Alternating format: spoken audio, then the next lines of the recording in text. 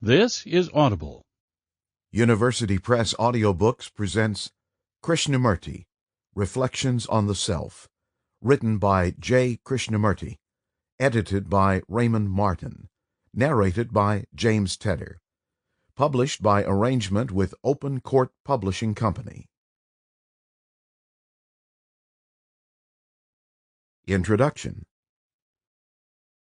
Is it possible to live without relying psychologically on authority, either on external authority or even on the authority of one's own past experience? For Jiddu Krishnamurti, that, suitably qualified, is the key question.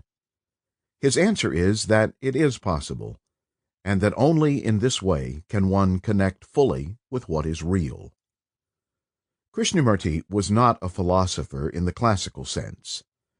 He wasn't interested in presenting theories or in arguing for his views. Still, what he was up to is continuous with philosophy. Like Socrates, who through his example and questioning encourages his audiences to examine critically the assumptions on which their beliefs depend, Krishnamurti, through his example and questioning, encourages his audiences to examine critically the assumptions on which their very experience of themselves and the world depends.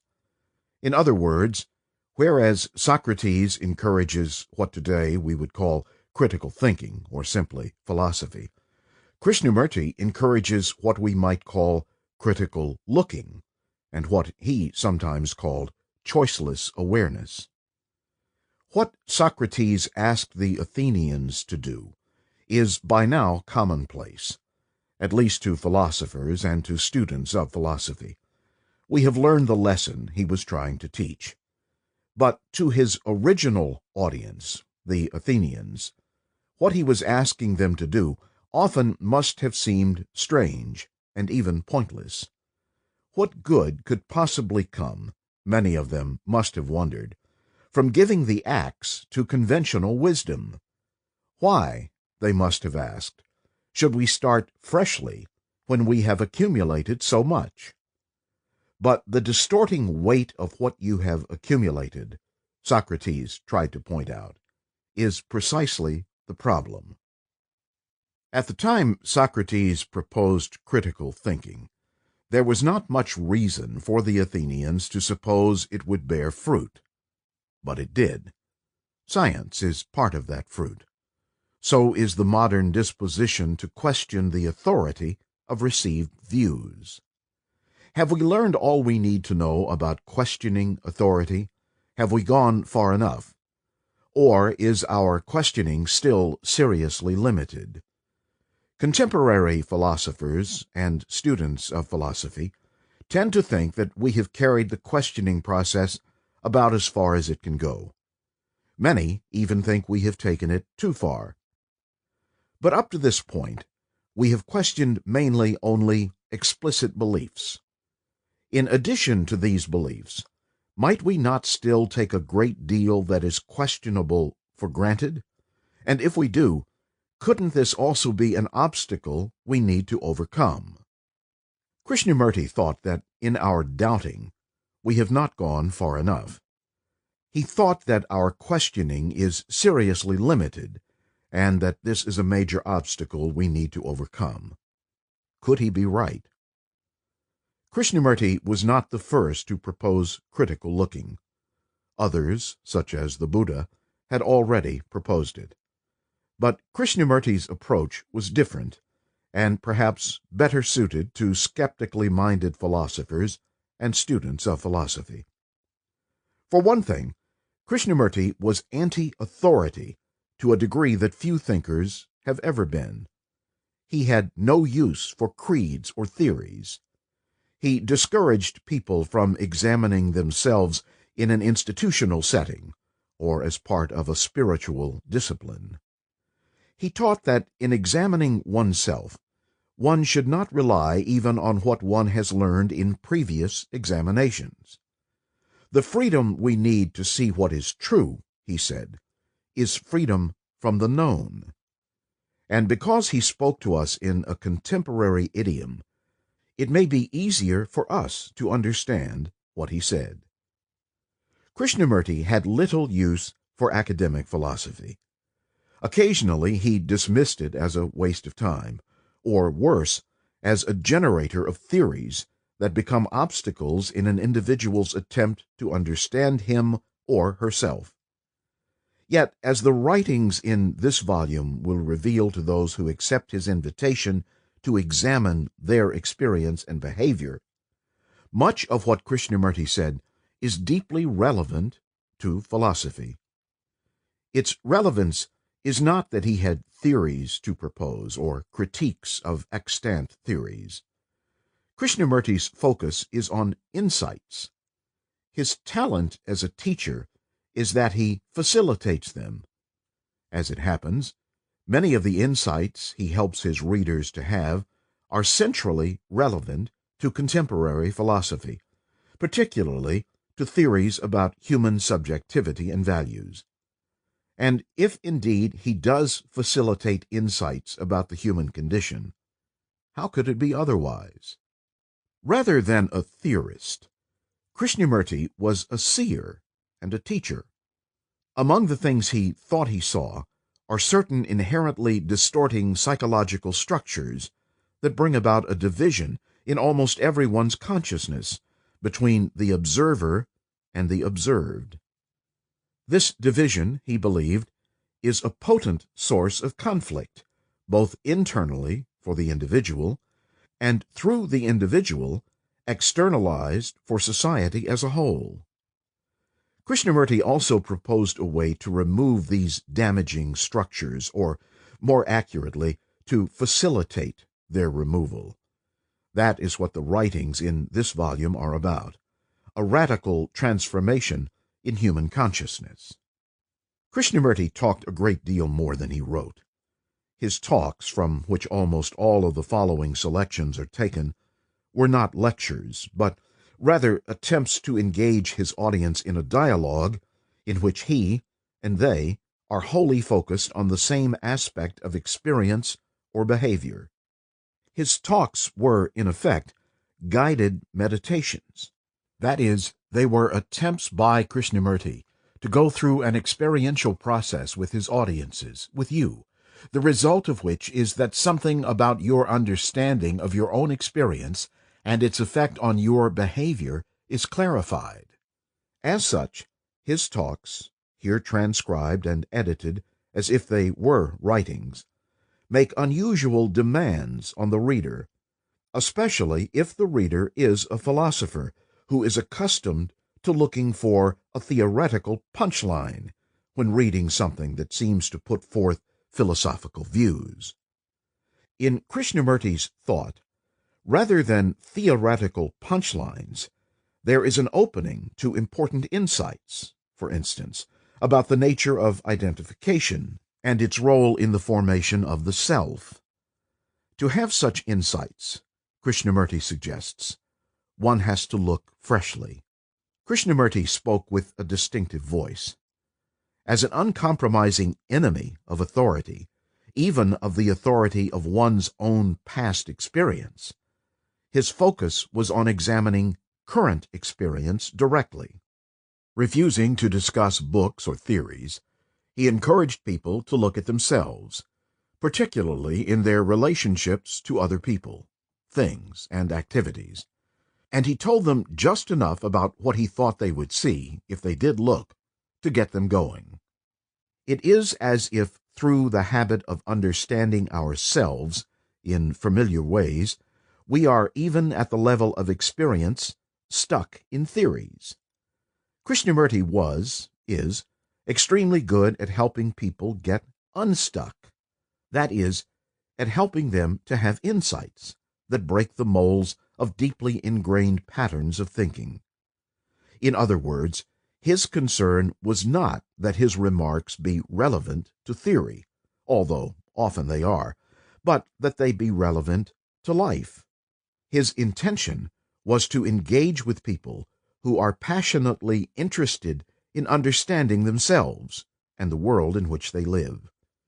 The point of this engagement was to clarify what it means to be oneself and to live in this world. In my opinion, Krishnamurti succeeds in this as few others have. Philosophers and students of philosophy are surely among those who are passionately interested in understanding themselves and the world. Many of us have devoted much of our lives to this project. We may be surprised, then, to discover how little time and energy we have spent in the sort of inquiry Krishnamurti tried to facilitate. The reason for this is that Krishnamurti's approach to topics of perennial philosophical interest was more meditative than rationally discursive. So the question for philosophers and students of philosophy, in considering how seriously they should take this book, is whether they're willing to try an approach that's philosophical in a broad sense, but so different from what they're accustomed to doing when they think about or read philosophy that it may be difficult at first for them even to see its relevance. True philosophers are always open to new approaches. Indeed, when an approach has promise, the more radically new it is, the better. This volume is primarily for them. By almost any standards, Krishnamurti led a remarkable life. He was born on May 11, 1895, in Madanapalli, India, a small hill town northwest of Madras, the 8th of 11 children, and one of 6 to survive into adulthood. His father, a graduate of Madras University, worked for the British Department of Revenue. His mother ran a traditional Brahmin home. At the age of 6, Krishnamurti was ritually initiated into Brahmanhood and began his formal education. He was not a good student. When Krishnamurti was 10 years old, his mother died. 4 years later, in 1909, his father, now retired from the British administration, secured a job at the headquarters of the Theosophical Society in Adyar, near Madras.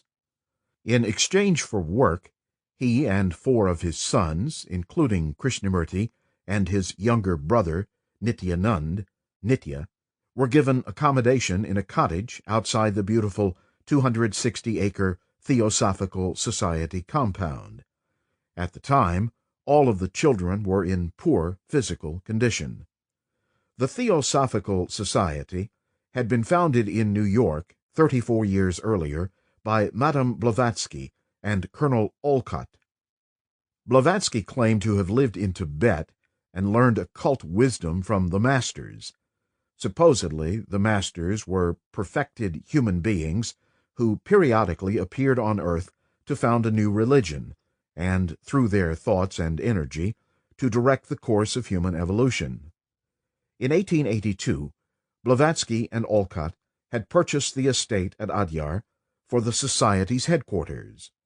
7 years later, Annie Besant joined the Society, and a year later she met Charles Ledbetter, a former priest in the Church of England who had joined the Society in 1883. Ledbetter was considered to be remarkably psychic. Among other talents, he supposedly saw auras and engaged in astral travel. In 1907, after the deaths of Blavatsky and Olcott, and 2 years prior to Krishnamurti's arrival at the compound, Besant became president of the Society. Central to Theosophy is the teaching that humans are progressively evolving toward universal brotherhood on a path that traverses the sequential appearance of 7 root races. At the origin of each of these races, a world teacher incarnates to impart a spiritual message. The next teacher due to appear was Maitreya, who was thought to be designated for that role by Gautama Buddha. The Theosophist's mission was, in part, to find, raise, and train the child destined to become Maitreya.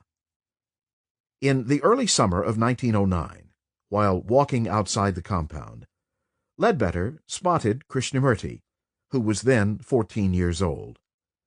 Reportedly overwhelmed by what he took to be Krishnamurti's aura, Ledbetter was sure that Krishnamurti was destined to be a great spiritual teacher. Eventually, the Theosophists determined to their own satisfaction that Krishnamurti was to be the physical vehicle for Maitreya. So Krishnamurti and his brother Nitya were brought into the compound, deloused, groomed, and otherwise attended to physically. Krishnamurti's teeth were even straightened. He and Nitya were privately tutored. Eventually, Mrs. Besant became Krishnamurti's legal guardian. In 1911, an organization was formed that became the Order of the Star in the East. Its purpose was to herald the arrival of the new world teacher, Krishnamurti. For the next 10 years, Krishnamurti and Nitya were educated in Europe. While in England, Krishnamurti became close to Lady Emily Lutyens, whom he regarded as his foster mother, and through whom he was introduced to the life of English aristocracy. He exercised at Sandow's Gymnasium, attended ballet, film, theater, visited art galleries, and traveled extensively. During this period, he became a scratch golfer and learned how to assemble and reassemble an automobile engine. He also read widely, among other authors, Stephen Leacock, P.G. Wodehouse, Turgenev, Dostoevsky, Nietzsche, Bergson, Shelley, and Keats. In 1921, Krishnamurti went to Paris, where he took courses at the Sorbonne and studied Sanskrit. In 1922, Krishnamurti and Nitya moved to Ojai, California, where it was hoped the dry climate would help Nitya in his battle with tuberculosis. During the summer of that year, shortly after he began to meditate daily, Krishnamurti had a life-transforming experience, which he described in part as follows. There was a man mending the road. That man was myself. The pickaxe he held was myself. The very stone which he was breaking up was a part of me. The tender blade of grass was my very being, and the tree beside the man was myself. The next day, while sitting under a nearby pepper tree, he had additional experiences, after which he wrote, I was supremely happy, for I had seen. Nothing could ever be the same. I had touched compassion, which heals all sorrow and suffering. It is not for myself, but for the world. I have stood on the mountaintop and gazed at the mighty beings. Never can I be in utter darkness. I have seen the glorious and healing light. The fountain of truth has been revealed to me, and the darkness has been dispersed. Love, in all its glory, has intoxicated my heart. My heart can never be closed. I have drunk at the fountain of joy and eternal beauty. Krishnamurti described himself as God-intoxicated.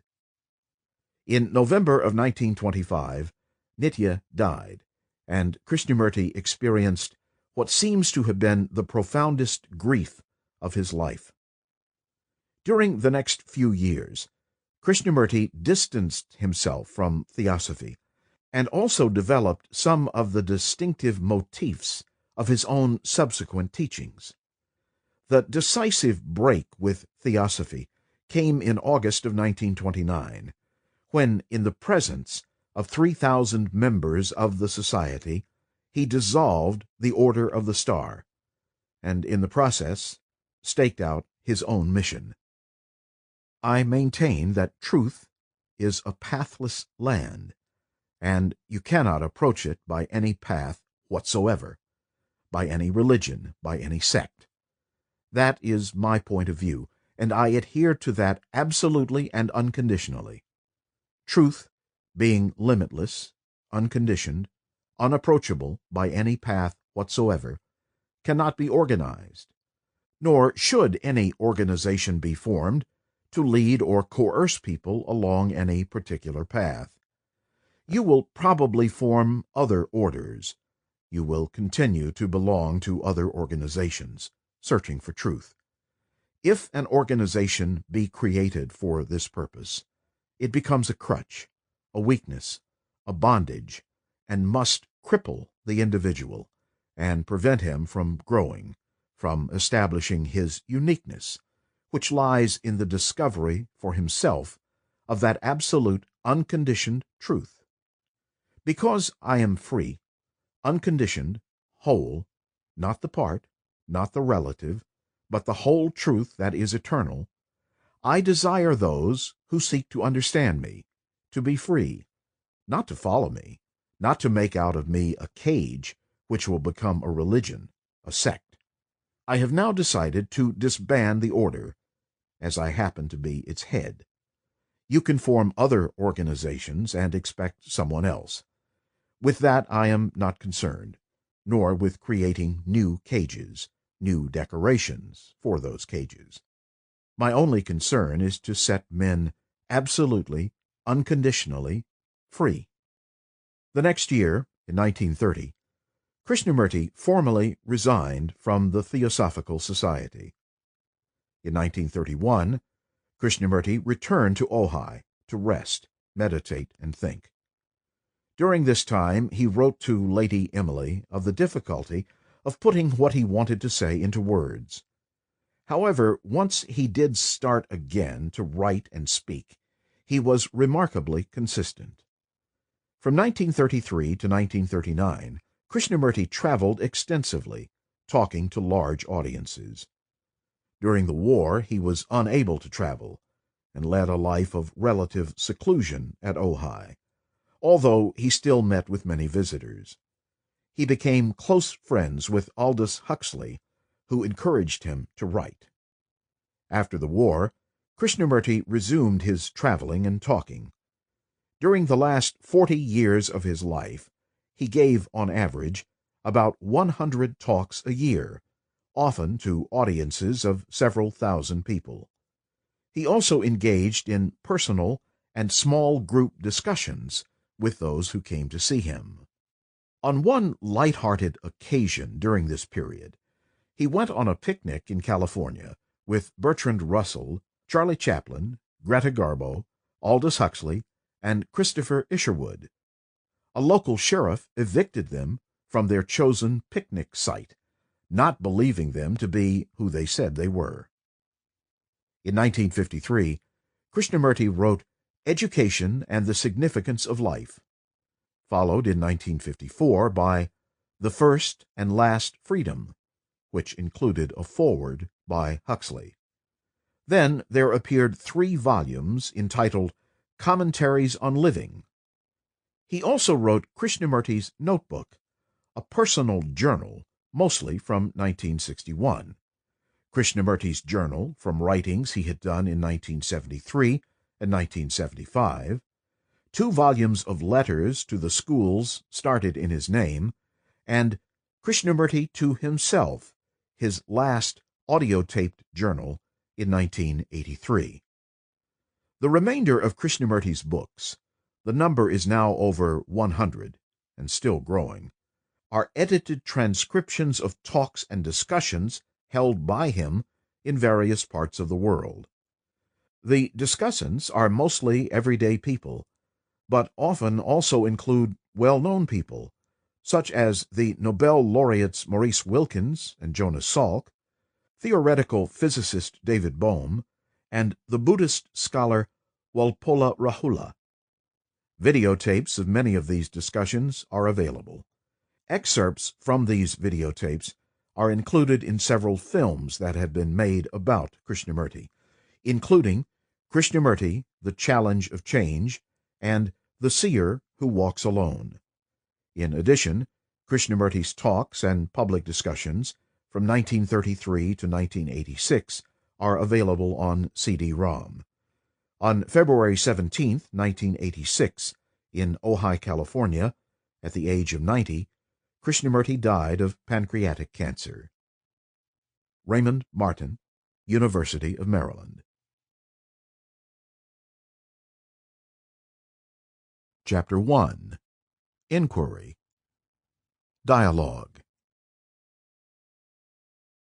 A lecture generally means telling or explaining a certain subject, for you to be instructed, to learn. This is not a lecture.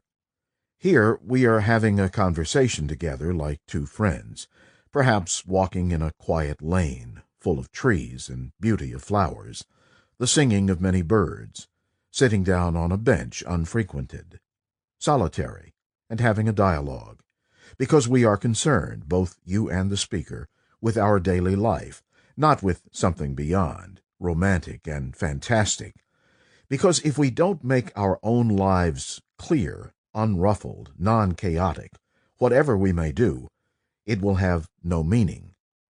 So we must begin very near to go far. The near is what we are.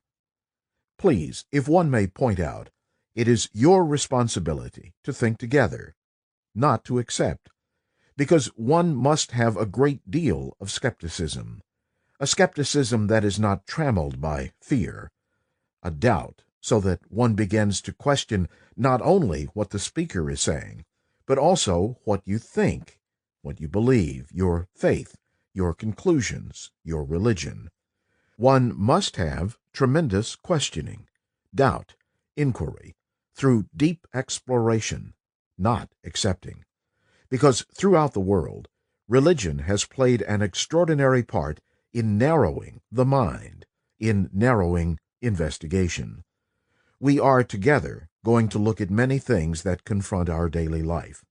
We are not going to talk about any philosophy, any dogma, or encourage any faith, but with a mind that is questioning, doubting, demanding, find out for ourselves what is true, what is illusory, what is fantastic, and what is false. There are certain things which must be taken for granted. First, we must understand what we mean by communication, what the word means to each one of us, what is involved in it, what is its structure, its nature. If two of us, you and I, are to communicate with each other, there must be not only a verbal understanding of what is being said at the intellectual level, but also, by implication, listening and learning. These two things are essential in order that we may communicate with each other, listening and learning. Secondly, each one of us has, obviously, a background of knowledge, prejudice, and experience, also the suffering and the innumerable complex issues involved in relationship. That is the background of most of us, and with that background we try to listen. After all, each one of us is the result of our culturally complex life.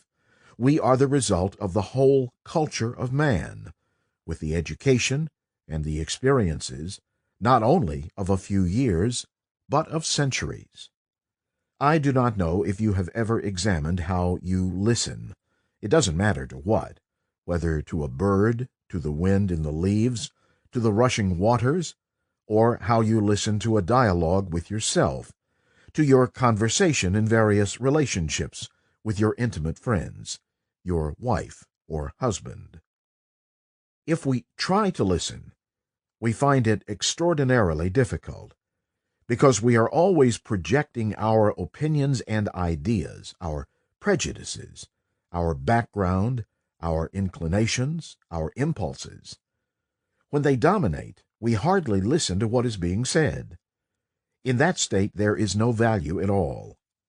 One listens, and therefore learns, only in a state of attention, a state of silence, in which this whole background is in abeyance, is quiet. Then, it seems to me, it is possible to communicate. Several other things are involved.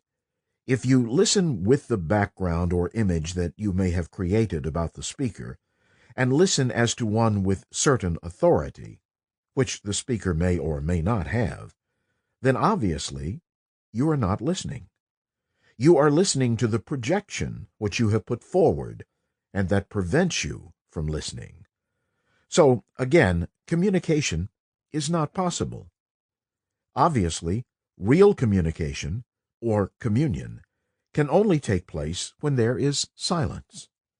When two people are intent, seriously, to understand something, bringing their whole mind and heart, their nerves, their eyes, their ears, to understand, then in that attention there is a certain quality of silence. Then actual communication, actual communion, takes place. In that there is not only learning, but complete understanding. And that understanding is not something different from immediate action. That is to say, when one listens without any intention, without any barrier, putting aside all opinions, conclusions, experiences, then in that state one not only understands whether what is being said is true or false, but if it is true, there is immediate action, and if it is false, there is no action at all. What we will be discussing is this: how are we to recognize the various activities of the self and its subtle forms behind which the mind takes shelter? We see the self, its activity, and its action based on an idea. Action based on an idea is a form of the self because it gives continuity to that action, a purpose to that action. So, idea in action becomes the means of continuing the self. If the idea was not there, action has a different meaning altogether, which is not born of the self. The search for power, position, authority, ambition, and all the rest are the forms of the self in all its different ways. But what is important is to understand the self, and I am sure you and I are convinced of it. If I may add here, let us be earnest about this matter, because I feel that if you and I as individuals, not as a group of people belonging to certain classes, certain societies, certain climatic divisions, can understand this and act upon this, then I think there will be real revolution. The moment it becomes universal and better organized, the self takes shelter in that. Whereas if you and I as individuals can love, can carry this out actually in everyday life, then the revolution that is so essential will come into being, not because you organized it by the coming together of various groups, but because individually there is revolution taking place all the time. Authority. I feel very strongly that each one of us, being responsible for the chaos, misery, and sorrow in the world, as a human being, must bring about a radical revolution in himself, because each in himself is both the society and the individual. He is both violence and peace. He is this strange mixture of pleasure and hate and fear, aggressiveness, domination, and gentleness. Sometimes one predominates over the other, and there is a great deal of unbalance in all of us. We are responsible not only to the world, but also for ourselves, what we do, what we think, how we act, how we feel. Merely to seek truth or pleasure without understanding this strange mixture, this strange contradiction of violence and gentleness, of affection and brutality, of jealousy, of greed, envy, and anxiety, has very little meaning, unless there is a radical transformation in the very foundation of ourselves. Merely to seek great pleasure or to seek truth has very little meaning. Man has sought that thing we call truth, apparently, throughout historical times and before, an otherness which we call God, which we call the timeless state, a thing which is not measurable, which is not nameable. Man has always sought that because his life is very dull. There is always death, old age. There is so much pain, contradiction, conflict, a sense of utter boredom, a meaninglessness to life. We are caught in that, and to escape from it, or because we have slightly understood this complex existence, we want to find something more, something that won't be destroyed by time, by thought, by any human corruption. And man has always sought that, and not finding it, he has cultivated faith, faith in a God, in a Savior, faith in an idea. I do not know if you have noticed that faith invariably breeds violence. Do consider this. When I have faith in an idea, in a concept, I want to protect that idea. I want to protect that concept, that symbol. That symbol, that idea, that ideology is a projection of myself. I am identified with it, and I want to protect it at any price. And when I defend something, I must be violent. And more, as one observes, faith has no place anymore. Nobody believes in anything anymore, thank God. Either one becomes cynical and bitter, or one invents a philosophy which will be satisfactory intellectually, but the central problem is not resolved. The central problem is really, how is one to bring about a fundamental mutation in this complex, unhappy world of confusion, not only outside, but inside, a world of contradiction, a world of such anxiety. Then, when there is a mutation, one can go further if one wants.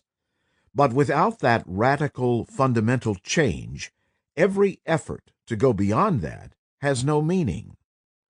The search for truth and the question as to whether there is a God or not, whether there is a timeless dimension, will be answered, not by another, not by a priest, not by a savior, by nobody but yourself.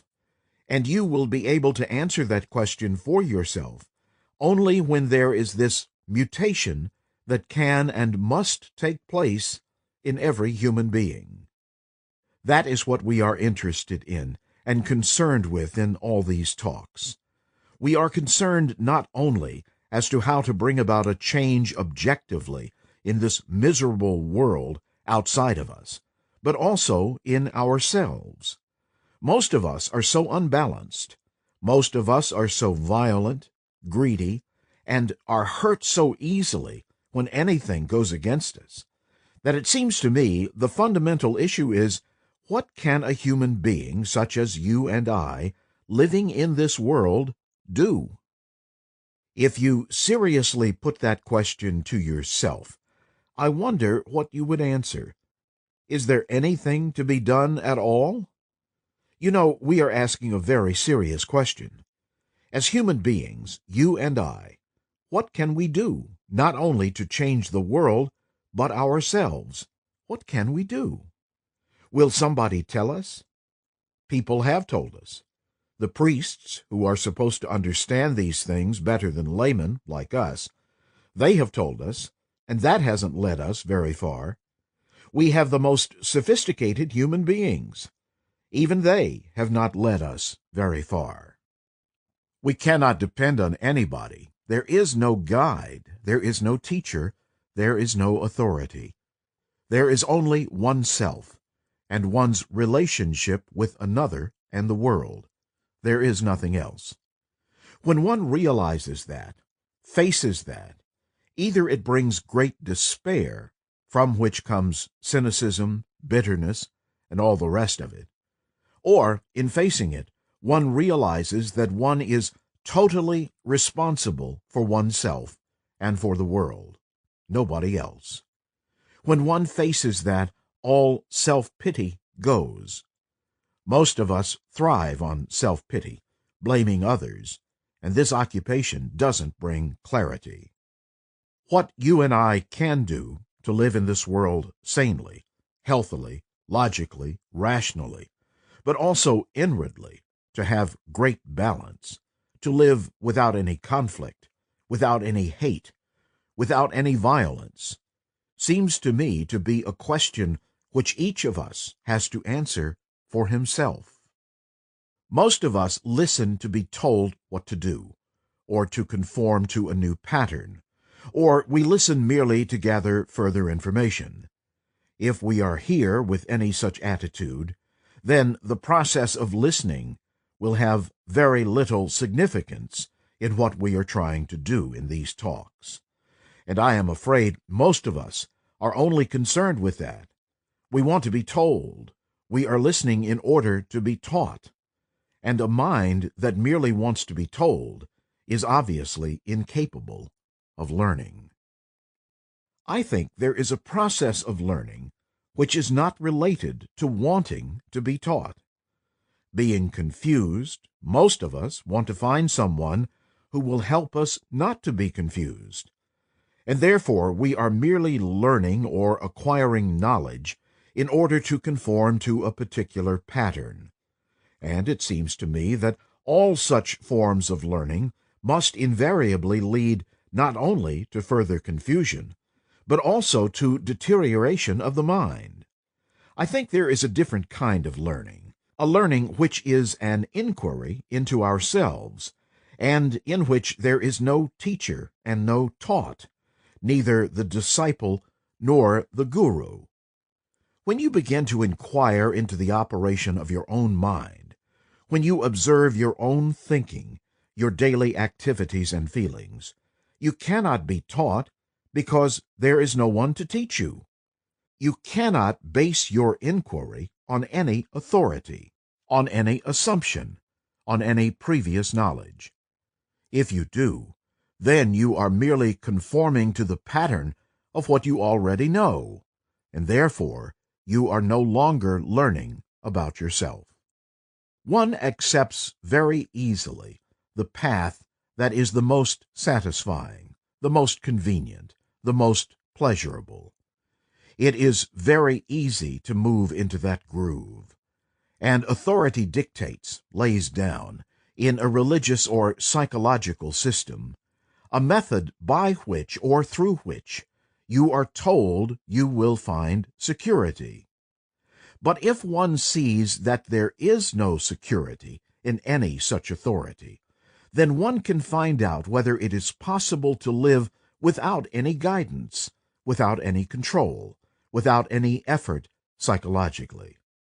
So one is going to investigate, to see whether the mind can be free to find the truth of this matter, so that one will never, under any circumstance, conform to any pattern of authority psychologically.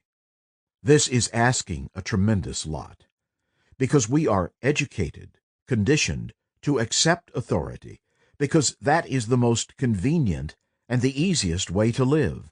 Put all our faith and all our trust in somebody, or in some idea, or in some conclusion, or in some teaching, and give ourselves to that, hoping that we shall find some deep satisfaction, deep security, the guru. Those teachings have done all the work, and you just have to follow. Now, an intelligent person, fairly aware, awakened in the normal sense, objects to that totally. Living in a free country like this, where there is freedom of speech and so on, you would object tremendously to a totalitarian state. But you would accept the authority of psychologists, the guru, the teachings that would promise you something marvelous in the future, but not now. You'd accept all that because it is very satisfactory. So we are going to demolish all that, if you are willing, because otherwise you will not be able to awaken that intelligence of which we are talking. Where there is authority, psychologically, there is conformity. To conform to the pattern set by another through various sanctions, or the authority of your own, which you have experienced, which you have felt, and from that conclude and have security in that conclusion. Is there any security in psychological authority, in any teachings, including the speaker's teachings, the so-called religious teachings, and the top gurus, all that stuff. Is there any security in all that? And yet, if you observe, millions and millions are following that path, that way of thinking, hoping that eventually, someday, in some future life, or somewhere, there is going to be security. Now we are going to question and ask ourselves if in it there is any kind of truth. Please, we are working together, right? We are exploring together. We are really thinking out this problem together, so that I am not thinking and you merely listening, but we are sharing the thing together to find out the truth of this enormous weight that man has carried, hoping thereby to find somewhere some security and happiness. Please, it is your responsibility, as well as the speaker's, to go into this question very, very carefully, to find out whether one can live a daily life, a non-conforming life, non-imitative life, not following any particular tradition, because if you have got a tradition, a sanction, a pattern, you will invariably conform to that, consciously or unconsciously. When one is conforming to a pattern, religious, psychological, or the pattern which one has set for oneself, there is always a contradiction between what one actually is and the pattern. There is always a conflict, and this conflict is endless. If one has finished with one pattern, one goes on to another. One is educated to live in this field of conflict because of these ideals, patterns, conclusions, beliefs, and so on. Conforming to a pattern, one is never free. One does not know what compassion is, and one is always battling, and therefore giving importance to oneself. The self becomes extraordinarily important with the idea of self-improvement.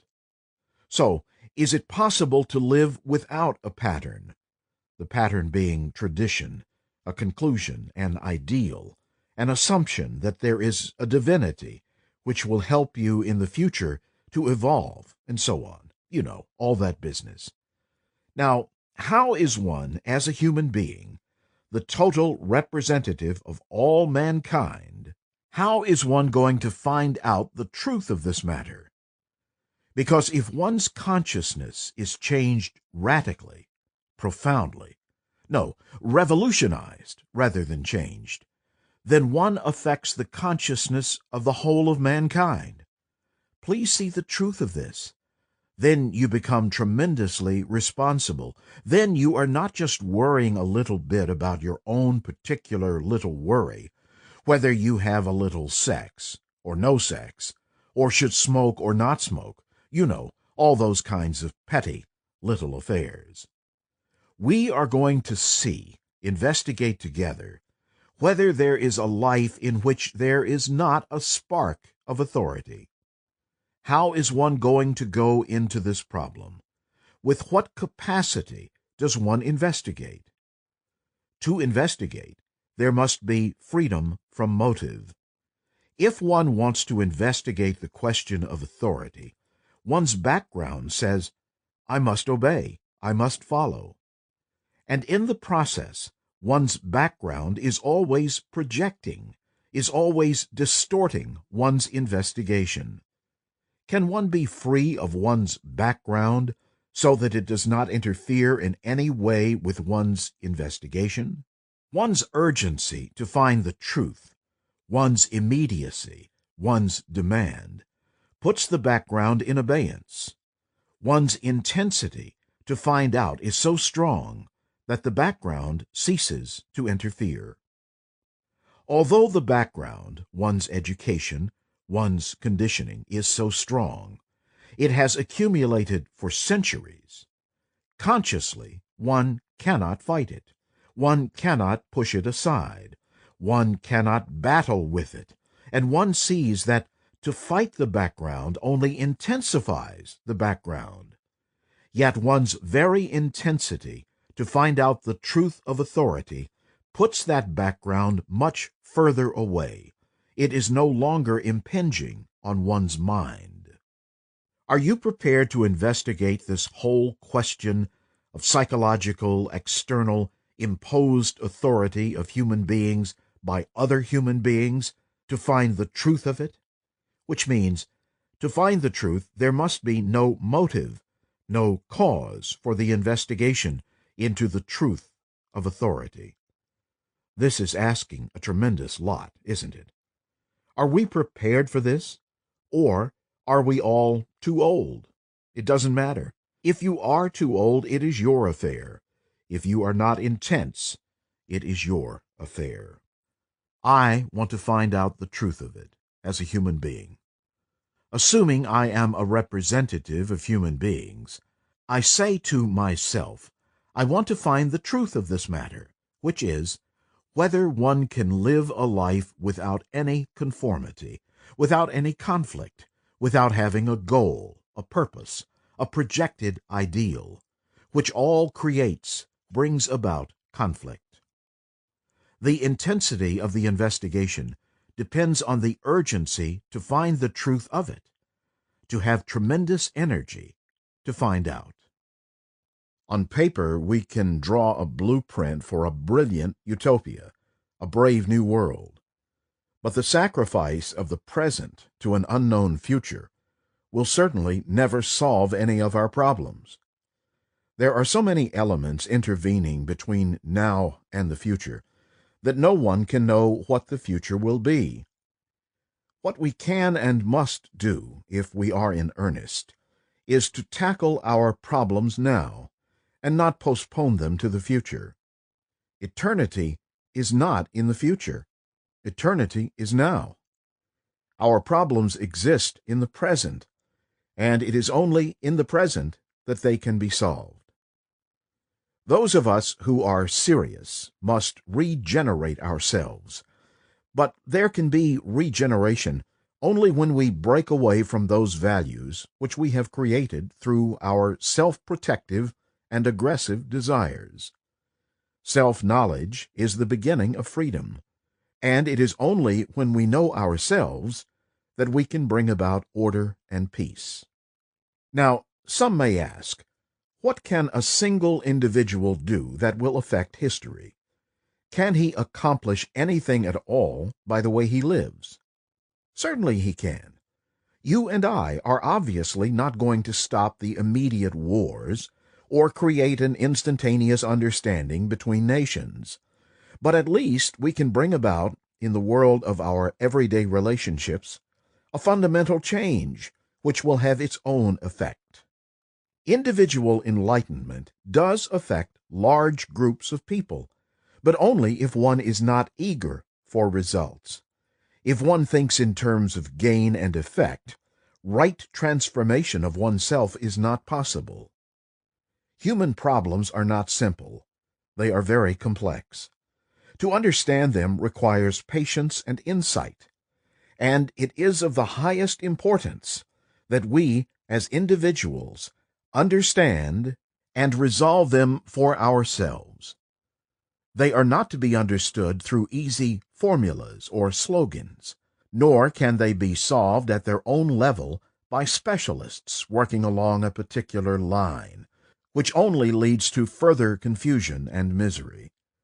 Our many problems can be understood and resolved only when we are aware of ourselves as a total process. That is, when we understand our whole psychological makeup, and no religious or political leader can give us the key to that understanding. To understand ourselves, we must be aware of our relationship not only with people, but also with property, with ideas, and with nature.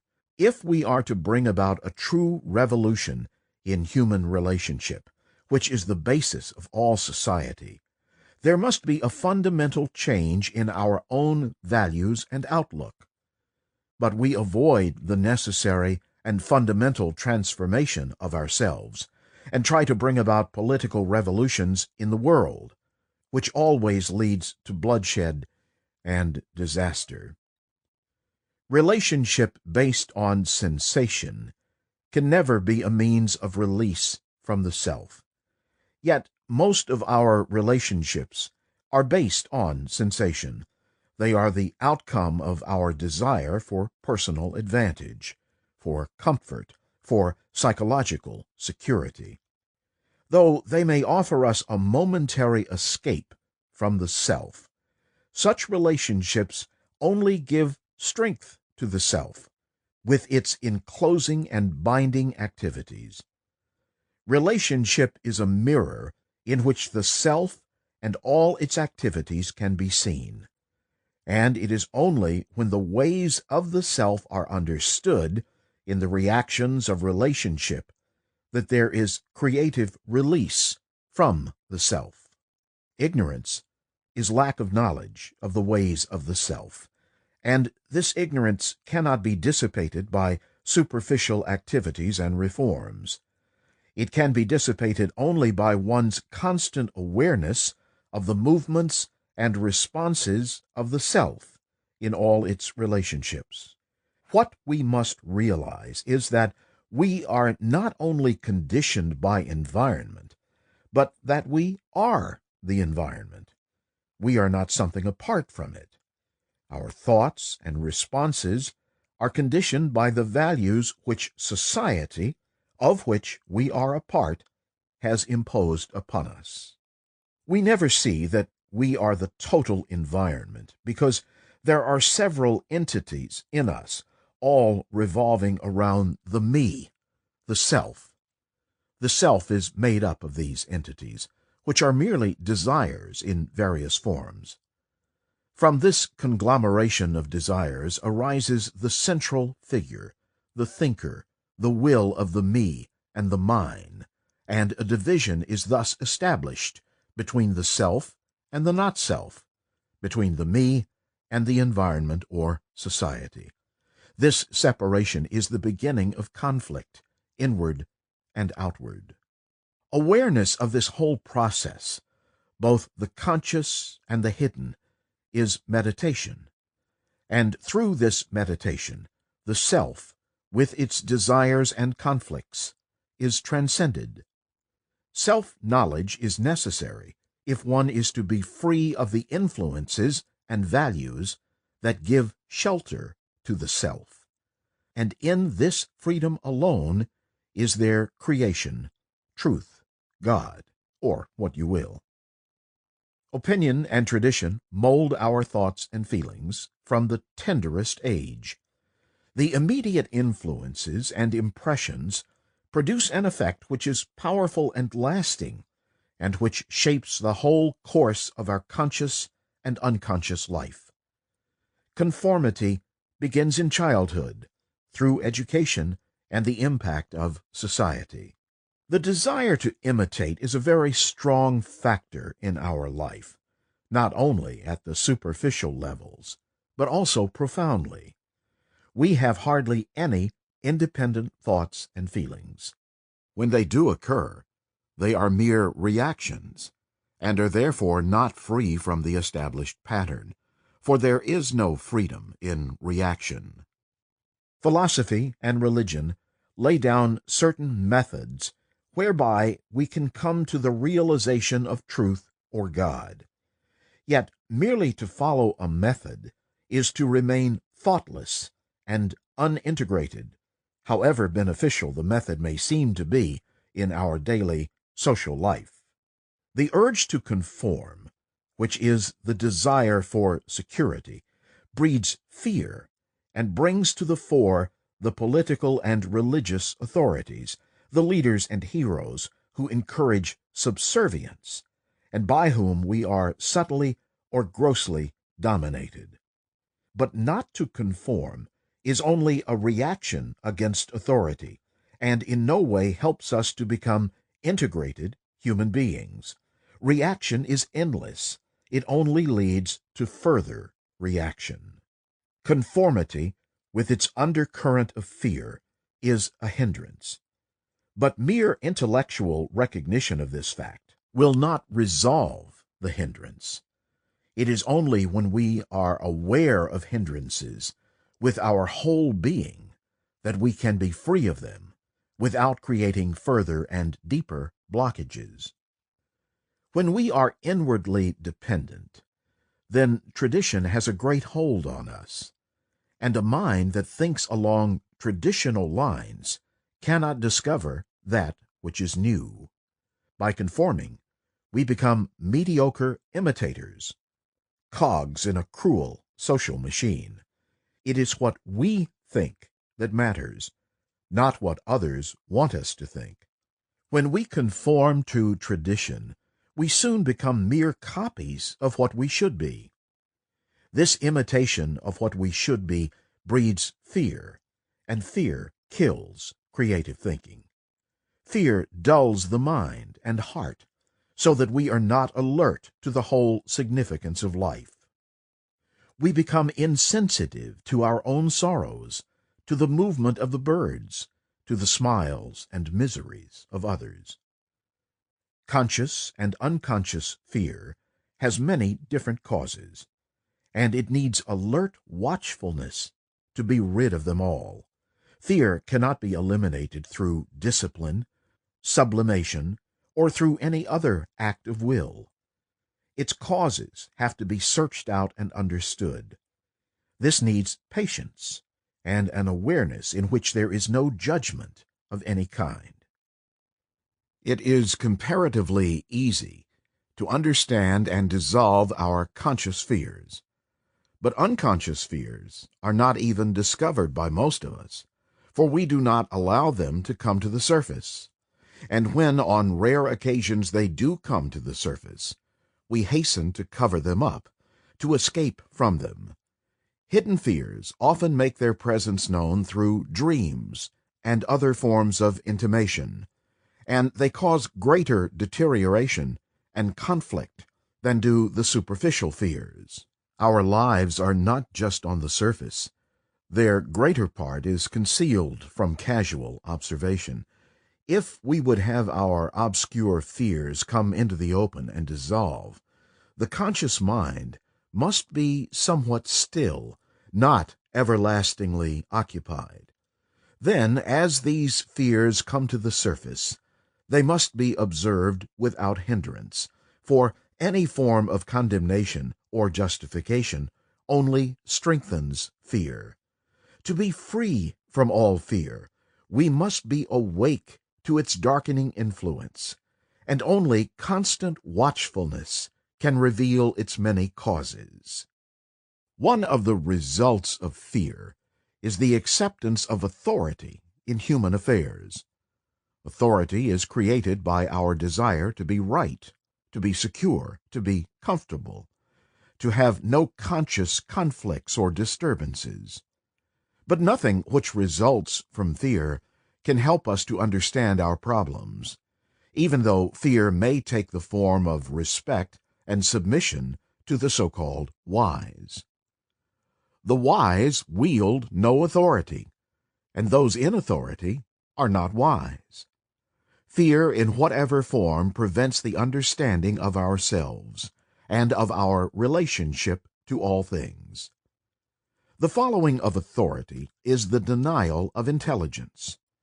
To accept authority is to submit to domination, to subjugate oneself to an individual, to a group, or to an ideology, whether religious or political. And this subjugation of oneself to authority is the denial not only of intelligence, but also of individual freedom. Compliance with a creed or a system of ideas is a self-protective reaction. The acceptance of authority may help us temporarily to cover up our difficulties and problems, but to avoid a problem is only to intensify it, and in the process, self-knowledge and freedom are abandoned. How can there be compromise between freedom and the acceptance of authority? If there is compromise, then those who say they are seeking self-knowledge and freedom are not earnest in their endeavor. We seem to think that freedom is an ultimate end, a goal, and that in order to become free, we must first submit ourselves to various forms of suppression and intimidation. We hope to achieve freedom through conformity. But are not the means as important as the end? Do not the means shape the end? To have peace, one must employ peaceful means. For if the means are violent, how can the end be peaceful? If the end is freedom, the beginning must be free, for the end and the beginning are one. There can be self-knowledge and intelligence only when there is freedom at the very outset, and freedom is denied by the acceptance of authority.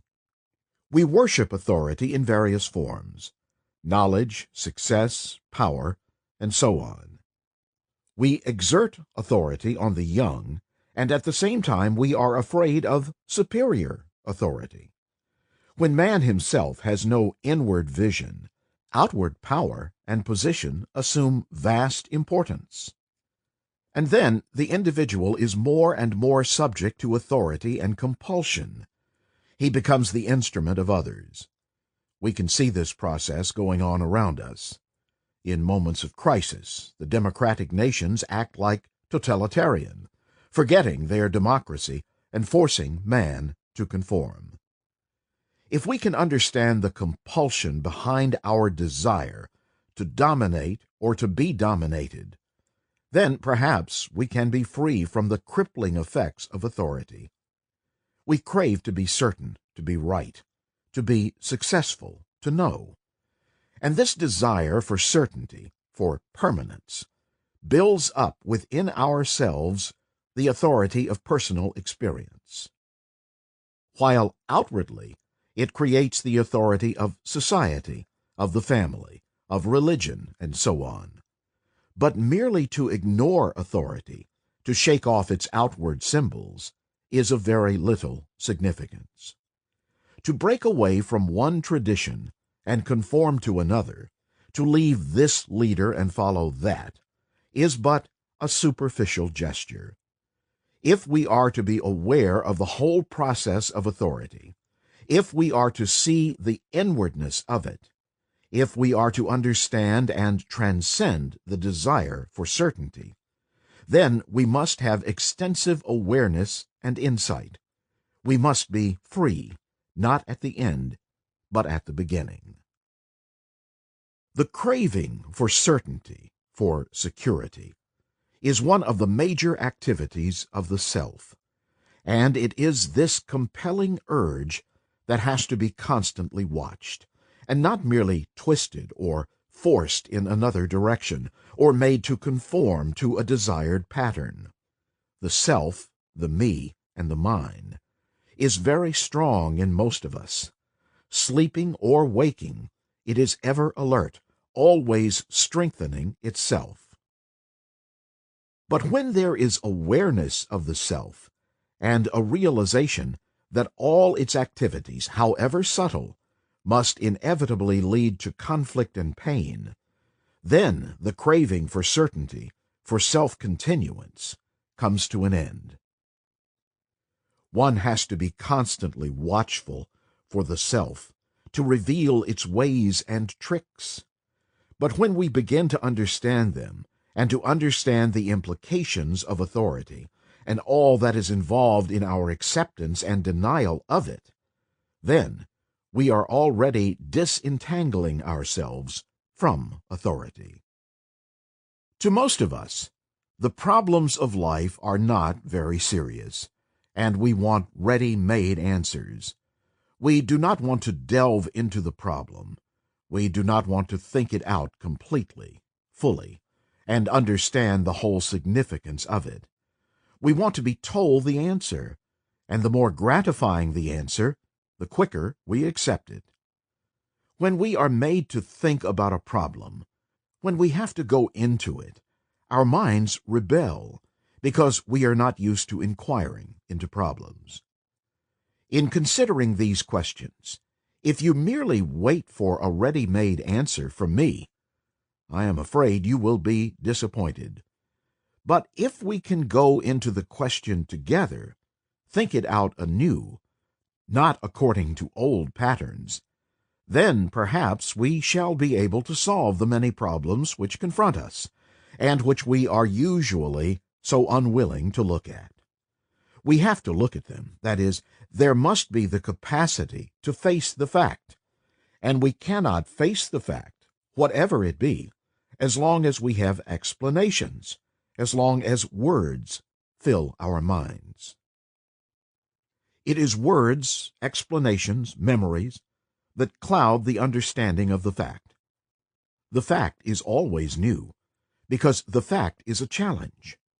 But the fact ceases to be a challenge. It is not new when we consider it merely as the old and discard it. So in considering these questions, I hope you and I will think out the problem together. I am not laying down the answer, but we are going to think out each problem together and discover the truth of it. Questioner: You are preaching a kind of philosophical anarchism, which is the favorite escape of the highbrow intellectuals. Will not a community always need some form of regulation and authority? What social order could express the values you are upholding? Krishnamurti: Sir, when life is very difficult, when problems are increasing, we escape either through the intellect or through mysticism.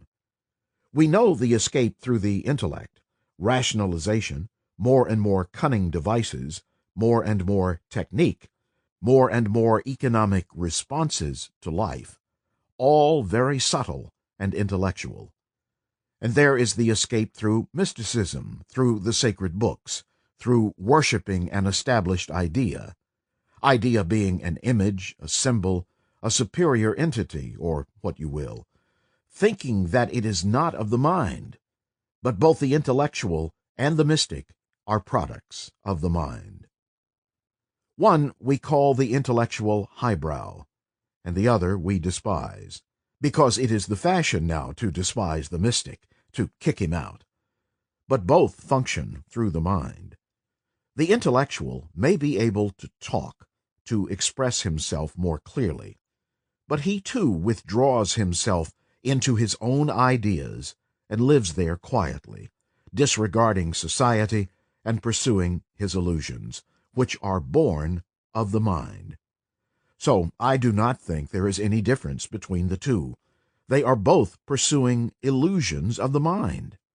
And neither the highbrow nor the lowbrow, neither the mystic, the yogi who escapes, withdraws from the world, nor the commissar has the answer. It is you and I, ordinary, common people, who have to solve this problem, without being highbrow or mystical, without escaping either through rationalization or through vague terms, and getting hypnotized by words, by methods of our own self-projection.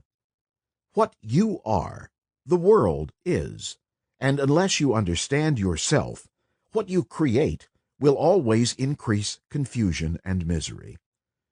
But the understanding of yourself is not a process through which you have to go in order to act.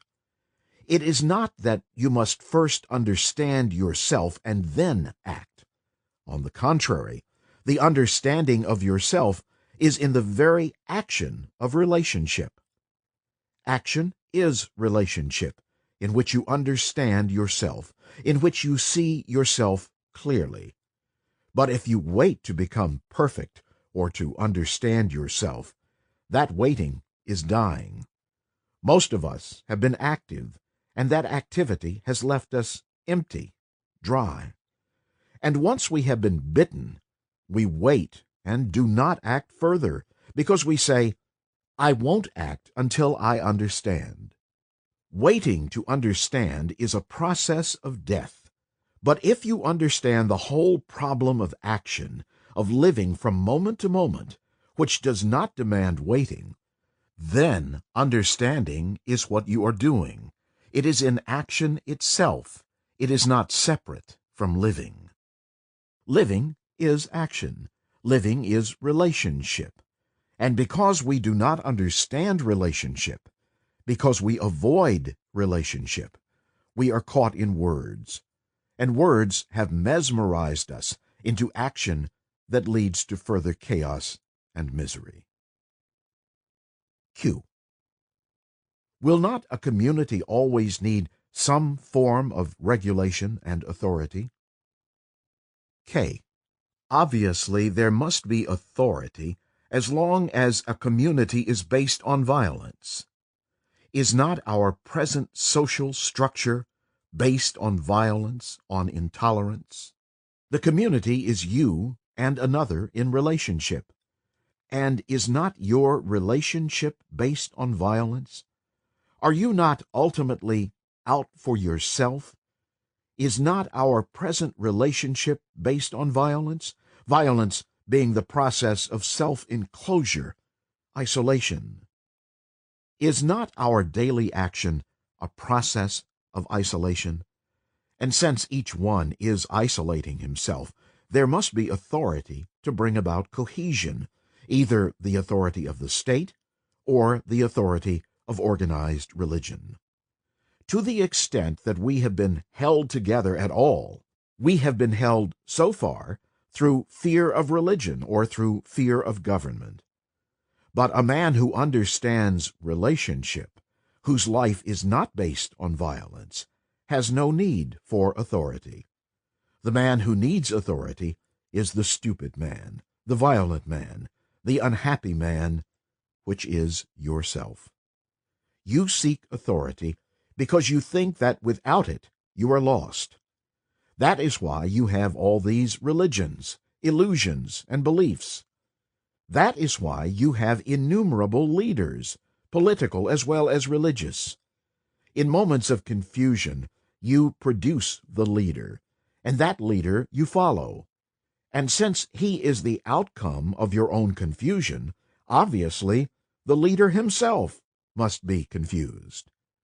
So authority is necessary as long as you are producing conflict, misery, and violence in your relationships. Q. What social order could express the values you are upholding? K. Sir, do you understand what values I am upholding? Am I upholding anything? At least for those few who have listened with serious intention. I am not giving you a new set of values for an old set of values. I am not giving you a substitution. But I say, look at the very things that you hold, examine them, search out their truth, and the values that you then establish will create the new society.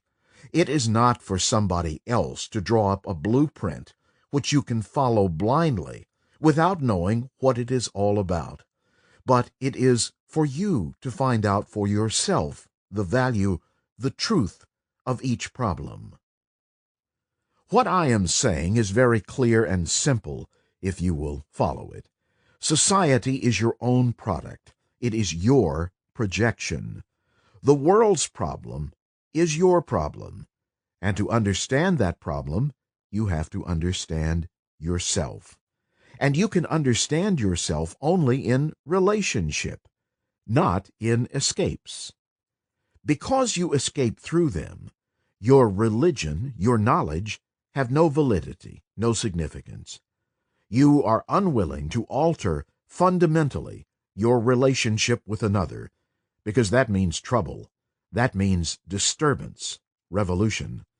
So you talk about the highbrow intellectual, the mystic, and all the rest of that nonsense.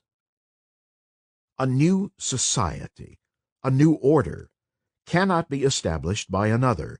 It must be established by you. A revolution based on an idea is not a revolution at all. Real revolution comes from within, and that revolution is not brought about through escape, but comes only when you understand your relationships, your daily activities, the way you are acting, the way you are thinking, the way you are talking, your attitude to your neighbor, to your wife, to your husband, to your children. Without understanding yourself, whatever you do, however far you may escape, will only produce more misery, more wars, more destruction. Chapter 1, Part 2. As a human being. I am here, an ordinary human being. I have not read a thing. I want to know. Where am I to begin? I have to work, in a garden, as a cook, in a factory, an office. I have to work. And also there are the wife and children. I love them. I hate them. I am a sexual addict because that is the only escape offered to me in life. Here I am. That is my map of life, and I start from here. I cannot start from over there. I start here, and I ask myself what it is all about. I know nothing about God. You can invent, pretend. I have a horror of pretending.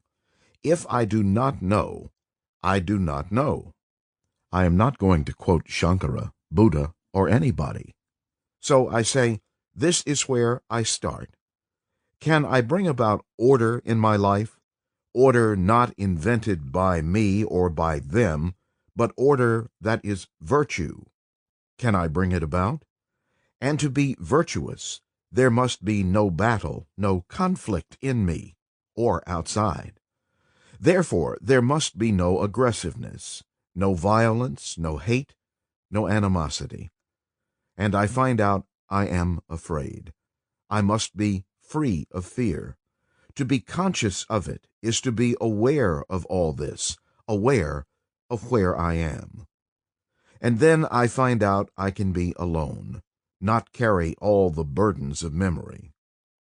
I can be alone because I have understood order in my life, and I have understood order because I have denied disorder, because I have learned about disorder. Disorder means conflict, acceptance of authority, complying, imitation, all that. That is disorder. The social morality is disorder. Out of that I will bring order in myself, not myself as a petty little human being in a backyard, but as a human being.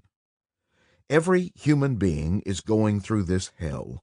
So if I, as a human being, understand this, I have discovered something that all human beings can discover. Krishnamurti. So what is the self? The whole process of identification. My house, my name, my possessions, what I will be, the success, the power, the position, the prestige, the identification process is the essence of the self.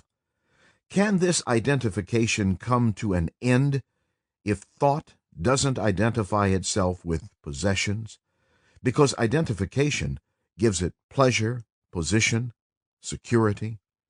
The root of the self is the movement of thought. When thought comes to an end, that is a form of death while living. Now, can thought come to an end? Every human being has identified himself, and so conditioned himself, with something or other. While living, can that death, which is the end of thought, take place? Walpola Rahula. I agree when you say it is not necessary to wait until the end of your life. Buddha pointed out the same thing when this question was put to him. When asked what would happen to the Buddha after his death, he asked the disciple, "What is Buddha? Is it this body?" Just as you asked about the name, the form, exactly what you said. In Buddhist terminology, this is called Kamarupa. K. Sir, if I may ask, I hope you don't think me impudent. Why do we bring in the Buddha? We are talking as human beings. W.R. Just because I raised the question from the Buddha's point of view. K. Ah, no. As a human being, I want to know. Can one live in daily life without the self? W.R. Of course, my question was not that. The question is, what happens to the person who has realized the truth, who has become liberated, free? K. I would never ask that question, because he might say this happens, or he might say that happens, or nothing happens. Then it becomes a theory to me, which is an idea. W.R. I wanted from you a little more than that. K. Ah, you want from me. W.R. Not a theory. K. If you want it from this person who is talking, you have to inquire as he is inquiring, and therefore he asks, is it possible to live in daily life, not at the end of one's existence, in daily life, without this identification process, which brings about the structure and the nature of the self, which is the result of thought? Can the movement of thought end while I am living? That is the question, rather than what happens when I die. The me is merely a movement of thought.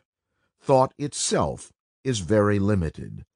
So, can a human being, you or I, or any of us, can we live without the movement of thought, which is the essence of the self? Suppose the speaker, this person, says, yes, it is possible. I know it is possible. Then what? What value has it to you? Either you accept it, or you say, don't be silly, and walk away, and it is not possible, and you leave it. But if you want to inquire and say, look, is it possible? Let's find out, not as an idea, but as an actuality in daily life. G. Narayan. Dr. R., we have been talking in this context of the value of Buddhist meditation, preparation, practice, mindfulness.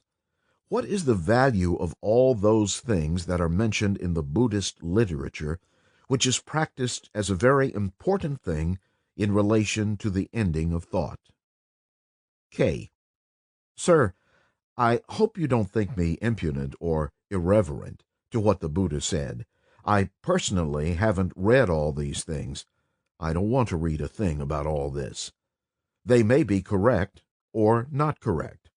They may be under illusion or not under illusion. They may have been put together by disciples, and what the disciples do with their gurus is appalling. Twist everything.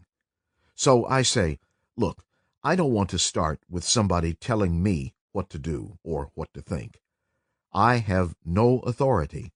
I say, look, as a human being, suffering, going through agonies, sex, and mischief, and terror, and all the rest of it, in inquiring into all that, I come to the point which is thought. That's all. I don't have to know all the literature in the world, which will only condition further thinking. So forgive me for putting it that way. I brush all that aside. We have done this. Christians, I have met Christians, Benedictine monks, Jesuits, great scholars, always quoting, believing this is so, this is not so. You understand, sir? I hope you don't think I am irreverent. You see, I only start with what is a fact for me. What is a fact, not according to some philosophers and religious teachers and priests. A fact. I suffer, I have fear, I have sexual demands. How am I to deal with all these tremendously complex things which make my life? And I am so utterly miserable, unhappy. From there I start, not from what somebody said. That means nothing. I am not belittling, forgive me, the Buddha. I wouldn't. W.R. That I know. I know you have the highest respect for the Buddha, but we have the same attitude, and I want to examine it with you. That is why I put the question. K. No, sir, not quite, sir. Forgive me for saying so, not quite. I start with something which is common to all of us, not according to the Buddha, not according to some Christian god or Hindu or some group. To me, all that is totally irrelevant. They have no place because I suffer. I want to find out, to end it. I see the root of all this confusion, uncertainty, insecurity, travail, effort. The root of this is the self, the me. Now, is it possible to be free of the me, which produces all this chaos, both outwardly, politically, religiously, economically, and all the rest of it, and also inwardly, this constant struggle, constant battle, constant effort? I am asking, can thought end? So thought has no future. That which ends then has a totally different beginning, not the beginning of the me, ending and picking up again later. Can this thought end? The priest comes along and says, yes, it can end. Only identify yourself with Christ, with the Buddha. You follow? Identify, forget yourself. Some people have said, suppress it, identify the self with the highest, which is still the movement of thought. Some people have said, burn out all the senses. They have done it, fasting, do everything for this thing. Somebody like me comes along and says, effort is the very essence of the self. Do we understand that? Or has it become an idea, and we carry that idea out? A person like me says, effort of any kind only strengthens the self. Now, how do you receive that statement? When you eat, you are eating because you are hungry. The stomach receives the food. There is no idea of receiving the food. So can you listen? Listen without the idea of receiving or accepting or denying or arguing. Just listen to a statement. It may be false, it may be true, but just listen to it. Can you do it? After carefully explaining the mood of thought which identifies itself with the form, with the name, with this and that and the other thing, after explaining very carefully, it is said that thought is the very root of the self. Now, how do we receive, listen to the truth of that fact, that thought is the root of the self? Is it an idea, a conclusion, or is it an absolute, irrevocable fact? W.R. If you ask me, it is a fact.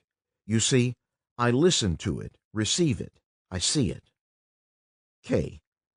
Are you listening as a Buddhist? Forgive me for putting it that way. W.R. I don't know. K. No, you must know. W.R. I am not identifying anything at all. I am not listening to you as a Buddhist or a non-Buddhist. K. I am asking you, sir, are you listening as a Buddhist? Are you listening as a person who has read a great deal about the Buddha and about what the Buddha has said, and therefore you are comparing, and therefore you have gone away from listening? So, are you listening? I am not being personal, sir, forgive me. W.R. Oh, you can be quite free with me. I won't misunderstand you, and you won't misunderstand me. K. No, I don't mind you misunderstanding me at all. I can correct it. Are you listening to the idea, to the words, and the implication of those words, or are you listening without any sense of verbal comprehension, which you have gone through quickly, and you say, yes, I see the absolute truth of that? W.R. That is what I said. K. Do you? W.R. Yes. K. No, sir. Then it is finished. It is like seeing something tremendously dangerous. It is over. You don't touch it. I wonder if you see it. When you say something to me about what the Buddha has said, I listen. I say he is just quoting from what Buddha has said. But he is not saying something I want to know. He is telling me about the Buddha. But I want to know what you think, not what Buddha thought, because then we are establishing a relationship between you and me, and not between you, Buddha, and me. I wonder if you see that. David Bohm. It seems to me this question of identification is the main one. It is very subtle. In spite of all that you have said, identification still goes on. K. Of course. D.B. It seems to be built into us. Questioner. And this raises a question whether that identification can be ended, if I understood rightly. D.B. Identification prevented listening freely, openly, because one listens through the identification. K. What does identification mean?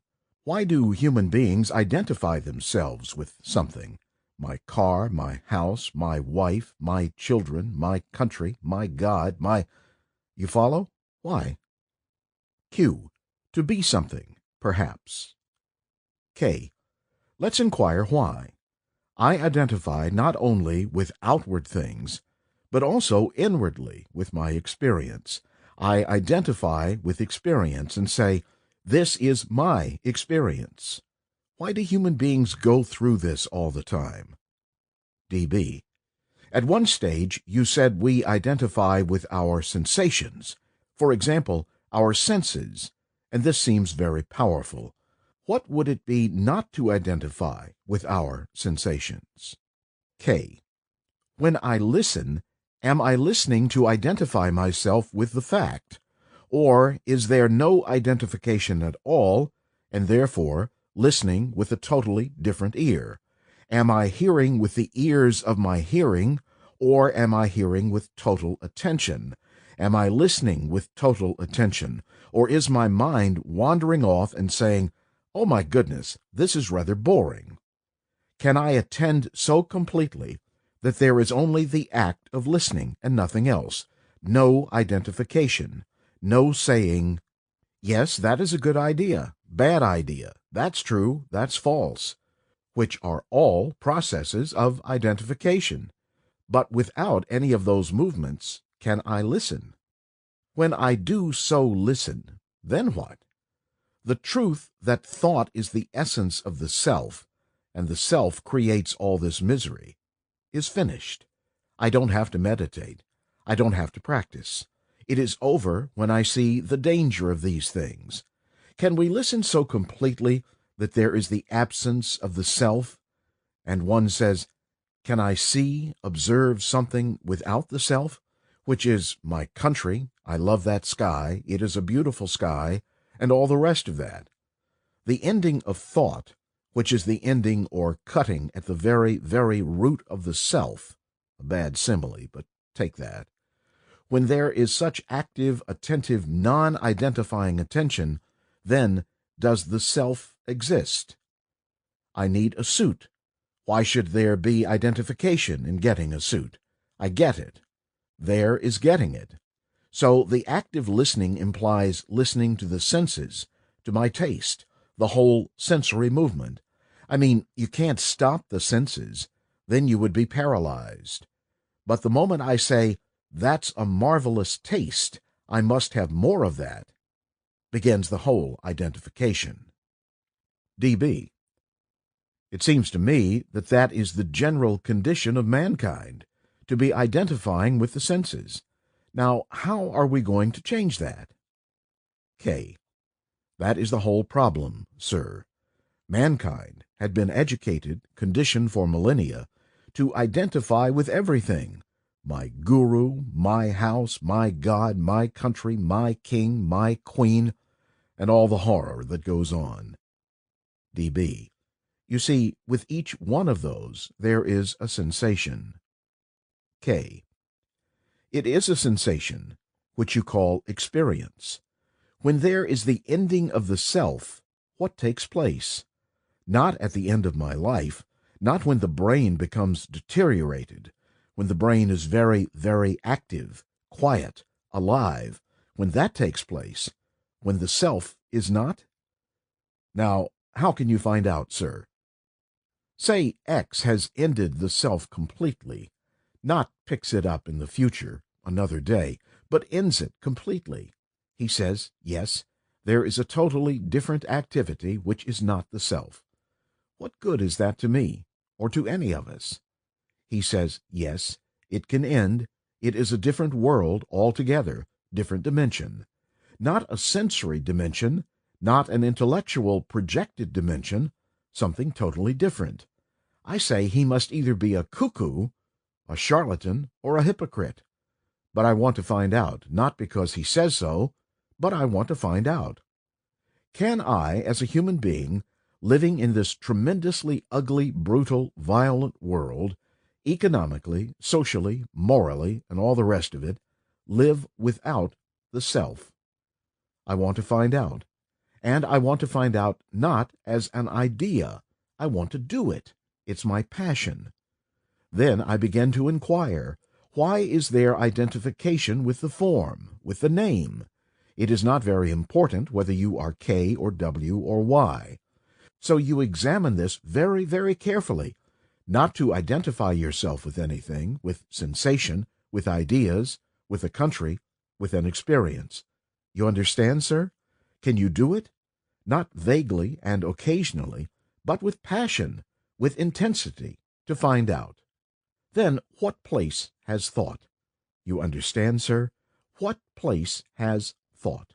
Has it any place at all? Obviously, when I am talking, I am using words. The words are associated with memory, and so on, and so on. So there is thinking there. Not with me. There is very little thinking as I am talking. Don't let's go into that. So thought has a place. When I have to catch a train, when I have to go to the dentist, when I go to do something, thought has its place. But it has no place psychologically as when there is the identifying process taking place, right? I wonder if you see. DB. You are saying it is identification that makes thought do all the wrong things. K. That's right. Identification has made thought do the wrong things. DB. It would be all right otherwise. K. Otherwise, thought has its place. DB. But when you say no identification, you mean the self is empty, that it has no content, doesn't it? K. There are only sensations. DB. Sensations, but they are not identified. They are just going on, do you mean? K. Yes, sensations are going on. DB. Outside or inside? K. Inside. GN. And you are also implying there is no slipping back. K. Of course not. When you see something most dangerous, you don't slip back or go forward. It is dangerous. Sir, then is that death? That is the question we began with. Is there a living with the sensations fully awakened? They are awakened, they are alive, but the non-identifying with sensation deprives, wipes away the self. We said that. Is it possible to live a daily life with death, which is the ending of the self? The moment you have an insight, it is finished. DB. Would you say the insight transforms the person? K. The insight transforms not only the state of the mind, but the brain cells themselves undergo a change. DB. Therefore, the brain cells, being in a different state, behave differently. It is not necessary to repeat the insight. K. Either it is so or it is not so. I am left with this now. I am left with the question of what is death. Is the ending of the self death? Death in the ordinary accepted sense of the word? Is it not obviously because the blood is circulating, the brain is working, the heart is pumping, and all the rest of it? DB. It is still alive. K. It is alive, but the self is non-existent, because there is no identification of any kind. This is a tremendous thing. Non-identification with anything, with experience, with belief, with a country, with ideas, with ideals, wife, husband, love, no identification at all. Is that death? People who call that death say, "My God, if I don't identify myself with my something or other, why, I am nothing." So they are afraid of being nothing. Then identify. But nothingness is not a thing. You understand, sir? Not a thing. Therefore, it is quite a different state of mind. Now, that is death, while there is living, breathing, sensations, the heart beating, the blood circulating, the brain active, undamaged. But our brains are damaged. DB. Can this damage be healed? Is it possible to heal the damage? K. Insight. That is what I want to get at. Our brains are damaged. For thousands of years we have been hurt psychologically, inwardly, and that hurt is part of our brain cells, remembered hurts. The propaganda for 2,000 years that I am a Christian, that I believe in Jesus Christ, which is a hurt, or I am a Buddhist. You follow, sir? That is a hurt. So our brains are damaged. To heal that damage is to listen very carefully, to listen, and in the listening, to have an insight into what is being said. And therefore, there is immediately a change in the brain cells. Therefore, there is no identification, complete and total. Do you see the truth that identification is the root of the self, with thought and all the rest of it? That is an absolute fact, like a cobra, like a dangerous animal, like a precipice, like taking deadly poison. So there is no identification absolutely when you see the danger. Then what is my relationship to the world, to nature, to my woman, man, child? When there is no identification, is there indifference, callousness, brutality? Do I say, "I don't identify," and put my nose in the air? I am asking, sir, is this non-identification an ideal, a belief, an idea which I am going to live with, and therefore my relationship to the dog, to the wife, to the husband, to the girl, or whatever, it becomes very superficial, casual. It is only when identification is absolutely cut out of one's life that there is no callousness, because then relationship is real. I think it is very important to understand the relationship between you and the speaker, because if that relationship is not clearly understood, it will lead to a great deal of confusion. The speaker is not important at all. He is merely the voice, the telephone. But what is said when one is in the process of learning has an immense significance. If you give importance to the speaker as a teacher, you are merely creating a following, and thereby you are destroying yourself as well as what is being said. Both the follower and the teacher are a detriment to the process of learning, and when one is intent on learning, there is neither the teacher nor the follower. I think it is also important to understand that I am not talking to you as an individual who is opposed to society, or as one who belongs to this or that group. To me, there is only the human being, whether he lives in India, in America, in Russia, in Germany, or anywhere else. I am not talking to you as an Indian with a particular system of beliefs, but together we are endeavoring to find out what this whole process of living is all about. This is our earth. It is not the Englishman's or the Russians', the Americans' or the Indians'. It is the earth on which we live, you and I. It does not belong to the communist or the capitalist, the Christian or the Hindu. It is our earth, to be lived on extensively, widely, and deeply. But that living is denied when you are a nationalist, when you belong to a party or an organized religion. Please believe me, these are the very things that are destroying human beings. beings. Nationalism is a curse. To call oneself a Hindu or a Christian is also a curse, because it divides us. We are human beings, not members of a sect or functionaries in a system. But the politician, the man who is committed to a conclusion or a system in which he has a vested interest, will exploit each one of us through our nationalism, through our vanity and emotionalism, just as the priest exploits us in the name of so-called religion. In considering these things together, I think it is very important for each one of us to understand that hearing is one thing, and listening, which brings action, is quite another. You may superficially agree when you hear it said that nationalism, with all its emotionalism and vested interest, leads to exploitation and the setting of man against man. But to really free your mind from the pettiness of nationalism is another matter.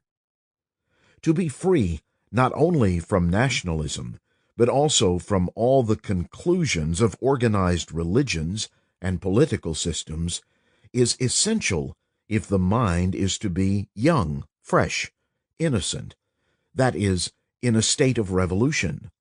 And it is only such a mind that can create a new world, not the politicians who are dead, nor the priests who are caught in their own religious systems. Fortunately or unfortunately for yourself, you have heard something which is true, and if you merely hear it and are not actively disturbed so that your mind begins to free itself from all the things which are making it narrow and crooked, then the truth you have heard will become a poison. Surely truth becomes a poison if it is heard and does not act in the mind, like the festering of a wound. But to discover for oneself what is true and what is false, and to see the truth in the false, is to let that truth operate and bring forth its own action. It is obviously of the greatest importance that as individual human beings, we understand for ourselves this whole process of living. Living is not just a matter of function and status. And if we are content to be mere functionaries with a certain status, we become mechanical, and then life passes us by. It seems to me that if one does not really participate in life, take to one's heart the fullness of life, then the mind becomes petty, narrow, full of the dogmatic beliefs which are now destroying human beings. I do not know if you have ever gone deeply within yourself. To do that, surely, you must put aside all explanations, all conclusions about yourself, all the knowledge you have acquired about the self. Only a free mind is capable of inquiring, not a mind that is tethered to some conclusion, belief, or dogma. If you have ever inquired very deeply into yourself, you are bound to have come upon that state which we call loneliness, a sense of complete isolation, of not being related. As a human being, you must at some time have felt that desperate, agonizing, despairing sense of isolation, from which, consciously or unconsciously, we are always running away. In our flight from the reality of that extraordinary sense of loneliness, we are driven, are we not, by a deep urge that is everlastingly seeking fulfillment through books, through music, through work and activity, through position, power, prestige.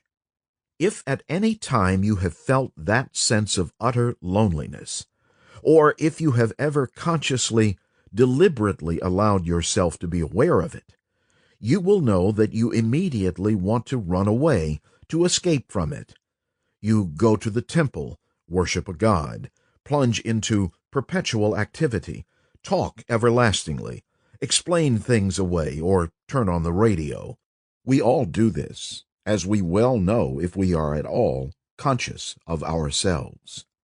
Now, to realize that escape in any form will never satisfy this deep urge for self-fulfillment, to see that it is insatiable, a bottomless pit, you must be aware of it totally, which means that you must see the truth that escapes have no reality.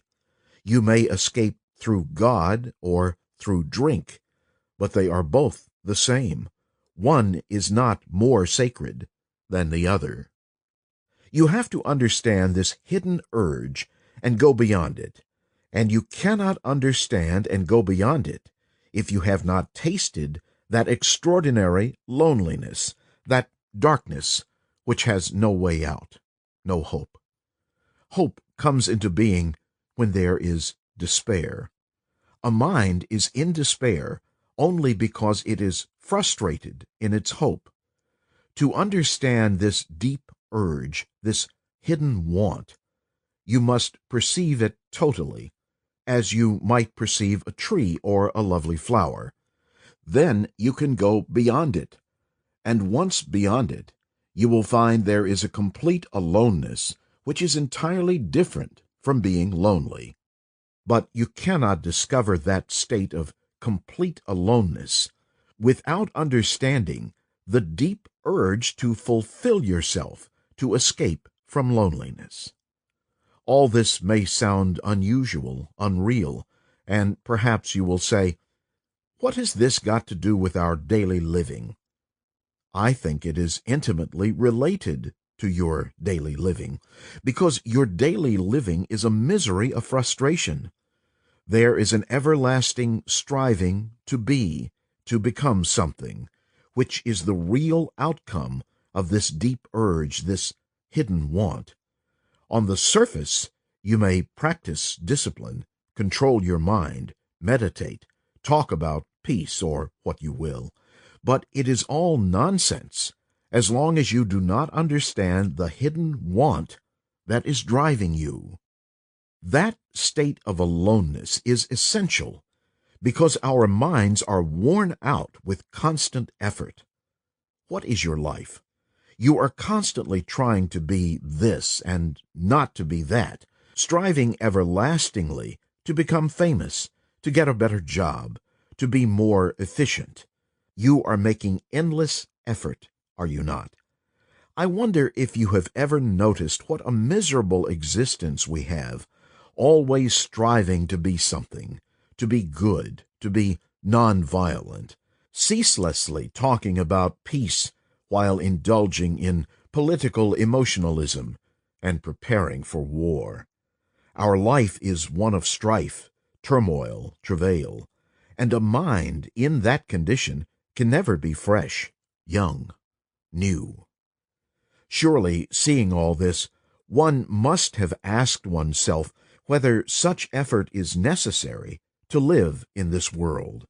There may be a different way of living altogether, a way of living without effort, not at the lowest level, like a cow, nor like a human being who is forever doing what he likes, but at the highest level, a level where there is no effort. But you cannot say, "How am I to realize that state of mind in which there is no effort?" Because the very desire to acquire that state is another form of attachment. And all attachment is to things that are dying or dead. You are attached to the dead, not to the living. You are attached not to your wife, who is a living human being, but to the wife of pleasurable memory. You cannot be attached to the living, moving river. You are attached to the pleasure of having seen that river, which is a memory, a dead thing. There is a way of living which is completely effortless. Please, I am not asking you to accept this. It has nothing to do with acceptance or denial. You simply don't know it. All you know is effort, strife. You are perpetually driving yourself to be or not to be something, and your aggressive pursuit of your own ambitions, with its tensions and contradictions, is the outcome of this hidden want. You cannot remove this hidden want by mesmerizing yourself. You have to look at it, and you cannot look at it as long as you are escaping. You can look at it only when you come to it completely without fear, because it is the fact. Don't dictate what the fact should be. Let the fact tell you what it is. Most of us come to the fact with an opinion about the fact, with knowledge, with belief, which is an immature, a childish thing to do. You must come to the fact with innocence, with a fullness of heart, which is humility. Then the fact will tell you what it is. This hidden want is extraordinarily deep and subtle. But if you are able to look at it without any opinion, without any fear, then you will discover that you can go beyond its darkness to a state in which the mind is totally alone, and therefore no longer the result of influence. This aloneness is the state of attention. In this aloneness, which is the state of attention, there is no shadow of concentration. Being alone, uninfluenced, not caught in opinion, the mind is completely attentive. It is motionless, silent, utterly still. But you cannot make the mind still. You can mesmerize the mind by repeating certain phrases, or quiet it by prayer, but that is not stillness. That is death. It is like putting the mind in a straitjacket to hold it still, and therefore the mind decays. What is essential is to understand this deep, hidden want, which is always changing, and that is the beauty of it. You think you have understood it, only to find that it has moved somewhere else. So one has to pursue this hidden want down all the dark corridors of the mind. Then there comes that aloneness which is attention, and which is really a motionless state. I am not using that word motionless in opposition to activity.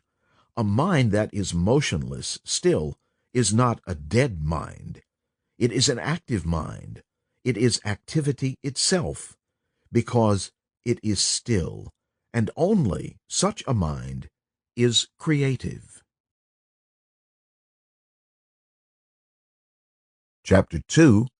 Emotion. Fear.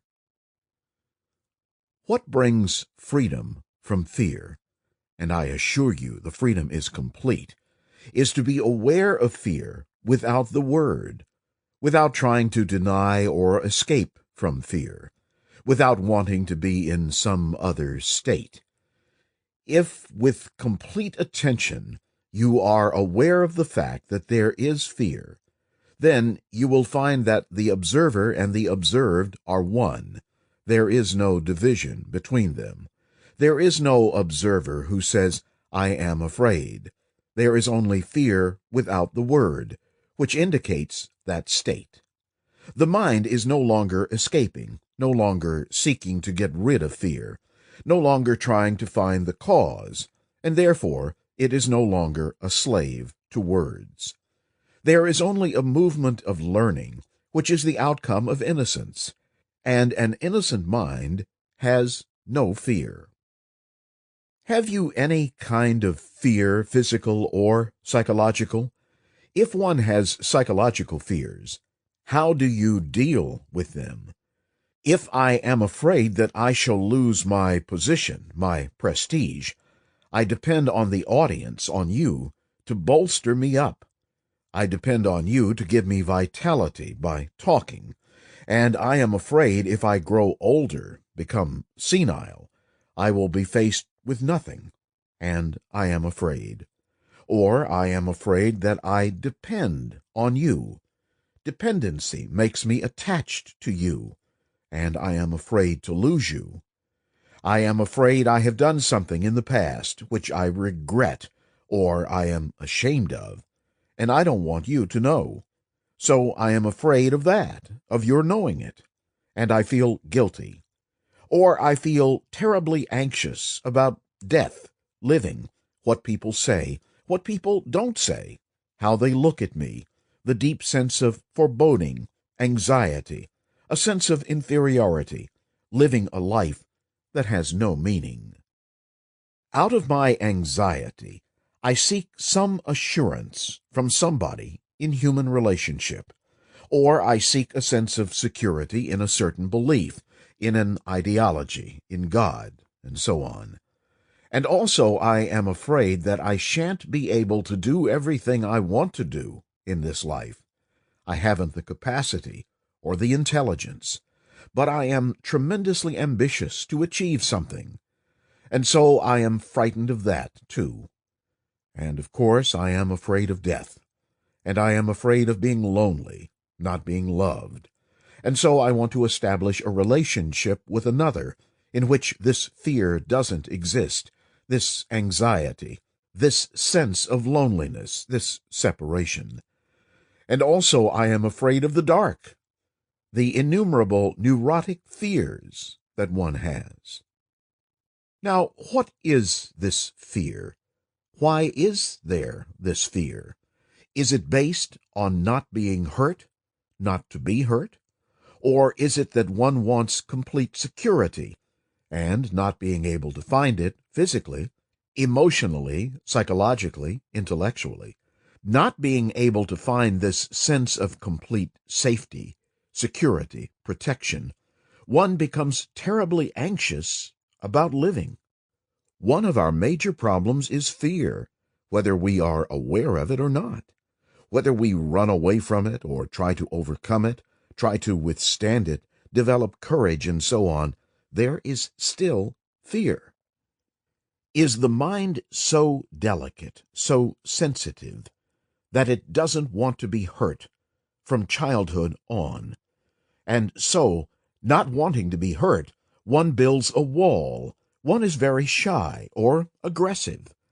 Before you attack, I am ready to attack you, verbally, with thought, because I am so sensitive. I have been hurt so much in my life, in my childhood. In the office, in the factory, everybody treads on each other's toes, and I don't want to be hurt. Is that one of the reasons why fear exists? You have been hurt, haven't you?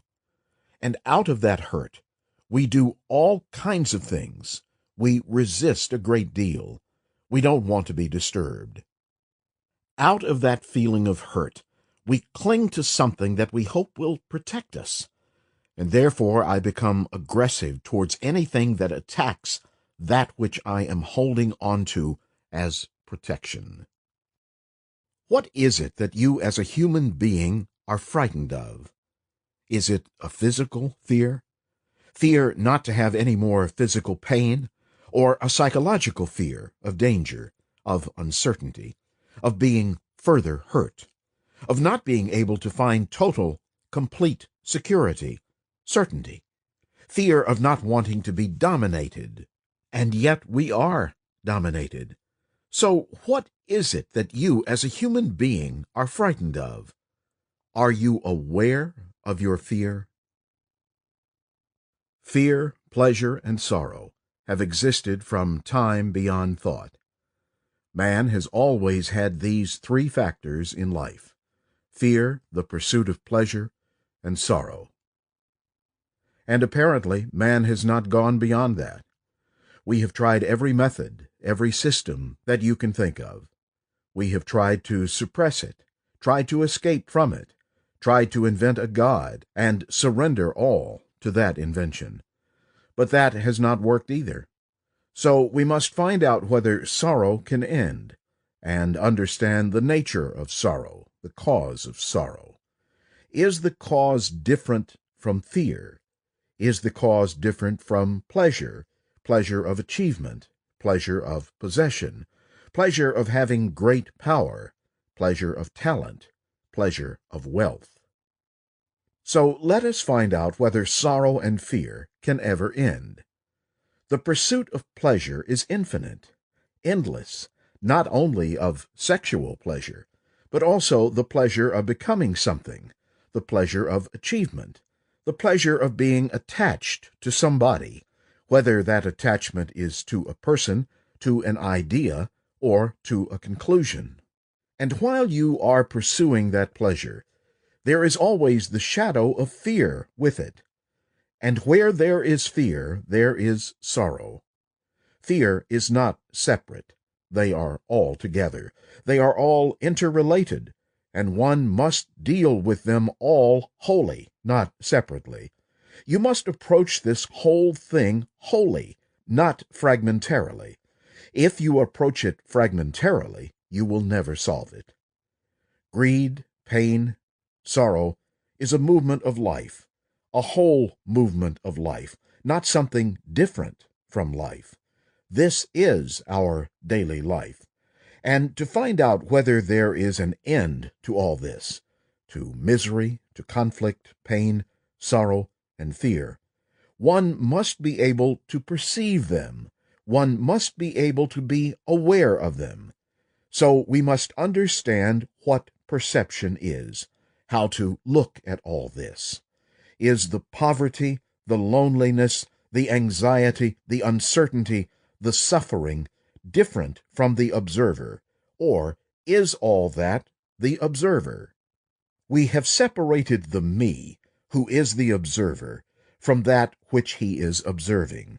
I say, I am suffering, and I say to myself that suffering must end, and to end it, I must suppress it, I must escape from it, I must follow a certain system.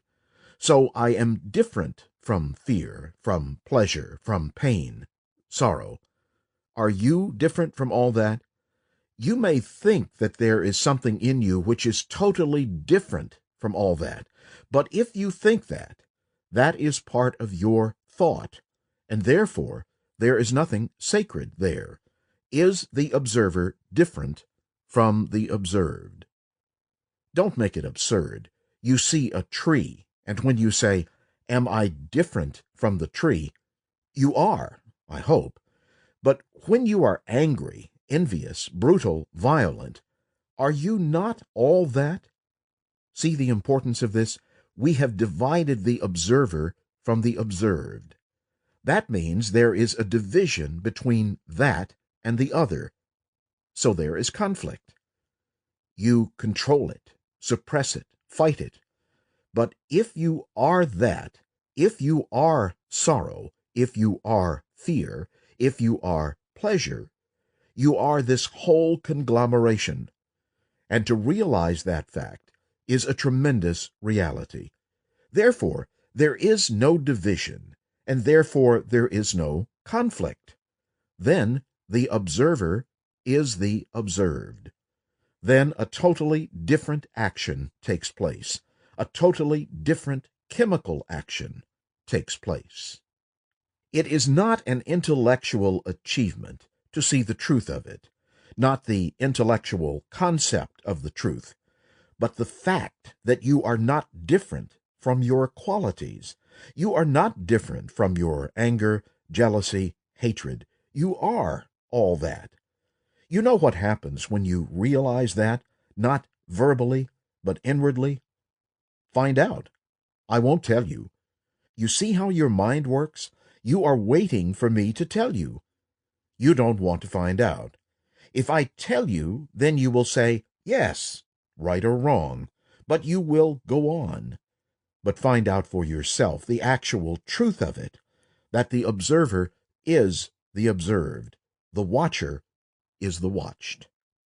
When you watch the full moon, that moon is not you, unless you are loony, but you are the whole bundle of your consciousness. The content of your consciousness is what you are, and the content of that consciousness is put together by thought. Now, find out, not the ending of thought, but how to observe the content. When you observe without the division, then a totally different action takes place. Where there is love, there is no observer. There is no you and the one that you love. There is only that quality of love. Questioner: if, as you say, fear and pleasure are related, can one remove fear and so enjoy pleasure completely? Krishnamurti: lovely, wouldn't it be? Take away all my fears so that I can enjoy myself in my pleasures. Everybody right through the world wants the same thing, some very crudely, some very subtly, to escape fear and hold on to pleasure. Pleasure. You smoke. It is a pleasure, yet there is pain within it, because you may get a disease. You have had pleasure, whether as man or woman, sexually or otherwise, comfort, and so on. When the other looks away, you are jealous, angry, frustrated, mutilated. Pleasure inevitably brings pain. We are not saying we cannot have pleasure, but see the whole structure, and you will know then that joy, real enjoyment, the beauty of enjoyment, the freedom of it, has nothing whatsoever to do with pleasure, or, therefore, with pain or fear. If you see that, the truth of it, then you will understand pleasure and give it its proper place. Q. Aren't there some fears that are useful, at least for survival? For example, I'm very much afraid of jumping from the Empire State Building. K. Surely, when physically you face a danger, the natural response is self-protection. Physical survival. Is that fear, or is it intelligence? Now, we don't apply that same intelligence with regard to fear, the inward fears, the psychological fears. Look at this, sir, very simply. The world has divided itself into nationalities and religious groups and political groups. This division is bringing about war, hatred, and that very war is destroying us, though we think through nationalism we shall have security. When one realizes all this, intelligence becomes extraordinarily important, and you know when that intelligence is operating, and it can operate only when there is no fear. Mary Zimbalist: Sir, there is a subject you have talked about so many times, but it keeps coming back and back in people's questions and preoccupations, and that is the subject of fear. Do you want to talk about that? K. It is a rather complicated subject. It really requires a great deal of inquiry, because it is so subtle, so varied, and so abstract. And also it is actual, too, though we make it into an abstraction. The actuality of fear and the idea of fear, which is the abstraction of fear into an idea. So we must be very clear what we are talking about. The abstraction as an idea of fear, or the actuality of fear. You and I sitting, and all of us sitting here, at this present moment, we are not afraid. There is no sense of apprehension or danger. At this instant, there is no fear. So fear is both an abstraction, as an idea, as a word, and also a fact. First of all, let's deal with these two. Why do we generally make an abstraction of things? Why do we see something actual and then turn it into an idea? Is it because the idea is easier to pursue, or the ideal is our conditioning? Or we are educated to ideas, or in ideas not educated to deal with facts? Why is this? Why is it that human beings throughout the world deal with abstractions? What should be, what must be, what will happen, and so on. The whole world of ideation and the ideologies whether it be the communist ideology based on Marx and Lenin, or the capitalists' ideas of so-called free enterprise, and so on, or the whole world of religious concepts, beliefs, ideas, and the theologians working these ideas out. Why is it that ideas, ideals, have become so extraordinarily important? From the ancient Greeks, even before the Greeks, and so on, ideas prevailed. And even now, ideas, ideals, separate man, and they bring wars, all kinds. Why do the brains of human beings operate this way? Is it because they cannot deal with facts directly, and so escape subtly into ideations? If one sees ideas are really very divisive factors, they bring friction, they divide communities, nations, sects, religions, and so on, which is ideas, beliefs, faith, all that is based on thought. And facts, what are facts?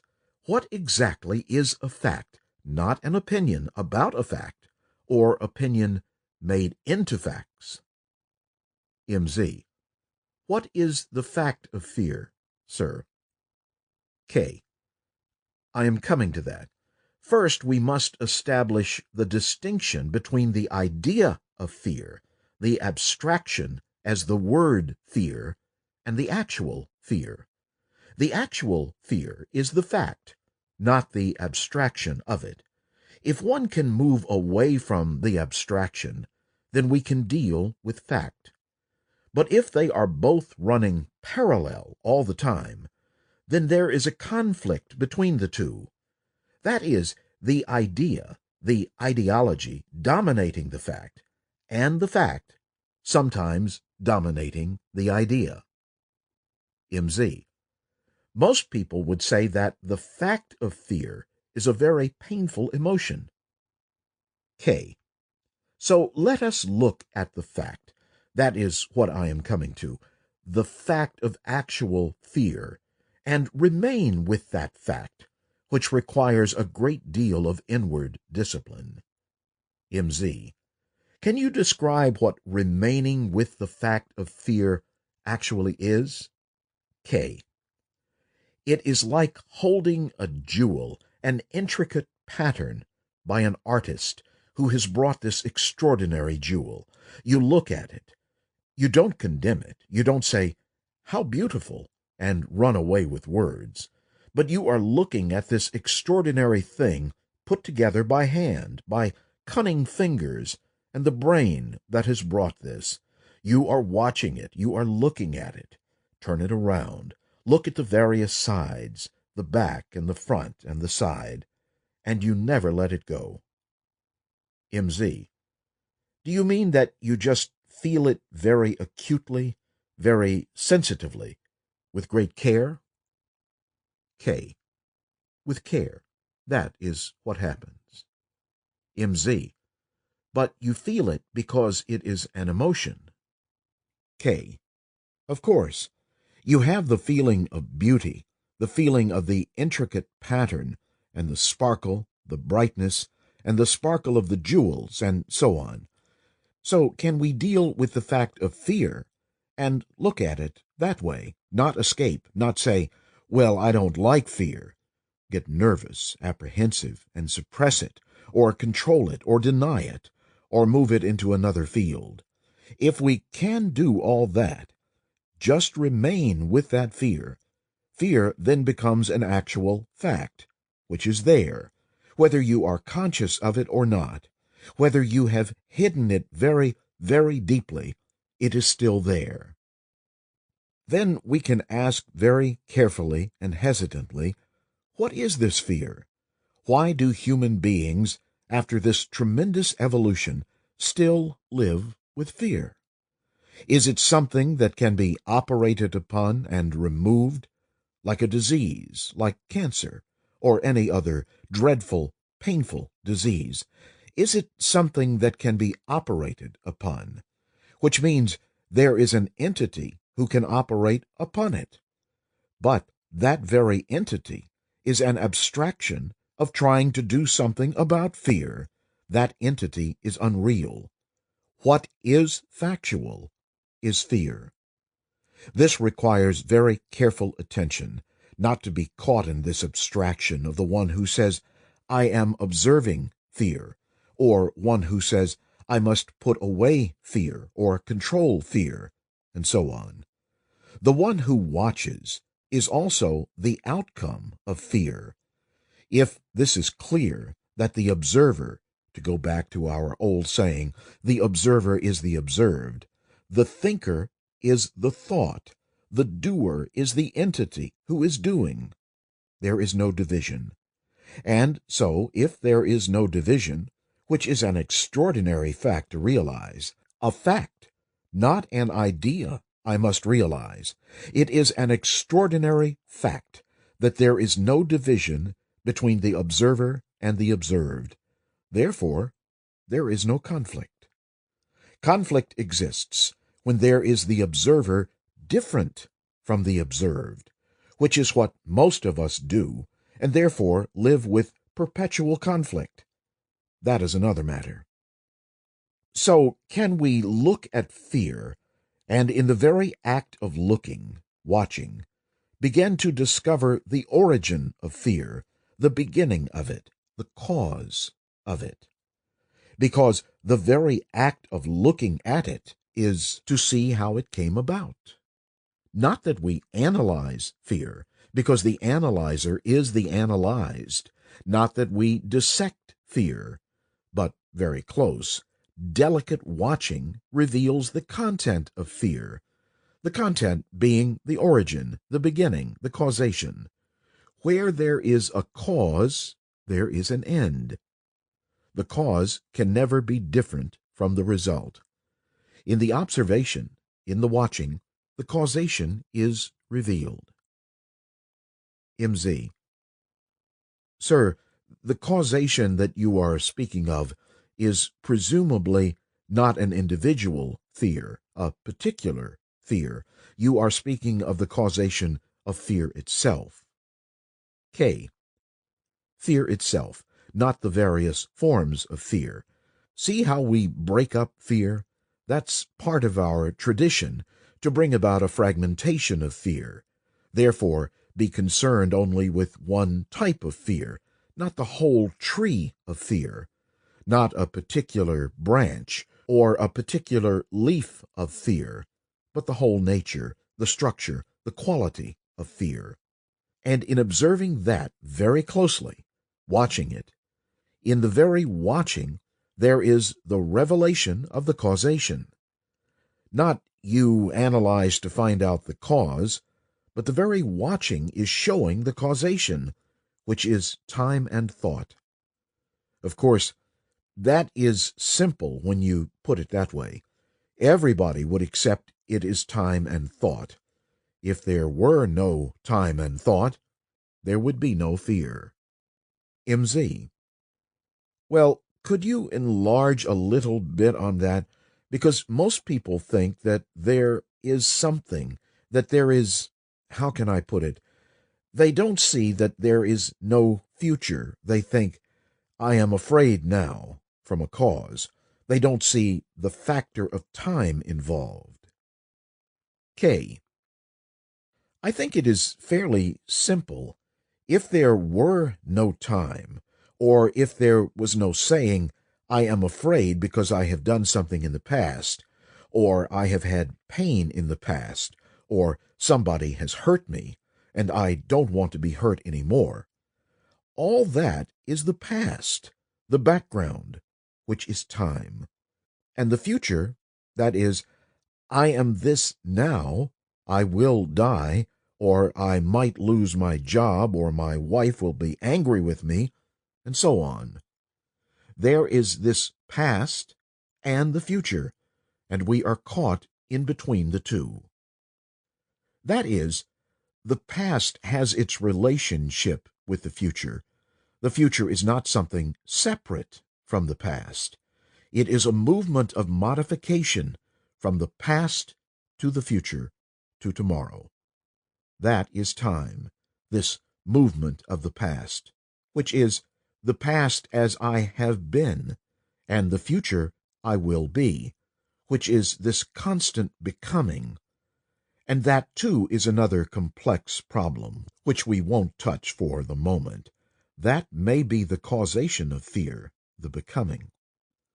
So time is a factor, is a basic factor of fear. There is no question about it. I have a job now. I have money now. I have a shelter over my head. But tomorrow, or many hundred tomorrows, might deprive me of all that. Some accident, some fire, some lack of insurance, and so on.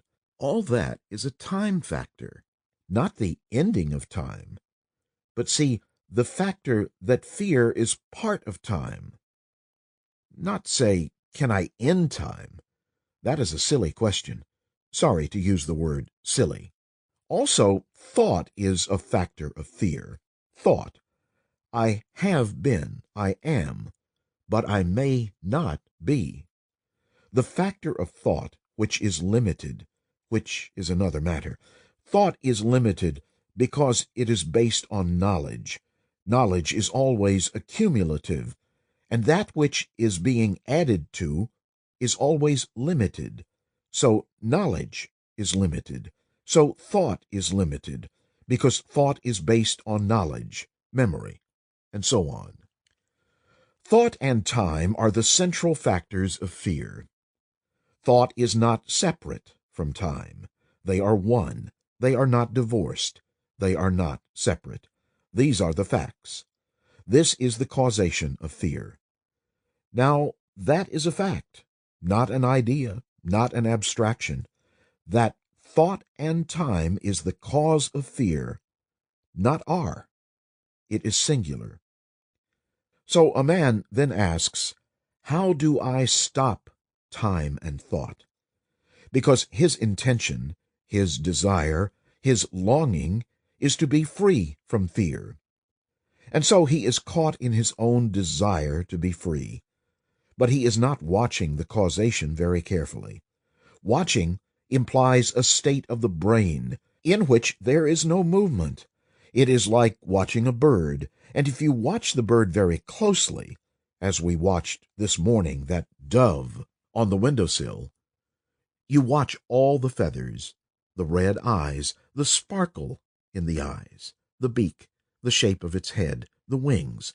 You watch very carefully, and that which you watch very carefully reveals not only the causation, but the ending of the thing you are watching. This watching is really most extraordinarily important. We may ask how to end thought, or how to be free from fear, or what time means, and all the complications of that. But when we are watching fear without any abstraction, it is the actual now, because the now contains all time. The present holds the past, the future, and the present. In that quality of the now can we listen very carefully, not only with the hearing of the ear, but listen to the word and go beyond the word to see the actual nature of fear. You are then not reading about fear. In watching, it becomes extraordinarily beautiful, sensitive, alive. All this requires an extraordinary quality of attention, because in attention there is no activity of the self. The self-interest in our life is the cause of fear. This sense of me and my concern, my happiness, my success, my failure, my achievement, I am this, I am not, this whole self-centered observation, with all its expressions of fear, agonies, depression, pain, anxiety, aspiration, and sorrow, all that is self-interest, whether in the name of God, in the name of prayer, in the name of faith. It is self-interest. Where there is self-interest, there must be fear, and all the consequences of fear.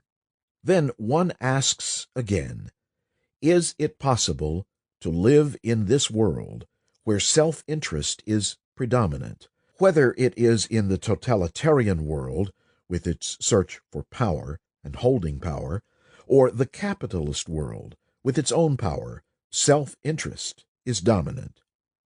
Whether it is in the religious hierarchical Catholic world or in every religious world, self-interest is dominant, and therefore they are perpetuating fear, though they talk about living with pacem in terris, which is peace on earth. They really don't mean it, because self-interest with the desire for power, position, for its fulfillment, and so on, is the factor that is destroying not only the world, but destroying our own extraordinary capacity of the brain. The brain has extraordinary capacity, as is shown in the technological world, the extraordinary things they are doing, and we never apply that same immense capacity inwardly to be free of fear, to end sorrow, to know what love is, and compassion with its intelligence. We never search, explore that field. We are caught by the world with all its misery. Now, what is fear? We are not dealing with ideas, with words. We are dealing with life, with the things which are happening inside and outside, which needs a very clear, sharp mind, a precise mind. You cannot be sentimental, emotional about all these things. To understand fear, you need clarity. Clarity not of something that you will get, but the clarity that comes when you understand that the fact is infinitely more important than any idea. So, what is fear? Not fear of something. Is there such a thing as fear per se, in itself? Or is fear always related to something? And is there fear? I will take death for the moment. You can supply your own example. Is there fear if there is no thought?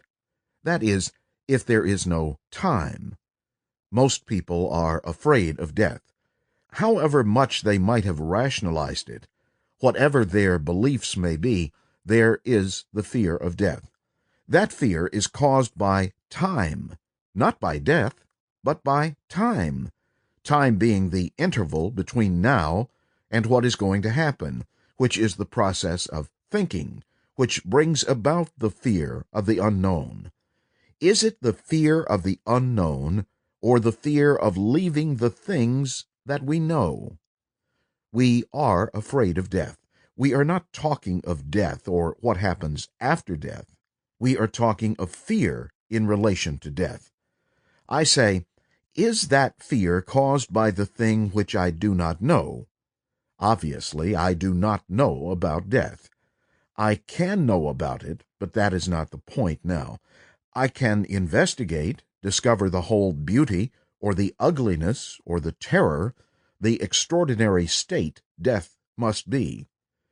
Is the fear in relation to death caused by death, which means facing the unknown, or is it caused by the things which I know are going to be taken away from me? The fear is of the things taken away from me, the me disappearing into oblivion. And so I began to protect myself with all the things that I know, and live in them more strongly, cling to them much more, than become aware of the unknown. What is it I am afraid of? Not facing the unknown, but facing something which may happen to me when I am taken away from all the things that are held dear, which are close to me. That is what I am afraid of, not of death. What is it that I have, factually, not theoretically? I do not know if you have ever asked yourself a fundamental question to find out what you are. Have you ever asked it, and have you found an answer? Is there an answer? If there is an answer, it is not in terms of what you already know, but what you know is the past, and the past is time, and the time is not you. The you is changing. The thing that is alive never engenders fear. It is the thing that is past, or the thing that should be, that breeds fear. We are caught in words. Why has the word become important and not the thing? Because you can play with ideas. You cannot play with the fact. We are slaves to words. So, in understanding fear, there must be an awareness of the word and all the content of the word, which means the mind has to be free of words. To be free of the word is an extraordinary state. Being aware of the symbol, the word, the name, is awareness of the fact at a different dimension, if I can use that word. Now, I am aware of the fact of fear through the word, and I know why the word comes into being. It is an escape. It is tradition.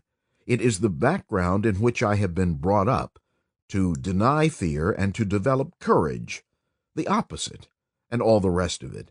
And when I understand the whole implication of the word, then there is an awareness of the fact, which is entirely different. You know, what this world needs is not politicians or more engineers, but free human beings.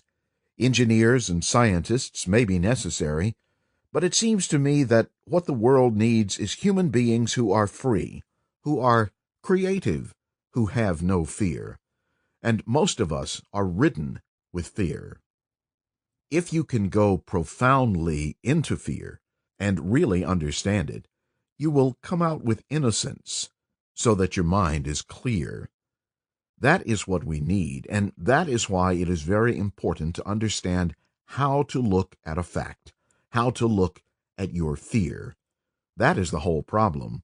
Not how to get rid of fear, not how to be courageous, not what to do about fear, but to be fully with the fact. You want to be fully, totally with the wave of pleasure, don't you? And you are.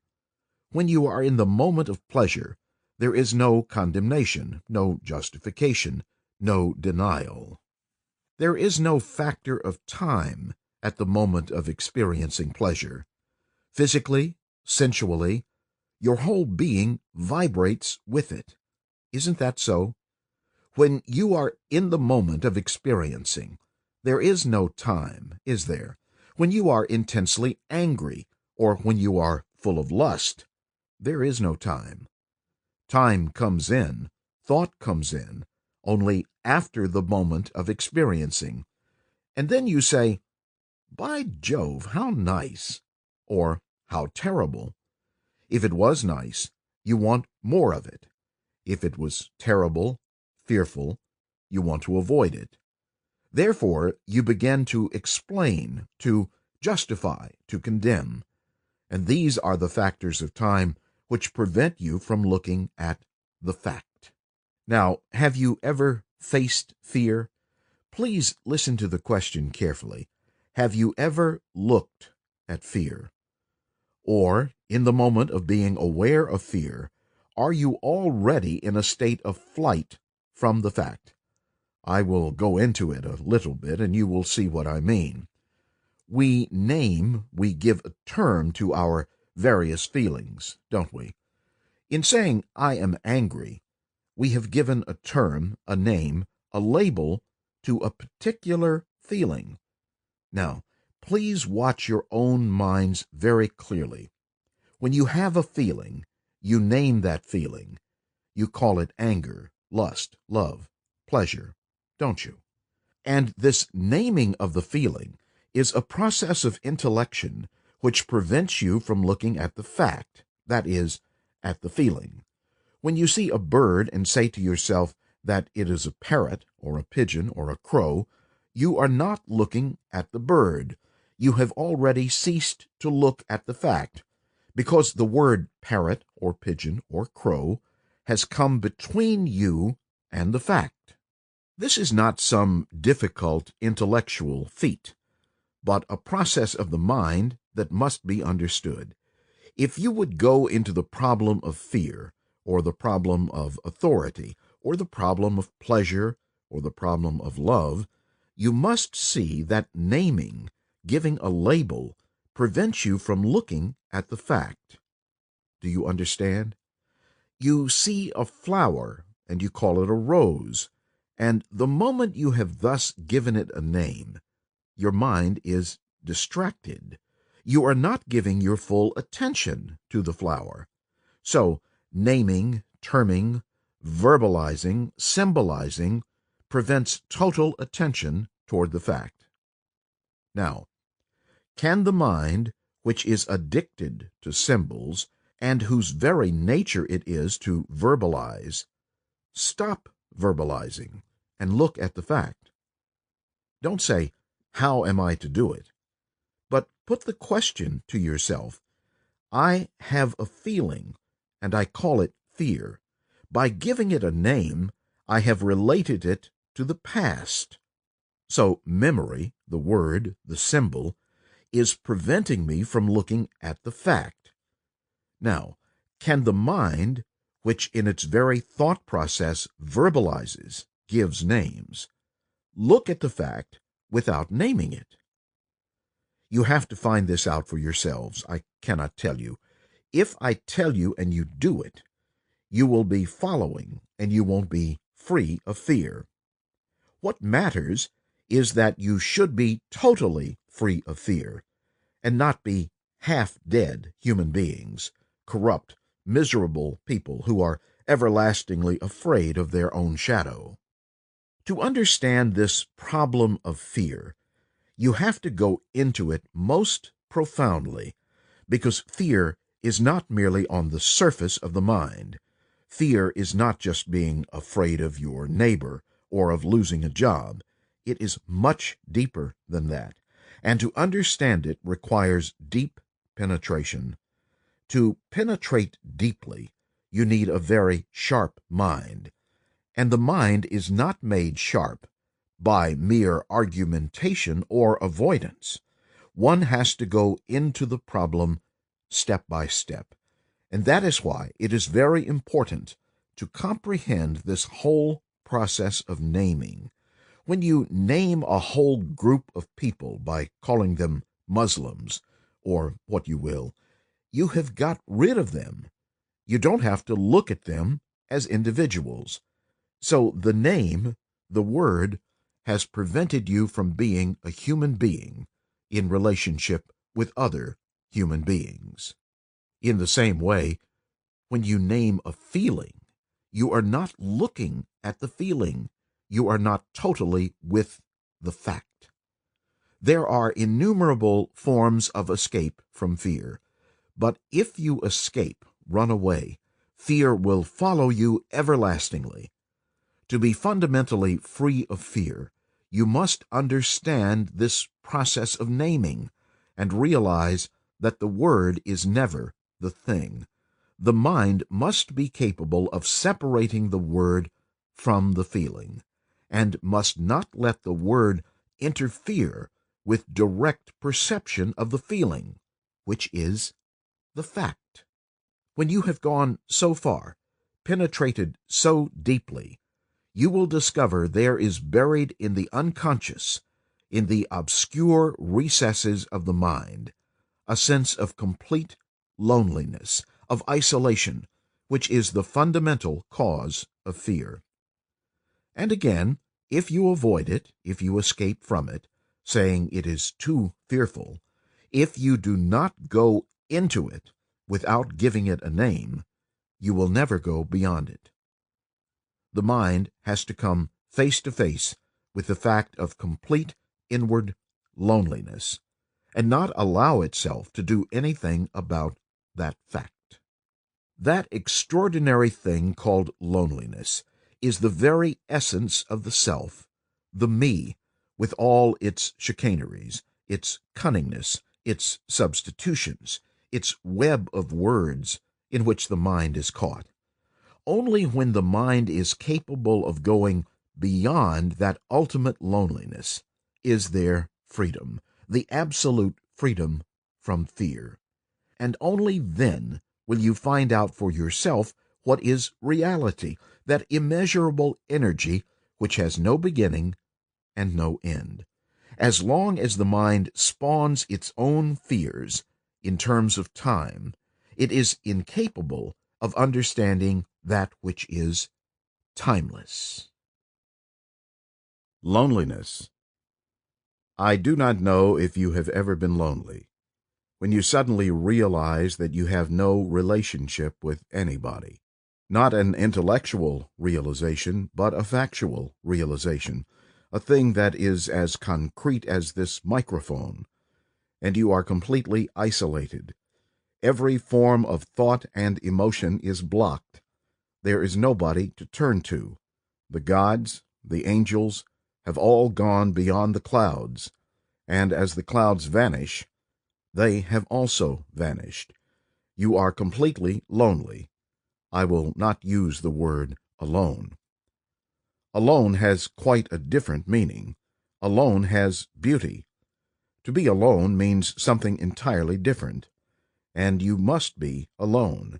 When man frees himself from the social structure of greed, envy, ambition, arrogance, achievement, status, when he frees himself from those, then he is completely alone. That is quite a different thing. Then there is great beauty, the feeling of great energy. But loneliness is not that. Loneliness is this complete sense of being isolated from everything. I do not know if you have felt it. The more you are awake, the more you are questioning, looking, asking, demanding, the more you are aware of it. Deep down in your consciousness, at all the levels, you feel completely cut off. And that is one of the great sorrows, not being able to go beyond it, and being caught in that tremendous feeling of loneliness with its great energy. It has got vitality, a drive, an insistence, an ugliness, and we escape from it in every form.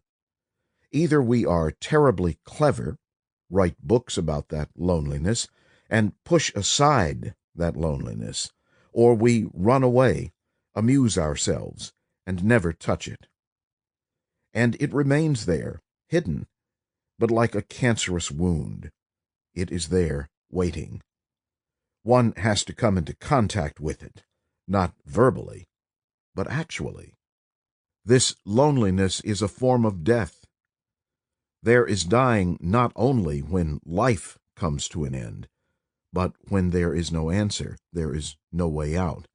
That is also a form of death, being in the prison of your own self-centered activity endlessly, when you are caught in your own thoughts, in your own agony, in your own superstitions, in your deadly daily routine of habit. And we will prolong it for another 50 years or more, the same self-centered, brutal activities, ambition, competition, seeking status, position, power, greed, envy. We live in this pressure of families, of relationship with each other. There is the sexual pressure, the demand over each other, the possessive dependence, attachment, jealousy, anxiety, hatred, and so on. So why do human beings throughout the world live like this? Is it because they are lazy, indifferent, callous, that they talk about relationship and they don't mean a thing by that word? Is it habit? Is it tradition? Is it that we don't know how to break through this? And perhaps that may be one of the reasons why human beings do accept so easily to live in this conflict. What do we mean by the word relationship? To be related, to be in contact with. When you use the words in contact with, not only physically, sexually, but much more, psychologically, it implies that you are actually in contact psychologically with another. Is that so? Or are you in contact with the image that you have projected about her, the image that thought has created during a 30-year or 40-year relationship, intimate or not, or during a relationship that lasted for 10 days? You create an image about that person, and that image is projected by memory, by experience, by the knowledge that you have accumulated about her or him. That knowledge is stored in the brain, and that becomes memory. So you are looking at the woman or the man from the knowledge that you have acquired about her.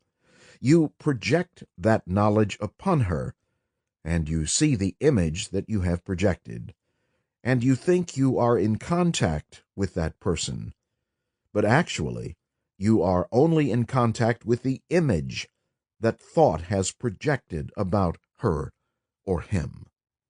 I think most of us are aware, sometimes, perhaps only rarely, since most of us are so terribly active, that the mind is empty. And being aware, we are afraid of that emptiness. We have never inquired into that state of emptiness.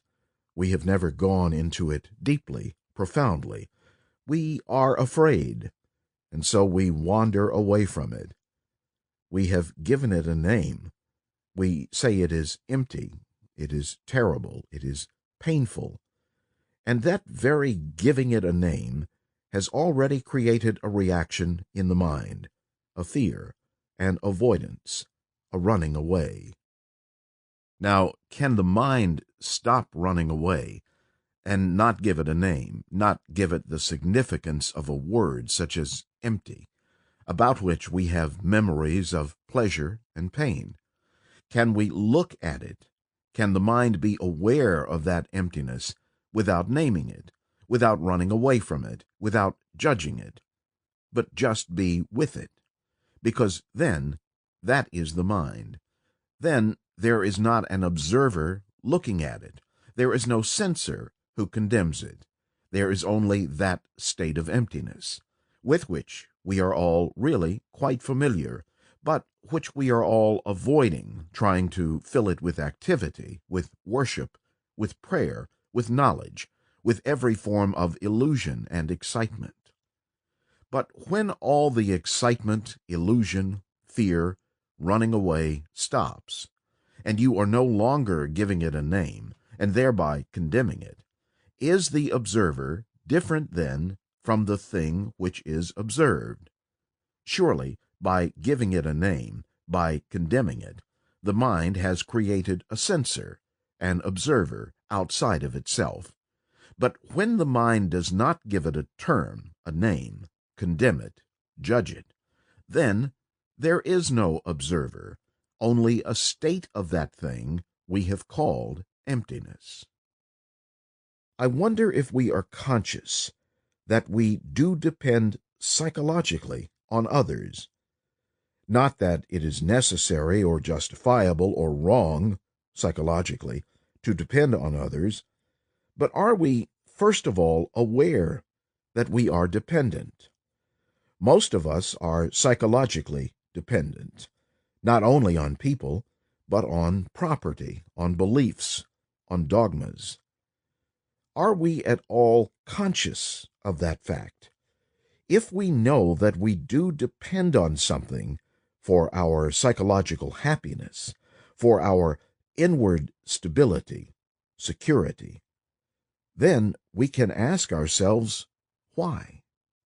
Why do we psychologically depend on something? Obviously, because in ourselves we are insufficient, poor, empty.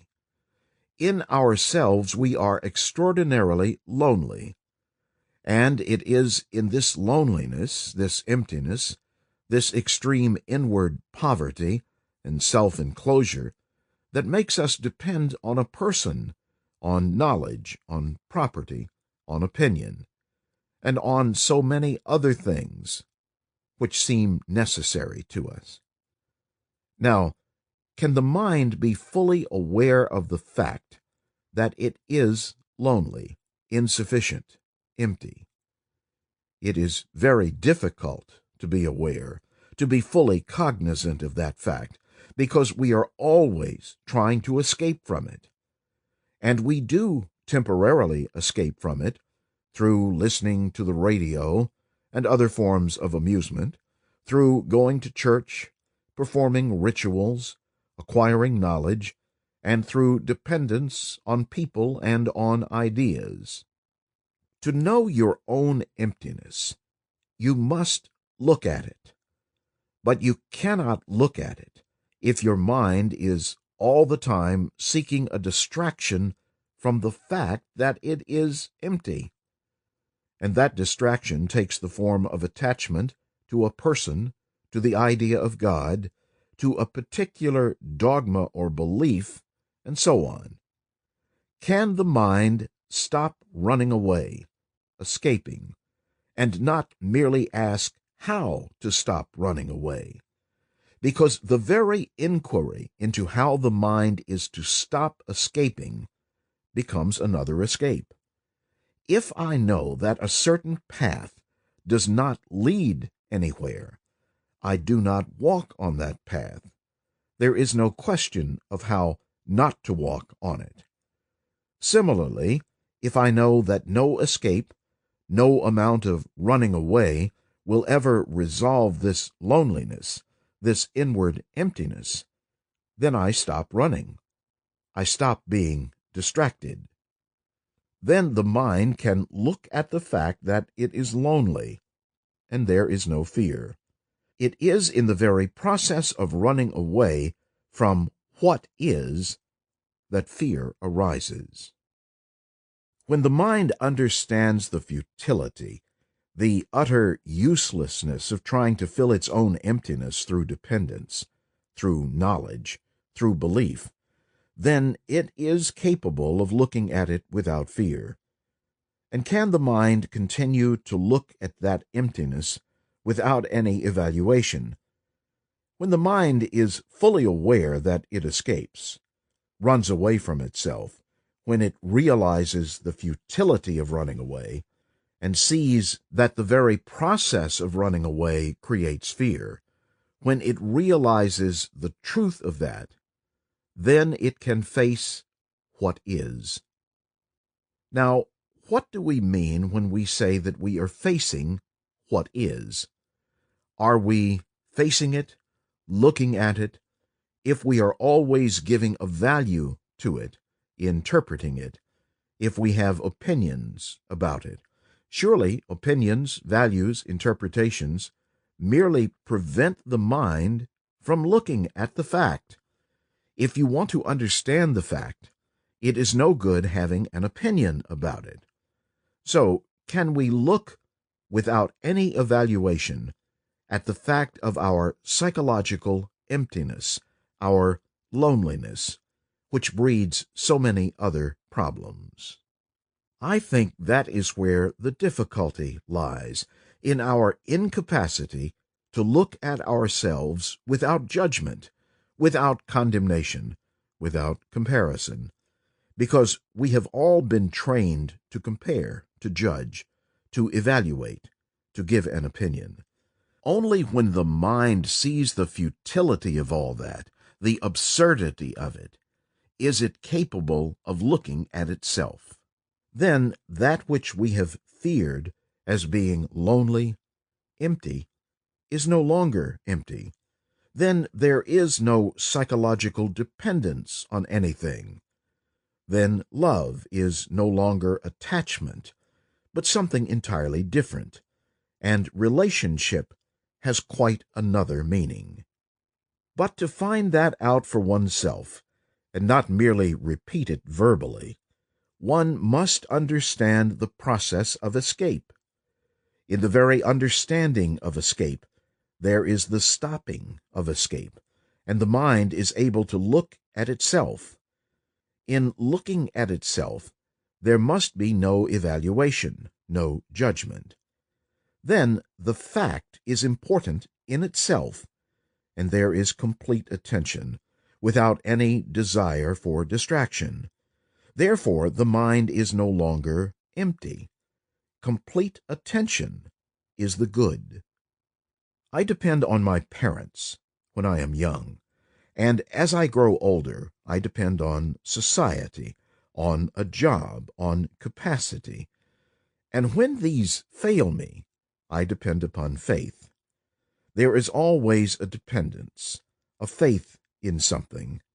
That dependence sustains me, gives me vitality, energy. And as with all dependencies, there is always fear, and so I set conflict going. Or, having no faith, I cultivate consistency, to be constant in my life, according to my idea, and that very consistency endangers my self-confidence. The more I am consistent, the less I am strong, vital, clear-cut. Self-consistency, to be consistent to a certain form, to a certain action, is what most of us are striving for, which is the cultivation of self-confidence. Wherever we try, there is always this desire to depend on something to give us strength, on a person, on a particular idea, on a political party, on a system, or on an experience. So there is always a dependence on something to sustain us. And as we depend more and more, there is the cultivation of fear. Dependence arises because in ourselves we are insufficient.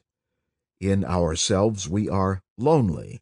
In ourselves we are empty. I depend, and therefore I cultivate faith. Therefore we must have more knowledge. And as we become more and more civilized, more and more learned, materialistic or spiritual, we must have faith, or we turn cynics. For most of us, self-confidence is necessary, and for most of us, confidence is merely the continuation of an experience or the continuation of knowledge. Does self-confidence ever free the mind from its own conditioning influence? Does this confidence, derived through effort, bring about freedom, or does it merely condition the mind? And is it not possible to free the mind, to remove all dependencies? That is, am I capable of being aware of my loneliness, of my complete emptiness, being aware of it without running away from it, and not being consistent through any particular form of knowledge or experience? That is our problem, is it not? Most of us are running away from ourselves as we are. We cultivate various forms of virtues to help us run away. We cultivate various forms of confidence, knowledge, experience. We depend on faith. But underneath it all, there is a sense of immense loneliness, and it is only when we are capable of looking at it, living with it, understanding it fully, that there is a possibility of acting without bringing about a series of efforts which condition the mind to a particular action. Please listen to this and you will see it. All our life, we try to be consistent to a particular thought or to a pattern of thought, and the very desire to be consistent creates energy, drive, gives us strength, and so narrows down the mind.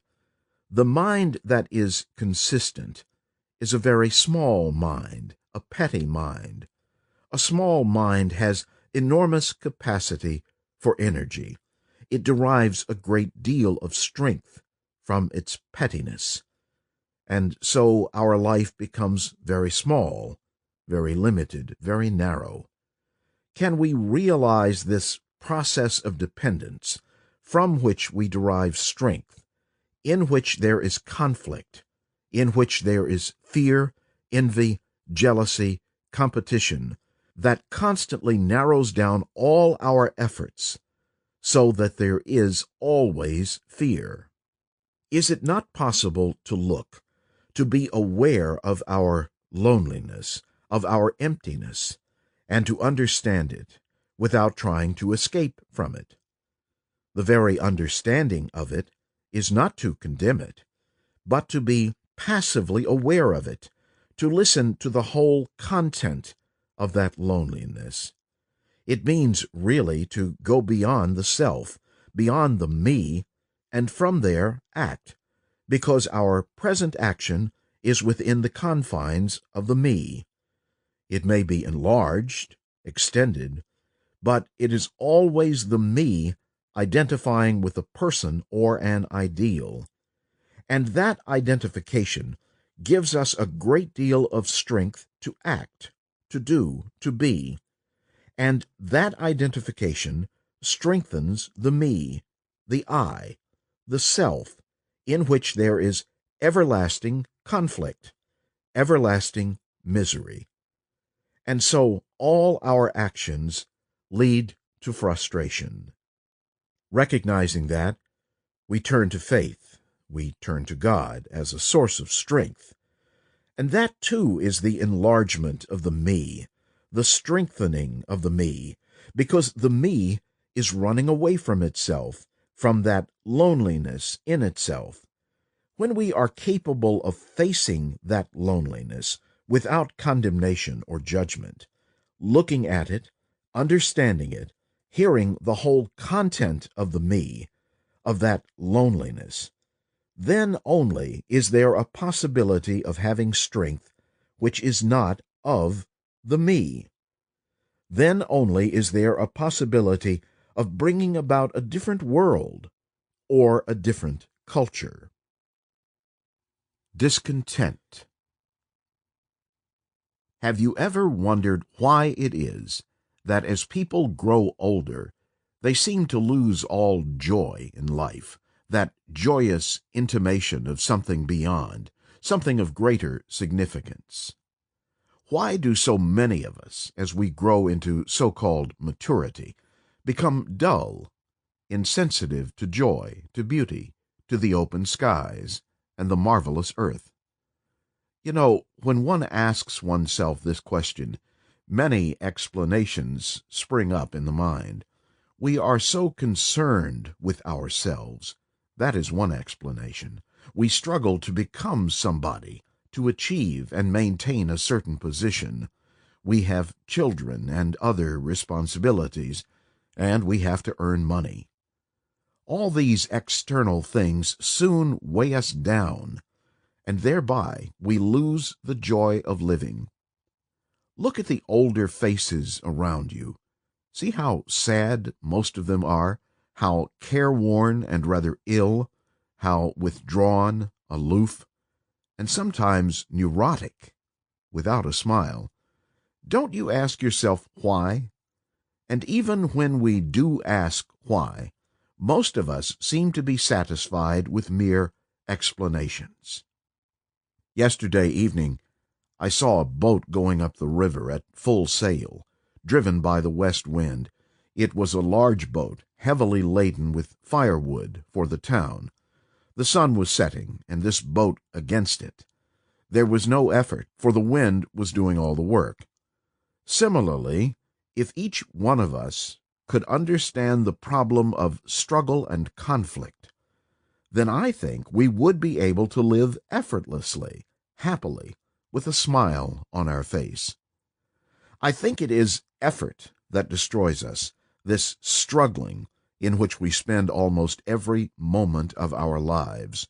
If you watch the older people around you, you will see that for most of them, life is a series of battles with themselves, with their wives or husbands, with their neighbors, with society, and this ceaseless strife dissipates energy.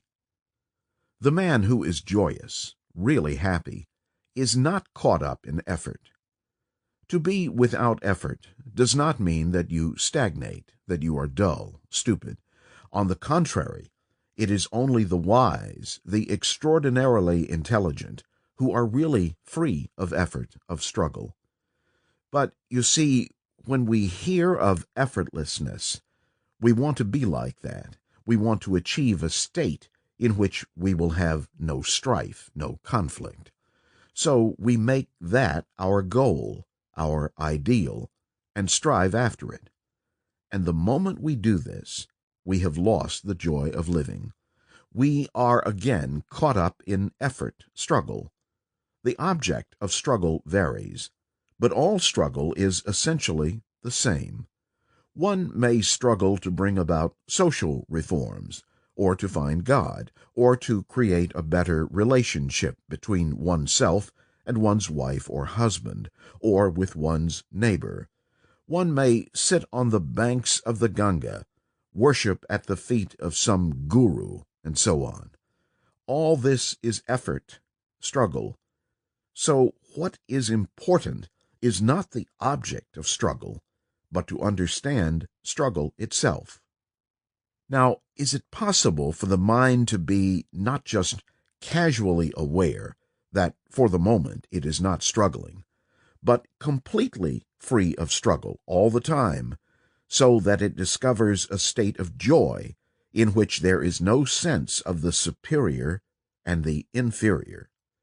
Our difficulty is that the mind feels inferior, and that is why it struggles to be or become something, or to bridge over its various contradictory desires.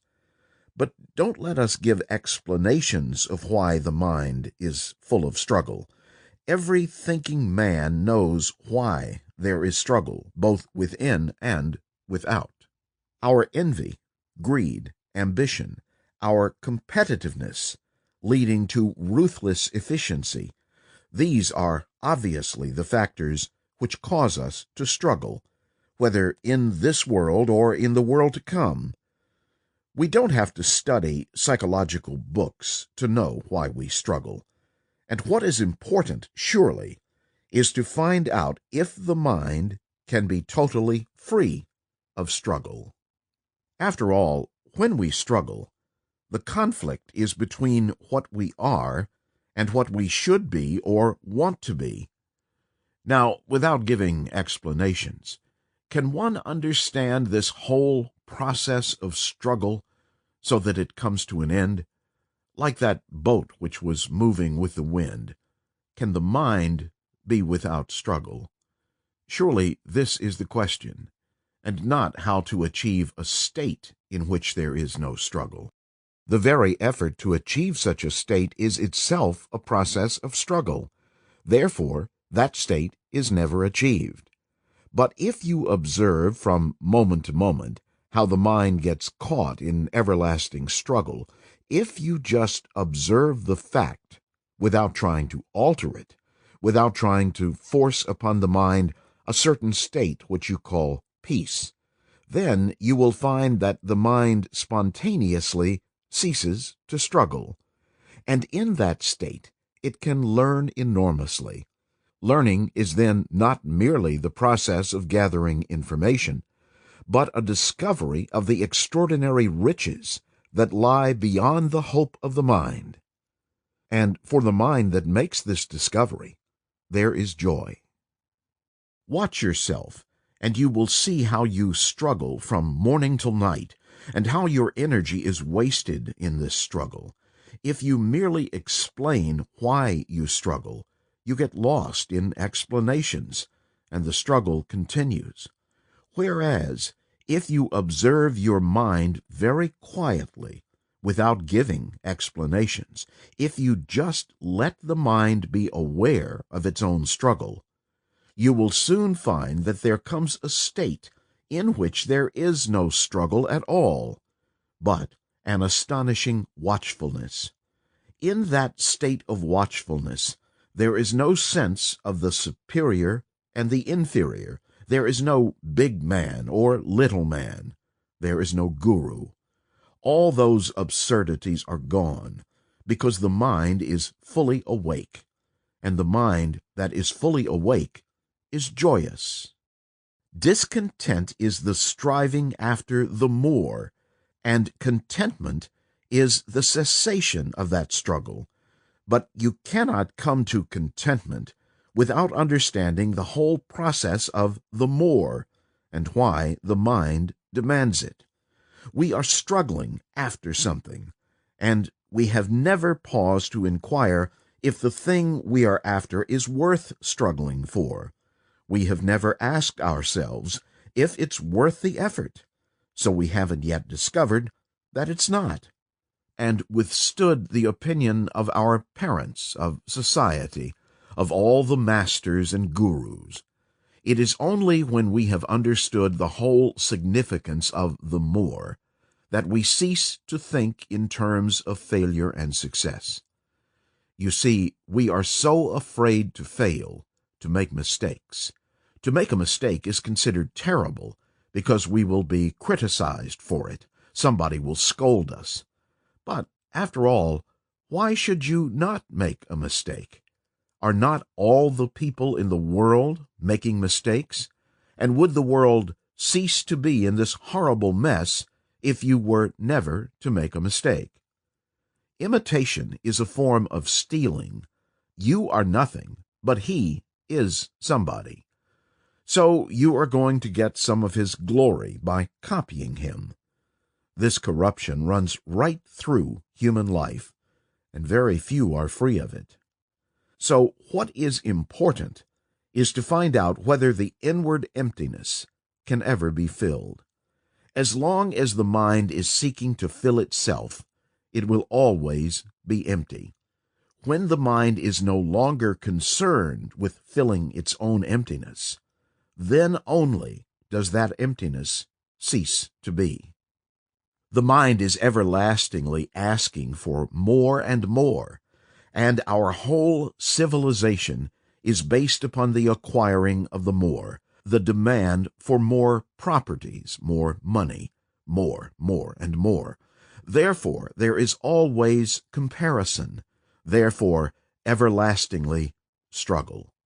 Knowing envy, we say we must cultivate non-envy, which is another form of the more, negatively. So is it possible for the mind not to think in terms of the more at all, not to compare, not to judge what it is? This is not stagnation. On the contrary, when the mind is not seeking the more, when it is not comparing, you are no longer concerned with time. Time implies the more. I will be something tomorrow. I will be happy in the future. I will be a rich man. I will fulfill. I will be loved. I shall love, and so on. The comparative mind, the mind that is asking for the more, is the mind of time, of tomorrow, is it not? So, when such a mind says, I must not be envious, it is again another form of time, is it not? Another form of comparison is, I have been this, I shall be less than that. So, can the mind, which is seeking the more, stop completely from the demand of the more, which is envy? Do you understand the problem, sirs? The problem is not how to be free from envy, which is a very small affair, but how not to think in terms of the more, how not to think comparatively, how not to think in terms of time, how not to think, I will be. Can the mind ever not think in terms of the more? Do not say it is not possible. You do not know. All that you do know is the more knowledge, more influence, more clothes, more property, more love. If you cannot get the more, then you want the less and less and less. Now, is it possible for the mind not to think at all in those terms? First, put the question. Do not help me to be free of envy. Can the mind cease to think in terms of the more? Put that question and listen, not only now, but when you go home, when you are taking the tram car, sitting in the bus, when you are walking alone, when you see a sari, when you see a man going in a big car, the big politician, the big businessman. Put that question and find out and listen to it. Then you will find the truth of the matter. Then you will find that the truth frees the mind from the more. The mind then is not the conscious mind making an effort to denude itself of the more. When the mind makes a conscious effort of not asking for more, it is another form of negation of the same thing, of the more. So in that there is no answer. But if you put that question, you can only listen to it when you are not judging, when you don't want a result, when you don't want to use it to produce a certain action. It is only when you are listening that it is possible for truth to come into being, which will free the mind from the more. We were walking in the open gardens near a huge hotel. There was a golden blue in the western sky, and the noise of the cars, went by. There were young plants full of promise, watered daily.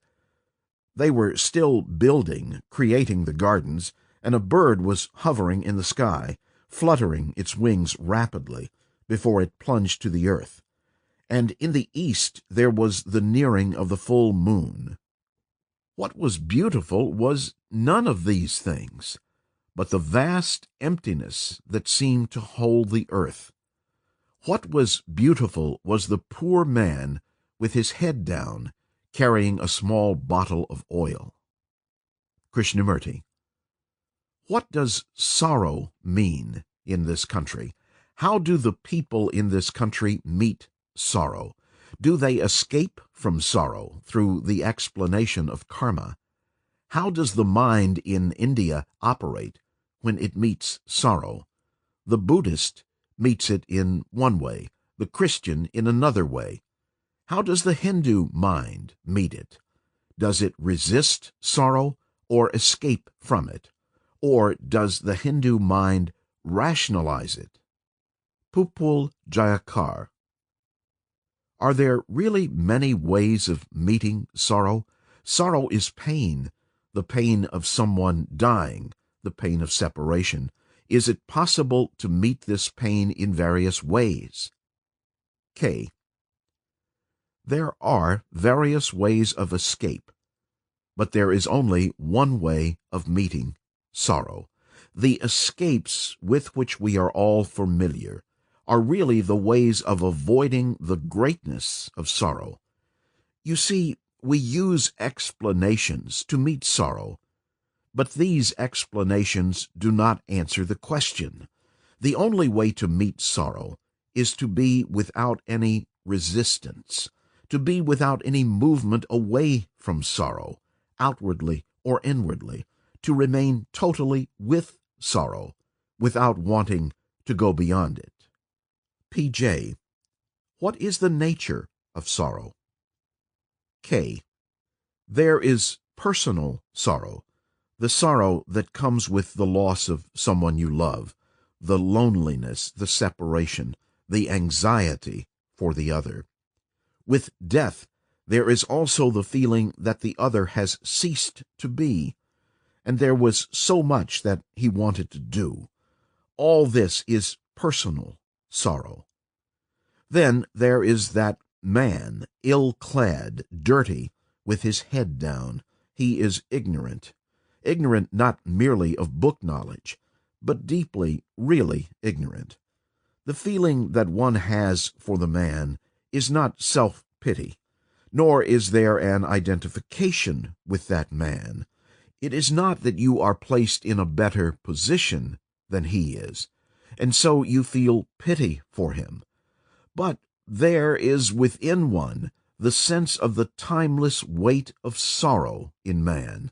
This sorrow has nothing personal about it. It exists. P.J.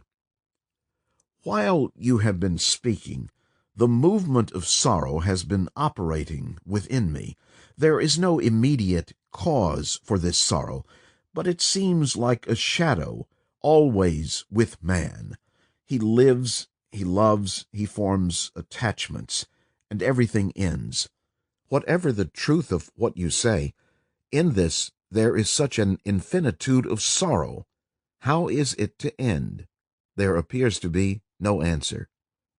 The other day you said that in sorrow is the whole movement of passion. What does it mean? K. Is there a relationship between sorrow and passion? I wonder what sorrow is. Is there such a thing as sorrow without cause? We know the sorrow which is cause and effect. My son dies. In that is involved my identification with my son, my wanting him to be something which I am not, my seeking continuity through him. And when he dies, all that is denied, and I find myself completely emptied of all hope. In that there is self-pity, fear. In that there is pain, which is the cause of sorrow. This is the lot of everyone. This is what we mean by sorrow. Then also there is the sorrow of time, the sorrow of ignorance, not the ignorance of knowledge, but the ignorance of one's own destructive conditioning, the sorrow of not knowing oneself, the sorrow of not knowing the beauty that lies at the depth of one's being and the going beyond. Do we see that when we escape from sorrow through various forms of explanation, we are really frittering away an extraordinary happening? P.J. Then what does one do? K. You have not answered my question. Is there a sorrow without cause and effect? We know sorrow and the movement away from sorrow. Man has lived with sorrow from immemorial times. He has never known how to deal with it. So he has either worshipped it or run away from it. They are both the same movement. My mind does not do either, nor does it use sorrow as a means of awakening. Then, what takes place? P.J. All other things are the products of our senses. Sorrow is more than that. It is a movement of the heart. K. I am asking you, what is the relationship between sorrow and love? P.J. Both are movements of the heart. The one is identified as joy, and the other as pain. K. Is love pleasure? Would you say joy and pleasure are the same? Without understanding the nature of pleasure, there is no depth to joy. You cannot invite joy. Joy happens. The happening can be turned into pleasure. When that pleasure is denied, there is the beginning of sorrow. Pleasure I can invite. Pleasure I can pursue. If pleasure is love, then love can be cultivated. P.J. We know pleasure is not love. Pleasure may be one manifestation of love, but it is not love. Both sorrow and love emerge from the same source. K. I asked, what is the relationship between sorrow and love? Can there be love if there is sorrow? Sorrow being all the things that we have talked about. In sorrow there is a factor of separation, of fragmentation. Is there not a great deal of self-pity in sorrow? What is the relationship of all this to love? Has love dependency? Has love the quality of the me and the you? When there is no movement of escape from sorrow, then love is. Passion is the flame of sorrow, and that flame can only be awakened when there is no escape, no resistance. Which means what? Which means sorrow has in it no quality of division. What is relationship for a mind which has understood sorrow and therefore the ending of sorrow? What is the quality of the mind that is no longer afraid of ending, which is death? When energy is not dissipated through escape, then that energy becomes the flame of passion. Compassion means passion for all. Compassion is passion for all. Pride, ambition. Have you ever considered what it is to be successful as a writer, as a poet, as a painter, as a businessman or politician? To feel that you have inwardly achieved a certain control over yourself, which others do not have, or that you succeeded where others have failed. To feel that you are better than somebody else, that you have become a successful man, that you are respected, looked up to by others as an example. What does all this indicate? Naturally, when you have this feeling, there is pride. I have done something. I am important. The feeling of I is in its very nature a sense of pride. So pride grows with success. One is proud of being very important compared with other people. This comparison of yourself with another exists also in your pursuit of the example, the ideal, and it gives you hope, it gives you strength, purpose, drive, which only strengthens the I, the pleasurable feeling that you are much more important than anybody else. And that feeling, that sense of pleasure, is the beginning of pride. Pride brings a great deal of vanity, an egotistic inflation. You can observe this in the older people and in yourself. When you pass an examination and feel that you are a little cleverer than another, a sense of pleasure comes in. It is the same when you outdo somebody in an argument, or when you feel that you are physically much stronger or more beautiful. Immediately there is a sense of your own importance.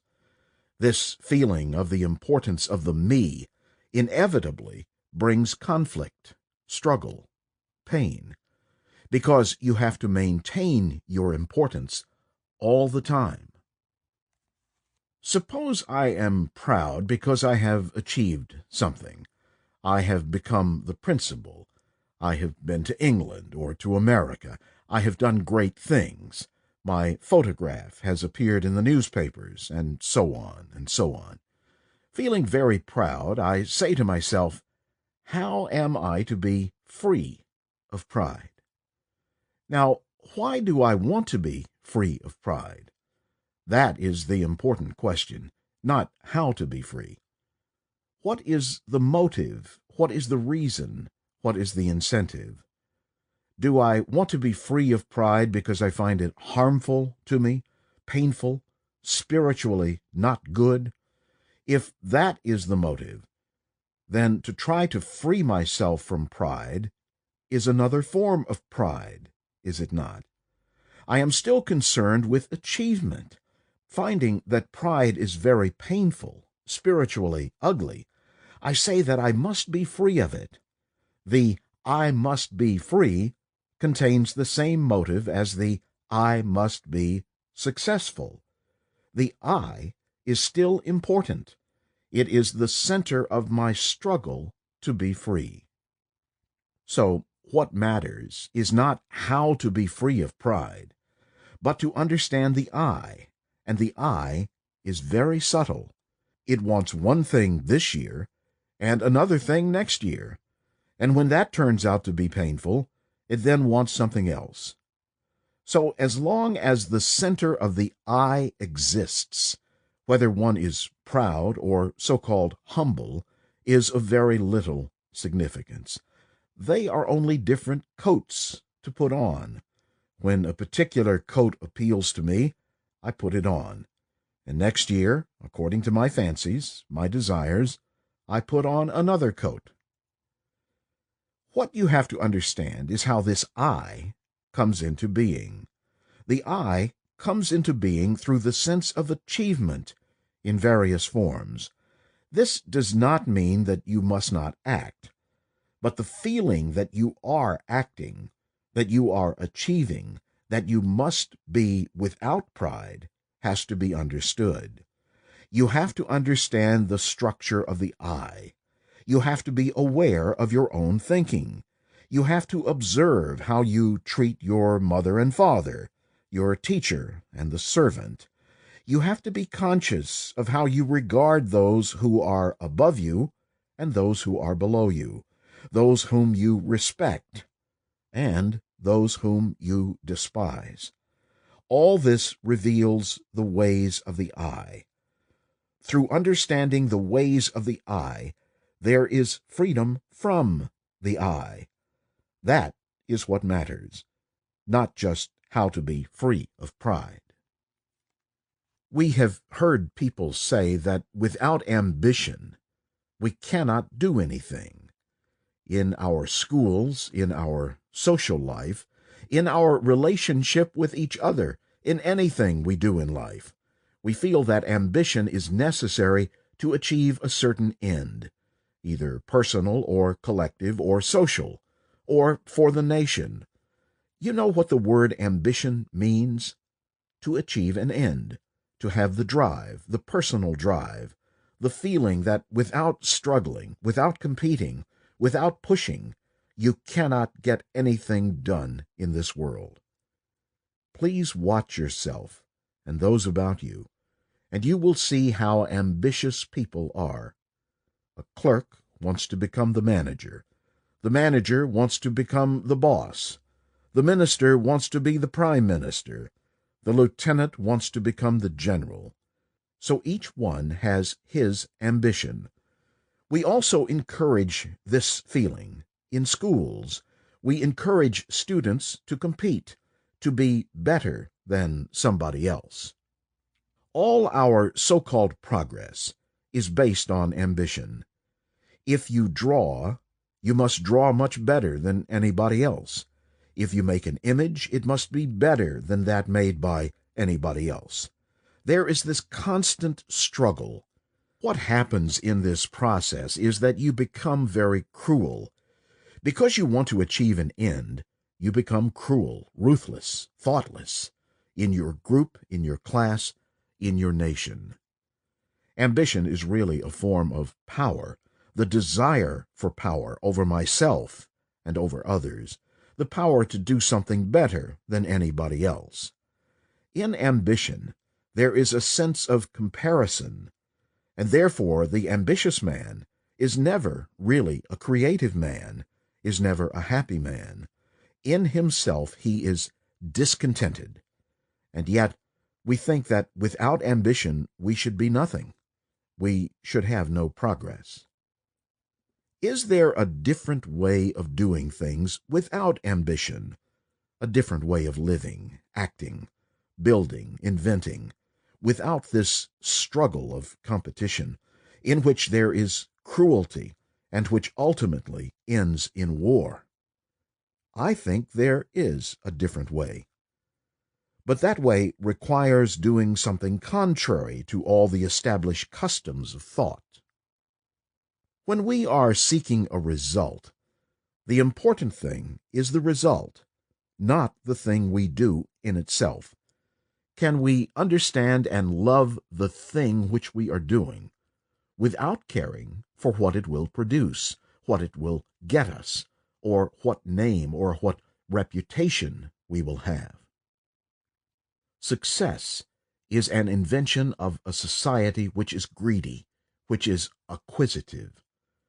Can we, each one of us, as we are growing, find out what we really love to do, whether it is mending a shoe, becoming a cobbler, or building a bridge, or being a capable and efficient administrator?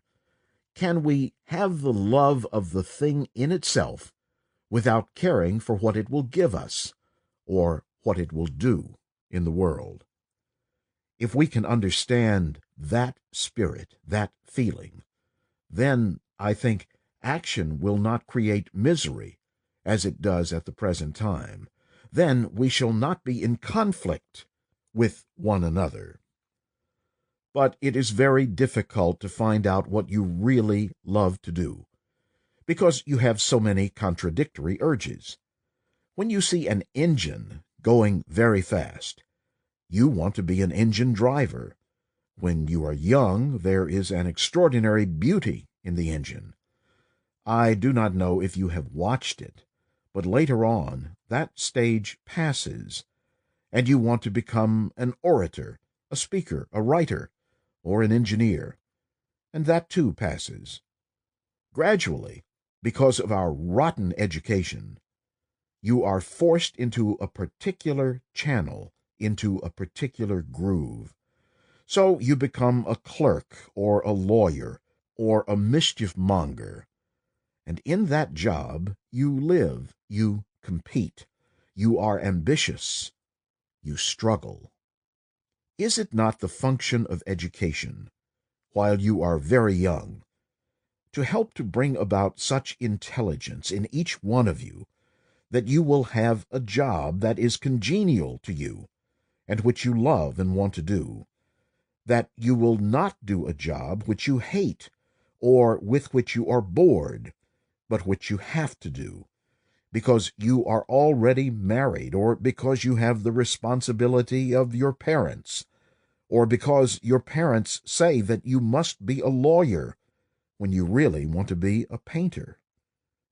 Is it not very important, while you are young, for the teacher to understand this problem of ambition and to prevent it, by talking it over with each one of you, by explaining, by going into the whole problem of competition?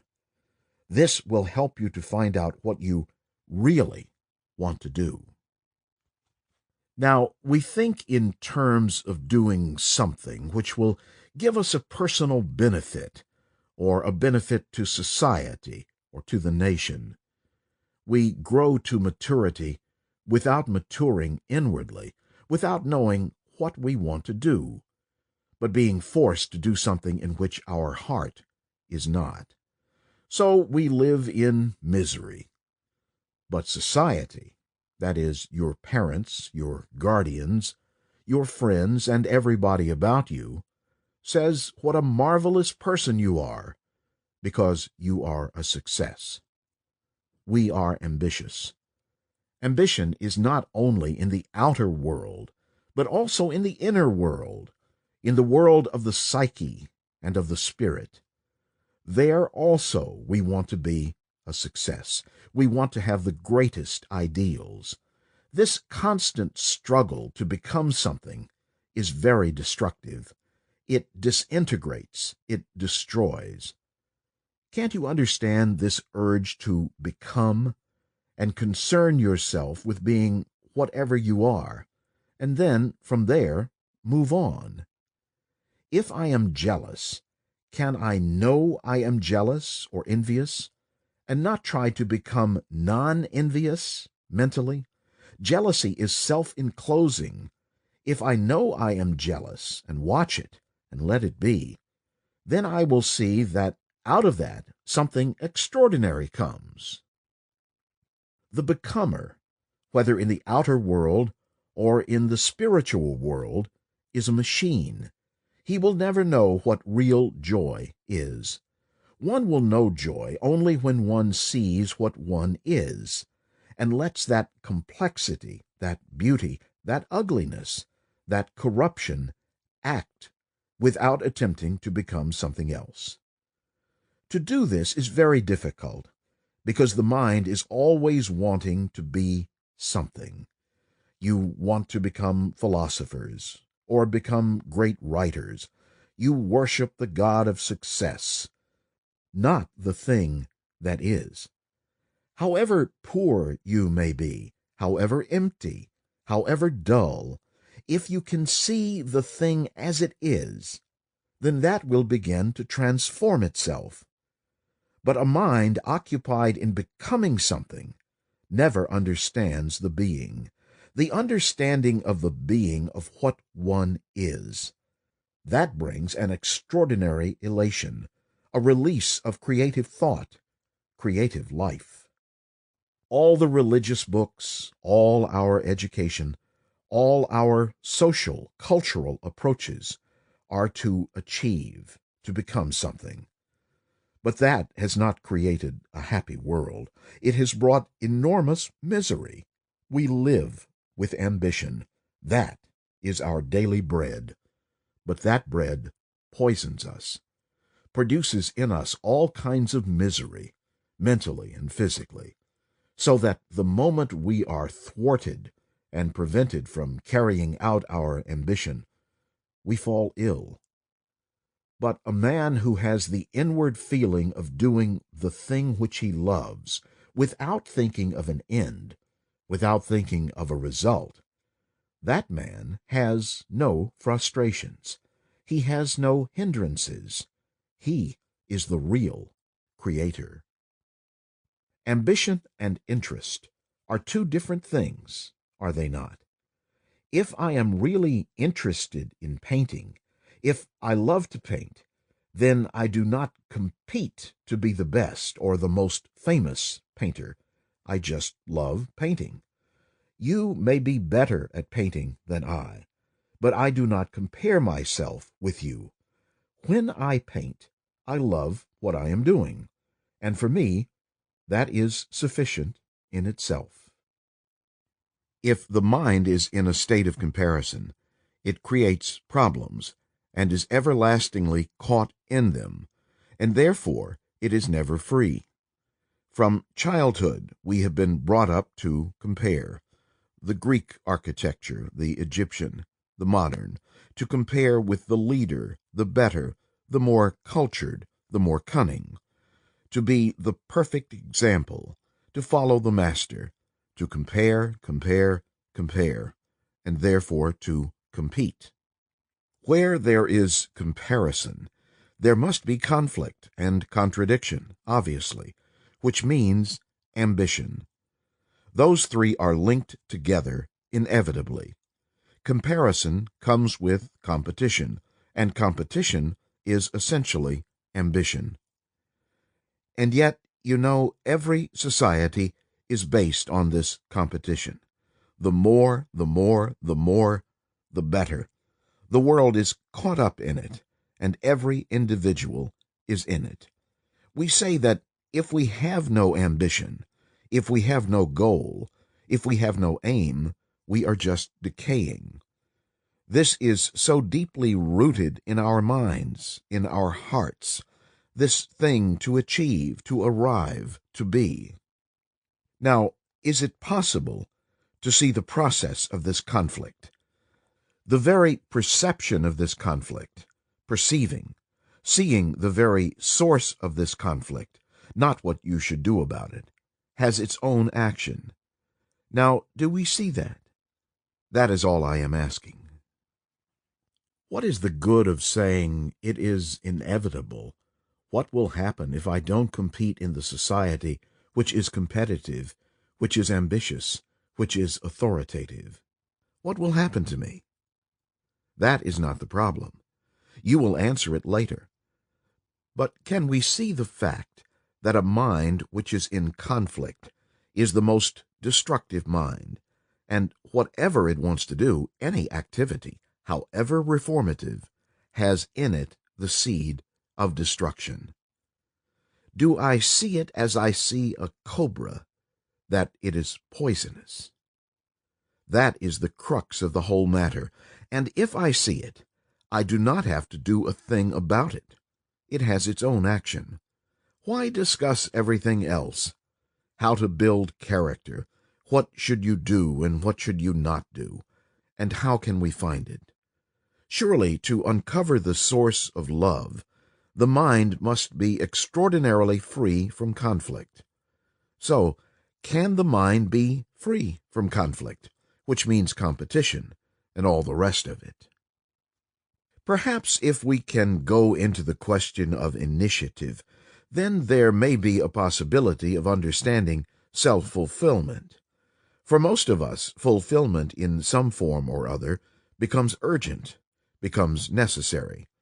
In the process of fulfilling, so many problems, so many contradictions, so many conflicts arise, and there is everlasting misery in fulfillment. And yet, we do not know how to escape from it, how to act without fulfilling. For in the very fulfillment of action, there is sorrow. Action is not merely doing something, but is it not also thinking? Most of us are concerned with doing something, and if that action is satisfactory, if it sufficiently guarantees the fulfillment of one's desires, cravings, longings, then we are easily pacified. But if we do not discover the incentive that lies behind the urge to fulfill, surely we shall always be haunted by fear, with frustration. So is it not necessary to find out what this incentive is that is driving us? It may be clothed in different paints, with different intentions, with different meanings.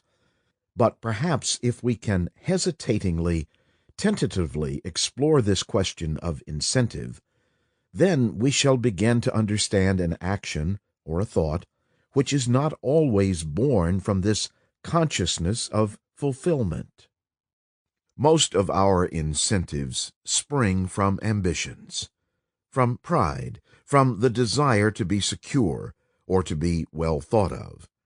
Now, you may say, or I may say, that my action is the outcome of the desire to do good, or to find the right values, or to have an ideology, a system that is incorruptible, or to do something that is essentially worthwhile, and so on. But behind all these words, all these pleasant-sounding phrases, is not the motive, the urge in some form or another, ambition? I want to achieve, I want to arrive, I want to have comfort, to know a certainty of mind in which there is no conflict. My incentive is to achieve a result and to be assured of that result, in the same way as the man who accumulates money and who also seeks security. So in both these forces, there is the drive which we call ambition, upon which all our activities, our outlook, our energies are spent. Is it possible to act without these ambitions, without these desires to fulfill? That is, I want to fulfill through my nation, through my children, through property, through name.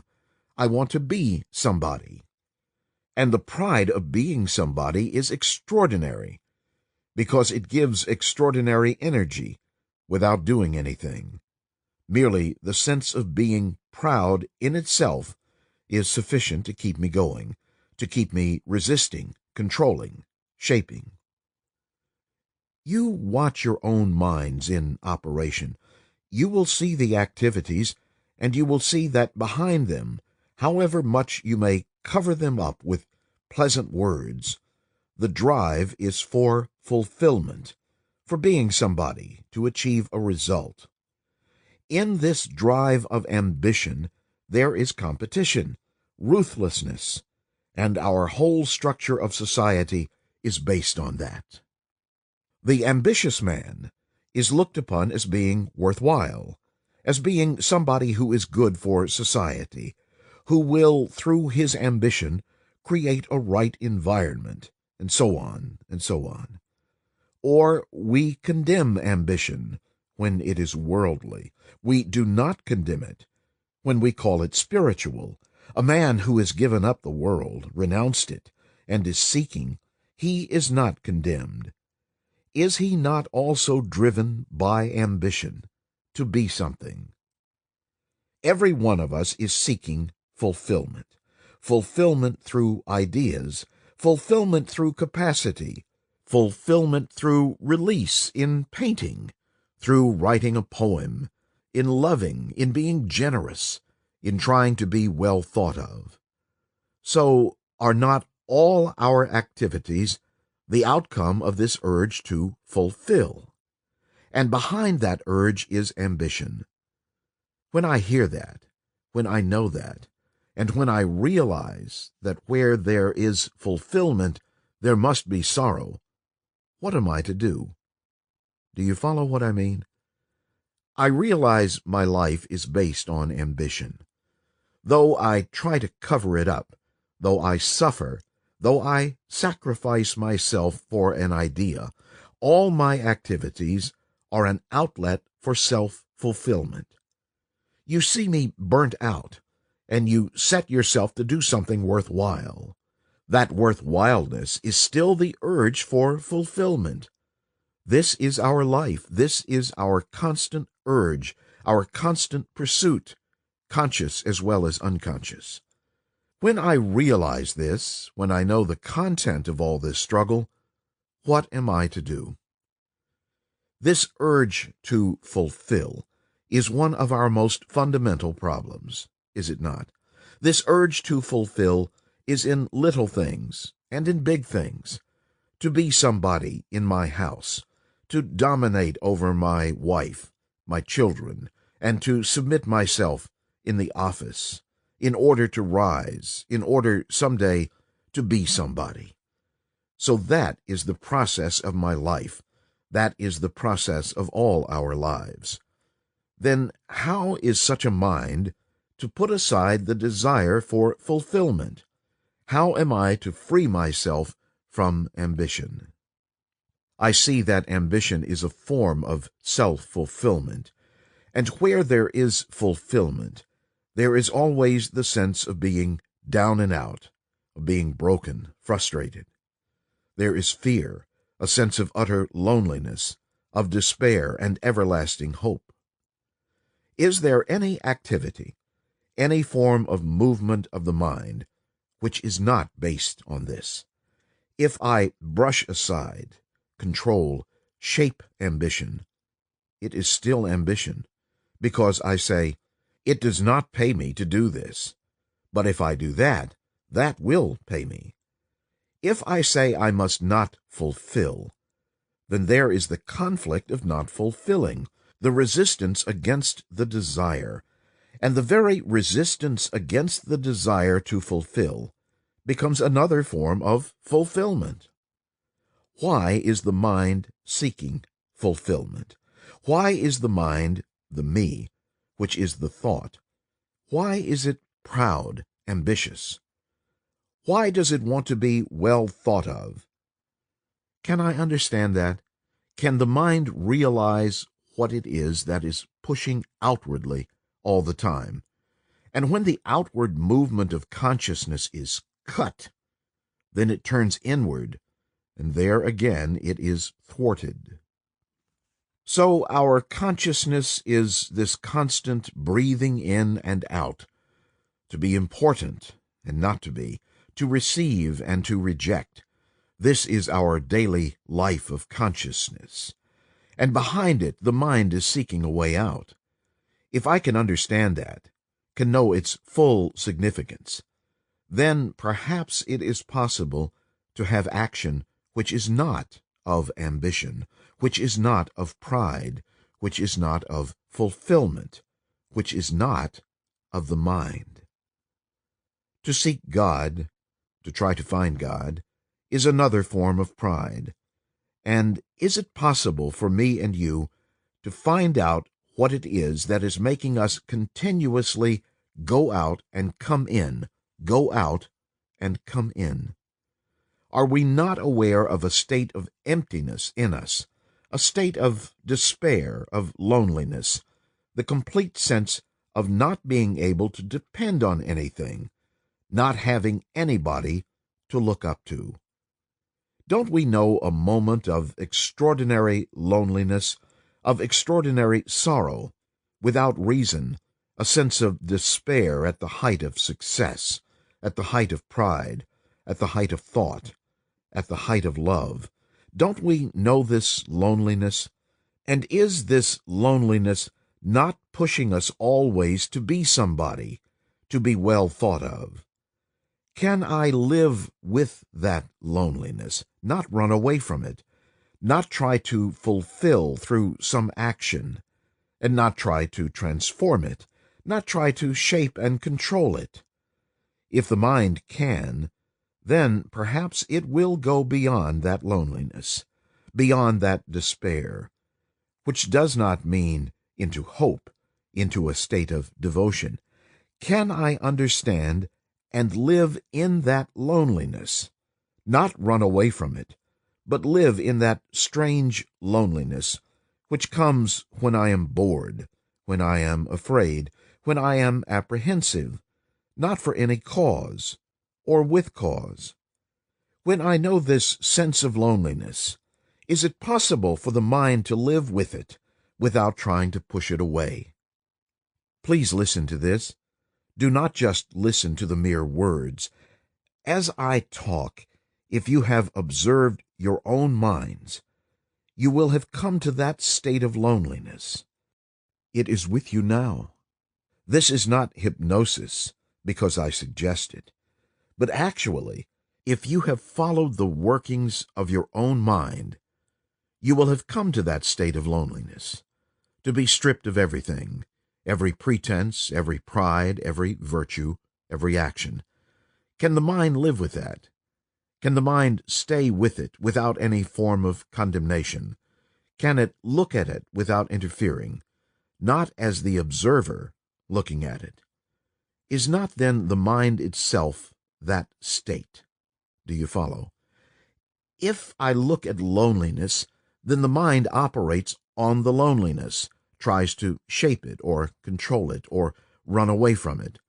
The mind itself, not as the observer, is alone, lonely, empty. It cannot tolerate for a single minute a state in which it is completely empty, a state in which it does not know, a state in which there is no action of knowing. So a mind, seeing that, is fearful of it. It runs away into some activity of fulfillment. Now, if the mind can stay in that very extraordinary sense of being cut off from everything, from all ideas, from all crutches, from all dependencies, then is it not possible for such a mind to go beyond, not theoretically, but actually? It is only when it can fully experience that state of loneliness, that state of emptiness, that state of non-dependency, that it is possible to bring about an action which is without ambition. Then only is it possible to have a world in which there is no competition, no ruthless pursuit of self-enclosing activity. Then that action is not the action through the narrow funnel of the me. That action is not self-enclosing. You will find that such an action is creative, because it is without motive, without ambition. It is not seeking a result. But to find that, must the mind go through all this? Can it not suddenly jump? The mind can jump, if I know how to listen. If I am listening rightly now, without any barrier, without any interpretation, with an open door to discover, there is freedom, and through freedom alone I can discover. That freedom is the freedom from fear, the freedom from being well thought of, the freedom from pride, the freedom from the desire to fulfill. And that freedom cannot come about except through the realization of the complete negation of all thought. When the mind is totally empty, lonely, when the mind is in a state in which there is neither despair nor fulfillment, then only is there a possibility of a world in which ruthlessness, brutality, competition can come to an end. The psychological structure of society is what we are, what we think, what we feel, the envy, the ambition, the everlasting struggle of contradiction, both conscious and unconscious, and we are caught in that. To break through it, we think we must make a great deal of effort. But effort always implies conflict, contradiction, does it not? When there is no contradiction, there is no effort. You live. But there is contradiction brought about by the psychological structure of the society in which we live. There is a conflict, a battle going on within each one of us all the time, consciously or unconsciously. And I feel that until this whole psychological structure is completely understood and broken through, we cannot possibly live a full life or understand that which is beyond the mind. You see, the world is becoming more and more superficial. There is increasing prosperity throughout the world. There is the welfare state, and great progress is being made in many directions. But inwardly, we have remained more or less static, pursuing the same old patterns, the same beliefs. We may alter our dogmas occasionally to suit circumstances, but we are living our lives very superficially. We are always scratching on the surface and never going below. And however superficially clever we are, however much knowledge or information we may have about so many things, until we alter completely, deep down, the whole psychological structure of our being, I don't see how we can be free, and so be creative. So I would like to consider with you this evening how to bring about a revolution, a psychological revolution, without effort. I am using the word effort in the sense of striving, trying to achieve or become something, of a mind that is caught in contradiction, that is struggling to overcome, to discipline, to conform, to adjust, to bring about a change within itself. I am using the word effort to cover all that. Now, is it possible to bring about a total revolution without effort, not only in the conscious mind, but also deep down in the unconscious? For when we make an effort to bring about a psychological revolution within ourselves, it implies pressure, influence, a motive, a direction, all of which is the result of our conditioning. Our conditioning, conscious and unconscious, is very deep and heavy, is it not? We are Christians, Hindus, Englishmen, Frenchmen, Germans, Indians, Russians. We belong to this or that church with all its dogmas, to this or that race with its burden of history. Superficially, our minds are educated. The conscious mind is educated according to the culture we live in, and from that, one can perhaps disentangle oneself fairly easily. It is not too difficult to put aside being an Englishman, an Indian, a Russian, or whatever one happens to be, or to leave a particular church or religion. But it is much more difficult to uncondition the unconscious, which plays a far greater part in our life than the conscious mind. The training of the conscious mind is useful and necessary as a means of earning a livelihood, or to perform a certain function, which is what our education is mostly concerned about. We are trained to do certain things, to function more or less mechanically in a certain way. That is our superficial education. But inwardly, unconsciously, deep down, we are the result of many thousands of years of man's endeavor. We are the sum total of his struggles, his hopes, his despairs, his everlasting search for something beyond. And this piling up of experience is still going on within us. To be aware of that conditioning, and to be free of it demands a great deal of attention. But to go very deeply into oneself, one must obviously be free of ambition, of competition, of envy, greed. And that's a very difficult thing to do, because envy, greed, and ambition are the very substance of the psychological social structure of which we are a part.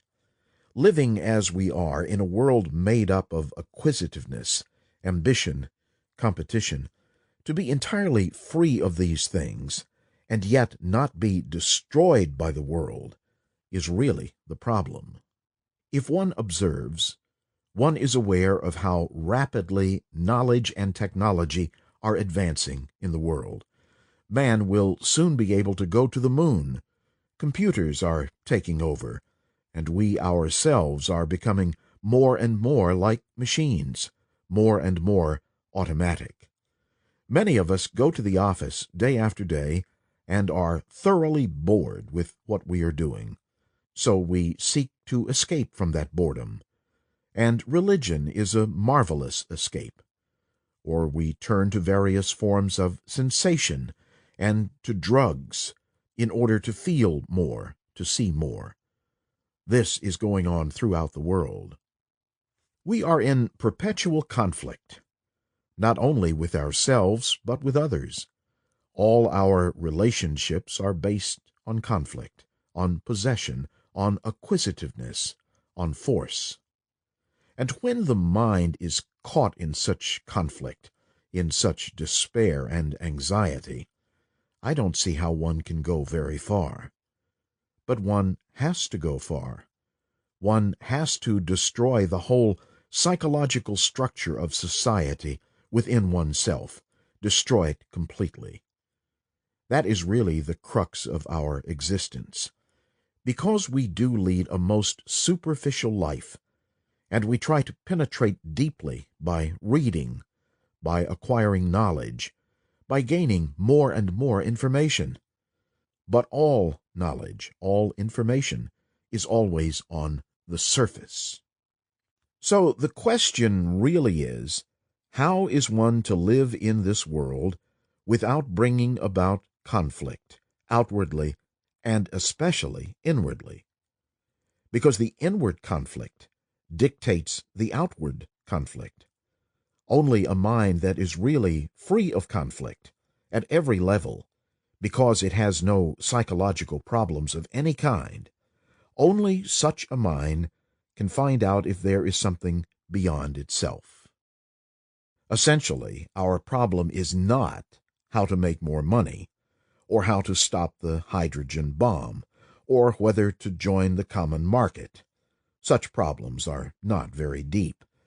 They will be shaped and controlled by economic factors, by historical events, and by the innumerable pressures of sovereign governments, of societies and religions.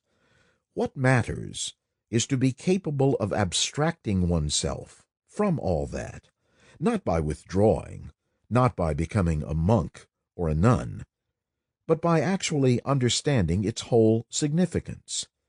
One has to find out for oneself if it is at all possible to be completely free from the psychological structure of society, which is to be free of ambition.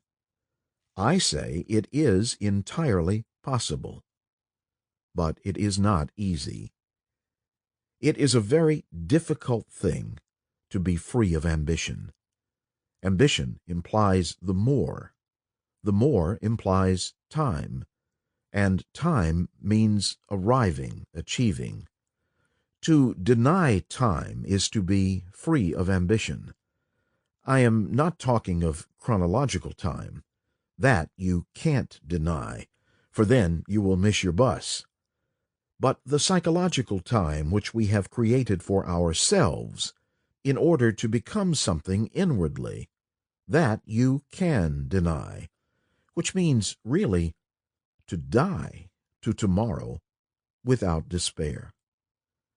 You know, there are clever people, intellectuals, who have examined the outward processes of man. They have examined society with its endless wars. They have examined the churches with their beliefs, dogmas, saviors. And after doing so, they are in despair.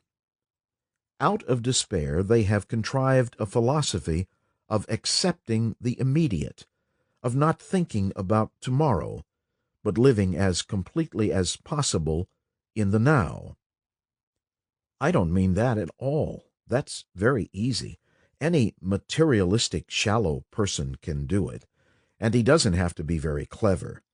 And that's what most of us do, unfortunately. We live for today, and today is extended into many tomorrows. I don't mean that at all. I mean to deny ambition totally and immediately, to die psychologically to the social structure, so that the mind is never caught in time, in ambition, in the desire to be or not to be something.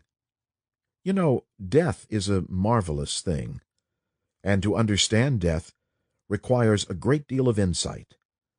To die to ambition naturally, without effort, to deny envy.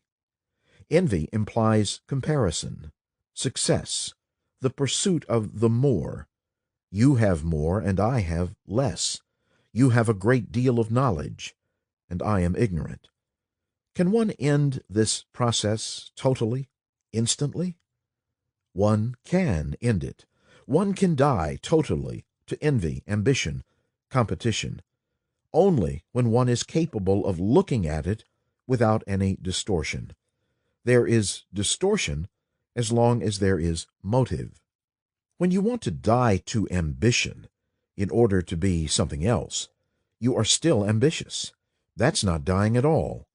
When you renounce with a motive, it is not renunciation. And in most renunciations have beyond them this motive to be, to achieve, to arrive, to find.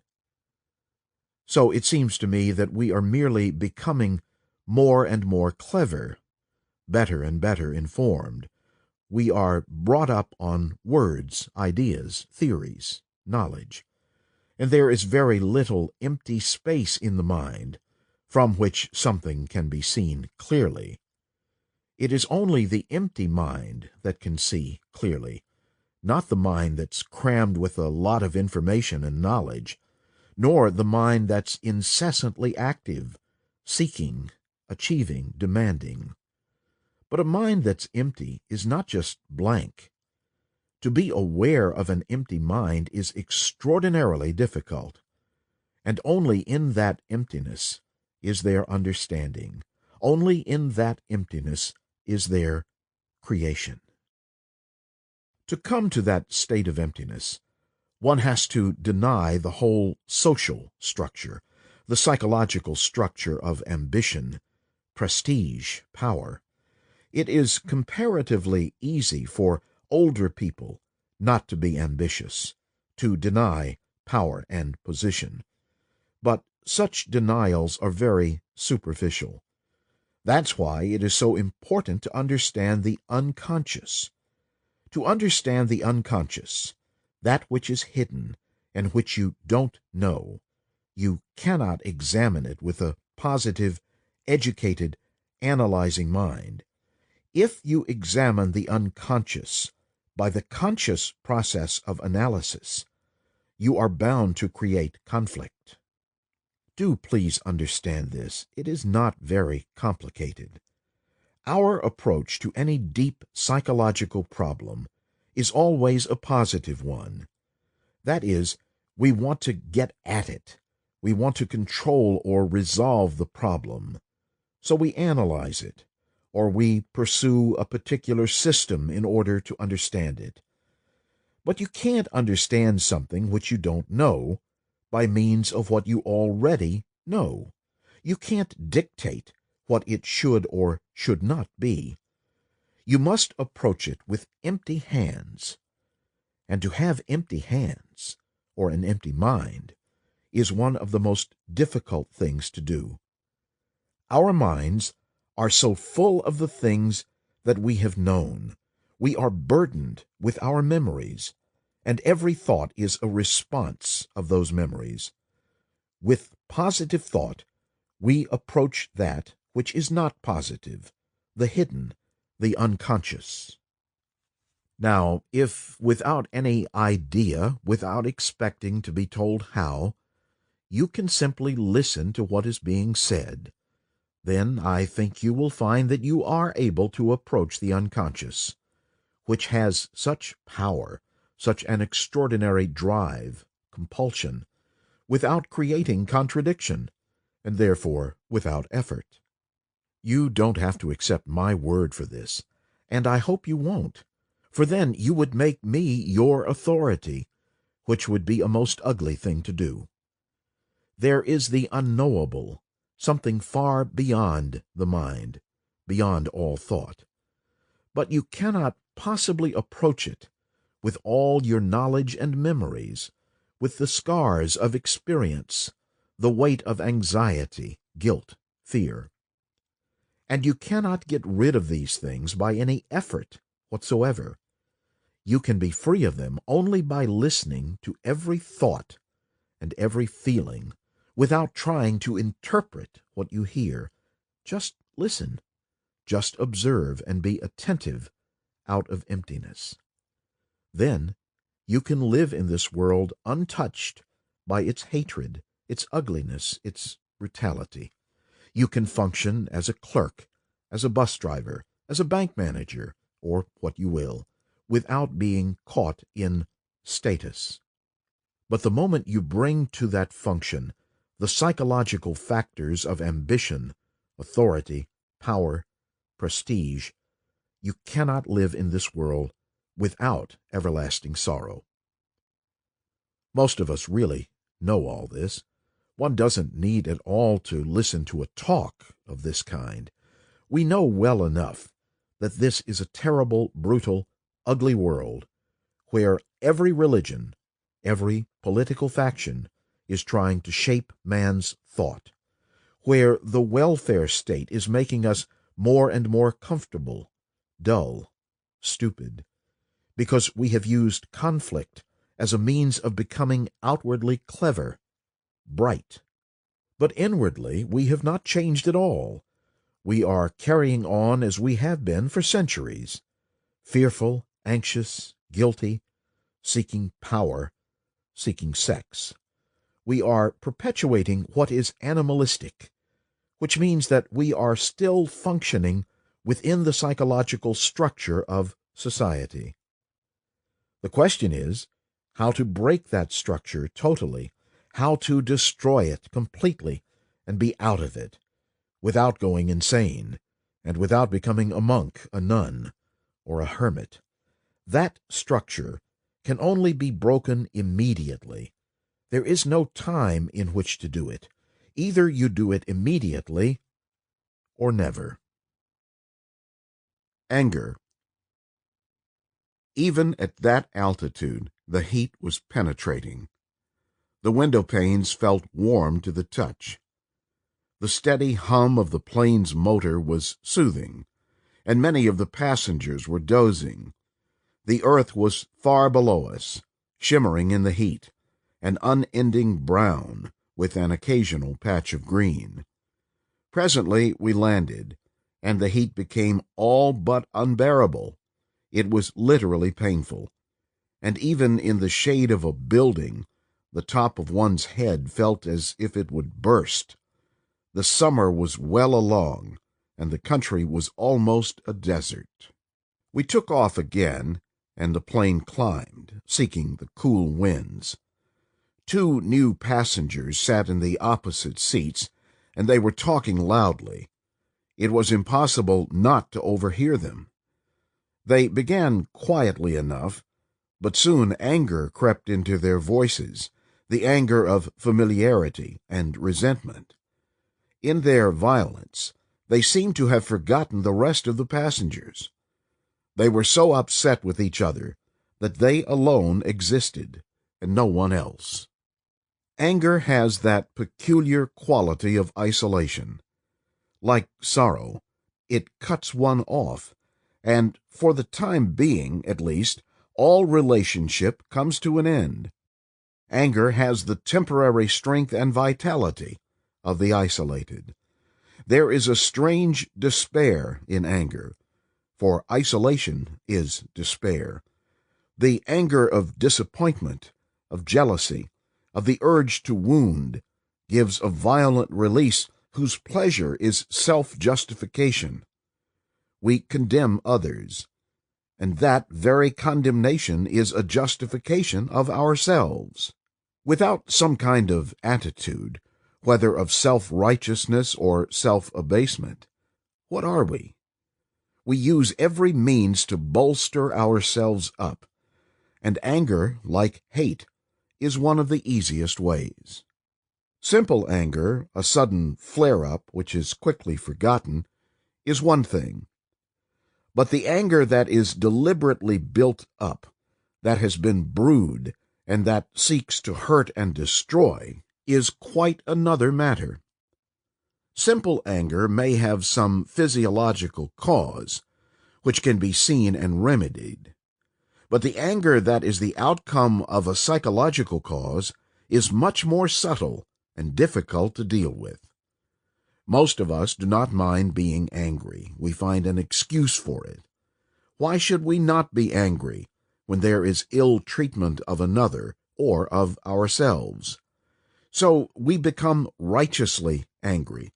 We never just say we are angry and stop there. We go into elaborate explanations of its cause. We never just say that we are jealous or bitter, but justify or explain it. We ask how there can be love without jealousy, or say that someone else's actions have made us bitter, and so on. It is the explanation, the verbalization, whether silent or spoken, that sustains anger, that gives it scope and depth. The explanation, silent or spoken, acts as a shield against the discovery of ourselves as we are. We want to be praised or flattered. We expect something. And when these things do not take place, we are disappointed. We become bitter or jealous. Then, violently or softly, we blame someone else. We say the other is responsible for our bitterness. You are of great significance because I depend upon you for my happiness, for my position or prestige. Through you I fulfill. So you are important to me. I must guard you. I must possess you. Through you I escape from myself. And when I am thrown back upon myself, being fearful of my own state, I become angry. Anger takes many forms: disappointment, resentment, bitterness, jealousy, and so on. The storing up of anger, which is resentment, requires the antidote of forgiveness. But the storing up of anger is far more significant than forgiveness. Forgiveness is unnecessary when there is no accumulation of anger. Forgiveness is essential if there is resentment. But to be free from flattery and from the sense of injury, without the hardness of indifference, makes for mercy, charity. Anger cannot be got rid of by the action of will, for will is part of violence. Will is the outcome of desire, the craving to lie, and desire in its very nature is aggressive, dominant. To suppress anger by the exertion of will is to transfer anger to a different level, giving it a different name, but it is still part of violence. To be free from violence, which is not the cultivation of nonviolence, there must be the understanding of desire. There is no spiritual substitute for desire. It cannot be suppressed or sublimated. There must be a silent and choiceless awareness of desire. And this passive awareness is the direct experiencing of desire without an experiencer giving it a name. Wherever there is a division, there must be conflict. That's a law, an eternal law. Where there is separation, a division, a breaking up into two parts, there must be conflict. And that conflict exists because we have separated the observer from the observed. I am different from my anger. I am different from my envy. I am different from my sorrow. Therefore, being different, there is conflict. That is, I must get rid of sorrow.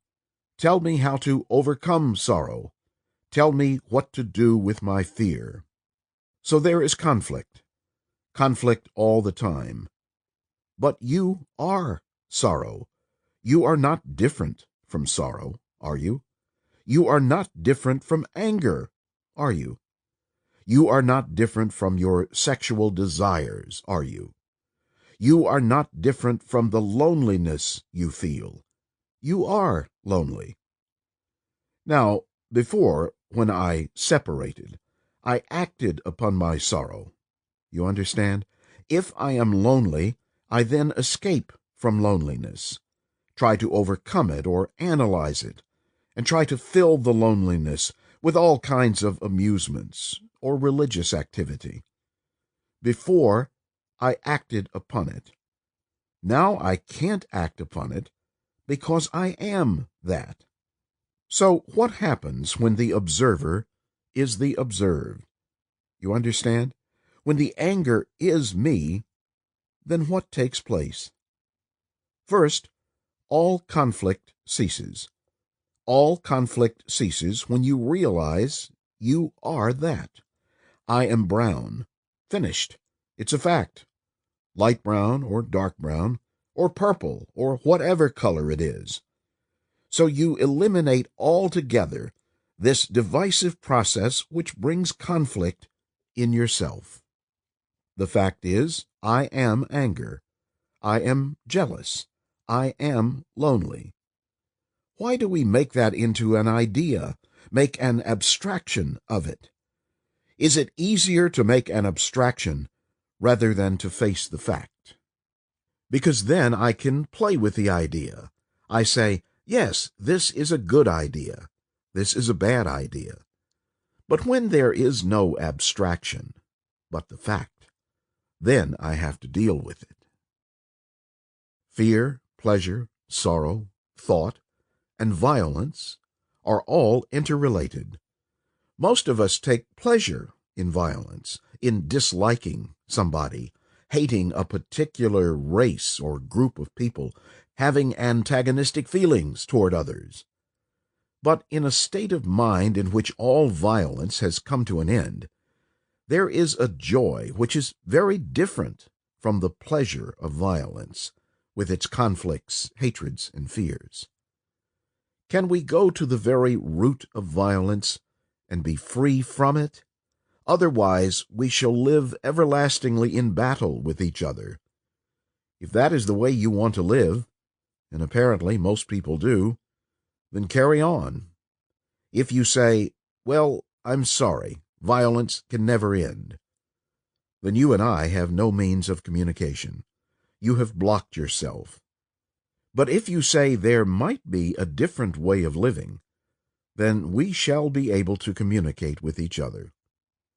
So let us consider together, those of us who can communicate, whether it is at all possible totally to end every form of violence in ourselves, and still live in this monstrously brutal world. I think it is possible. I don't want to have a breath of hate, jealousy, anxiety, or fear in me. I want to live completely at peace, which doesn't mean that I want to die. I want to live on this marvelous earth, so full, so rich, so beautiful. I want to look at the trees, flowers, rivers, meadows, women, boys, and girls, and at the same time live completely at peace with myself and with the world. What can I do? If we know how to look at violence, not only outwardly in society, the wars, the riots, the national antagonisms and class conflicts, but also in ourselves, then perhaps we shall be able to go beyond it.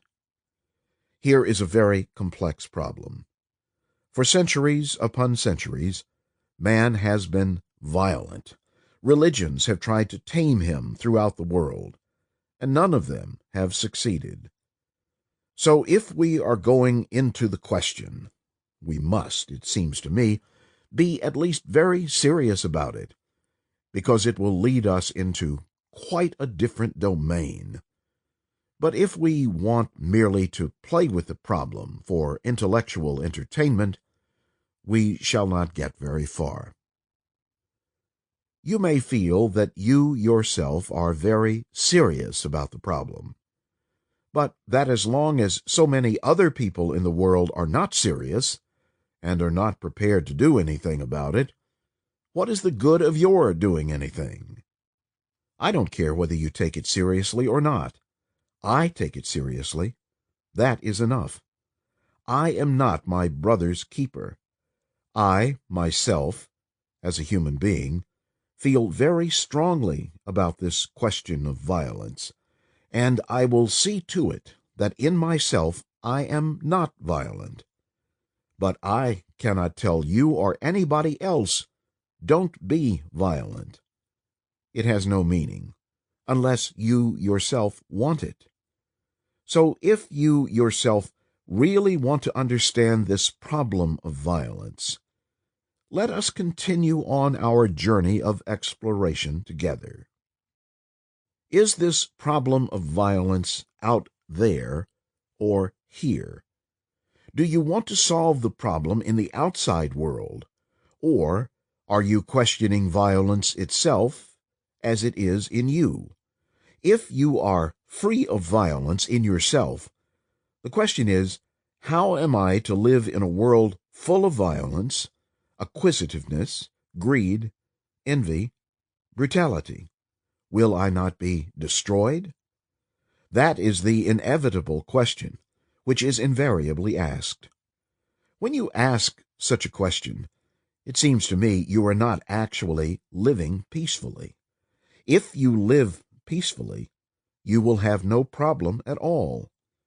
You may be imprisoned because you refuse to join the army, or shot because you refuse to fight. But that is not a problem. You will be shot. It is extraordinarily important to understand this. We are trying to understand violence as a fact, not as an idea, as a fact which exists in the human being, and the human being is myself. And to go into the problem, I must be completely vulnerable, open to it. I must expose myself to myself, not necessarily expose myself to you, because you may not be interested, but I must be in a state of mind that demands to see this thing right to the end, and at no point stops and says, I will go no further. Now, it must be obvious to me that I am a violent human being. I have experienced violence in anger, violence in my sexual demands, violence in hatred, creating enmity, violence in jealousy, and so on. I have experienced it. I have known it. And I say to myself, I want to understand this whole problem, not just one fragment of it expressed in war, but this aggression in man, which also exists in the animals, and of which I am a part. Violence is not merely killing another. It is violence when we use a sharp word, when we make a gesture to brush away a person, when we obey because there is fear. So violence isn't merely organized butchery in the name of God, in the name of society or country.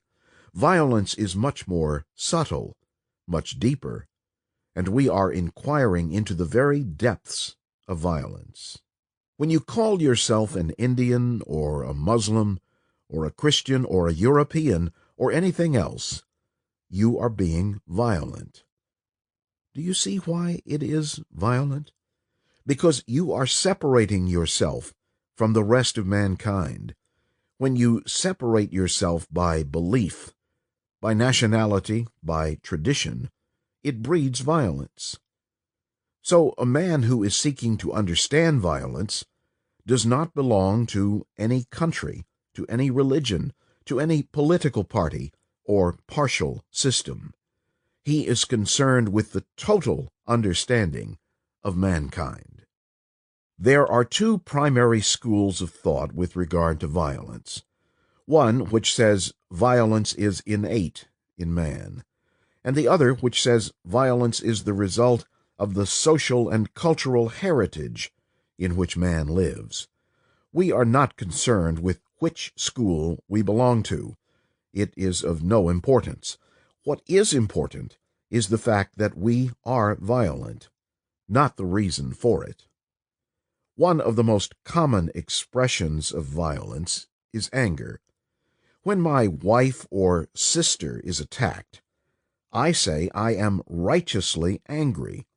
When my country is attacked, my ideas, my principles, my way of life, I am righteously angry. I am also angry when my habits are attacked, or my petty little opinions. When you tread on my toes or insult me, I get angry. Or if you run away with my wife and I get jealous, that jealousy is called righteous, because she is my property. And all this anger is morally justified. But to kill for my country is also justified.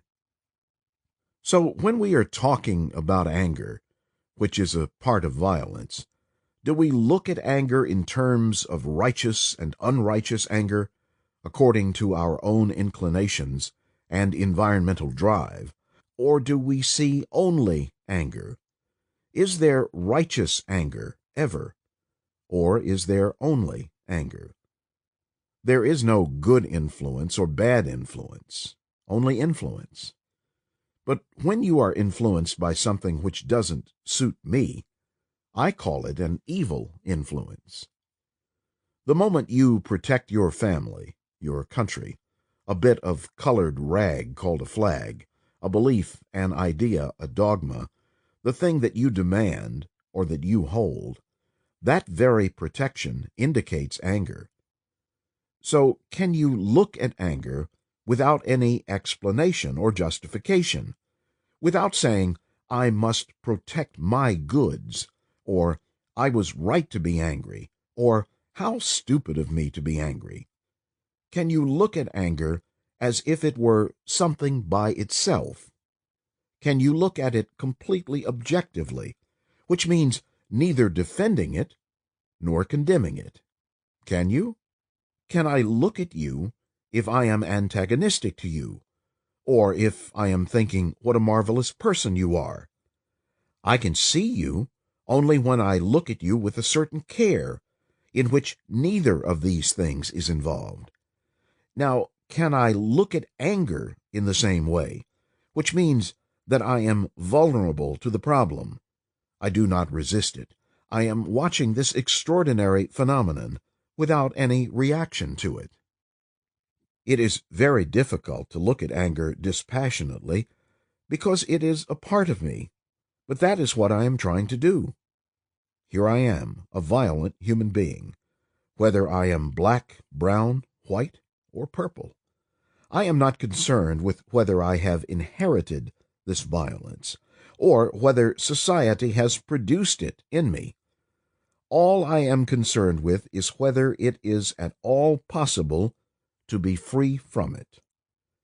To be free from violence means everything to me. It is more important to me than sex, food, position. For this thing is corrupting me. It is destroying me and destroying the world. And I want to understand it. I want to be beyond it. I feel responsible for all this anger and violence in the world.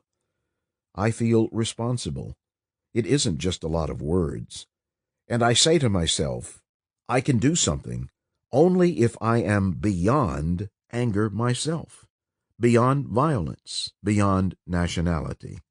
This feeling I have that I must understand the violence in myself brings tremendous vitality and passion to find out.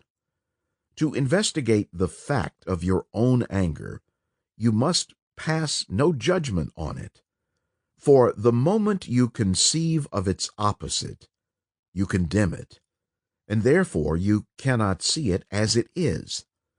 When you say you dislike or hate someone, that is a fact, although it sounds terrible. If you look at it, go into it completely, it ceases. But if you say, I must not hate, I must have love in my heart, then you are living in a hypocritical world with double standards. To live completely, fully in the moment, is to live with what is, the actual, without any sense of condemnation or justification. Then you understand it so totally that you are finished with it. When you see clearly, the problem is solved. What is analysis? Analysis is observation, isn't it?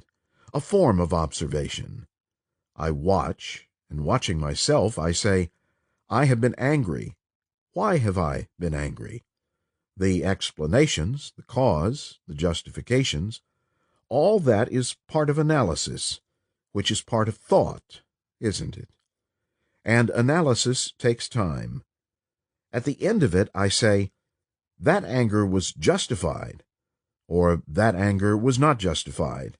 Therefore, I must be watchful next time. I will only get angry when it is justified, righteous anger, and unrighteous anger. So look what is happening. Thought is awakened to anger and watching anger. Then what takes place? The thought is the observer, isn't it? Then the observer is different from the thing which it observes, his anger. In observing thought and all the activities of thought, out of that observation comes intelligence. This intelligence is the result of observation of the workings of thought.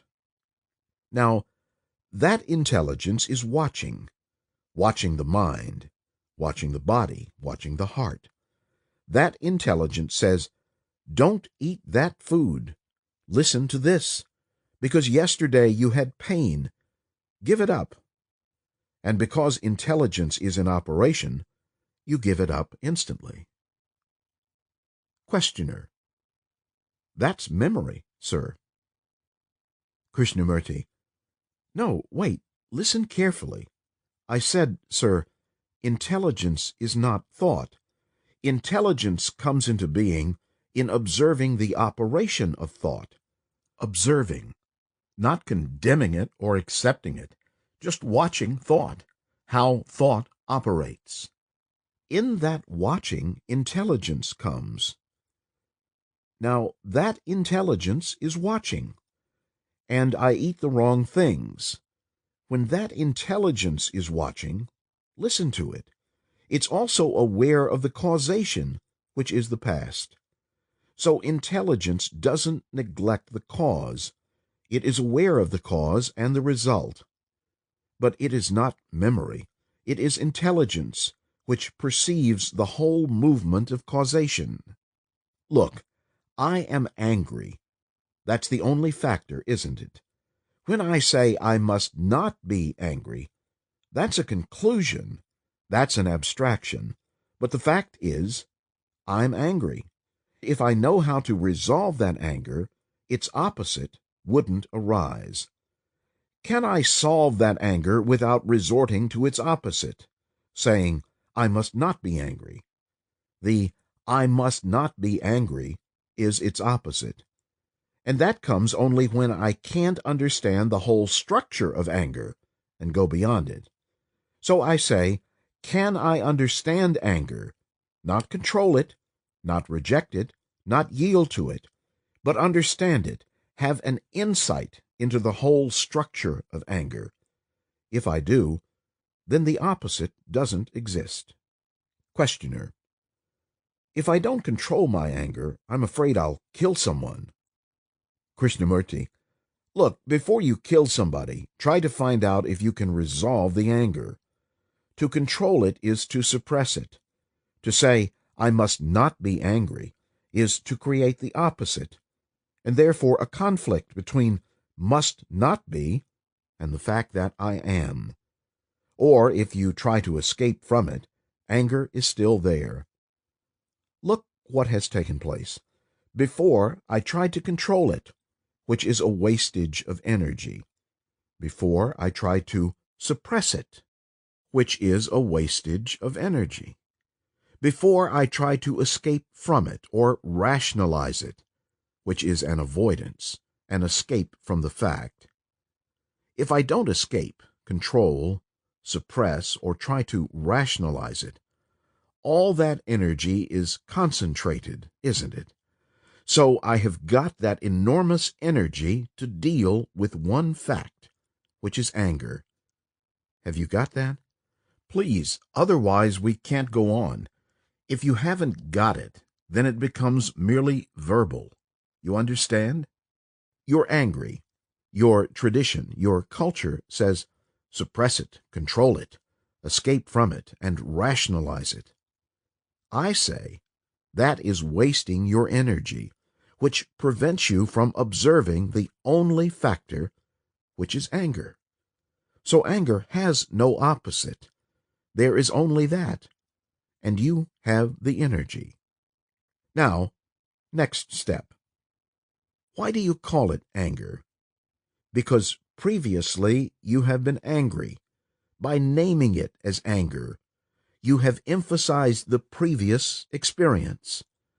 So you are observing the present factor with the previous experience, therefore conditioning the present factor. Are you meeting this? So the naming is a wastage of energy. So you do not name.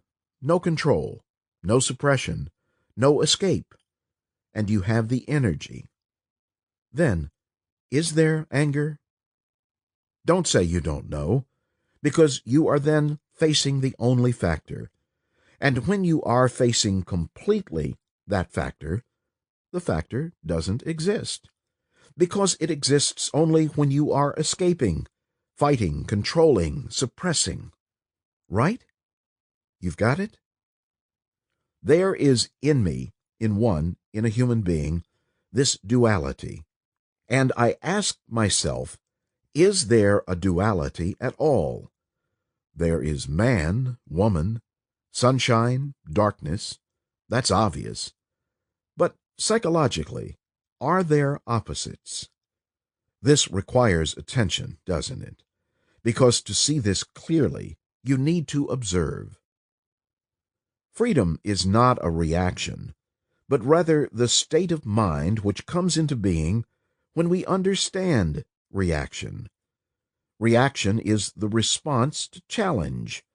It is pleasure, anger, fear, psychological pain. And in understanding this very complex structure of response, we shall come upon freedom. Then you will find that freedom is not freedom from anger, from authority, and so on. It is a state per se, to be experienced for itself, and not because you are against something. Guilt. What is guilt? And what is its relationship to the ego, the whole consciousness of humankind, of man, of woman, and so on? What is guilt? Why does one have this enormous sense of guilt?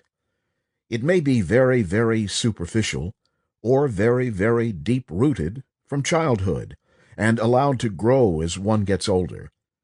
And that feeling of guilt makes one feel very empty. You know all this, with a sense of not being able to do anything. And then, out of that guilt, one builds a wall round himself, and that wall prevents any further communication. Or I am frightened of that guilt.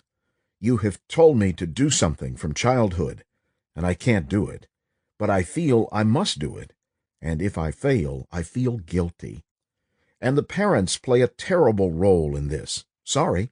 They encourage this guilt, consciously or unconsciously, so that this guilt becomes part of the ego, part of me. I think it would be wrong to put the question, what is the relationship between the two? You understand how the question is evolving? It is not two separate things.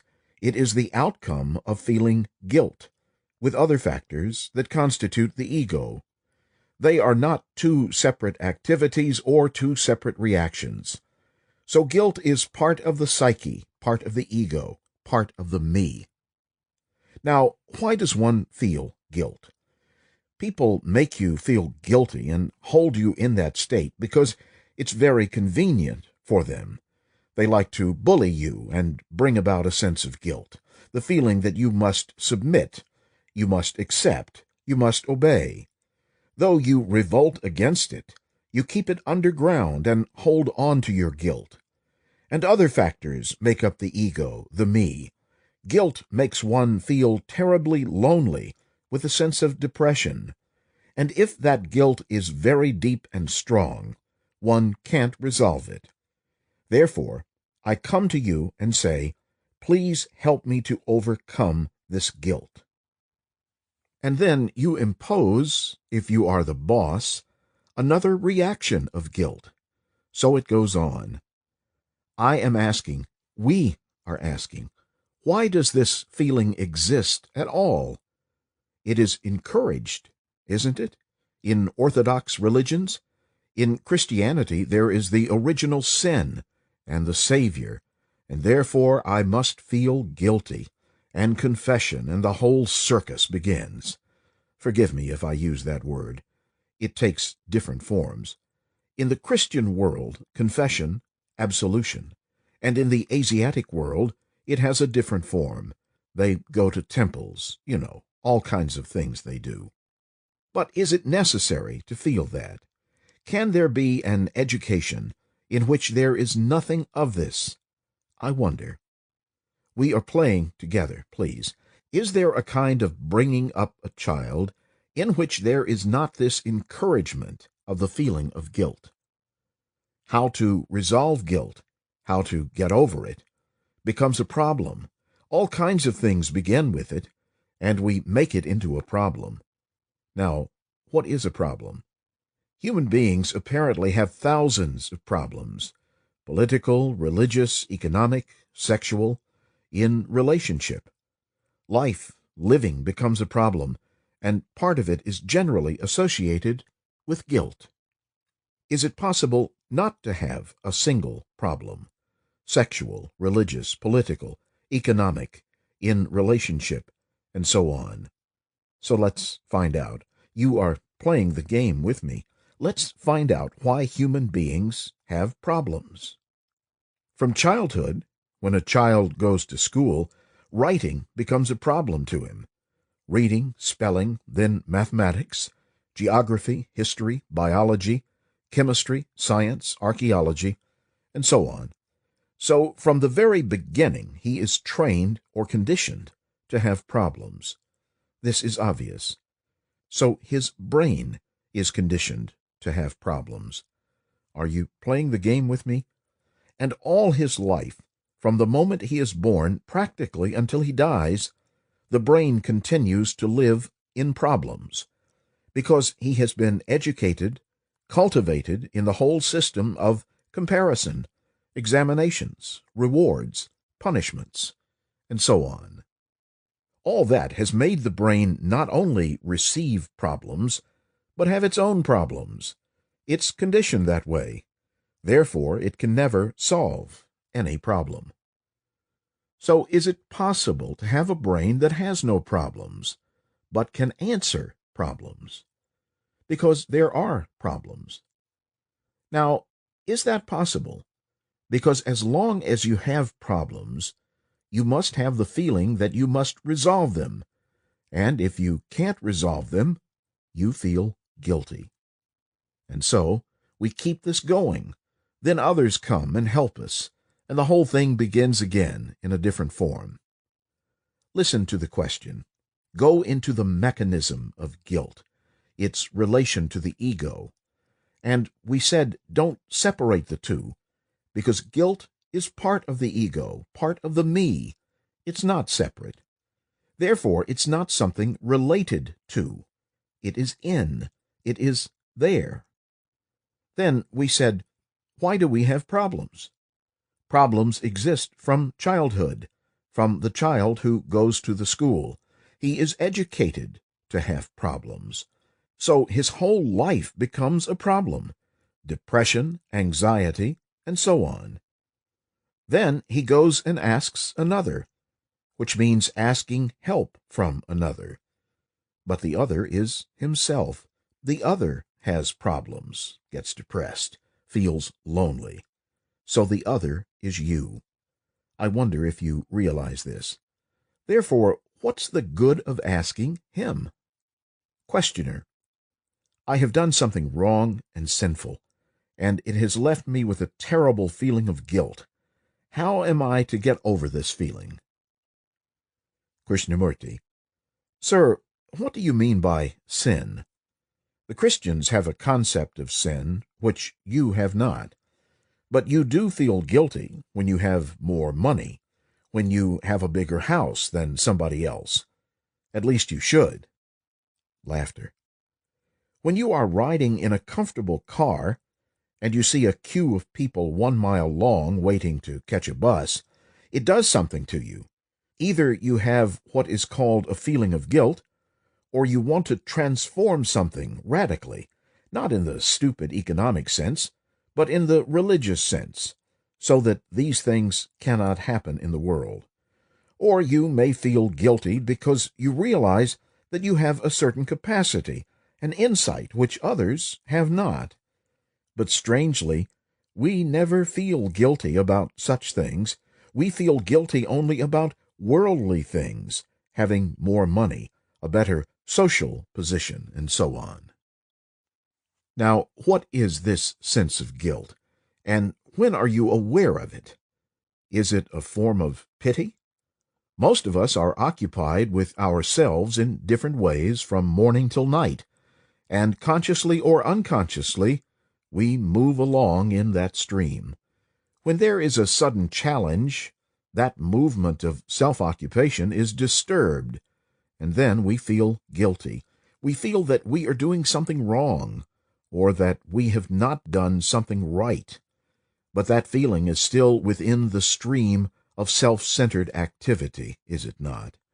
I do not know if you are all following this. Why should you feel guilty? If you are living intensely with your whole being, if you are fully aware of everything about you and within yourself, the unconscious as well as the conscious, where is there room for guilt?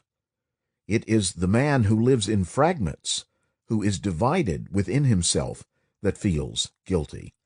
One part of him is good, the other part corrupt.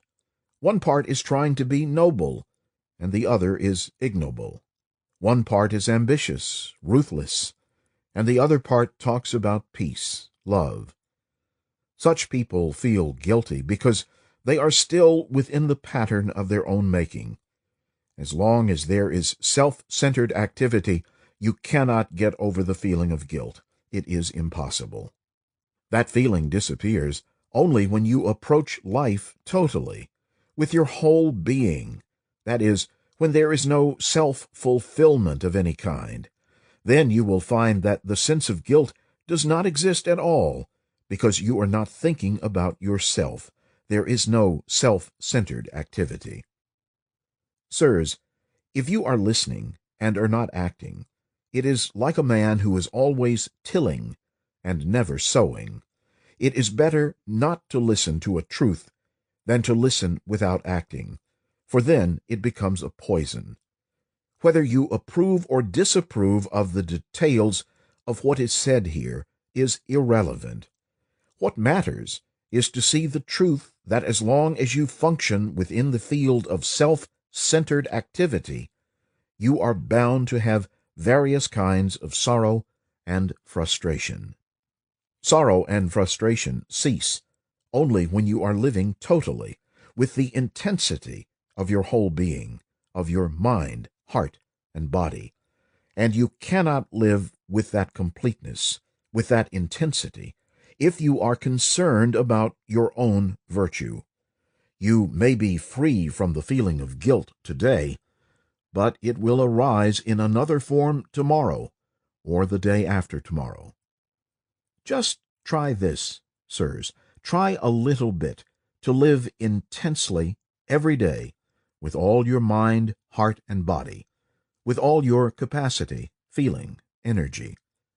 Desire is contradictory in itself, but if you love intensely with your body, mind, and heart, with everything that you have, then you will find there is no contradiction, there is no sin.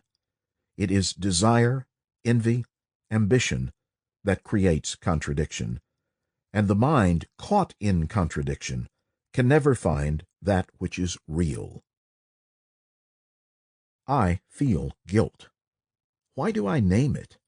I name it instantly. The naming of it is the recognition of it. Therefore, I have had that feeling before, and having had it before, I recognize it now. Through recognition, I strengthen what has happened before. I have strengthened the memory of the previous guilt by saying, I feel guilty. So see what has happened. Every form of recognition strengthens the past, and recognition takes place through naming. So by and through recognition, I strengthen the past. Why does the mind do this? Why does it always strengthen the past by saying, I have been guilty, I am guilty, it is terrible to be guilty? How am I to get rid of this guilt? Why does it do it? Does it do it because the mind needs to be occupied with something? It needs to be occupied, whether with God, with smoke, with sex, with something. It has to be occupied. Therefore, it is afraid not to be occupied. And in occupation with the feeling of guilt, in that feeling there is a certain security. At least I have that thing. I have nothing else, but at least I have that feeling of being guilty. So what is happening? Through recognition, which is the naming, the mind is strengthening a past feeling, which has happened before, and so the mind is constantly occupied with that feeling of guilt. That gives it a certain occupation, a certain sense of security, a certain action from that which becomes neurotic. So what takes place? Can I, when the feeling arises, observe it without naming?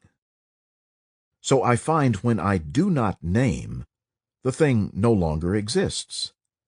And I am afraid, listen to this carefully, the mind is afraid of living in a state of nothingness. Therefore, it has to have a word. The word has become tremendously important. My country, my God, my Jesus, my Krishna. The word. So the word, listen to this, the word is the past. The word is the memory. The word is the thought. So thought divides. Look, I must have memory in order to go to my house. I must have memory to talk English. I must have memory to come here and sit on this platform. I must have memory for the language that I use. I have memory of riding a bicycle or driving a car. So memory is absolutely essential. Otherwise, I couldn't function. Memory is knowledge. We must have knowledge. And that knowledge, listen to what takes place, that knowledge is words. Now, I have had the knowledge of previous guilt. When I call the present feeling guilt, I have strengthened the previous knowledge. And that knowledge is the observer. So the observer looks at that feeling, which I have now, and calls it guilt. And therefore, in calling it guilt, the knowledge of the past is strengthened. It is fairly simple and clear. Questioner. Who is the observer? Is the observer different from the many fragments? Krishnamurti. He is one of the fragments, isn't he? Q. But the feeling of myself is there. K. I know it is there. That is the illusion. Wait, sir. That is our culture. That is our verbal statement. That is the way we live. We say, I have identified myself with my country, with my God, with my flag, my politics, and so on. I have been identifying with all those, and I say, how stupid of me. That has led to a lot of mischief. Now I want to identify with myself. You see, I have discarded all the identification outside of me. Now I want to identify myself with myself. What is myself? It is obviously a lot of images and words. And so I say, look at what I am doing. I am always trying to establish a fact, which becomes a non-fact, always trying to defend myself with an idea, with an image, with a conclusion, and those are all words. The mind is afraid of being completely empty. Therefore it says, I must be. It is so afraid of being empty. Therefore it must be occupied with the kitchen, with sex, with God, with politics, with a dozen things, because it is so afraid to be completely empty. The observer is the past, and the observed is the present. Now, can the mind observe without naming the feeling, which is the present?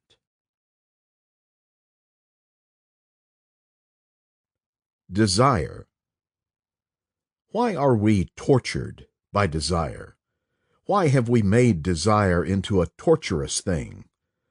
There is desire for power, desire for position, desire for fame, sexual desire, the desire to have money, to have a car, and so on.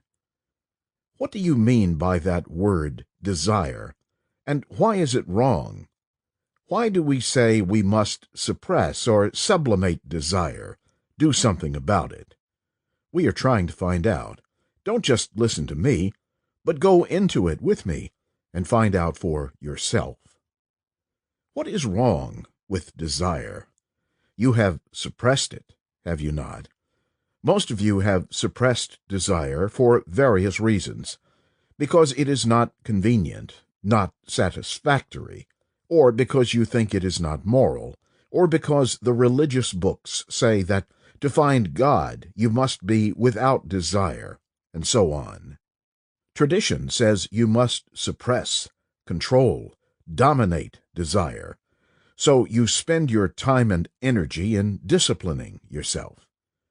Now, let us first see what happens to a mind that is always controlling itself, suppressing, sublimating desire. Such a mind, being occupied with itself, becomes insensitive. Though it may talk about sensitivity, goodness, though it may say that we must be brotherly, we must produce a marvelous world, and all the rest of the nonsense that people talk who suppress desire, such a mind is insensitive because it does not understand that which it has suppressed. Whether you suppress or yield to desire, it is essentially the same, because the desire is still there. You may suppress the desire for a woman, for a car, for position, but the very urge not to have these things, which makes you suppress the desire for them, is itself a form of desire. So, being caught in desire, you have to understand it, and not say it is right or wrong. Now, what is desire? When I see a tree swaying in the wind, it is a lovely thing to watch. And what is wrong with that? What is wrong in watching the beautiful motion of a bird on the wing? What is wrong in looking at a new car, marvelously built and highly polished? And what is wrong in seeing a nice person with a symmetrical face, a face that shows good sense, intelligence, quality. But desire does not stop there. Your perception is not just perception, but with it comes sensation. With the arising of sensation, you want to touch, to contact, and then comes the urge to possess. You say, "This is beautiful, I must have it." And so begins the turmoil of desire. Now, is it possible to see, to observe, to be aware of the beautiful and the ugly things of life, and not say, "I must have," or "I must not have"? Have you ever just observed anything? Do you understand, sirs? Have you ever observed your wife, your children, your friends, just looked at them? Have you ever looked at a flower without calling it a rose, without wanting to put it in your buttonhole, or take it home and give it to somebody? If you are capable of so observing, without all the values attributed by the mind, then you will find that desire is not such a monstrous thing. You can look at a car, see the beauty of it, and not be caught in the turmoil or contradiction of desire. But that requires an immense intensity of observation, not just a casual glance. It is not that you have no desire, but simply that the mind is capable of looking without describing.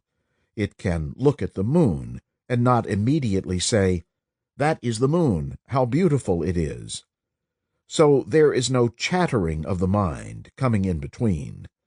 If you can do this, you will find that in the intensity of observation, of feeling, of real affection, love has its own action, which is not the contradictory action of desire.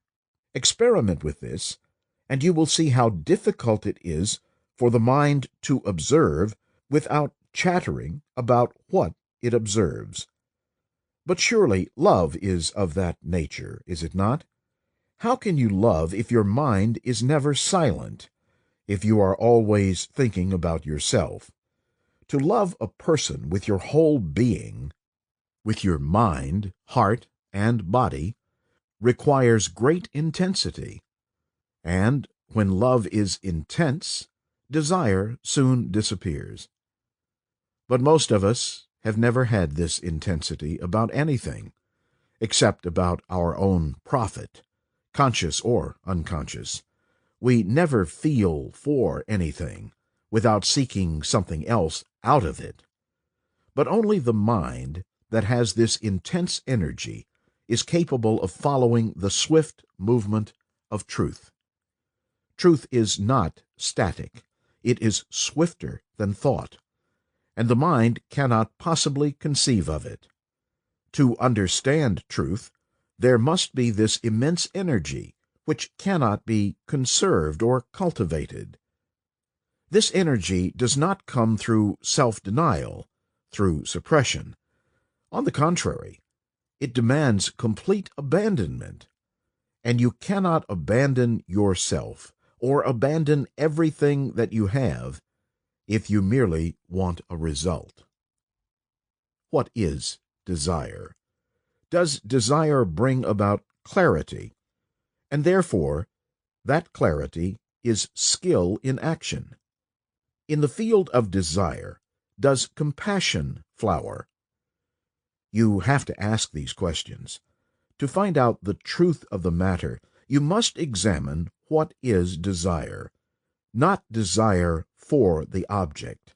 The objects are not important. They vary. From childhood, you desire a toy, and so on. As you grow older, you desire something else. We are not discussing or talking over together the objects of desire, but actually what is desire. If it does not bring clarity, and if desire is not the field in which beauty and the greatness of compassion flower, then what place has desire? You must go into it and find out, not according to any psychologist, any preacher, including the speaker, but go into it together to find out. We are insisting that we think together, reason together, find out together. Not I find, and then you accept or reject, but together find out. So, what is desire? The desire for a better society, and the cultivation of that desire becomes passion for an idea. People are so committed to communism, they are passionate about it, or any other form of ideological projection. So it becomes very important to go into this question of what desire is, not how to suppress it, how to run away from it, how to make it more beautiful, but just what desire is. How does it come about that human beings are caught in this? 1 year you are a Christian, or for 30 years a Christian. Then you throw that out and join some other label called Hindu or Buddhist or Zen or whatever it is. In inquiring, we must deal with facts, not with opinions, not with judgments. Then you have your opinions, and the speaker may have his opinions, and so there is a battle. Therefore, there is no communication. But we are going into facts, not your fact or my fact, but the fact that human beings have colossal desires, absurd desires, illusory desires. So what is desire? How does it come? Go into it. Look at it. You have your own desires, unfortunately or fortunately. Desire to be good. How does that desire arise in you? You see a beautiful woman or a beautiful man. See? Perception, the seeing, then the contact, then the sensation. Then that sensation is taken over by thought, which becomes desire with its image. Follow it yourself, and you will see it. You see a beautiful vase, a beautiful sculpture, a beautiful statue, the ancient Egyptian or the Greek, and you look at it. As you look at it, if they allow you to touch it, you touch it. See the depth of that figure as he sits on a chair or sits cross-legged? From that, there is a sensation, isn't there? What a marvelous thing. And from that sensation, the desire says, I wish I had that in my room. I wish I could look at it every day, touch it every day. There comes the pride of possession to have such a marvelous thing like that. That is desire, isn't it? Seeing, contact, sensation. Then thought, using that sensation to cultivate the desire to possess or not to possess. This is obvious. This is not my explanation. It is a factual explanation. Now comes the difficulty. Realizing that the religious people throughout the world have said, don't look. When a woman comes near you, look at something else. Think of her as your sister, mother, God, or whatever it is. Laughter. You laugh, but you are born in this. You are conditioned to this. So all the religious people have said, take vows of celibacy. Don't look at a woman. If you do look, treat her as your sister, mother, whatever you like, because you are in the service of God, and you need all your energy to serve Him. In the service of God, you are going to have great tribulations. Therefore, be prepared, but don't waste your energy. But the thing is boiling, right? We are trying to understand that which is boiling. Not to look at a woman or a man, but that which is the desire, which is constantly boiling, which wants to fulfill, wants to complete itself. We said desire is the movement of perception, seeing, contact, sensation, thought as desire with its image. Now we are saying that seeing, touching, sensation is normal, healthy. End it there. Don't let thought come and take it over and make it into a desire. Do understand this, and then you will see that there will be no suppression of desire.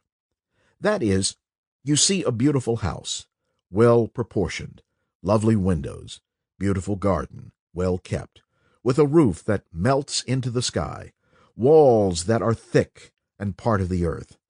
You look at it. There is sensation. You touch it. You may not actually touch it, but you touch it with your eyes. You smell the air, the herbs, the newly cut grass.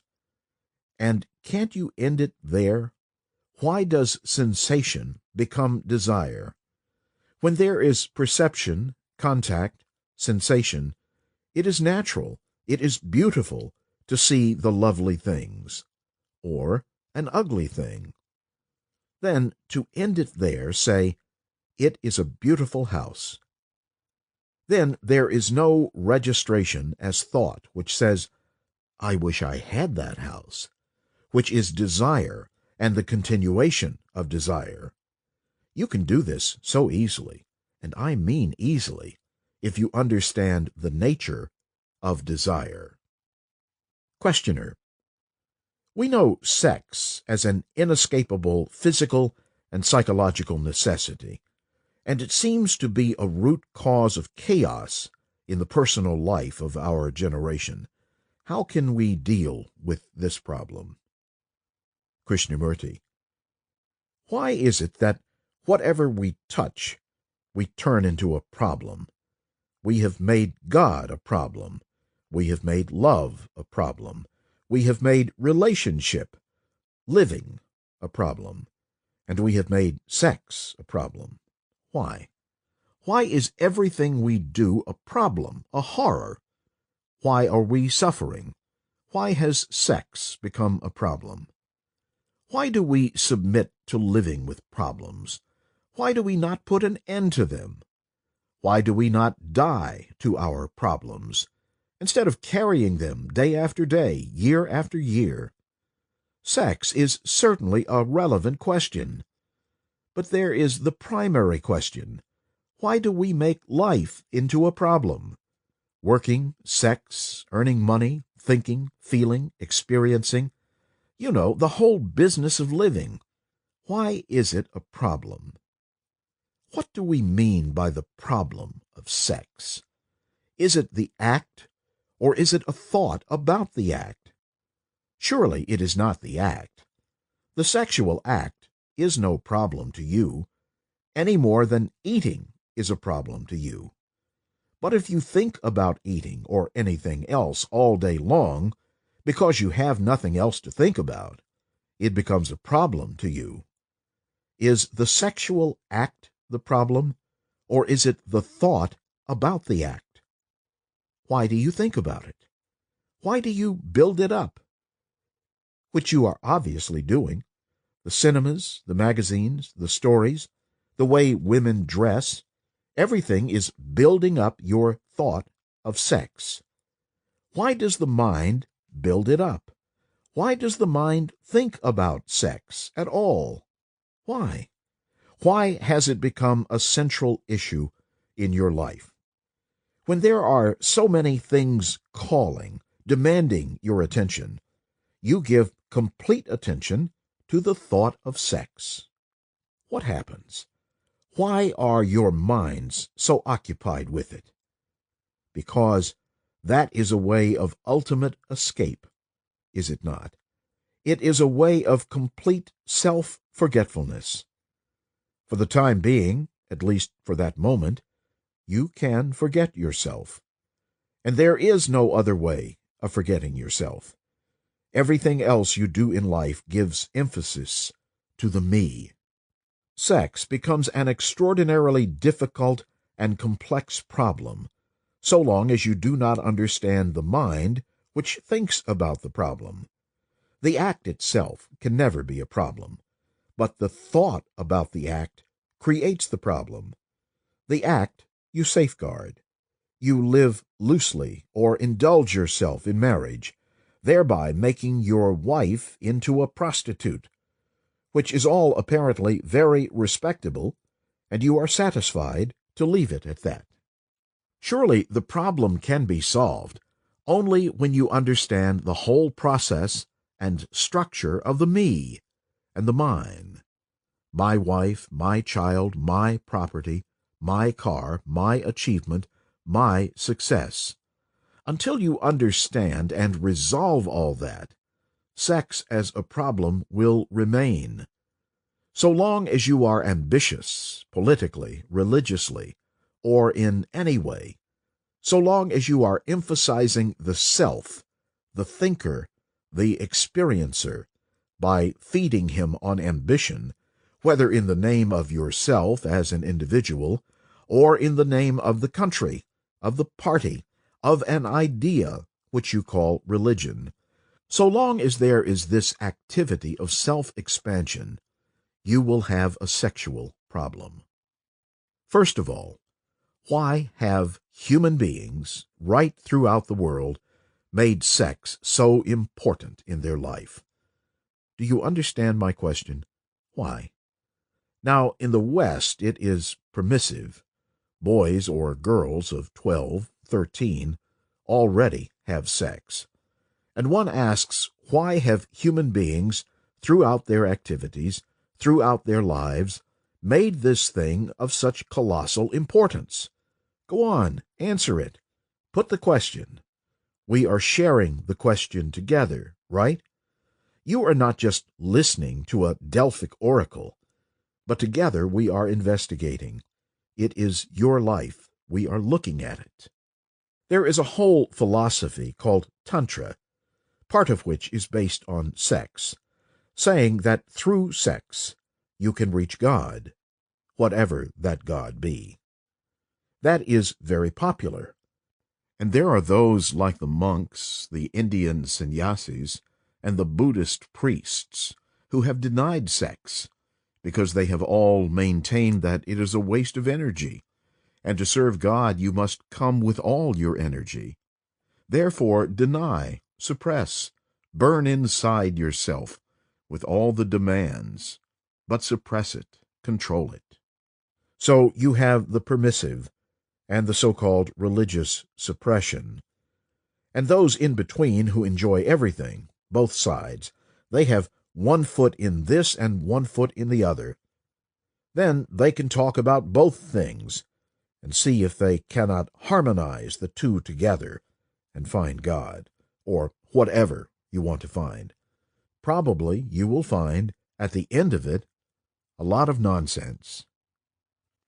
So we are asking, why has man, woman, made this sex business so important? Why don't you give the same importance to love? Do you understand? To compassion, not to kill. Why do you give such immense value only to sex? Your wars, terrors, national divisions, the whole immoral society in which we live, why don't you give an equal importance to all that, and not only to this? Is it because sex is your greatest pleasure in life? The rest of your life is a bore, a travail, a struggle, a conflict, meaningless existence. And this at least gives you a certain sense of great pleasure, a sense of well-being, a sense of, what you call relationship, and what you also call love, right? Is that the reason why we are so sexually crazy?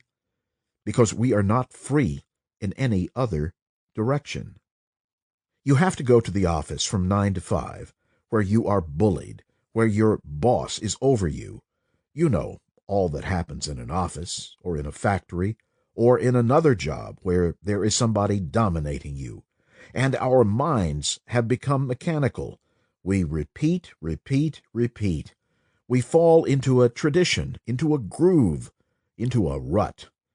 Our thinking is that I am a Christian, I am a Buddhist, I am a Hindu, I am a Catholic. The whole thing is clearly marked, and you follow that.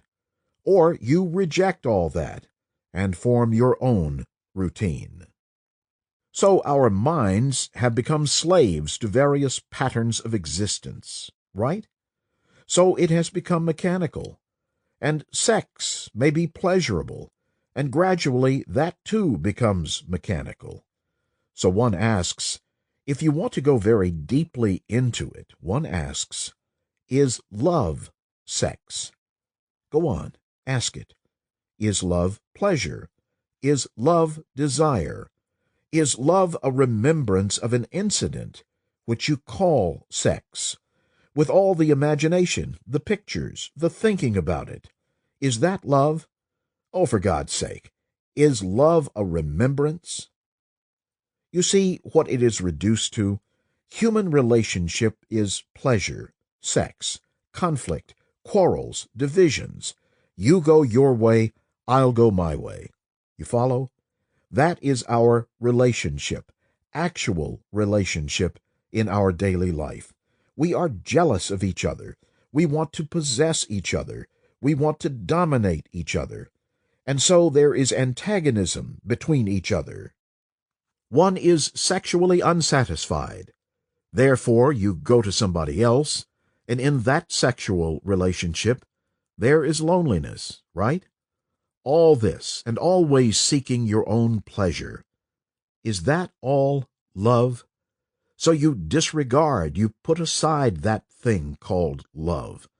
Perhaps that is the most wonderful thing, if one has it, and are so caught up in this vortex of one's own desire, of one's own pleasure, right? So we are always wanting not only sexual satisfaction, but gratification in every direction, which is based on pleasure. And that we call love. From love of a country, we kill each other. At the end of this, you ask why man, woman, have given this one thing such extraordinary importance. Is it that man, woman, have lost their creative capacity, not sexual capacity, creative capacity, to be able to see, to be a light to themselves, not to follow anybody, not to worship any image, illusion, belief? When you put aside all that, and you have understood your own petty little desires, which is your own sexual demands, gratifications, then, when you see all that, have an insight into all that, out of that comes creation. It doesn't mean painting a picture or writing a poem. That sense of ever freshness, you understand, having a mind that is fresh, young, innocent all the time, not clouded, burdened with all kinds of memories, dissatisfactions, fears, and anxieties. You know, when you have lost all that, there is a totally different kind of mind. Then sex has its own place. Apparently, we don't have that quality of skepticism. You understand? To be skeptical about one's own demands, to question, doubt. Happiness. Questioner. Are we not really seeking happiness? Krishnamurti. In answering this question, to understand it fully and significantly, should we not perhaps understand first this idea of seeking? Why are we seeking happiness? Why this incessant pursuit to be happy, to be joyous, to be something? Why is there this search, this immense effort made to find? If we can understand that and go into it fully, perhaps we shall know what happiness is, without seeking it. Because, after all, happiness is a byproduct of secondary importance. It is not an end in itself. It has no meaning if it is an end in itself. What does it mean to be happy? The man who takes a drink is happy. The man who drops a bomb over a great number of people feels elated and says he is happy, or that God is with him. Momentary sensations, which disappear, give that sense of being happy. Surely there is some other quality that is essential for happiness. For happiness is not an end any more than virtue. Virtue is not an end in itself. It gives freedom, and in that freedom there is discovery. Therefore, virtue is essential, whereas an unvirtuous person is slavish, is disorderly, is all over the place, lost, confused. But to treat virtue as an end in itself, or happiness as an end in itself, has very little meaning. So happiness is not an end. It is a secondary issue, a byproduct, which will come into being if we understand something else. It is this understanding of something else, and not merely the search for happiness, that is important. Sensation is one thing, and happiness is another. Sensation is always seeking further sensation, ever in wider and wider circles. There is no end to the pleasures of sensation. They multiply, but there is always dissatisfaction in their fulfillment. There is always the desire for more, and the demand for more is without end. Sensation and dissatisfaction are inseparable, for the desire for more binds them together. Sensation is the desire for more and also the desire for less. In the very act of the fulfillment of sensation, the demand for more is born. Mind can never find happiness. Happiness is not a thing to be pursued and found, as sensation. Sensation can be found again and again, for it is ever being lost. But happiness cannot be found.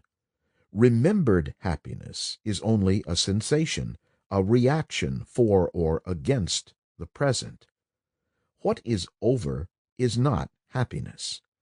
The experience of happiness which is over is sensation, for remembrance is the past, and the past is sensation. Happiness is not sensation. Questioner: what is happiness? Is it not the search for happiness that makes the mind crave for new experiences? Is there a state of happiness that is beyond the mind? Krishnamurti: why do we inquire what is happiness? Is that the right approach? Is that the right probing? We are not happy. If we were happy, our world would be entirely different. Our civilization, our culture, would be wholly, radically different. We are unhappy human beings, petty, miserable, struggling, vain, surrounding ourselves with useless, futile things, satisfied with petty ambitions, with money and position. We are unhappy beings, though we may have knowledge, though we may have money, rich houses, plenty of children, cars, experience. We are unhappy, suffering human beings, and because we are suffering, we want happiness. And so we are led away by those who promise this happiness, social, economic, or spiritual. So we want to escape from what is, the suffering, the pain, the loneliness, the despair. We want to run away from it. And the very running away gives us experience, and that experience we call happiness. Is there any other kind of happiness? What is the good of my asking if there is happiness when I am suffering? Can I understand suffering? That is my problem, and not how to be happy. I am happy when I am not suffering. But the moment I am conscious of it, it is not happiness. Is it not so? Because the moment I know I am virtuous, I cease to be virtuous. The moment I know I am humble, courageous, generous, The moment I am aware of it, then I am not that. Happiness, like virtue, is not a thing to be sought after, not a thing to be invited. Virtue, when cultivated, becomes immoral because it strengthens the me, the I, leading to respectability, which is the self.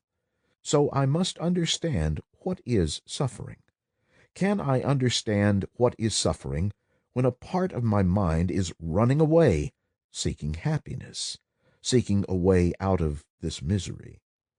Must I not, if I am to understand suffering, be completely one with it, not reject it, not justify it, not condemn it, not compare it, but completely be with it and understand it? Can I listen to the voice of suffering without projections? I cannot listen when I am seeking happiness.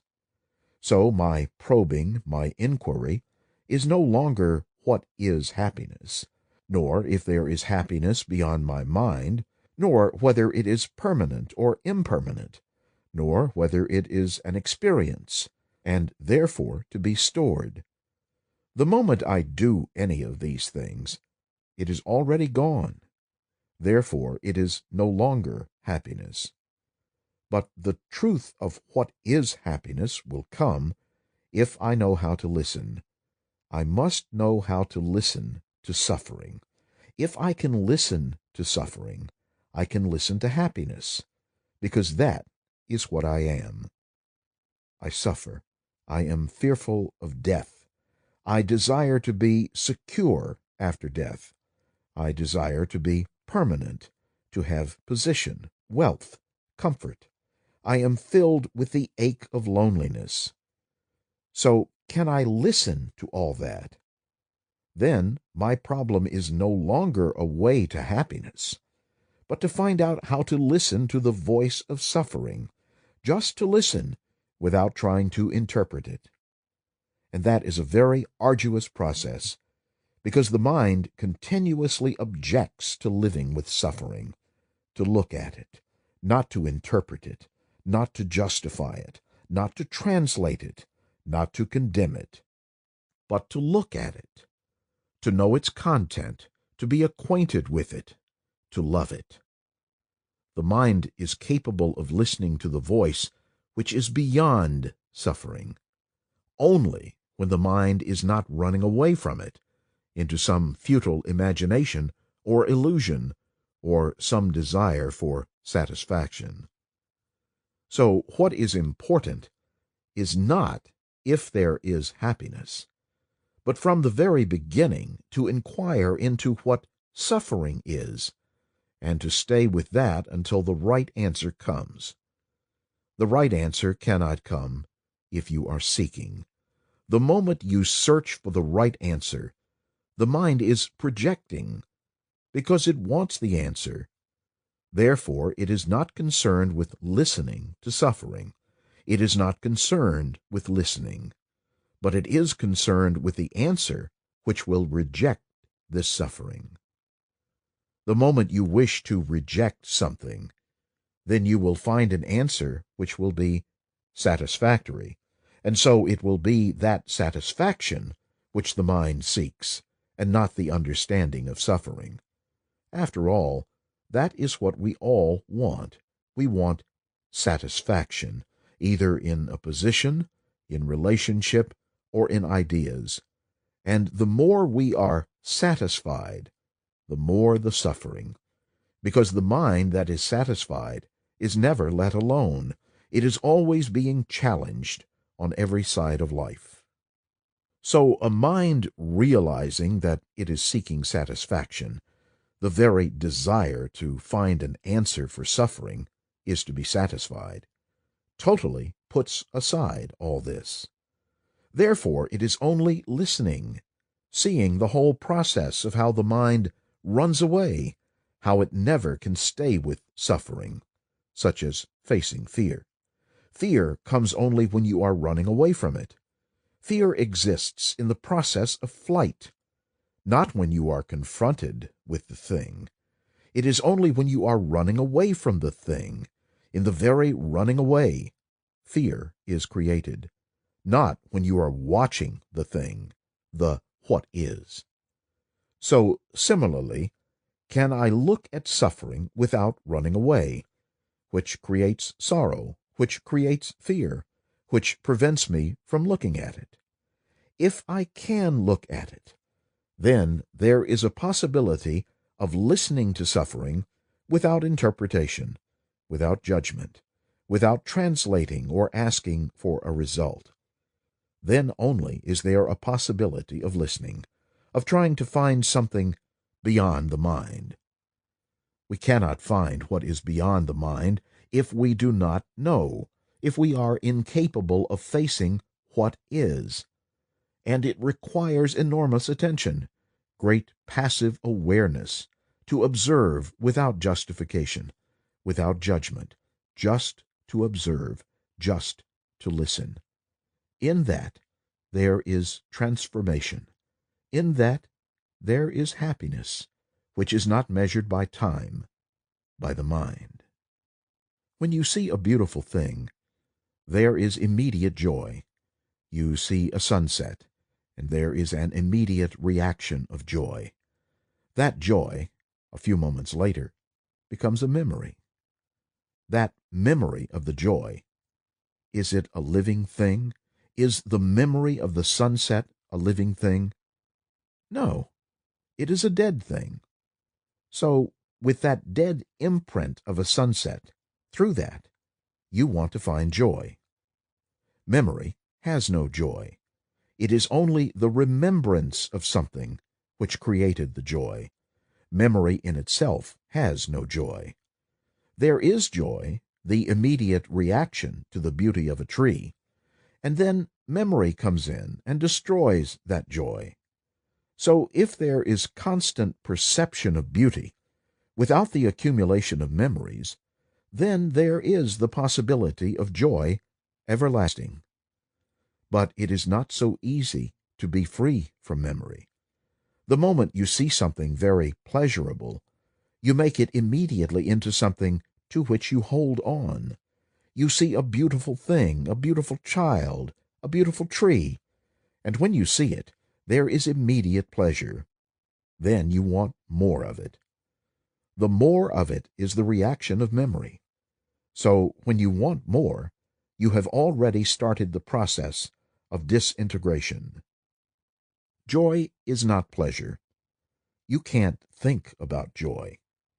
You can think about it and reduce it to pleasure, but the thing that is called joy, ecstasy, is not the product of thought. Haven't you noticed when there is a great burst of joy, you can't think about it the next day, and if you do, it has already become pleasure. So fear and pleasure are sustained by thought, given continuity by thought. How is one to look at great beauty, the beauty of a cloudless sky, the beauty of a sunset, the beauty of a face, the beauty of truth, to look at it and end it, and not think about it? We carry our pleasures and our fears. As a human being, you, the self, the me, is the burden of the fear and the pleasure. And you are afraid to lose that burden. A mind that understands the nature and the structure of thought is free of fear. And because it understands fear, it understands also pleasure, which doesn't mean that you cannot have pleasure. When you look at a cloud and a leaf, it is a pleasure to look. The beauty of anything is a pleasure. But to carry it to the next day, then pain begins. Joy is something entirely different from pleasure. You can invite pleasure, you can think about it, sustain it, nourish it, seek it out, pursue it, hold it. But you cannot with joy, with ecstasy. And that happens naturally, easily, without any invitation, this ecstasy, when you understand fear and pleasure. A mind that is really free of this, or rather understands it, then such a mind, which is with ecstasy, is never violent, is never ambitious, never seeking position, prestige, and all the rest of that nonsense. There is no duality in ecstasy. It is a state which spontaneously comes into being without our willing it. Suffering is an indication of duality. Without understanding this, we perpetuate duality through the many intellectual efforts and processes of overcoming it, giving oneself over to its opposite, developing virtues, and so forth. All such attempts only strengthen duality. If there is a lack of sensibility to ugliness, to sorrow, there must also be deep insensitiveness to beauty, to joy. Resistance against sorrow is also a barrier to happiness. What is ecstasy? That state of being when the mind and heart are in complete union, when fear does not tear them asunder, when the mind is not withholding. You cannot, may not, invite joy. If you do, it becomes pleasure. Pleasure is the movement of thought, and thought may not, can in no way cultivate joy. And if it pursues that which has been joyous, then it's only a remembrance, a dead thing. Beauty is never time-binding. It is wholly free of time, and so of culture.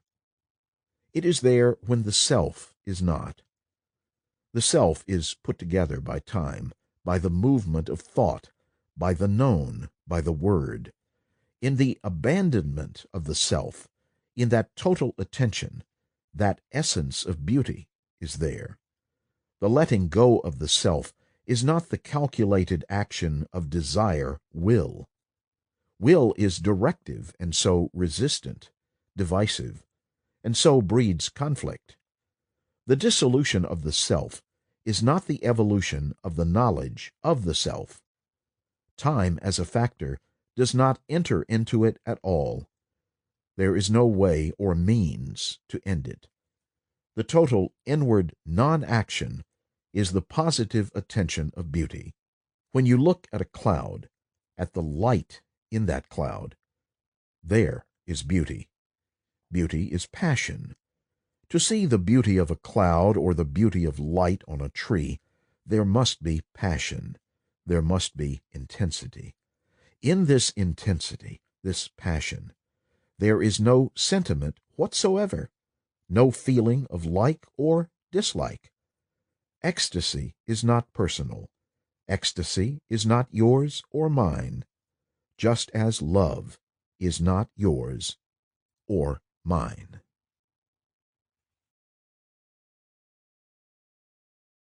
Chapter 3. Self and Identification. Experience nearly always forms a hardened center in the mind, as the self, which is a deteriorating factor. Most of us are seeking experience.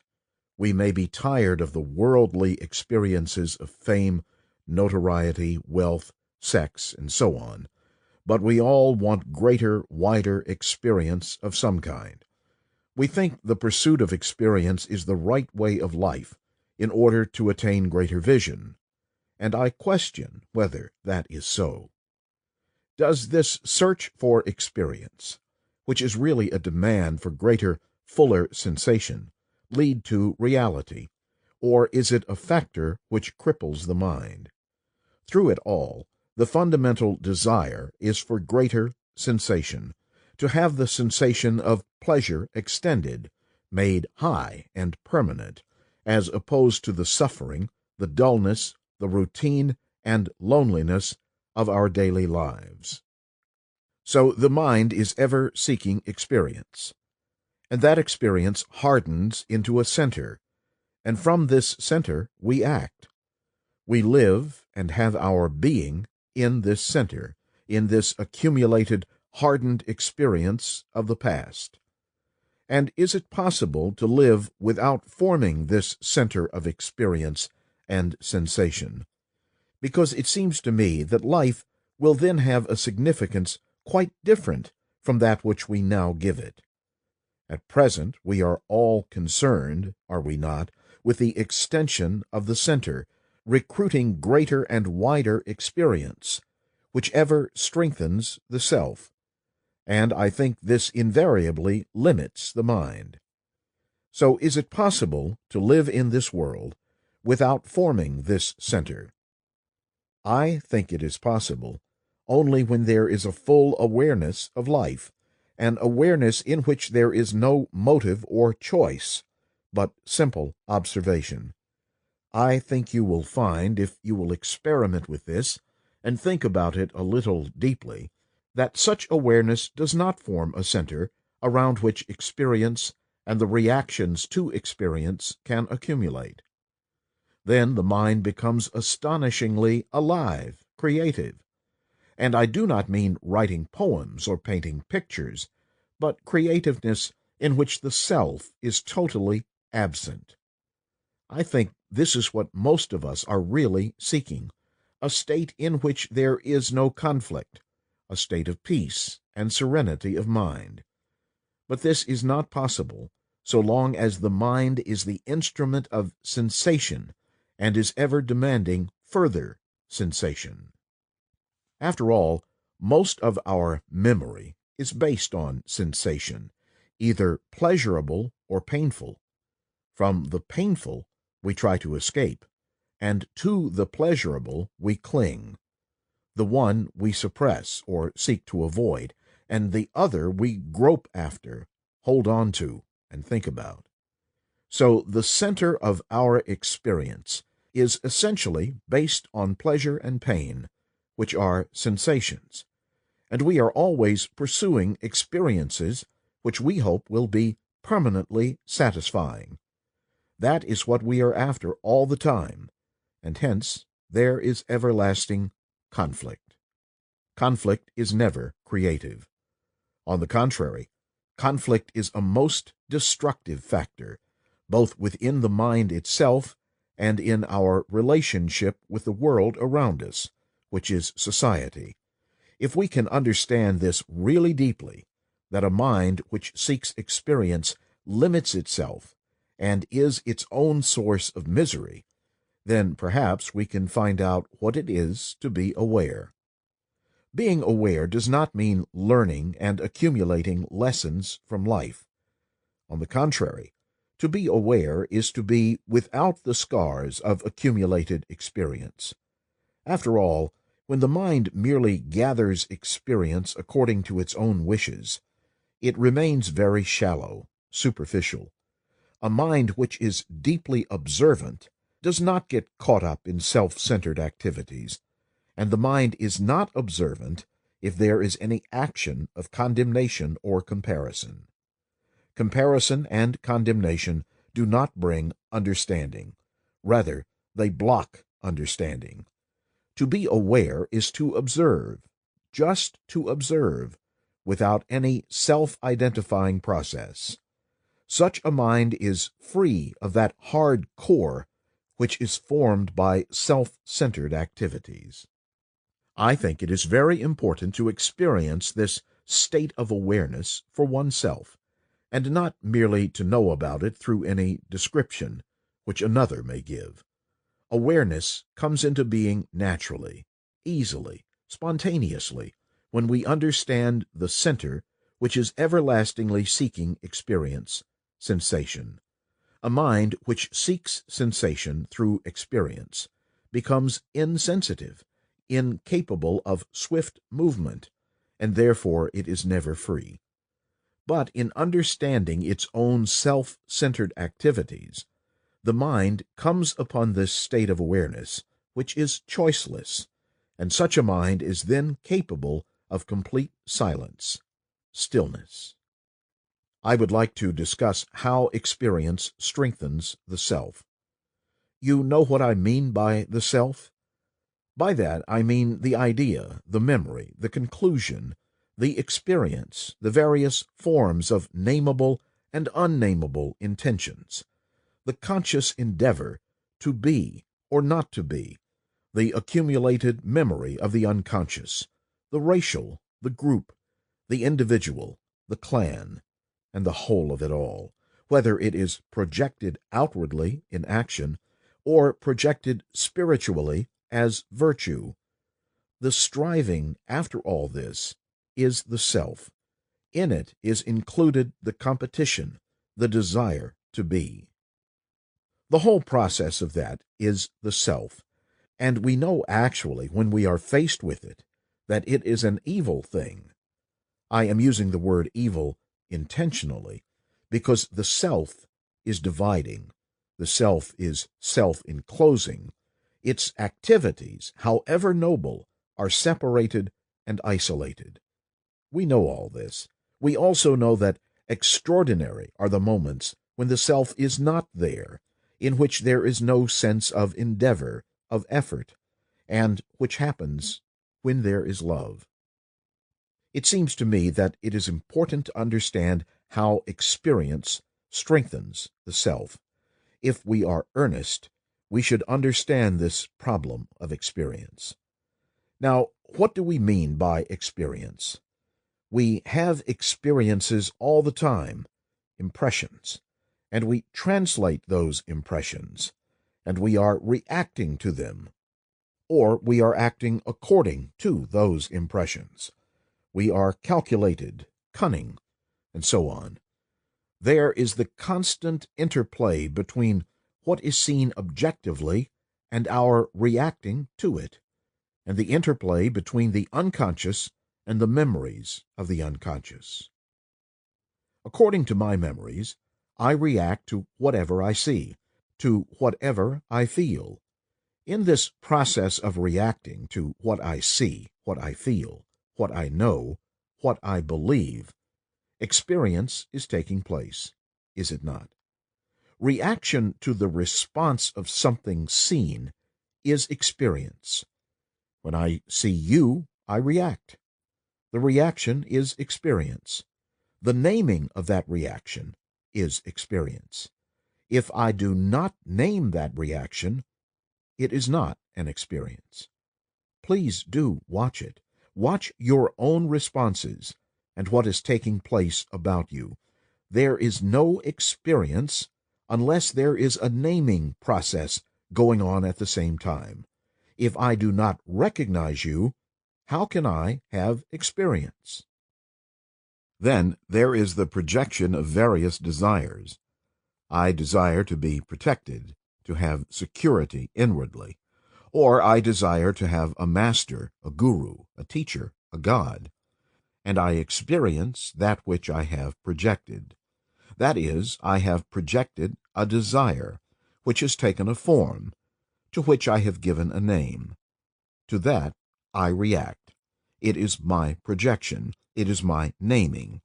That desire, which gives me an experience, makes me say, I have got, I have experienced, I have met the master, or I have not met the master. You know, the whole process of naming an experience. Desire is what you call experience, is it not? When I desire silence of the mind, what is taking place? What happens? I see the importance of having a silent mind, a quiet mind, for various reasons. I want to have a silent mind, and so I ask you how to get it. I know what this book or that book says about meditation and the various forms of discipline. I want a silent mind through discipline, and I experience silence. The self, the me, has established itself in the experience of silence. Am I making myself clear? I want to understand what is truth. That is my desire, my longing. Then there is my projection of what I consider to be the truth, because I have read lots about it. I have heard many people talk about it. Religious scriptures have described it. I want all that. What happens? The very want, the very desire is projected, and I experience because I recognize that state. If I do not recognize that state, that act, that truth, I would not call it truth. I recognize it and I experience it. That experience gives strength to the self, to the me. So experience is always strengthening the me. The more you are strengthened, the more entrenched you are in your experience, and the more does the self get strengthened. As a result of this, you have a certain strength of character, strength of knowledge, of belief, which you put across to other people, because you know they are not so clever as you are, and because you have the gift of the pen, and you are cunning. Because the self is still acting, your beliefs, your masters, your castes, your economic system, are all a process of isolation, and they, therefore, bring contention. You must, if you are at all serious or earnest in this, dissolve this completely and not justify it. That is why we must understand the process of experience. Is it possible for the mind, for the self, not to project, not to desire, not to experience? We see all experiences of the self are a negation, a destruction, and yet we call the same a positive action, don't we? That is what we call the positive way of life. To undo this whole process is what you call negation. Are you right in that? There is nothing positive. Can we, you and I, as individuals, go to the root of it and understand the process of the self? Now, what is the element that dissolves it? What brings about dissolution of the self? Religious and other groups have explained it by identification, have they not? Identify yourself with a larger, and the self disappears. That is what they say. We say here that identification is still the process of the self. The larger is simply the projection of the me, which I experience, and which therefore strengthens the me. I wonder if you are following this. All the various forms of discipline, beliefs, and knowledge only strengthen the self. Can we find an element which would dissolve the self? Or is that a wrong question? That is what we want, basically. We want to find something which will dissolve the me, is it not? We think there are various forms of finding that, namely, identification, belief, etc. But all of them are at the same level. One is not superior to the other, because all of them are equally powerful in strengthening the self, the me. Now, I see the me, wherever it functions, and I see its destructive forces and energy. Whatever name you may give to it, it is an isolating force, it is a destructive force, and I want to find a way of dissolving it. You must have asked this yourself. I see the I functioning all the time, and always bringing anxiety, fear, frustration, despair, misery, not only to myself, but to all around me. Is it possible for that self to be dissolved, not partially, but completely? Can we go to the root of it and destroy it? That is the only way of functioning, is it not? I do not want to be partially intelligent, but intelligent in an integrated manner. Most of us are intelligent in layers, you probably in one way, and I in some other way. Some of you are intelligent in your business work, some others in your office work, and so on. People are intelligent in different ways, but we are not integrally intelligent. To be integrally intelligent means to be without the self. Is it possible? If I pursue that action, what is your response? The implications which I have tried to point out must produce a reaction in you. What is your response? Is it possible for the self, now, to be completely absent? You know it is possible. Now, how is it possible? What are the necessary ingredients, requirements? What is the element that brings it about? Can I find it? When I put that question, can I find it? Surely, I am convinced that it is possible. I have already created an experience in which the self is going to be strengthened, is it not? I, who am very earnest, want to dissolve the self. Then I say that I know it is possible to dissolve the self. The moment I say, I want to dissolve this, in the process I follow for the dissolution of that, there is the experiencing of the self, and so the self is strengthened. Is it possible for the mind to be quite still, in a state of non-recognition, which is non-experiencing, to be in a state in which creation can take place, which means when the self is not there, when the self is absent? The problem is this, is it not? Any movement of the mind, positive or negative, is an experience which actually strengthens the me. Is it possible for the mind not to recognize? That can only take place when there is complete silence, but not the silence which is an experience of the self, and which, therefore, strengthens the self. Is there an entity apart from the self, which looks at the self and dissolves the self? Are you following all this? Is there a spiritual entity which supersedes the self and destroys it, which puts it aside? We think there is, don't we? Most religious people think there is such an element. The materialist says it is impossible for the self to be destroyed. It can only be conditioned and restrained, politically, economically, and socially.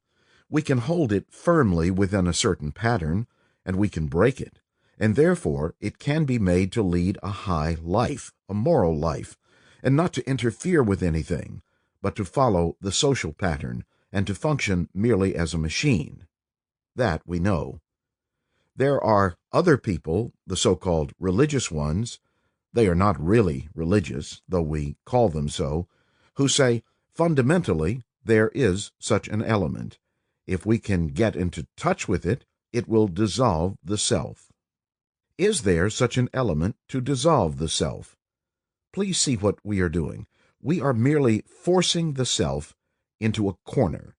If you allow yourself to be forced into the corner, you will see what is going to happen.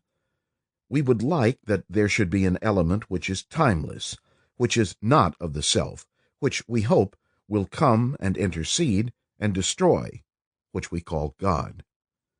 Now, is there such a thing which the mind can conceive? There may be, or there may not be. That is not the point. When the mind seeks a timeless spiritual state, which will go into action in order to destroy the self, is that not another form of experience which is strengthening the me? When you believe, is that not what is actually taking place? When you believe that there is truth, God, timeless state, immortality, is that not the process of strengthening the self? The self has projected that thing which you feel and believe will come and destroy the self. So, having projected this idea of continuance in a timeless state as spiritual entity, you are going to experience, and all such experience will only strengthen the self, and therefore, what have you done? You have not really destroyed the self, but only given it a different name, a different quality. The self is still there, because you have experienced it. So our action from the beginning to the end is the same action, only we think it is evolving, growing, becoming more and more beautiful. But if you observe inwardly, it is the same action going on, the same me functioning at different levels, with different labels, with different names. When you see the whole process, the cunning, extraordinary inventions, the intelligence of the self, how it covers itself up through identification, through virtue, through experience, through belief, through knowledge, when you see that you are moving in a circle, in a cage of its own making, what happens? When you are aware of it, fully cognizant of it, then is not your mind extraordinarily quiet? Not through compulsion, not through any reward, not through any fear. When you recognize that every movement of the mind is merely a form of strengthening the self, when you observe it, see it, when you are completely aware of it in action, when you come to that point, not ideologically, verbally, not through experiencing, but when you are actually in that state, then you will see that the mind, being utterly still, has no power of creating. Whatever the mind creates is in a circle within the field of the self. When the mind is non-creating, there is creation, which is not a recognizable process. Reality, truth, is not to be recognized. For truth to come, belief, knowledge, experiencing, virtue, pursuit of virtue, which is different from being virtuous, all this must go. The virtuous person who is conscious of pursuing virtue can never find reality. He may be a very decent person. That is entirely different from the man of truth, from the man who understands. To the man of truth, truth has come into being. A virtuous man is a righteous man, and a righteous man can never understand what is truth, because virtue to him is the covering of the self, the strengthening of the self, because he is pursuing virtue. When he says, "I must be without greed," the state in which he is non-greedy and which he experiences strengthens the self. That is why it is so important to be poor, not only in the things of the world, but also in belief and in knowledge. A rich man with worldly riches, or a man rich in knowledge and belief, will never know anything but darkness, and will be the center of all mischief and misery. But if you and I, as individuals, can see this whole working of the self, then we shall know what love is. I assure you that this is the only reformation which can possibly change the world. Love is not the self. Self cannot recognize love. You say, "I love," but then, in the very saying of it, in the very experiencing of it, love is not. But when you know love, self is not. When there is love, self is not. Our social and religious structure is based on the urge to become something, positively or negatively. Such a process is the very nourishment of the ego, through name, family, achievement, through identification of the me and mine, which is ever causing conflict and sorrow. We perceive the results of this way of life, strife, confusion, and antagonism, ever spreading, ever engulfing. How is one to transcend strife and sorrow? This is what we are attempting to understand during these discussions. Is not craving the very root of the self? How is thought, which has become the means of self-expansion, to act without giving sustenance to the ego, the cause of conflict and sorrow? Is this not an important question? Do not let me make it important to you. Is this not a vital question to each one? If it is, must we not find the true answer? We are nourishing the ego in many ways, and before we condemn or encourage, we must understand its significance, must we not? We use religion and philosophy as a means of self-expansion. Our social structure is based on the aggrandizement of the self. The clerk will become the manager, and later the owner. The pupil will become the master, and so on. In this process there is ever conflict, antagonism, sorrow. Is this an intelligent and inevitable process? We can discover truth for ourselves only when we do not depend on another. No specialist can give us the right answer. Each one has to find the right answer directly for himself. For this reason, it is important to be earnest. We vary in our earnestness according to circumstances, our moods and fancies. Earnestness must be independent of circumstances and moods, of persuasion and hope. We often think that perhaps through shock we shall be made earnest, but dependence is never productive of earnestness. Earnestness comes into being with inquiring awareness, and are we so alertly aware? If you are aware, then you will realize that your mind is constantly engaged in the activities of the ego and its identification.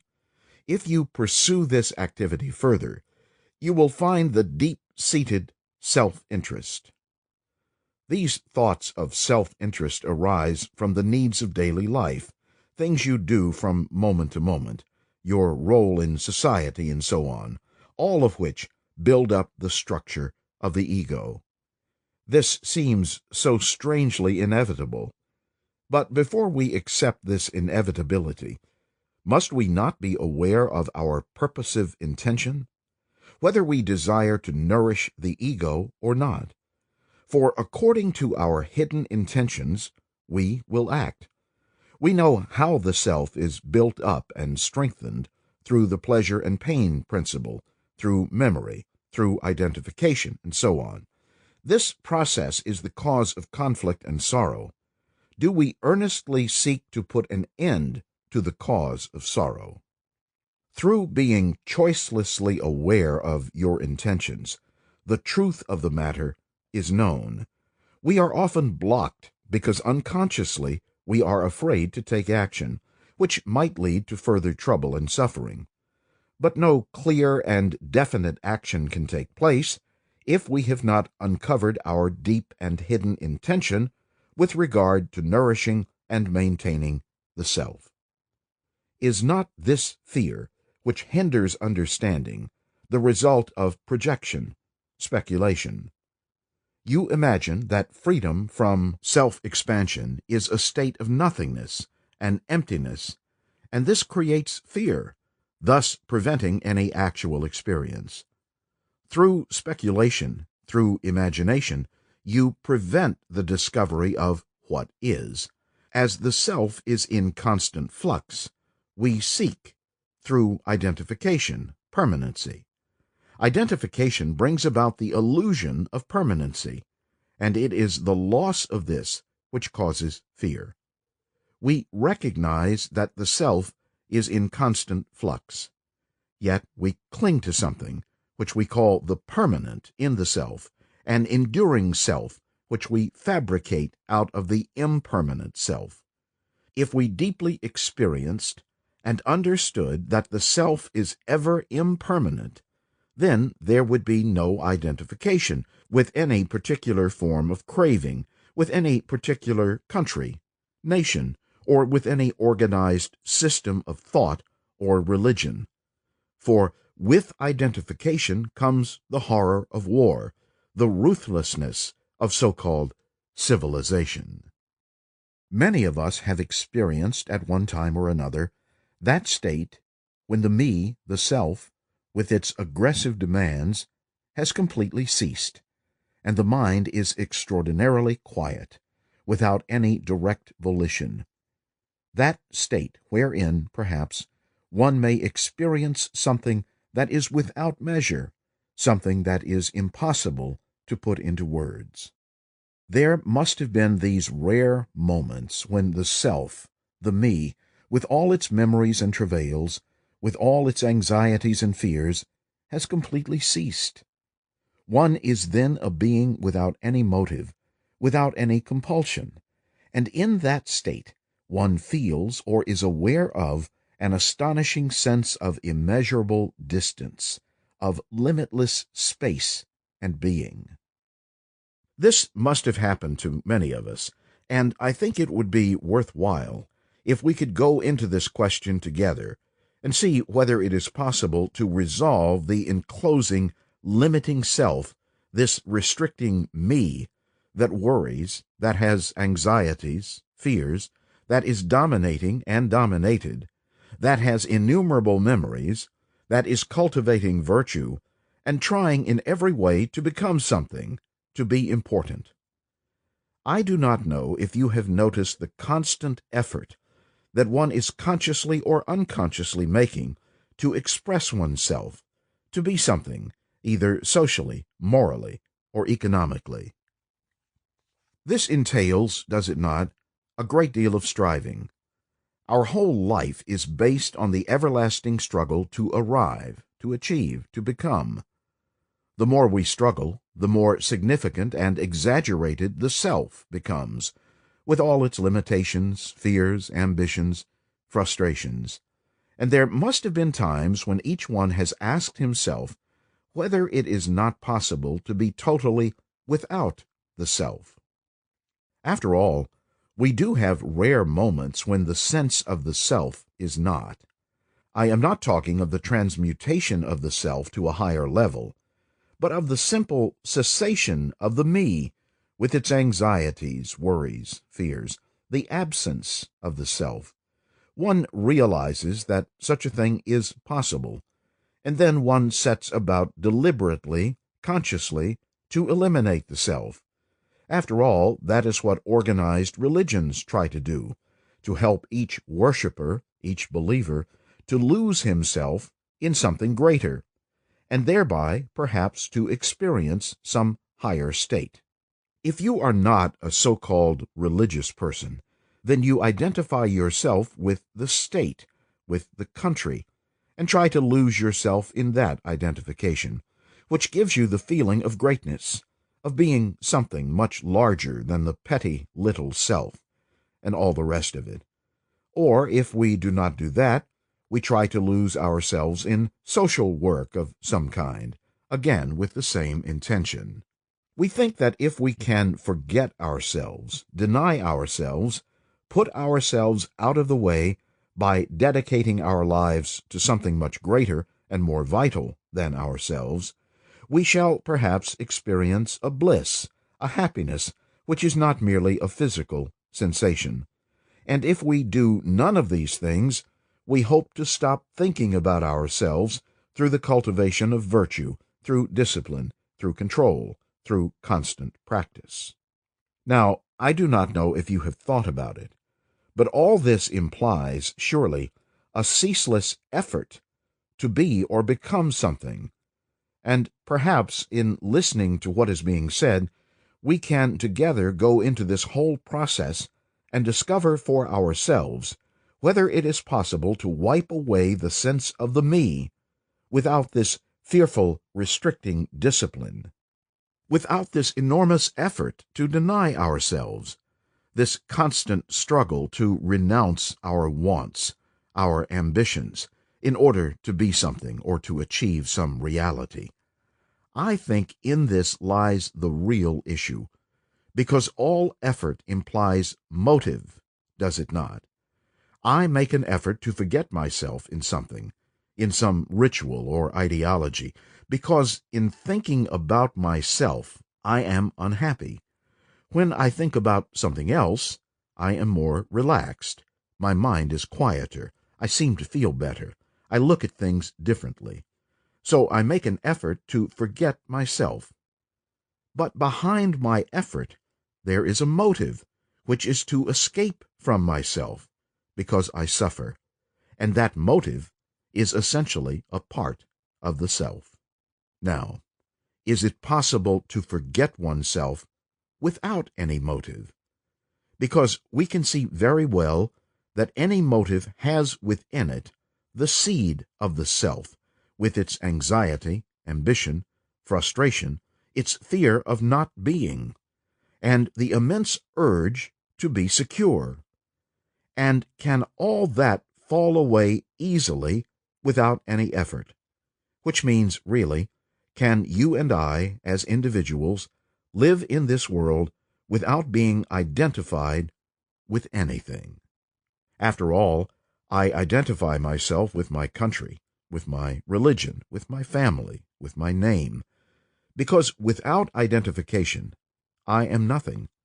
Without a position, without power, without prestige of one kind or another, I feel lost. And so I identify myself with my name, with my family, with my religion. I join some organization, or become a monk. We all know the various types of identification that the mind clings to. But can we live in this world without any identification at all? If we can think about this, if we can listen to what is being said, and at the same time be aware of our own intimations regarding the implications of identification, then I think we shall discover, if we are at all serious, that it is possible to live in this world without the nightmare of identification and the ceaseless struggle to achieve a result. Then I think knowledge has quite a different significance. At present, we identify ourselves with our knowledge and use it as a means of self-expansion, just as we do with a nation, with a religion, or with some activity. Identification with the knowledge we have gained is another way of furthering the self, is it not? Through knowledge, the me continues its struggle to be something, and thereby perpetuates misery, pain. If we can very humbly and simply see the implications of all this, be aware, without assuming anything, of how our minds operate and what our thinking is based on, then I think we shall realize the extraordinary contradiction that exists in the whole process of identification. After all, it is because I feel empty, lonely, miserable, that I identify myself with my country, and this identification gives me a sense of well-being, a feeling of power. Or, for the same reason, I identify myself with a hero, with a saint. But if I can go into this process of identification very deeply, then I will see that the whole movement of my thinking and all my activity, however noble, is essentially based on the continuance of myself in one form or another. Now, if I see that, if I realize it, feel it with my whole being, then religion has quite a different meaning. Then religion is no longer a process of identifying myself with God, but rather the coming into being of a state in which there is only that reality, and not the me. But this cannot be a mere verbal assertion. It is not just a phrase to be repeated. That is why it is very important, it seems to me, to have self-knowledge, which means going very deeply into oneself, without assuming anything, so that the mind has no deceptions, no illusions, so that it does not trick itself into visions and false states. Then, perhaps, it is possible for the enclosing process of the self to come to an end, but not through any form of compulsion or discipline, because the more you discipline the self, the stronger the self becomes. What is important is to go into all this very deeply and patiently, without taking anything for granted, so that one begins to understand the ways, the purposes, the motives, and the directions of the mind. Then I think the mind comes to a state in which there is no identification at all, and therefore no effort to be something. Then there is the cessation of the self, and I think that is the real. Although we may swiftly, fleetingly experience this state, the difficulty for most of us is that the mind clings to the experience and wants more of it. And the very wanting of more is again the beginning of the self. That is why it is very important for those of us who are really serious in these matters to be inwardly aware of the process of our own thinking, to silently observe our motives, our emotional reactions, and not merely say, "I know myself very well," for actually one does not. You may know your reactions and motives superficially, at the conscious level, but the self, the me, is a very complex affair, and to go into the totality of the self needs persistent and continuous inquiry without a motive, without an end in view. We follow because we want to be secure, whether economically, socially, or religiously. After all, the mind is always seeking security. It wants to be safe in this world, and also in the next world. That is why we create the authority of the government, the dictator, and the authority of the church, the idol, the image. So long as we follow, we must create authority, and that authority becomes ultimately evil, because we have thoughtlessly given ourselves over to domination by another. I think it is important to go deeply into this whole question and begin to understand why the mind insists on following. You follow not only political and religious leaders, but also what you read in the newspapers, in magazines, in books. You seek the authority of the specialists, the authority of the written word. All this indicates, does it not, that the mind is uncertain of itself. One is afraid to think apart from what has been said by the leaders, because one might lose one's job, be ostracized, excommunicated, or put into a concentration camp. We submit to authority because all of us have this inward demand to be safe, this urge to be secure. So long as we want to be secure in our possessions, in our power, in our thoughts, we must have authority. We must be followers. And in that lies the seed of evil, for it invariably leads to the exploitation of man by man. He who would really find out what truth is, what God is, can have no authority, whether of the book, of the government, of the image, or of the priest. He must be totally free of all that. This is very difficult for most of us, because it means being insecure, standing completely alone, searching, groping, never being satisfied, never seeking success. But if we seriously experiment with it, then I think we shall find that there is no longer any question of creating or following authority, because something else begins to operate, which is not a mere verbal statement, but an actual fact. The man who is ceaselessly questioning, who has no authority, who does not follow any tradition, any book or teacher, becomes a light unto himself. Merely to say, "Yes, I know myself very well," is just a superficial remark. But to realize, to actually experience, that your whole being is nothing but a bundle of memories, that all your thinking, your reactions are mechanical, is not at all easy. It means being aware, not only of the workings of the conscious mind, but also of the unconscious residue, the racial impressions, memories, the things that we have learned.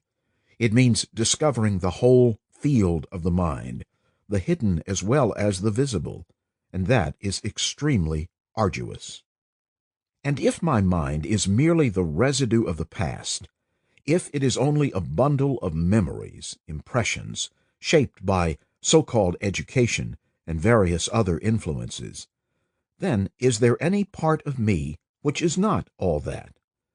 Because if I am merely a repeating machine, as most of us are, repeating what we have learned, what we have gathered, passing on what has been told to us, then any thought arising within this conditioned field obviously can only lead to further conditioning, further misery, and limitation. So, can the mind, knowing its limitation, being aware of its conditioning, go beyond itself? That is the problem. Merely to assert that it can, or it cannot, would be silly. Surely it is fairly obvious that the whole mind is conditioned. We are all conditioned by tradition, by family, by experience, through the process of time. If you believe in God, that belief is the outcome of a particular conditioning. just as is the disbelief of the man who says he does not believe in God. So belief and disbelief have very little importance. But what is important is to understand the whole field of thought and to see if the mind can go beyond it all. Krishnamurti: we are selfish entities. We are self-centered human beings. We think about ourselves, our worries, our families. We are the center. We can move the center to social work, to political work, but it is still the center operating. Pupul Jayakar: that is a little more subtle to see, because you can concern yourself with something in which you feel the center is not involved. K: you may think so. It is I who work for the poor, but I am still working within this limitation. P.J.: sir, I want some clarification. It is not the work for the poor which you are questioning. K: no, it is the identification of myself with the poor, my identification of myself with the nation, identification of myself with God, identification of myself with some ideal, and so on. That is the problem. P.J.: it is really like this. We have done everything to understand the nature of this self-centered activity. We have observed, we have meditated, but the center does not cease. Sir. K: no, because I think we are making a mistake. We don't actually see, perceive in our heart, in our mind, that any action within this periphery, from the center to the periphery, the circumference, and then from the circumference to the center, this movement back and forth, is a wastage of energy and must be limited and must bring sorrow. Everything within that area is sorrow. We don't see that. P.J.: sir, if it is part of our brain cells, and if it is the action of our brain cells to constantly throw out these ripples which get caught, which is in a sense self-centered existence, then... K: no, Pupul. The brain needs two things, security and a sense of permanency. P.J.: both are provided by the self. K: that is why it has become very important. I am only conscious of this activity of the me when I am opposing, when consciousness is thwarted, when the me is desirous of achieving a result. The me is active, or I am conscious of that center when pleasure comes to an end, and I want to have more of that pleasure. Then there is resistance, and there is a purposive shaping of the mind to a particular end which will give me a delight, a satisfaction. I am aware of myself and my activities when I am pursuing virtue consciously. That is all we know. A man who pursues virtue consciously is unvirtuous. Humility cannot be pursued, and that is the beauty of humility. So, as long as this center of activity in any direction, conscious and unconscious, exists, there is this movement of time, and I am conscious of the past and the present in conjunction with the future. The center of this activity, the self-centered activity of the me, is a time process. That is what you mean by time. You mean the psychological process of time. It is memory that gives continuity to the activity of the center, which is the me. Please watch yourselves in operation.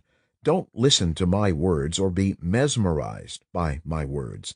If you watch yourself and are aware of this center of activity, you will see that it is only the process of time, of memory, of experiencing and translating every experience according to memory. You also see that self-activity is recognition, which is the process of the mind. Is it possible for the mind ever to be free from self-centered activity?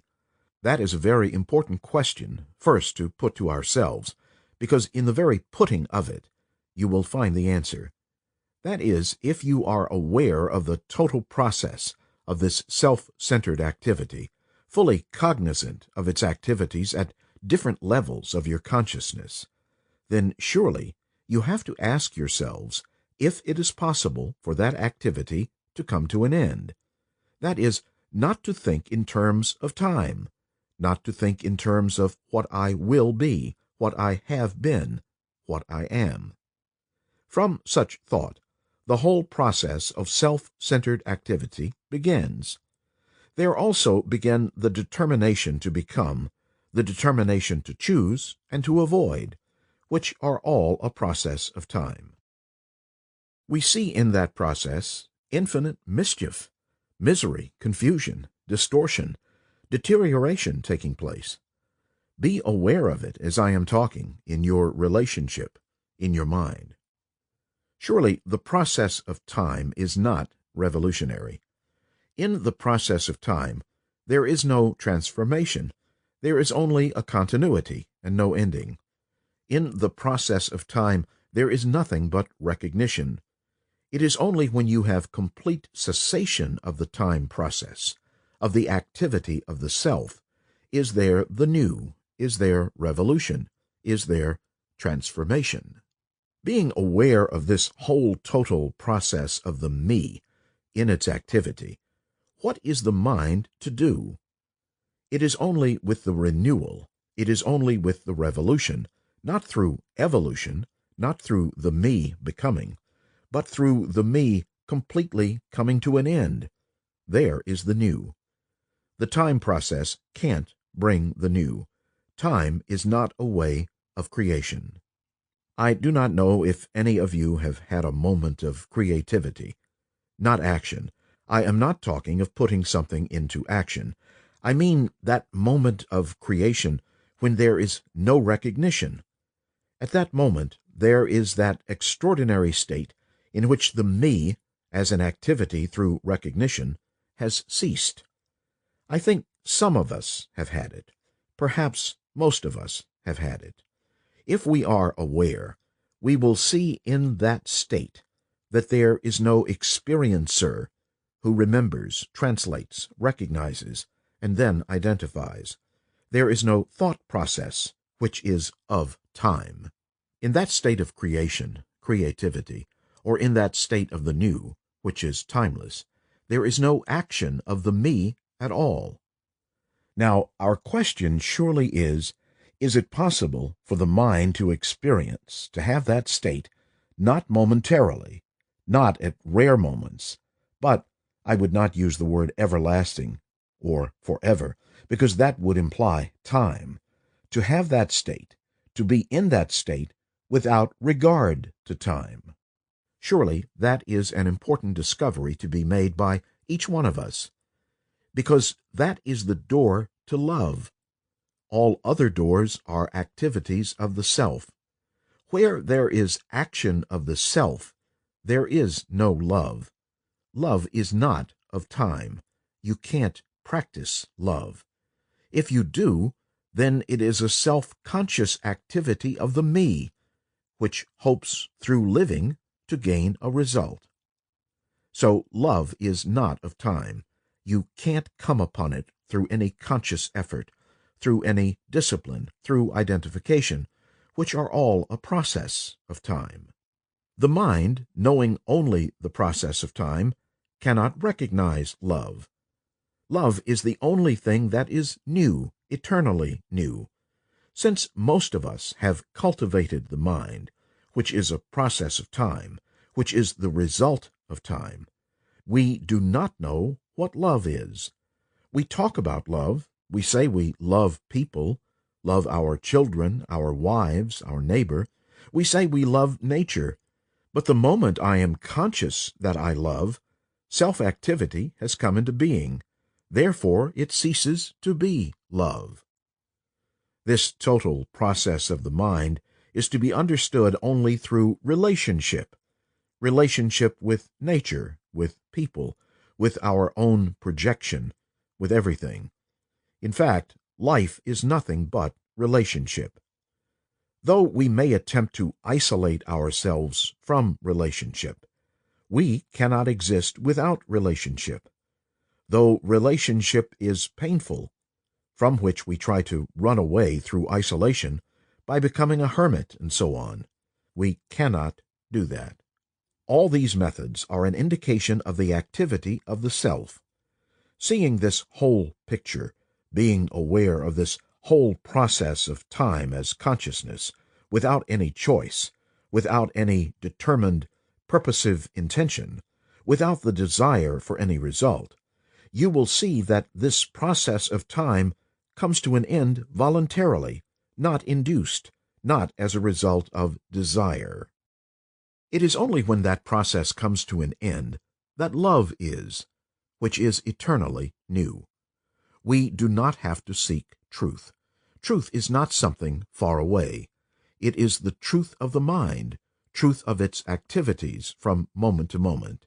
If we are aware of this moment-to-moment truth, of this whole process of time, this awareness releases consciousness, or that energy to be. As long as the mind uses consciousness as the self-activity, time comes into being with all its miseries, with all its conflicts, with all its mischiefs, its purposive deceptions, and it is only when the mind, understanding this total process, ceases, that love will be. You may call it love or give it some other name. What name you give it is of no consequence. The self perpetuates through identification, doesn't it? My son, my wife, my house, my furniture, my troubles, my anxieties, me, and all the rest of it. The identification with something perpetuates the me. I identify myself with the furniture. Because my furniture is very old, 14th century, I love it. I keep it very carefully, polish it, look after it. I value it because one day I will sell it, and I will get lots of money. So the furniture has become more important than the me. See the tricks which we are playing on ourselves and each other? Through identification with that becomes important, not the me, which identifies itself. I identify myself with my country, with my nationality, with my God. The country, the nationality, the God becomes all important. We never inquire why this identification takes place. Why do I want to identify? I am asking the question. You have to ask the question. I want to understand myself. I don't know what I am. I really don't know. I must find out. I must learn about myself, and not according to somebody else, not according to the professionals. They may be wrong, or they may be right. I am not concerned with them. I am concerned to learn about myself. To learn means I must observe. I must not come to it with any conclusion, with any prejudice, with any kind of hope. I must learn, find out what it is. Will you do that? People have said so many things about it. I discard everything the others have said. Will you do that? Discard completely what others have said. I want to find out, so I look, I observe. I can observe that only in relationship, how I react, anger, jealousy, hate, envy, violence, domination, suppression, you know, the whole movement. I watch. When you look at something, at a tree or a cloud, a mountain or water, you look at it with space between you and it. There is not only physical space, but space divided by thought. That tree is in my garden. There is this division. Can you look at that tree without that division? This doesn't mean you identify yourself with the tree. You don't become the tree. You observe it, and in that observation, if there is no space between the observer and the observed, it is not identification, but a totally different kind of relationship. You do it sometime. To look at an object, it doesn't matter what it is, without the intervening space, then there is a direct contact. You can do that with a tree fairly easily, but to do it with your husband, with your friend, with your wife, then it becomes very difficult. Can you look at your wife, husband, neighbor, your politicians? Can you look with eyes that have not this intervening space as created by the image? Can you look at yourself without condemning or justifying? The justification and condemnation is the censor. The censor is the conditioned entity. The conditioned entity is the me that says, I must be more successful, the me that says, I must have more pleasure. So, can you look at yourself without any distraction of thought? Are you following all of this? Have you done it? Can you forget yourself, though you have identified yourself with something? That very identification is the continuance of the self. I identify myself with India. Myself has become the idea of India. And if you say anything against India, I get hurt. As long as you flatter it, I am pleased. I identify myself with a belief, and I will fight to the death any attempt to destroy that identification. Because the moment I don't identify with something, I am forced to look at myself. I don't want to look at myself, because I am frightened to look at myself. Krishnamurti.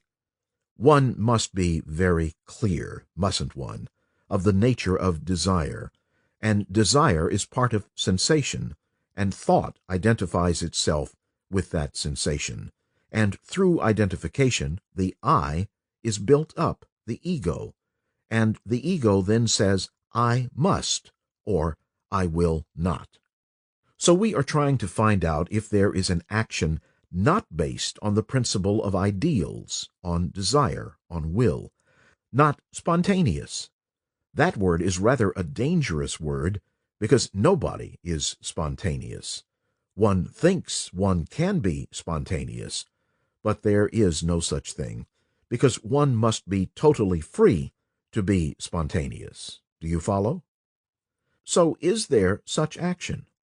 Because most of our action has a motive, and motive means movement. I want to build a house. I want that woman or that man. I am hurt psychologically or biologically, and my motive is to hurt back. So there is always some kind of motive in action, which we do in daily life. So, then, action is conditioned by the motive. The motive is part of the identification process. So if I not understand, if there is a perception of the truth that identification builds the whole nature, the structure of the self, then is there an action which doesn't spring from thought? I don't know. Am I right, sir? David Bohm. Could we ask why, before we go into that, why there is identification? Why is it that this is so prevalent? K. Why does thought identify? D.B. With sensation and other things. K. Why is there identification with something? In identification there is duality, the identifier and the identified. When there is no identification, the senses are senses. But why does thought identify itself with senses? D.B. Yes, that is not yet clear. K. We are going to make it clear. D.B. Are you saying that when the sensation is remembered, then we have identification? K. Yes. D.B. Can we make that more clear? K. Let's make it a little more clear. Let's work at it. There is perceiving a pleasurable lake, seeing a beautiful lake. What takes place in that seeing? There is not only optical seeing by the eye, but also the senses are awakened, the smell of the water, the trees on the lake. D.B. Could we stop a moment? When you say seeing, of course you see through the visual sense. K. I am using purely visual sense. DB. Therefore, you already have the visual sense awakened merely to see. Is that what you mean? K. Yes, just seeing. DB. Visually. K. Visually, optically, I am just seeing. Then what takes place? DB. And the other senses start to operate. K. And the other senses start operating. Why doesn't it stop there? DB. What is the next step? K. The next step is thought comes in. How beautiful that is. I wish I could remain here. DB. So thought identifies it. K. Yes. DB. It says, it is this. K. Because in that there is pleasure. DB. In what? K. Seeing and the delight of seeing. Then thought coming into operation and saying, I must have more. I must build a house here. It is mine. DB. But why does thought do that? K. Why does thought interfere with senses? Is that it? Now, wait a minute, sir. The moment the senses take pleasure, say, how delightful, and stop there, thought doesn't enter. Now, why does thought enter? If it is painful, thought avoids it. It doesn't identify with that. DB. It identifies against it. It says, I don't want it. K. No, leave it alone. Go away from it. Either deny it or move away from it. But if it is pleasurable, when the senses begin to enjoy, say, how nice, then thought begins to identify itself with it. DB. But why, I mean? K. Why? Because of pleasure. DB. But why doesn't it give it up when it sees how futile this is? K. Oh, that's much later. DB. That's a long way on. K. When it becomes painful, when it is aware identification breeds both pleasure and fear, then it begins to question. DB. Well, are you saying that thought has made a simple mistake in the beginning, a kind of innocent mistake? K. That's right. Thought has made a mistake in identifying with something that brings to it pleasure, or there is pleasure in something. DB. And thought tries to take over. K. To take over. DB. To make it permanent, perhaps. K. Permanent, that's right, which means memory. A remembrance of the lake with the daffodils and the trees and the water and sunlight and all the rest of it. DB. I understand thought has made a mistake, and later it discovers that mistake, but it seems to be too late because it doesn't know how to stop. K. It is now conditioned. DB. So can we make it clear why it cannot give it up? You see? K. Why it cannot give it up. That's our whole problem. DB. Can we try to make it more clear? K. Why doesn't thought give up something which it knows or is aware is painful? DB. Yes. K. It is destructive. Why? Let's take a simple example. Psychologically, one is hurt. DB. Well, that is later. K. I am taking that as an example. Doesn't matter, later. One is hurt. Why can't one immediately give up that hurt?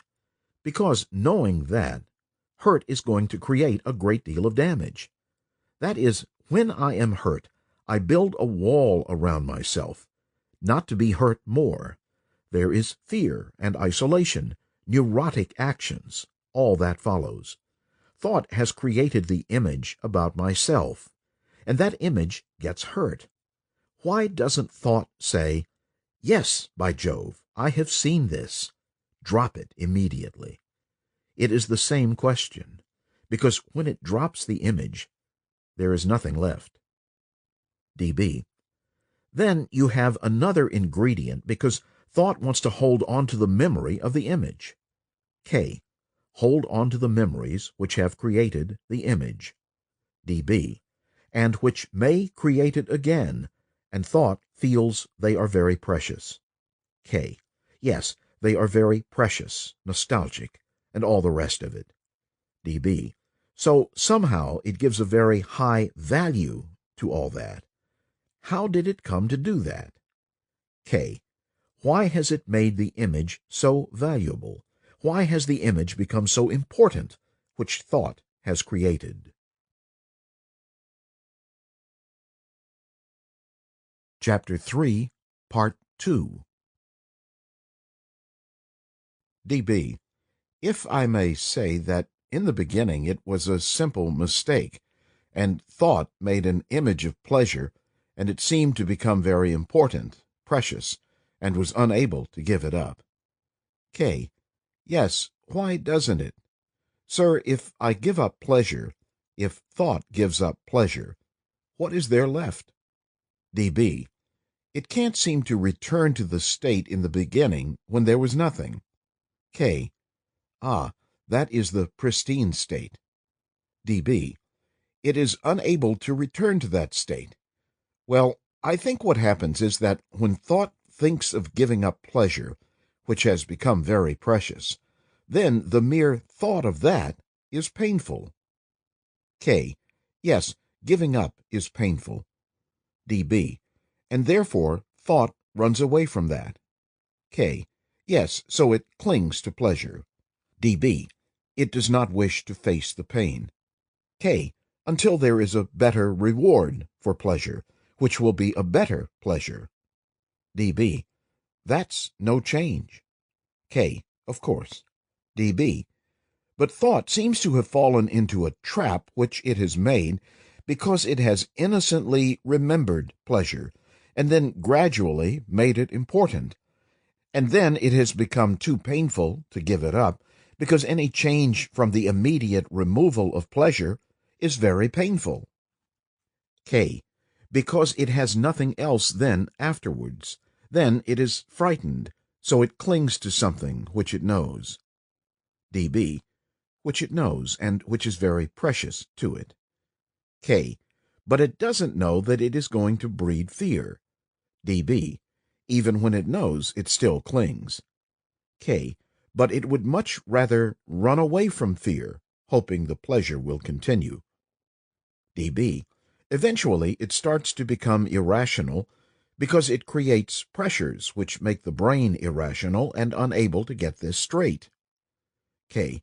Yes, we started off, didn't we, with, is there an action in which there is no motive, no cause? The self doesn't enter into it at all. Of course there is. There is when the self is not, which means no identifying process takes place. There is the perceiving of a beautiful lake, with all the color and the glory and the beauty of it. That's enough. Not the cultivating of memory, which is developed through the identification process. db. This raises the question, how are we going to stop this identification? K. I don't think there is a how. You see, that means meditation, control, practice, practice, practice, and that way makes the mind mechanical, dull, forgive me, and literally incapable of receiving anything new. db. I think that ordinarily we are identified with our language, and therefore it is driving us. But if we are free of identification... K. That's right, sir. It is extraordinary how language has made us. I am a communist. db. That's an identification. K. That's it. db. But do you think that language is the major source of identification? K. One of them. db. One of the big ones.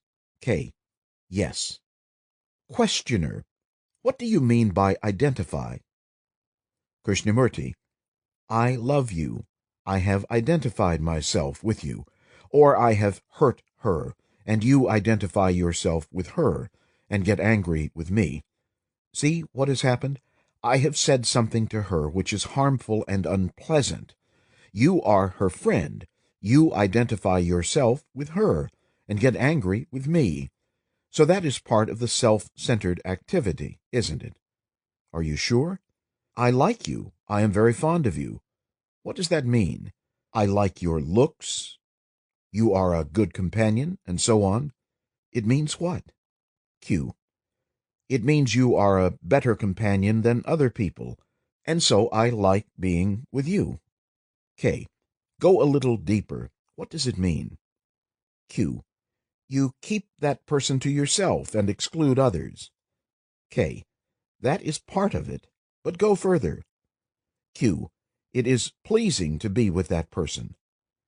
K. It is pleasing to be with that person, and it is not pleasing with another person. So my relationship with you is based on my pleasure. If I don't like you, I say, I'll be off. My pleasure is my concern, as is my hurt, my anger. So self-concern isn't just thinking about myself and identifying with this or that possession, person, or book. Is that what you do all day? There is the peripheral occupation. And also I am comparing myself with you. That is going on all the time, but from a center. Q.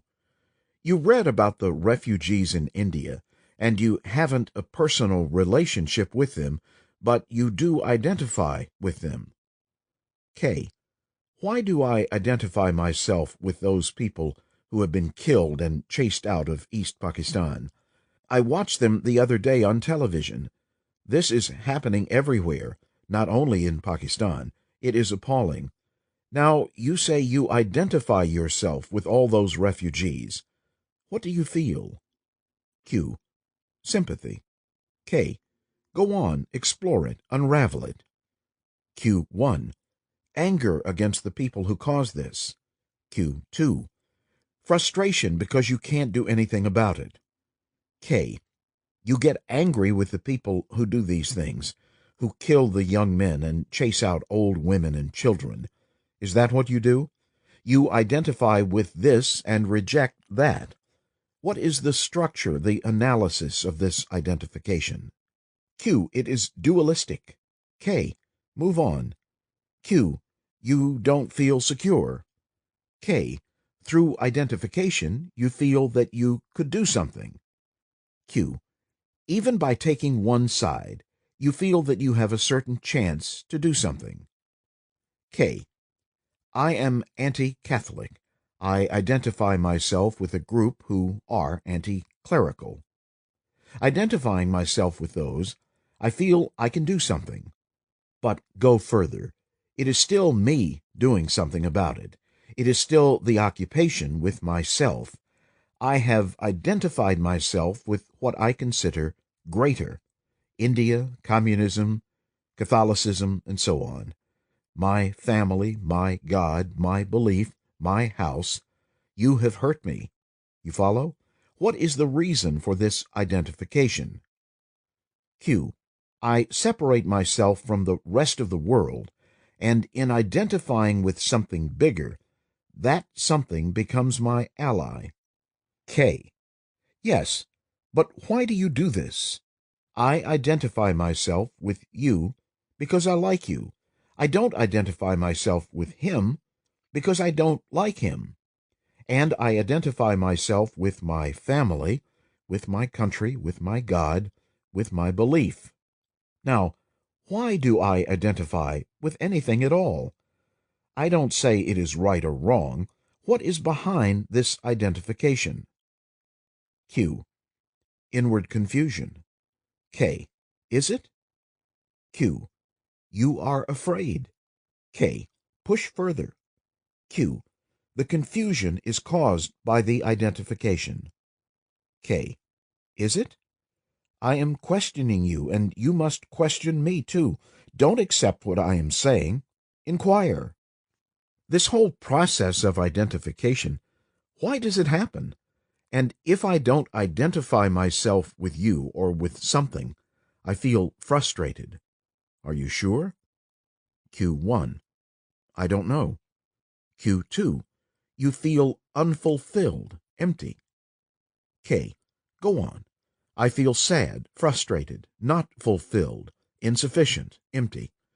Now I want to know why I identify myself with a group, with a community, with feelings, ideas, ideals, heroes, and all the rest of it. Why? Q. I think it is in order to have security. K. Yes, but what do you mean by that word security? Q. Alone I am weak. K. Is it because you cannot stand alone? Q. It is because you are afraid to stand alone. K. You are frightened of being alone, so therefore you identify? Q. Not always. K. But it is the core, the root of it. Why do I want to identify myself? Because then I feel safe. I have pleasant memories of people and places, so I identify myself with that. I see in identification I am much more secure, right? Q. I don't know if you want to talk about this particular aspect, but if I see the killing in Vietnam is wrong, and there is a group of anti-war demonstrators in Washington, then I go and join them. K. Now, wait a minute. There is an anti-war group, and I join them. I identify myself with them because in identifying with a group of people who are doing something about it, I am also doing something about it. By myself, I cannot do anything. But belonging to a group of people who demonstrate, who write articles and say it is terrible, I am actively taking part in stopping the war. That is the identification. We are not seeking the results of that identification, whether it is good or bad. But why does the human mind want to identify itself with something? The identification takes place because you feel, here I am secure. So is the reason you identify because you are insecure? Is that it? Insecurity means fear, uncertainty, not to know what to think, to be confused. So you need protection. It is good to have protection. Is that the reason why you identify? What is the next step? In myself, I am uncertain, unclear, confused, frightened, and insufficient. Therefore, I identify myself with a belief. Now what happens? Q. I find I am still insecure. K. No, I have identified myself with certain ideologies. What happens then? Q. You try to make that your security. K. I have given various reasons for this identification because it is rational, it is workable, all the rest of it. Now, what happens when I have identified myself with it? Q. You have a conflict. K. Look what happens. I have identified myself with an ideology, with a group of people or a person. It is part of me. I must protect that, mustn't I? Therefore, if it is threatened, I am lost. I am back again to my insecurity. So what takes place? I am angry with anybody who attacks or doubts it. Then, what is the actual thing that takes place? Q. Conflict. K. Look, I have identified myself with an ideology. I must protect it because it is my security, and I resist anybody who threatens that, in the sense of having a contradictory ideology. So where I have identified myself with an ideology, there must be resistance. I build a wall round what I have identified myself with. Where there is a wall, it must create division. Then there is conflict. I don't know if you see all this. Now, what is the next step? Go on. Q1. What is the difference between identification and cooperation? Q2. It seems there has to be more understanding of cooperation. K. You know what it means to cooperate, to work together. Can there be cooperation when there is identification? Do you know what we mean by identification? We have examined the anatomy of it. Cooperation means to work together. Can I work with you if I have identified myself with an ideology, and you are identified with another ideology? Obviously not. Q. But people have to work together. K. Is that cooperation? Q. No. K. See what is involved. Because of our identification with an ideology, we work together. You protect it, and I protect it. It is our security, in the name of God, in the name of beauty, in the name of anything. We think that is cooperation. Now, what takes place? Can there be cooperation when there is identification with a group? Q. No, because there is division. I find myself in conflict with members of the group because I keep identifying with them. K. Look what is happening. You and I have identified ourselves with that ideology. Our interpretation of that ideology may be Q. Different. K. Of course, if you vary in the interpretation of that ideology, you are deviating. Therefore, we are in conflict. Therefore, we must both of us agree about that ideology completely. Is that possible? Q. That is exactly what happens with a school. Instead of an ideology, you identify with a school, and each person has his own concept. K. Yes, quite right. Why? Q.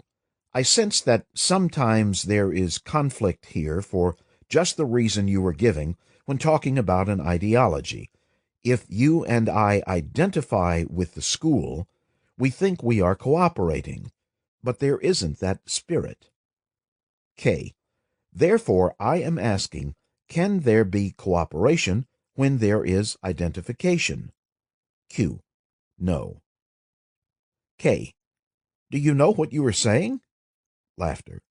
That is how everything in this world is working. Is that the truth? That where there is identification, there can be no cooperation? It is a marvelous thing to discover the truth of this. Not your opinion or my opinion, but the truth. The validity of it. Therefore, we have to find out what we mean by cooperation. You see, there can be no cooperation when there is identification with an idea, with a leader, with a group, and so on. Then what is cooperation in which there is no identification? Q. Acting in response to the situation itself. K. I am not saying you are not right, but can we work together when you and I think differently? When you are concerned with yourself, and I am concerned with myself. And one of the reasons is that knowing we cannot cooperate when we are thinking of ourselves, we try to identify ourselves with an ideology, hoping thereby to bring about cooperation. But if you don't identify, what is cooperation? Here we are at Brockwood in a school. We see there cannot be cooperation when there is identification with the school, with an idea, with a program, with a particular policy of this and that. And also we see that identification is the cause of all division. Then what is cooperation? To work together, not about something? Do you see the difference? So before you do something together, what is the spirit of cooperation? The feeling, the inwardness of it. What is that feeling? Q. Understanding, being completely open to it. K. Go a little deeper. We said identification is not cooperation. Are you quite sure on that point? And are you quite clear that cooperation cannot exist when each of us is concerned with himself? But you are concerned with yourself. Therefore, you have no spirit of cooperation. You only cooperate when it pleases you. So what does it mean to cooperate? We are not playing parlor games. What does it mean to cooperate when there is no me? Otherwise, you can't cooperate. I may try to cooperate round an idea, but there is always the me. Questioner: You say that through identification we bring about separation, division. Your way of life appears to some of us to be separative and isolating, and to have caused division among those who were formerly together. With what have you identified yourself? Krishnamurti: Now, let us first see the truth of the statement that identification divides, separates. I have stated that several times. Is it a fact or not? What do we mean by identification? Don't just merely and verbally indulge in it, but look at it directly. You identify yourself with your country, don't you? When you do that, what happens? You immediately enclose yourself through that identification with a particular group. That is a fact, is it not? When you call yourself a Hindu, you have identified yourself with particular beliefs, traditions, hopes, ideas, and that very identification isolates you. That is a fact, is it not? If you see the truth of that, then you cease to identify. Therefore, you are no longer a Hindu, or a Buddhist, or a Christian, politically or religiously. So identification is separative. It is a deteriorating factor in life. That is a fact. That is the truth of it, whether you like it or not. The questioner goes on to ask if I have, through my action, brought about division among those who were formerly together. Quite right. If you see something true, must you not state it? Though it brings trouble, though it brings about disunity, should you not state it? How can there be unity on falsity? You identify yourself with an idea, with a belief, and when another questions that belief, the idea, you throw that other fellow out. You don't bring him in, you push him out. You have isolated him. The man who says what you are doing is wrong has not isolated you. So your action is isolating, and not his action, not the action of the person who points to the truth. You don't want to face the fact that identification is separative. Identification with a family, with an idea, with a belief, with any particular organization is all separative. When that is directly put an end to, or when you are made to look at it and are given the challenge, then you who want to identify, who want to be separative, who want to push the other fellow out, say, that man is isolating. Your way of existence, your way of life, is separative, and so you are responsible for separation. I am not. You have thrown me out. I have not gone out.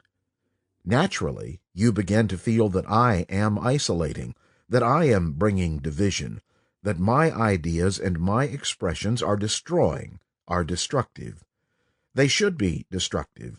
They should be revolutionary. Otherwise, what is the value of anything new? Surely, sirs, there must be revolution, not according to any particular ideology or pattern. If it is according to an ideology or pattern, then it is not revolution. It is merely the continuation of the past. It is identification with a new idea, and therefore it gives continuity to a particular form, and that is certainly not revolution. Revolution comes into being when there is an inward cessation of all identification.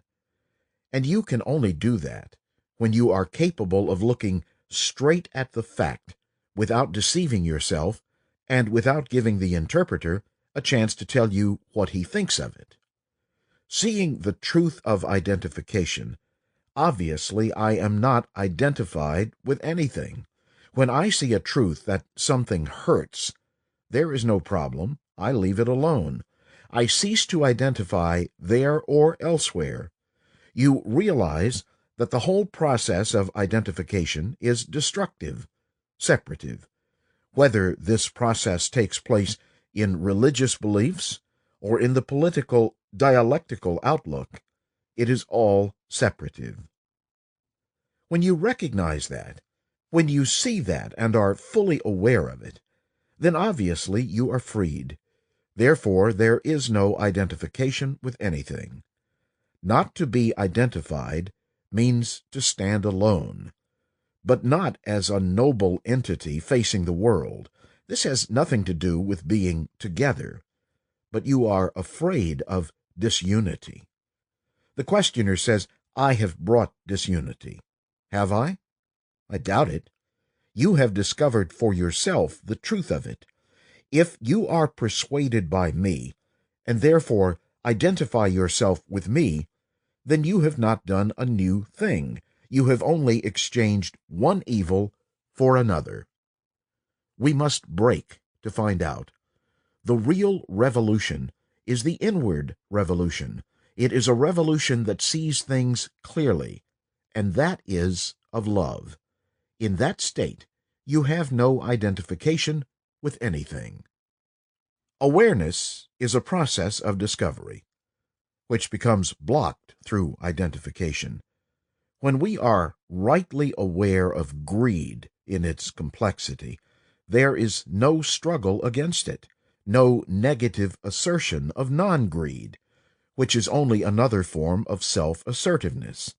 And in that awareness, we will find that greed has ceased. Our difficulty lies in that we have built around ourselves conclusions, which we call understanding. These conclusions are hindrances to understanding. If you go into this more deeply, you will see that there must be complete abandonment of all that has been accumulated for the being of understanding and wisdom. To be simple is not a conclusion, an intellectual concept for which you strive. There can be simplicity only when the self, with its accumulation, ceases. It is comparatively easy to renounce family, property, fame, things of the world. That is only a beginning, but it is extremely difficult to put away all knowledge, all conditioned memory. In this freedom, this aloneness, there is experience which is beyond and above all creations of the mind. Do not let us ask whether the mind ever can be free from conditioning, from influence. We shall find this out as we proceed in self-knowledge and understanding. Thought, which is a result, cannot understand the causeless. The ways of accumulation are subtle. Accumulation is self-assertiveness, as is imitation. To come to a conclusion is to build a wall around oneself, a protective security which prevents understanding. Accumulated conclusions do not make for wisdom, but only sustain the self. Without accumulation, there is no self. A mind weighed down with accumulations is incapable of following the swift movement of life, incapable of deep and pliable awareness. Questioner: being imitative, what shall we do? Krishnamurti: be self-aware, which will reveal the hidden motives of imitation, envy, fear, the craving for security, for power, and so on. This awareness, when free of self-identification, brings understanding and tranquility, which lead to the realization of supreme wisdom. Q. Is not this process of awareness, of self-unfoldment, another form of acquisition? Is not probing another means of self-expansive acquisitiveness? K.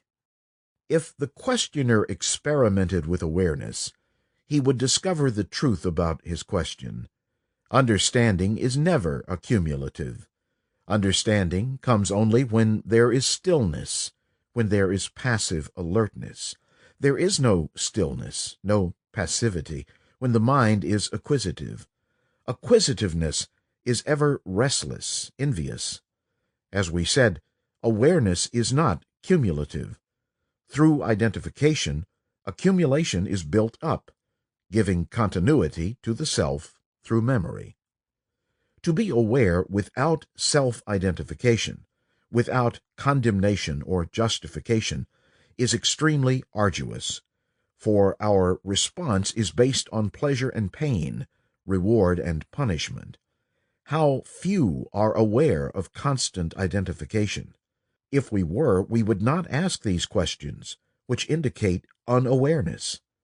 As a sleeper dreams that he must awaken but does not, for it is only a dream, so we are asking these questions without actually experimenting with awareness. Q. Is there anything that one can do to be aware? K. Are you not in conflict, in sorrow? If you are, do you not search out its cause? The cause is the self, its torturing desires. To struggle with these desires only creates resistance, further pain. But if you are choicelessly aware of your craving, then there comes creative understanding. It is the truth of this understanding that liberates, not your struggle against resistance to envy, anger, pride, and so on. So awareness is not an act of will, for will is resistance, the effort made by the self through desire to acquire, to grow, whether positively or negatively. Be aware of acquisitiveness, passively observing its ways on different levels.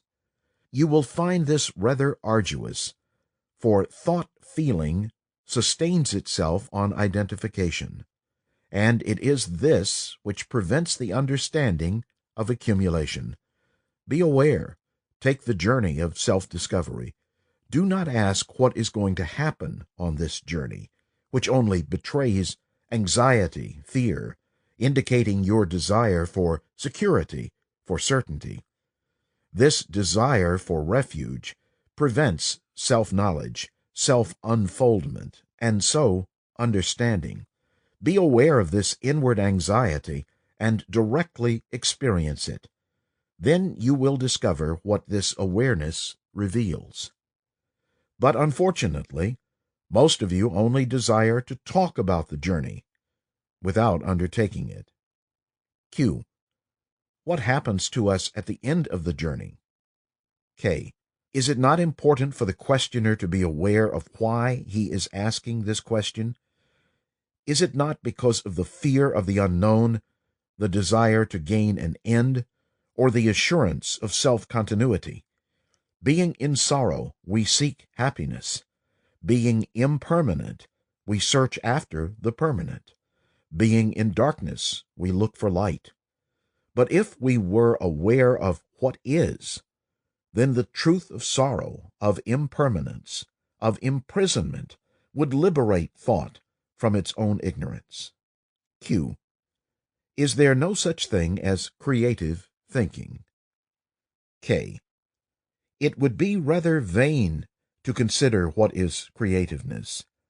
If we were aware of our conditioning, then the truth of this would bring about creative being. To speculate upon creative being is a hindrance. All speculation is a hindrance to understanding. Only when the mind is simple, purged of all self-deception and cunning, cleansed of all accumulation, is there the real.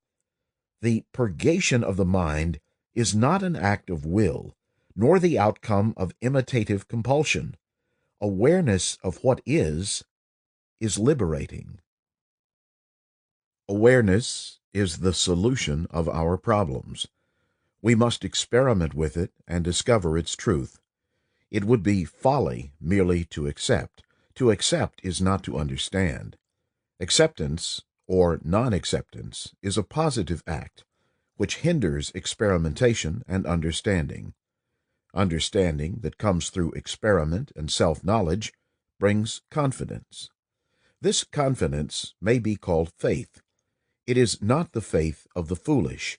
It is not faith in something. Ignorance may have faith in wisdom, darkness in light, cruelty in love, but such faith is still ignorance. This confidence or faith of which I am speaking comes through experimentation in self-knowledge, not through acceptance and hope. The self-confidence that many have is the outcome of ignorance, of achievement, of self-glory, or of capacity. The confidence of which I speak is understanding, not the I understand, but understanding without self-identification.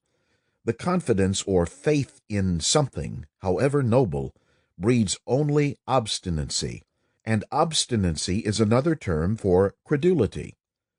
The clever ones have destroyed blind faith, but when they themselves are in serious conflict or sorrow, they accept faith or become cynical.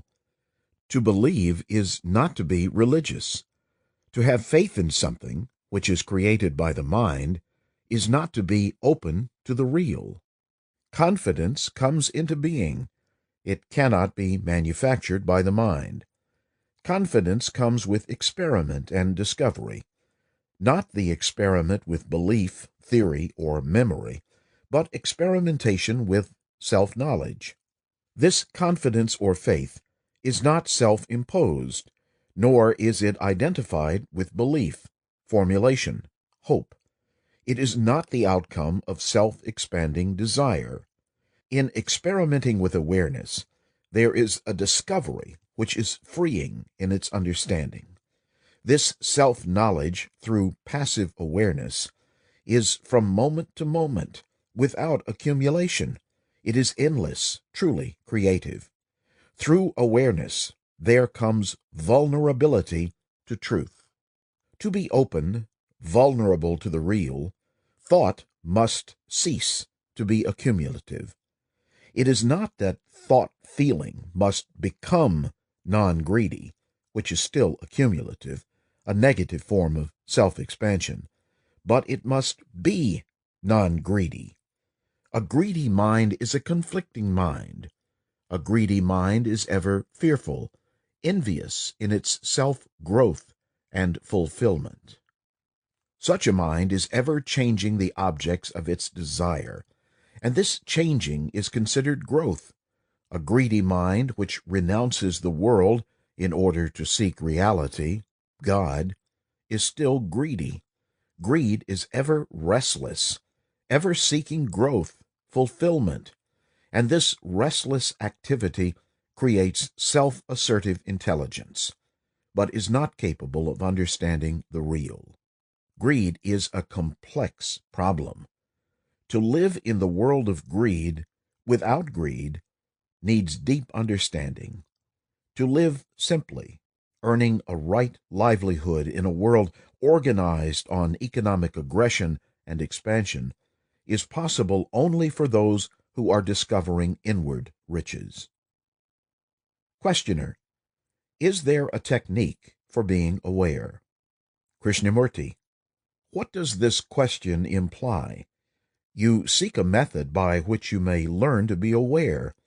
Awareness is not the result of practice, habit, or time. As a tooth that causes intense pain has to be attended to immediately, so sorrow, if intense, demands urgent alleviation. But instead we seek an escape, or explain it away.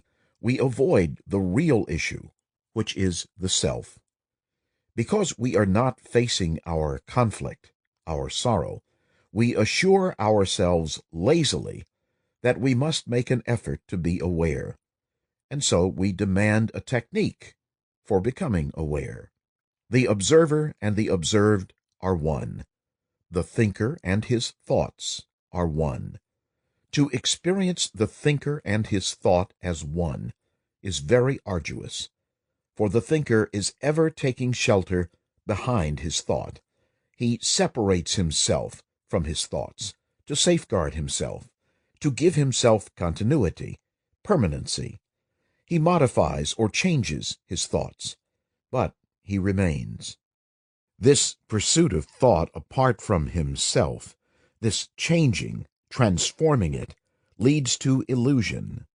The thinker is his thought. The thinker and his thoughts are not two separate processes. We generally regard our thoughts as being apart from ourselves. We are not aware of the thinker and his thought as one. This is precisely the difficulty. After all, the qualities of the self are not separate from the self. The self is not something apart from its thoughts, from its attributes. The self is put together, made up, and the self is not when the parts are dissolved. But in illusion, the self separates itself from its qualities in order to protect itself, to give itself continuity, permanency. It takes refuge in its qualities through separating itself from them. The self asserts that it is this and it is that. The self, the I, modifies, changes, transforms its thoughts, its qualities, but this change only gives strength to the self, to its protective walls.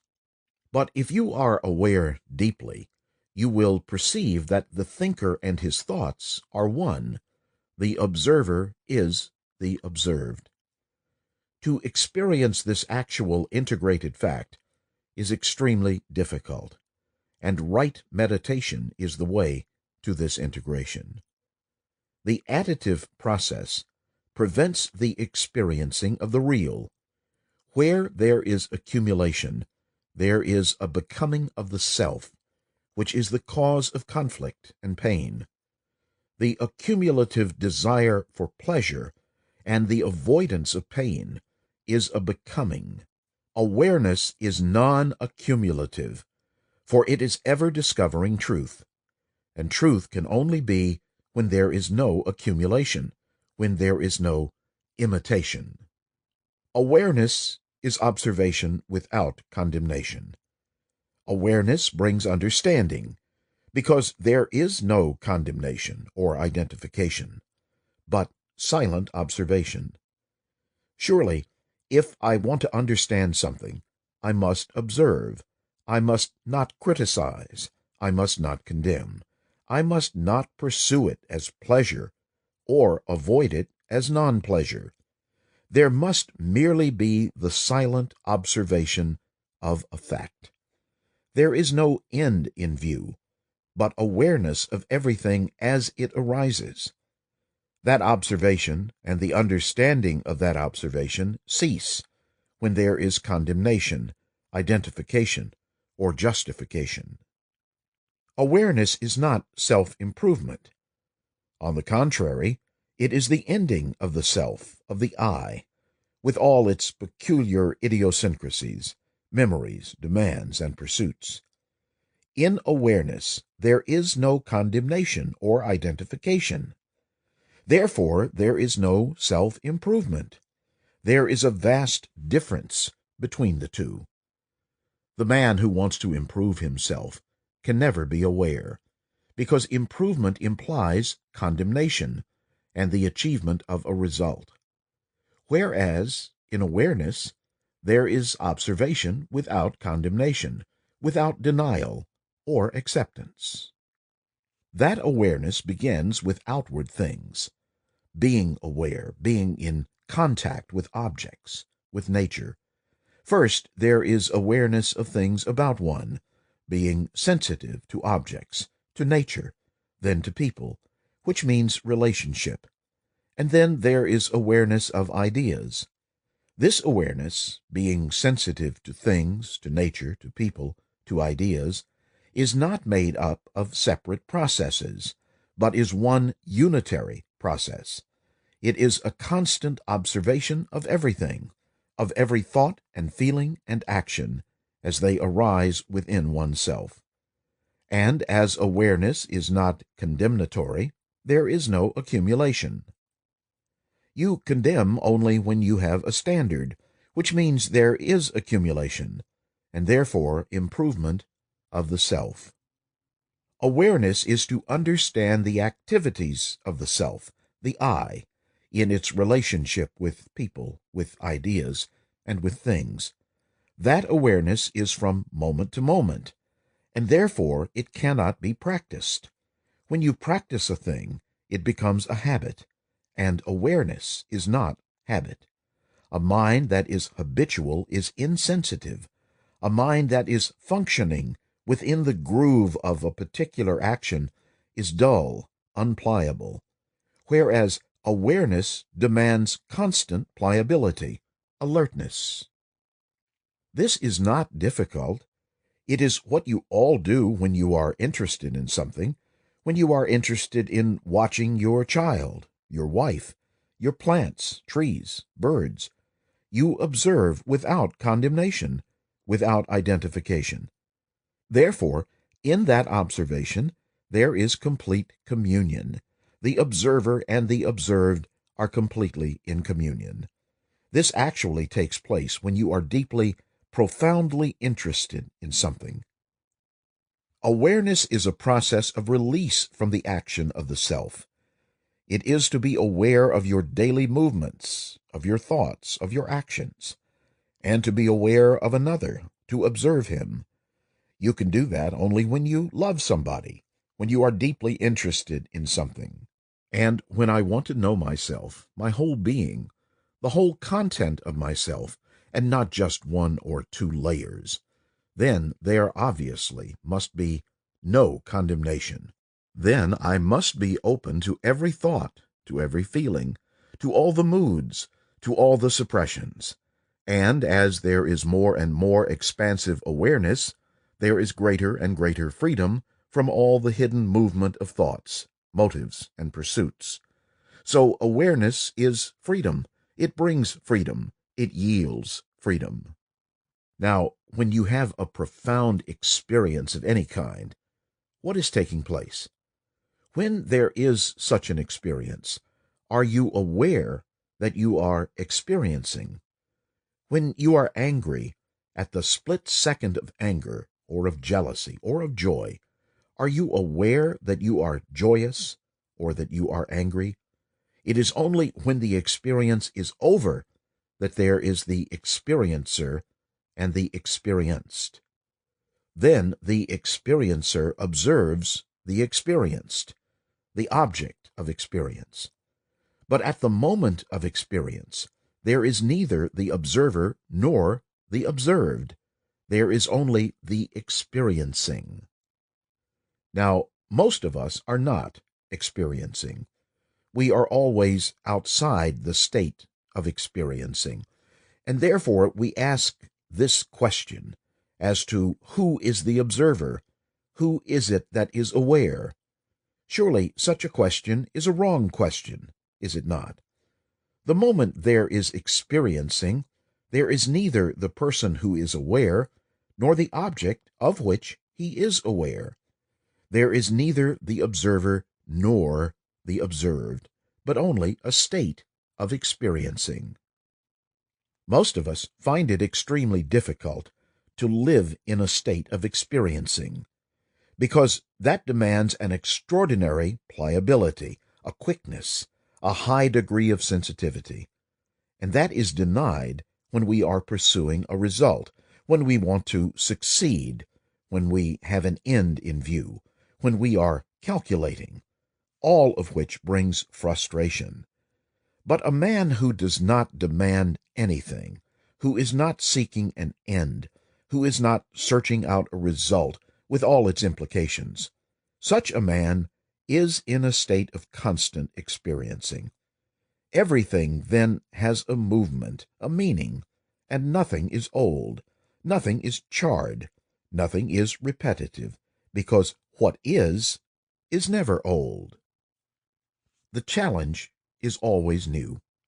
It is only the response to the challenge that is old, and the old creates further residue, which is memory, the observer who separates himself from the observed, from the challenge, from the experience. You can experiment with this for yourself very simply and very easily. Next time you are angry or jealous or greedy or violent or whatever it be, watch yourself. In that state, you are not. There is only that state of being. But the second afterwards, you term it, you name it, you call it jealousy, anger, greed. So you have created immediately the observer and the observed, the experiencer and the experienced. When there is the experiencer and the experienced, then the experiencer tries to modify the experience, change it, remember things about it, and so on, and therefore maintains the division between himself and the experienced. But if you don't name that feeling, which means you are not seeking a result, you are not condemning, you are merely silently aware of the feeling, then you will see that in that state of feeling, of experiencing, there is no observer and no observed, because the observer and the observed are a joint phenomenon, and there is only experiencing. Awareness is a state in which there is no condemnation, no justification or identification, and therefore there is understanding. And in that state of passive, alert awareness, there is neither the experiencer nor the experienced. Sir, what I am saying is not very difficult, though you may find it verbally difficult.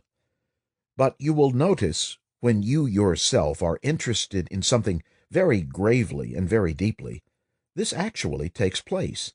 You are so completely submerged in the thing in which you are interested that there is no exclusion, no concentration. Awareness is a state in which truth can come into being, the truth of what is, the simple truth of daily existence. It is only when we understand the truth of daily existence that we can go far. You must begin near to go far, but most of us want to jump, to begin far, without understanding what is close. As we understand the near, we will find the distance between the near and the far is not. There is no distance. The beginning and the end are one. Questioner: I have listened to what you have been saying, and I feel that to carry out your teachings, I must renounce the world I live in. Krishnamurti: Sir, you cannot renounce the world, can you? What is the world? The world is made up of things, relationships, and ideas. How can you give up things? Even if you give up your house, you will still have a kurta, clothing. You may renounce your wife, but you will still be in relation with someone, with the milkman, for instance, or the man who gives you food. And you cannot renounce belief, can you? I wish you would. Begin there, if you must renounce something. Renounce the wrong valuations which you have given to everything. Wrong valuations create havoc, and it is from these wrong valuations, which cause misery, that you want to escape. You don't want to understand that you are giving wrong values. You want to escape from the result of wrong values. But if you understood the world, which is ideas, relationship, things, and their true significance, then you would not be in conflict with the world. You cannot withdraw from the world. To withdraw means isolation, and you cannot live in isolation. You can live in isolation only in an asylum, but not by renouncing the world. You can only live truly happily with the world when you are not of the world, which means you don't give wrong values to the things in the world. This can happen only when you understand yourself, the giver of wrong values.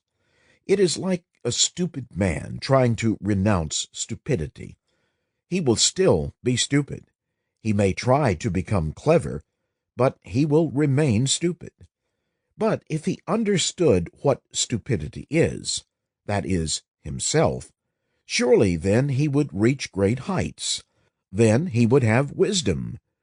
It is not by renouncing that you can find reality. By renouncing, you escape into illusion. You do not discover that which is true. So what I have been saying is that one must give right values to things, to relationship, to ideas, and not try to escape from the world. It is comparatively easy to go away into isolation, but it is extremely arduous to be aware and to give true values. Things have no value in themselves. The house has no value in itself, but it has the value you give it.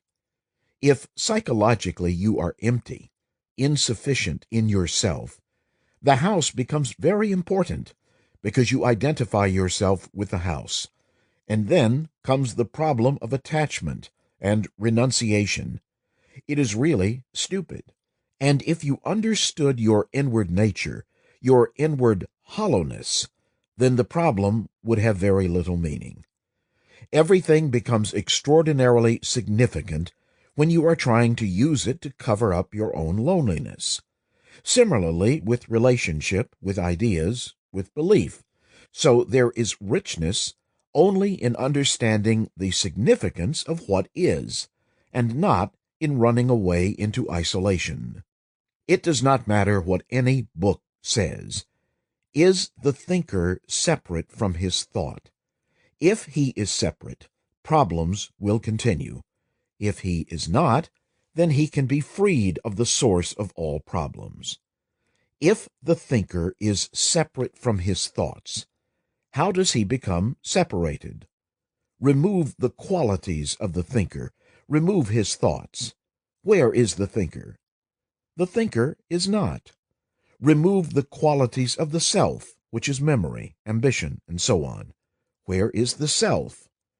But if you say the self is not the thinker, but some other entity behind the thinker, he is still the thinker, because you have only pushed the thinker further back. Now, why has the thinker separated himself from his thoughts? The thinker cannot be without thought, because if there is no thought, there is no thinker. Now, the thinker has separated himself from the thought, for the simple reason that thought can be transformed, can be modified. And so, in order to give himself permanency, the thinker separates himself from the thought, and thereby gives himself permanency. The thought, being transient, mutable, can be altered, but the thinker who creates the thought can be permanent. He is the permanent entity, whereas the thought is changeable. It can be changed according to circumstances, according to environmental influences. But he, the thinker, remains. He is the thought, and if thought ceases, he is not, surely, although all our books say differently. Just think it out for yourself for the first time. Put your books aside, forget your authorities, and look at the problem directly. Without the thought, the thinker is not, and the thinker creates the thought and separates himself from it in order to protect himself. Thereby he gives stability, certainty to himself, and continuity. Now, how does the thinker come into being? Obviously, through desire. Desire is the outcome of perception, contact, sensation, identification, and me. Perception of a car, contact, sensation, desire, identification, and I like it, I want it. So, I am the product. The thinker is the product of desire, and having produced the I separates itself from the thought, because it can then transform the thought and yet remain permanent. So as long as the thinker is separate from his thought, there will be problems, one after the other, innumerable problems. But if there is no separation, If the thinker is the thought, then what happens? Then the thinker himself undergoes a transformation, a radical, fundamental transformation. And that, as I have said, is meditation. It is self-knowledge. It is all that I have said about the thinker, how he separates himself from the thought, and how the thinker has come into being. You can test it for yourself. You don't have to read a sacred book to find out the truth of it. That is the beginning of self-knowledge. And from that there comes meditation. Meditation is the ending of thought, of the thinker, by not giving significance to the thinker, by not giving continuity to the thinker. The thinker is disciplining his thought, separating himself so as to give continuity to himself through property, through family, through ideas. And as long as the thinker exists, there will be problems. And it is when the thinker ceases thinking that meditation begins. Meditation is self-knowledge, and without self-knowledge there is no meditation. You will find that if you go into the whole question of self-knowledge, which is the beginning of wisdom, not by any practice, because practice is merely resistance, you can go deeper and deeper, starting with the center, which is the desire creating the I, the self. And when that self continues in the Atman or higher self, it is still the thinker merely pushing further back his permanency. Till you are aware of this whole process, there is no ending of the problem. But when you become aware, you will find that time has ceased, time as memory of the past and the future, and that there is the immediate present, the eternal, and in this alone is reality. In the various talks the speaker has given, he has used the word insight, that is, to see into things, into the whole movement of thought, into the whole movement, for example, of jealousy, to perceive the nature of greed, to see the whole content of sorrow. It is not analysis, not exercise of intellectual capacity, nor is it the result of knowledge, knowledge being that which has been accumulated through the past as experience, stored up in the brain. Knowledge always goes with ignorance. There is no complete knowledge. Therefore there is always knowledge and ignorance, like two horses tethered. So then, what is insight?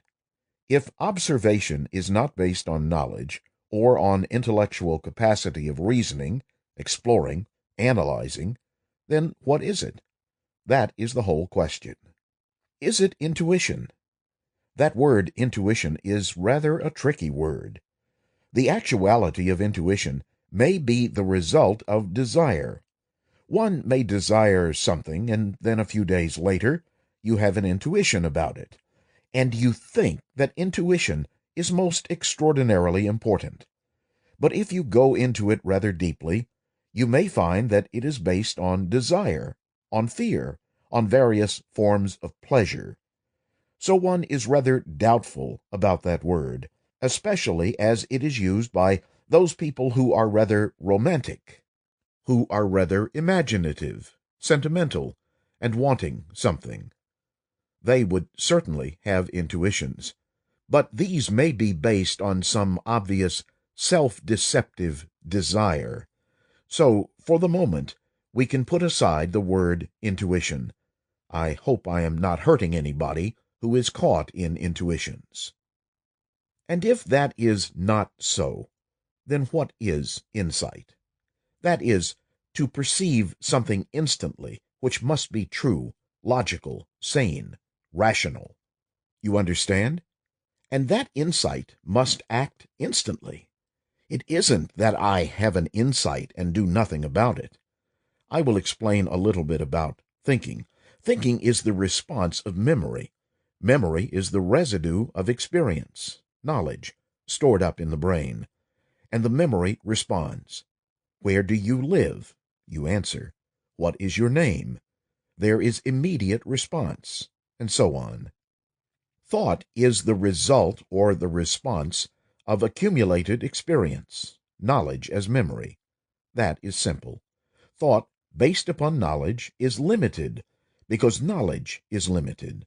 So thought can never be all-inclusive. It must always be partial, limited, based on knowledge and ignorance. Therefore, it is everlastingly confined, narrow. Now, to have an insight into that means an action that is not merely the repetition of thought.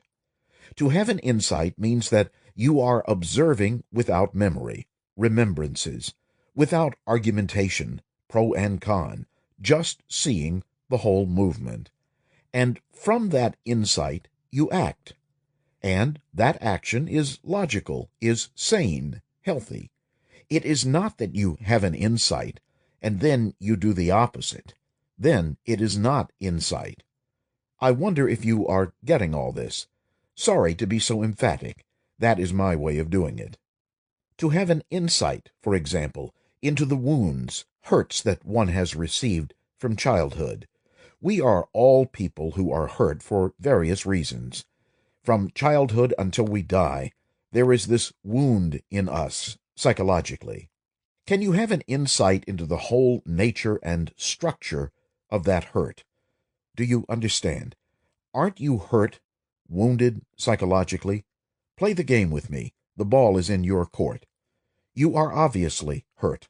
You may go to a psychologist, analyst, psychotherapist, and they trace why you are hurt. From childhood, your mother was this, and your father was that, and so on, and so on. But merely seeking out the cause is not going to resolve the hurt. It is there. And the consequences of that are isolation, fear, resistance, and the self-enclosure of not wanting to be hurt any more. You know all this. That's the whole movement of being hurt. The hurt is the image that you have created for yourself about yourself, right? So long as that image remains, you will be hurt, obviously. When there is an insight into all that, without analysis, seeing it instantly, by the very perception of that insight, which demands all your attention and energy, the hurt is dissolved. And therefore, when it is dissolved, there is no further hurt. If one may ask most politely, you have heard this, have you got that insight that will dissolve your hurt completely, leaving no mark, and therefore no hurt, so that nobody can hurt you? Because the image that you have created about yourself is non-existent. Are you following all this? Are you doing it? Or are you just merely verbally paying attention to the words? Questioner: I don't really understand what you mean when you say we have created this hurt. Krishnamurti: First of all, who is hurt? What do you mean by being hurt? Sir, what do you mean by being hurt? You say, I am hurt. Consciously, you are aware of it or not. One is hurt. Now, what is that which is being hurt? Do you understand my question? What is that which is hurt? You say, it is me. What is that me? It is the image you have about yourself. If I have an image about myself, I am marvelous, spiritual, blah, blah, and you come along and say, no, you are a silly ass, I get hurt. That is, thought has created an image about oneself, and that image is always comparing. So as long as one has this image about oneself, it is going to be trodden on by somebody, and that causes hurt, wounds, psychologically. To have an insight into that means to see the whole movement, the cause and the image, and therefore the very perception ends the image. When a machine is revolving very fast, as a fan with several blades, the separate parts are not visible, but appear as one. So the self, the me, seems to be a unified entity. But if its activities can be slowed down, then we shall perceive that it is not a unified entity, but made up of many separate and contending desires and pursuits. These separate wants and hopes, fears and joys make up the self. The self is a term to cover craving in its different forms. To understand the self, there must be an awareness of craving in its multiple aspects. The passive awareness, the choiceless discernment, reveals the ways of the self, bringing freedom from bondage. Thus, when the mind is tranquil and free of its own activity and chatter, there is supreme wisdom. Our problem, then, is how to free thought from its accumulated experiences, memories. How can this self cease to be? Deep and true experience takes place only when the activity of this accumulation ceases.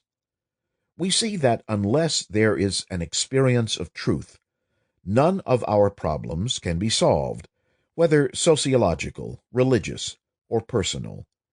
Conflict cannot come to an end by merely rearranging frontiers or reorganizing economic values or imposing a new ideology.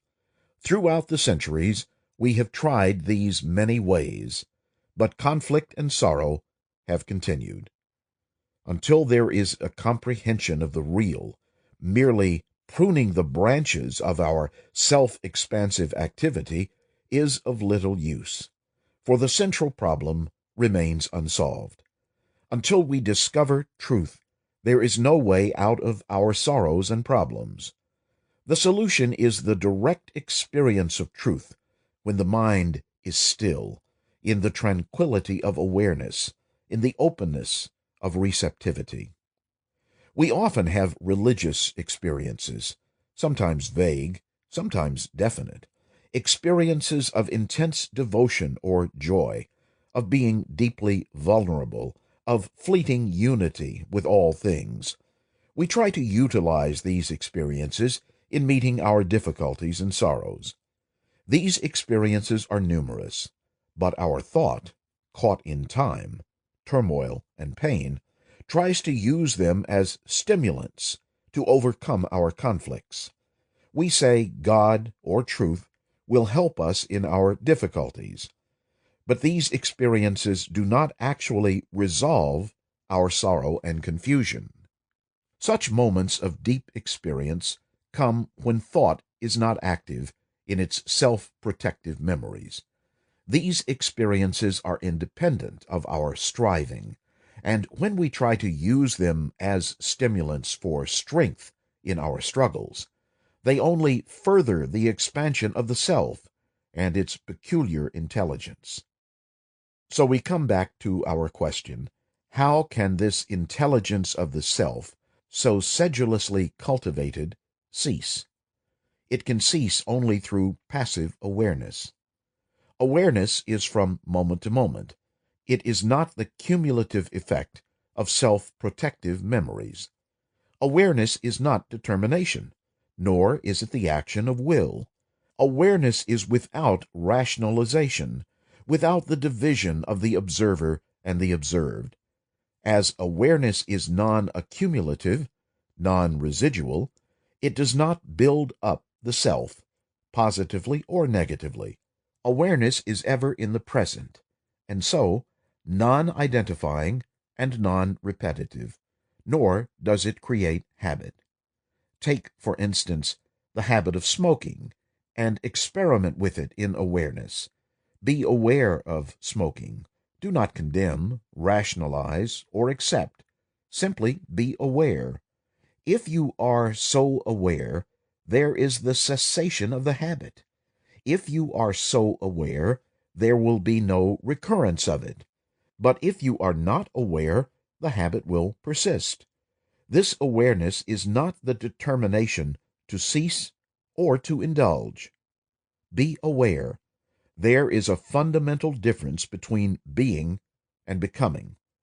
To become aware, you make effort, and effort implies resistance and time, and leads to conflict. If you are aware in the moment, there is no effort, no continuance of the self-protective intelligence. You are aware or you are not. The desire to be aware is only the activity of the sleeper, the dreamer. Awareness reveals the problem completely, fully, without denial or acceptance, justification or identification. And it is freedom which quickens understanding. Awareness is a unitary process of the observer and the observed. It is the petty mind that creates problems for itself, and through awareness of the cause of problems, the self, they are dissolved. To be aware of narrowness and its many results implies deep understanding of it on all the different levels of consciousness. Pettiness in things, in relationship, in ideas. When we are conscious of being petty, or violent, or envious, we make an effort not to be. We condemn it, for we desire to be something else. This condemnatory attitude puts an end to the understanding of what is and its process. The desire to put an end to greed is another form of self-assertion, and so is the cause of continued conflict and pain. Through awareness, only can there be cessation of the cause of conflict. Be aware of any habit of thought or action. Then you will recognize the rationalizing, condemnatory process which is preventing understanding. Through awareness, the reading of the book of habit, page by page, comes self-knowledge. It is truth that frees, not your effort to be free. Chapter 4. Freedom. Freedom implies, does it not, that you must not follow anyone. You must be free to inquire, not accept, not look to a guide, to a system, to a savior, to a guru. Freedom implies that you must have the capacity to inquire, not into what others say, but to inquire within yourself, to investigate, to examine the whole structure of a human mind. That is, our mind, your mind. Any form of conformity, imitation according to a pattern, a mold, does not allow free inquiry. And what we are going to talk about demands that you be free to listen, not only to the word, but to the meaning of the word, and not to be a slave to the word, not accept whatever the speaker says, or deny what he says, but listen to find out. To find out for yourself, not according to some interpretation, not according to some other speaker, but to find out for yourself the truth or the falseness of what is being said. Freedom is not to do what you want to do. That is not freedom at all. And I think probably that freedom has brought about great misery in the world, each one doing exactly what he wants to do. That is rampant in this country, where there is no tradition, where there is no discipline. I am using the word discipline in a totally different sense, which we will go into presently. Freedom does not imply choice. One thinks one is free if you can choose. I do not know if you have ever gone into this question of choice. You have a vast array in front of you, the various teachers, yogis, philosophers, scientists, psychologists, analysts, bombarding your mind constantly, day in and day out. And from this array you are going to choose whom you think you should follow, whom you think you should listen to. You choose according to your temperament, according to your desire, according to your pleasure. Please do listen to this, if you will, carefully, because you are confronted with this problem, when so many of them are telling you, follow this and don't follow that, and do this and do that. And you are faced with the question of whom to listen to and whom to follow, whether that teacher, that philosophy, that guru. You are not free, and it is absolutely necessary to be free to find out what is true and what is false for yourself, which no one can tell you, no system, no philosophy, no guru. When you face this array of teachers, philosophers, and systems, you are forced, because you yourself are confused, life has become terrible, painful, uncertain, there is so much poverty, the threat of destruction, violence, and you want to escape from all that. You are forced to choose one of these, and your choice is based upon your confusion, naturally, whether to follow, to listen to that teacher, to that guru, to that philosopher. So you begin to depend on yourself, thinking you are free to choose. The background of choice is invariably confusion. Aren't you confused when you choose? Aren't you uncertain when you pick one amongst all these? So your choice is essentially the outcome of confusion. I think it must be fairly obvious to most of us that what we think is conditioned. Whatever your thought, however noble and wide, or however limited and petty, it is conditioned, and if you further that thought, there can be no freedom of thought. Thought itself is conditioned, because thought is the reaction of memory, and memory is the residue of all your experiences, which in turn are the result of your conditioning. If we realize that all thinking, at whatever level, is conditioned, then we will see that thinking is not the means of breaking through this limitation, which does not mean that we must go into some blank or speculative silence. Actually, the fact is it not, that every thought, every feeling, every action is conformative, conditioned, influenced. For instance, a saint comes along, and by his rhetoric, gestures, looks, by quoting this and that to you, influences you. And we want to be influenced, and are afraid to move away from every form of influence, and see if we can go deeply and discover if there is a state of being which is not the result of influence. Why are we influenced? In politics, as you know, it is the job of the politician to influence us. And every book, every teacher, every guru, the more powerful, the more eloquent, the better we like it, imposes his thought, his way of life, his manner of conduct upon us. So life is a battle of ideas, a battle of influences, and your mind is the field of the battle. The politician wants your mind. The guru wants your mind. The saint says, do this and not that, and he also wants your mind. And every tradition, every form of habit or custom, influences, shapes, guides, controls your mind. I think that is fairly obvious. It would be absurd to deny it. We are saying that a mind that is influenced, shaped, authority-bound, obviously can never be free.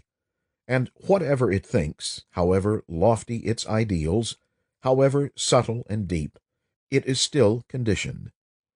I think it is very important to understand that the mind, through time, through experience, through the many thousands of yesterdays, is shaped, conditioned, and that thought is not the way out. Which does not mean that you must be thoughtless. On the contrary, when you are capable of understanding very profoundly, very deeply, extensively, widely, subtly, then only will you fully recognize how petty thinking is, how small thought is. Then there is a breaking down of the wall of that conditioning. So can we not see the fact that all thought is conditioned? Whether it is the thought of the communist, capitalist, Hindu, Buddhist, or the person who is speaking, thinking is conditioned. And obviously the mind is the result of time, the result of the reactions of 1,000 years and of yesterday, of a second ago and 10 years ago. The mind is the result of the period in which you have learnt and suffered, and of all the influences of the past and present. Now, such a mind obviously cannot be free, and yet that is what we are seeking, is it not? Being discontented when young, being dissatisfied with things as they are, with the stupidities of traditional values, we gradually, as we grow older, fall into the old patterns which society has established, and we get lost. It is very difficult to keep the pure discontent, the discontent which says, "This is not enough. There must be something else." We all know that feeling, the feeling of otherness, which we soon translate as God or nirvana, and we read a book about it and get lost. But this feeling of otherness, the search, the inquiry for it, that, I think, is the beginning of the real urge to be free from all these political, religious, and traditional influences, and to break through this wall. Surely there are several kinds of freedom. There is political freedom. There is the freedom which knowledge gives, when you know how to do things, the know-how. The freedom of a wealthy man who can go around the world. The freedom of capacity, to be able to write, to express oneself, to think clearly. Then there is the freedom from something, freedom from oppression, freedom from envy, freedom from tradition, from ambition, and so on. And then there is the freedom which is gained, we hope, at the end of the discipline, at the end of acquiring virtue, at the end of effort, the ultimate freedom we hope to get by certain things. So the freedom that capacity gives, the freedom from something, and the freedom we are supposed to gain at the end of a virtuous life, those are types of freedom we all know. Now, are not those various freedoms merely reactions? When you say, "I want to be free from anger," that is merely a reaction. It is not freedom from anger. And the freedom which you think that you will get at the end of a virtuous life, by struggle, by discipline, that is also a reaction to what has been. There is a sense of freedom which is not from anything, which has no cause, but which is a state of being free. You see, the freedom that we know is always brought about by will, is it not? I will be free. I will learn a technique. I will become a specialist. I will study. And that will give me freedom. So we use will as a means of achieving freedom, do we not? I do not want to be poor, and therefore I exercise my capacity, my will, everything to get rich. Or I am vain, and I exercise will not to be vain. So we think we shall get freedom through the exercise of will. But will does not bring freedom. I will be. I must not be. I am going to struggle to become something. I am going to learn. All these are forms of exercising will. Now, what is this will, and how is it formed? Obviously, through desire. Our many desires, with their frustrations, compulsions, and fulfillments, form, as it were, the threads of a cord, a rope. That is will, is it not? Your many contradictory desires together become a very strong and powerful rope, with which you try to climb to success, to freedom. Now, will desire give freedom? Or is the very desire for freedom the denial of it? Please watch yourselves. Watch your own desires, your own ambition, your own will. And if one has no will, and is merely being driven, that also is a part of will, the will to resist and go with the tide. Through that weight of desire, through that rope, we hope to climb to God, to bliss, or whatever it is. So I am asking you whether your will is a liberating factor, or is freedom something entirely different, which has nothing to do with reaction, which cannot be achieved through capacity, through thought, experience, discipline, or constant conformity. That is what all the books say, do they not? Conform to the pattern, and you will be free in the end. Do all these things, obey, and ultimately there will be freedom. To me, all that is sheer nonsense, because freedom is at the beginning, not at the end, as I will show you. To see something true is possible, is it not? You can see that the sky is blue. Thousands of people have said so. But you can see that it is so for yourself. You can see for yourself, if you are at all sensitive, the movement of a leaf. From the very beginning there is the capacity to perceive that which is true, instinctively, not through any form of compulsion, adjustment, conformity. I am trying to show you that a mind that is sensitive, inquiring, a mind that is really listening, can perceive the truth of something immediately. But truth cannot be applied. If you see the truth, it operates without your conscious effort, of its own accord. Discontent is the beginning of freedom.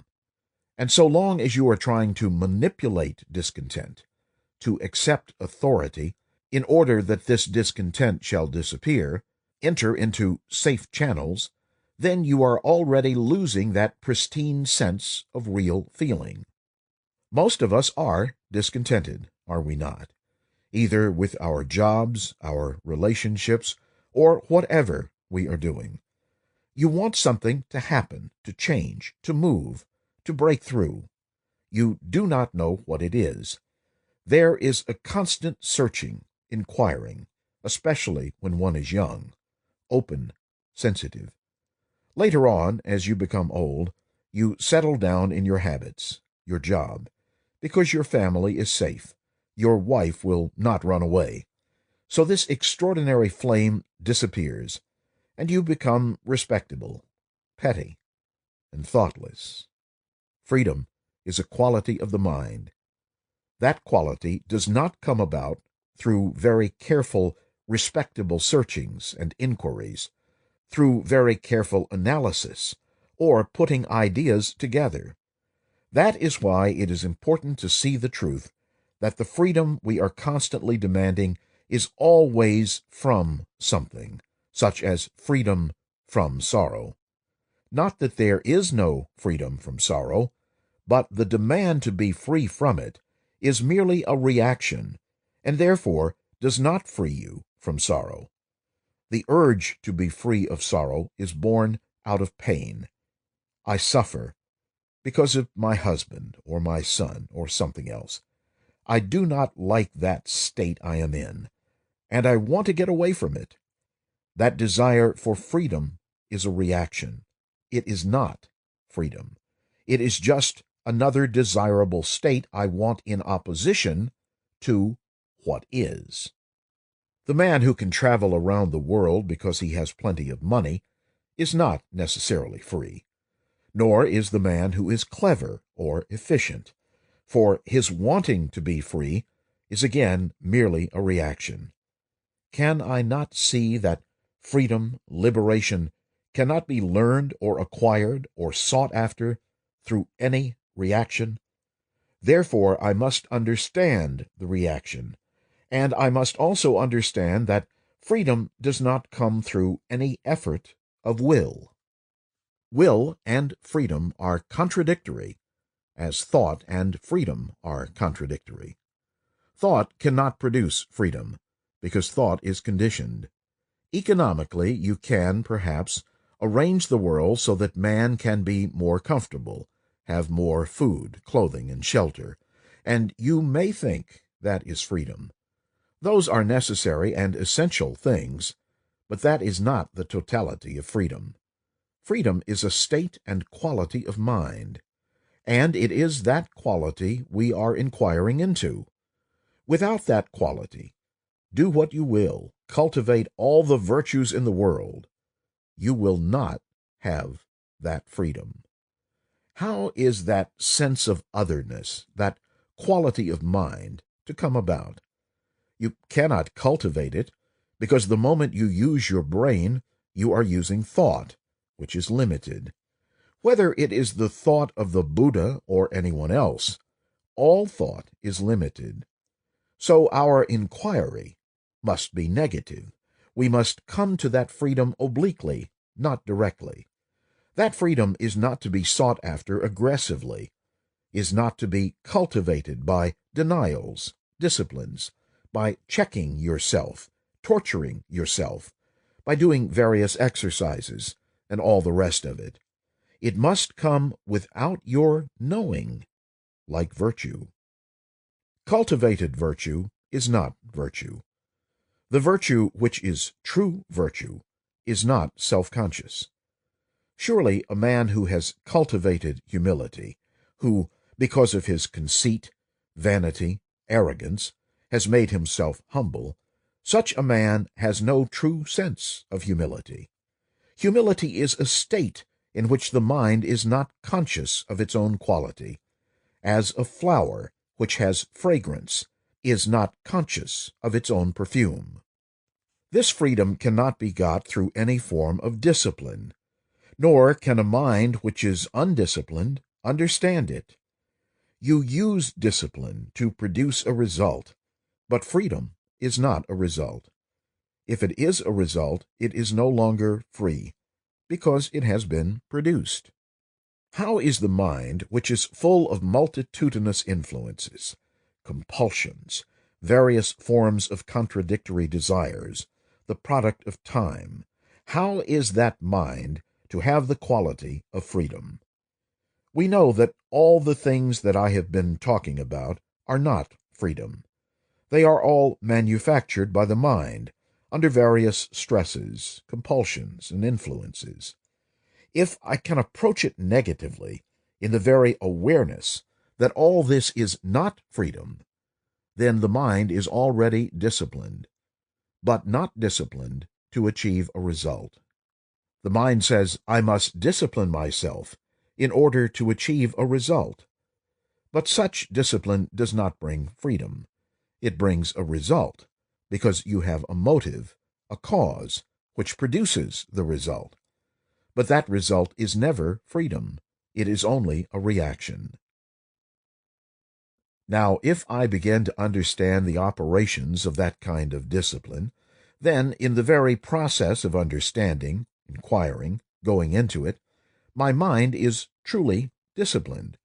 The exercise of will to produce a result is called discipline, whereas the understanding of the whole significance of will, of discipline, and of what we call result, demands a mind that is extraordinarily clear and disciplined, not by the will, but through negative understanding.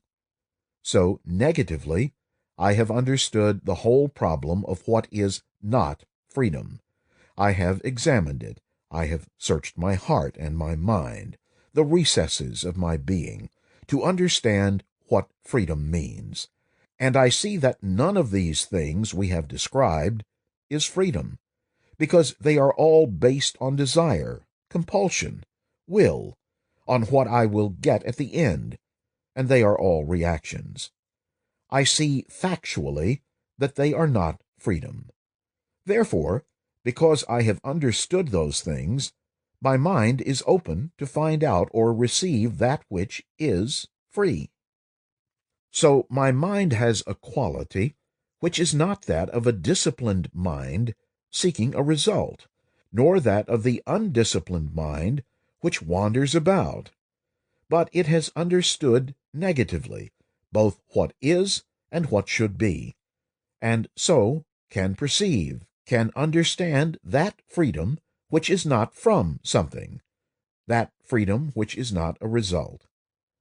The universe cannot enter into the petty mind. The immeasurable cannot come to a mind that knows measurement.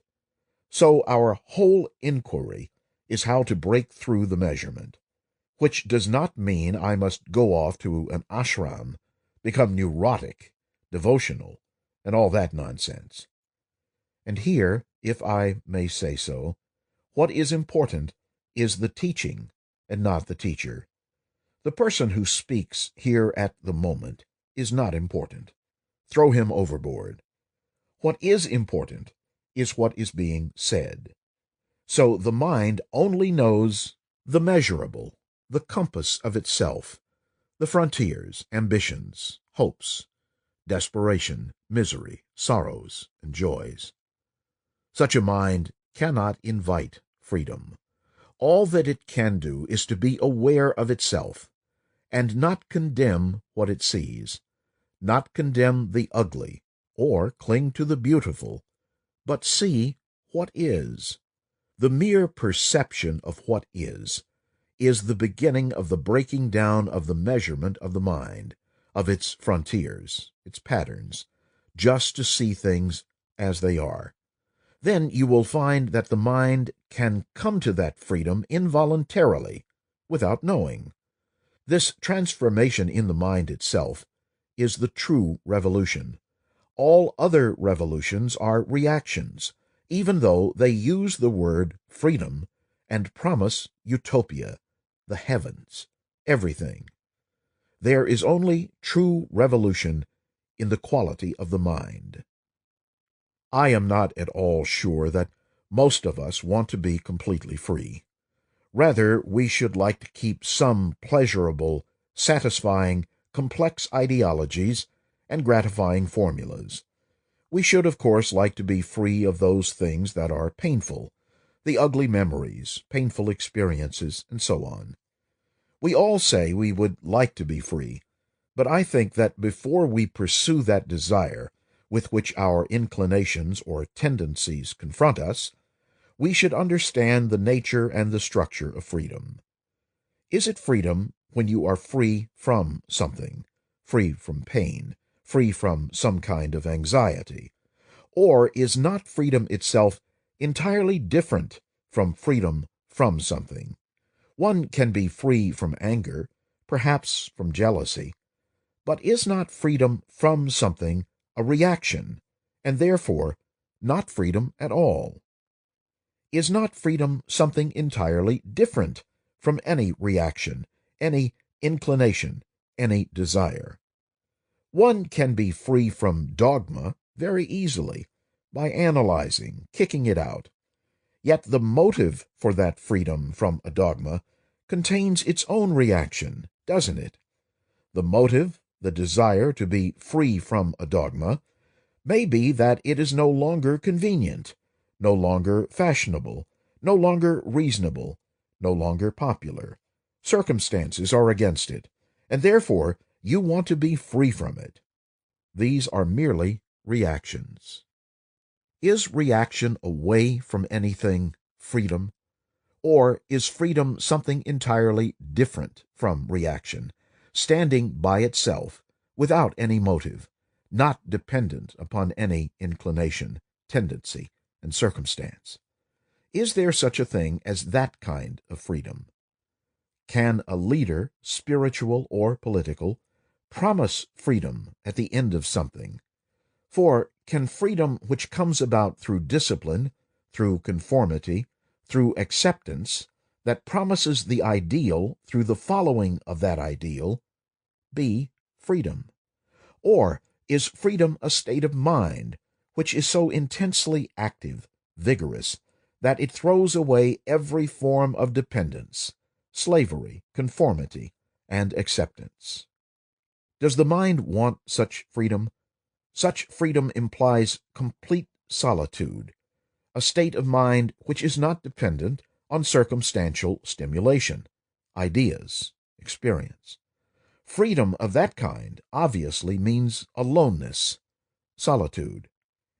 Can the mind brought up in a culture that is so dependent upon environment, on its own tendencies, inclinations, ever find that freedom which is completely alone? It is only in such solitude that there can be relationship with another. In it there is no friction, no dominance, no dependence. Please, you have to understand this. It is not just a verbal conclusion which you accept or deny.